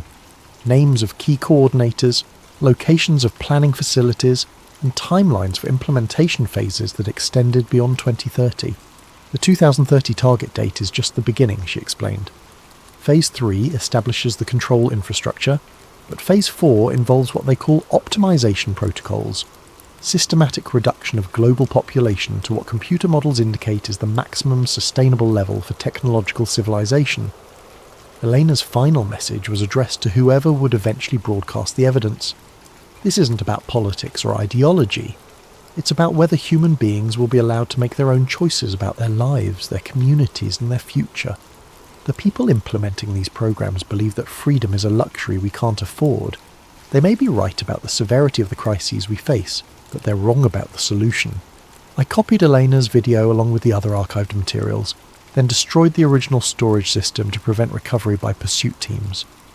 By the time I reached the final rendezvous point, I was carrying comprehensive proof of coordination that spanned multiple continents and involved hundreds of organisations. Alex Morrison had assembled a coalition of journalists, researchers and technical experts who would simultaneously verify and publish the evidence. The plan was elegant in its simplicity, overwhelming the suppression capabilities of even the most sophisticated coordination networks by releasing information through so many channels that controlling the narrative would be impossible. On the appointed day, I delivered the complete archive to Alex's team and waited for the storm to break. The initial coverage was everything we'd hoped for. detailed analysis of the financial relationships, technical verification of document authenticity, and expert commentary that confirmed the feasibility of the coordination we'd documented. For 48 hours, it seemed like we'd succeeded in exposing the truth. But then the counter-narrative began. The same news outlets that had initially covered the story began running follow-up pieces questioning the interpretation of the evidence. Expert sources appeared who offered alternative explanations for the coordination patterns, legitimate policy cooperation, standard bureaucratic relationships, normal business arrangements between contractors and agencies. The documents were real, these experts acknowledged, but they represented routine governmental and corporate activities rather than evidence of conspiracy. Climate policy required coordination, they explained. International cooperation was essential for addressing global challenges. The patterns we'd identified were exactly what effective governance should look like. Social media platforms began flagging our evidence as disputed information and potentially misleading content. Search algorithms modified to reduce the visibility of articles about the coordination. Discussion forums where people shared our documents were closed for policy violations. Within a week, public attention had moved on to other stories. The comprehensive evidence that Elena and I had risked our lives to gather was dismissed by mainstream discourse as another conspiracy theory promoted by people who didn't understand the complexity of modern governance. But we had succeeded in one crucial way. We'd created a permanent record that couldn't be completely suppressed. People who were looking for the truth could find it, could study the evidence, could draw their own conclusions about what it meant. And as the months passed, some of those people began to notice patterns that confirmed our warnings. 6 months later, I'm writing this from a cabin in rural Montana, living off-grid with cash transactions and avoiding any technology that could be used to track my location. The official story is that I suffered a mental breakdown and disappeared, leaving behind rambling conspiracy theories that no serious person would take seriously. Elena was released after 3 weeks of debriefing, but she's not the same person who risked everything to expose the truth. When she appears in public now, she speaks about the importance of international cooperation and the necessity of accepting temporary restrictions on personal freedom to address climate change. Her eyes have a vacant quality that suggests pharmaceutical management of her personality.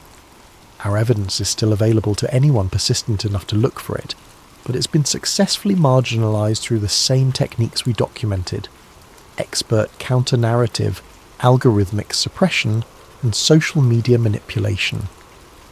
The truth exists, but it's been rendered effectively invisible to most people, and the implementation continues. Over the past 6 months, the changes have accelerated in ways that make our warnings seem prophetic. Major banks announce mandatory digital identity verification for all accounts, citing the need to prevent fraud and ensure regulatory compliance. Anyone without approved digital credentials finds themselves unable to access their money. Social media platforms implemented verified citizen requirements for posting or commenting, claiming the need to combat misinformation and protect democratic institutions. Anonymous speech has been effectively eliminated from digital communication. Streaming services, e-commerce sites, and online service providers rolled out verified citizen login systems that require government identification to access content. Entertainment and shopping have become privileges granted to compliant citizens. The carbon credit systems we documented are now operational in major cities, with personal behaviour tracked through smartphone monitoring, purchase surveillance, and periodic compliance verification. Citizens who fail to meet sustainability targets find themselves restricted from certain activities and locations. Employment in most major corporations now requires participation in behavioural modification programs that monitor everything from dietary choices to social media activity. Non-compliance results in professional exclusion that makes economic survival difficult. The changes happen gradually enough that each new restriction seems reasonable in isolation, justified by immediate crises, and presented as temporary measures that will be relaxed once stability is achieved. But people with longer memories can see the pattern. Each temporary restriction becomes permanent infrastructure for the next phase of control. I'm sitting in a library in a small town where they haven't yet installed biometric scanners for internet access. The computer I'm using doesn't require government identification, though I know that's changing. Signs posted throughout the building announce that new security measures will be implemented next month to ensure patron safety and prevent unauthorized access.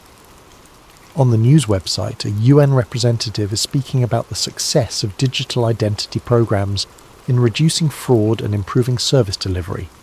She announces that by 2030, all essential services will be tied to universal digital identification to ensure equitable access and protect vulnerable populations. As she speaks, the library computer screen freezes. A message appears: "Session terminated. Credentials required." I look around the library and notice that half the computers now display the same message. A technician is installing new card readers at each terminal, requiring government identification to access the internet. Outside the library windows, construction workers are installing biometric scanners at the entrance to the grocery store across the street. A small crowd has gathered to watch, some curious, others concerned. But no one is protesting. The changes are presented as upgrades to improve efficiency and security.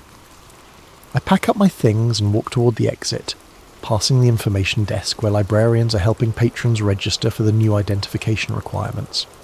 Their voices are cheerful and helpful as they explain how the new system will make library services more convenient and secure. The countdown Elena and I discovered isn't to some distant dystopian future. It's to the completion of a transformation that's already underway, implemented gradually enough that most people don't recognize the scope of what's changing. As I walk past the grocery store with its new biometric scanners, I whisper into the voice recorder I've been using to document these final observations. We're not waiting for 2030 anymore, it's already here. The recording device clicks off, and I realise this might be the last time I'm able to document the truth without sophisticated countermeasures to detect and suppress it. Soon, even whispered testimony in small-town libraries will be monitored and analysed by systems designed to prevent the spread of dangerous ideas. Elena was right about one thing. The people implementing these systems genuinely believe they're saving humanity from itself. They may even be correct about the severity of the crises we face, but they're fundamentally wrong about the solution. Freedom isn't a luxury that humanity can't afford. It's the foundation that makes everything else worth preserving. Without the right to make our own choices, to speak our own thoughts, and to determine our own futures, survival becomes indistinguishable from sophisticated imprisonment. The evidence Elena and I gathered will survive in hidden archives and encrypted networks, waiting for a generation that might remember what freedom felt like. Maybe someday, people will rediscover the courage to choose uncertainty over security, autonomy over optimization, and human dignity over species management. But that day feels very far away as I watch the scanners being installed and the last anonymous spaces disappearing into a world where every action, every movement, every thought is monitored, recorded, and evaluated by systems that know what's best for us better than we do ourselves. The 2030 directive isn't coming. It's here,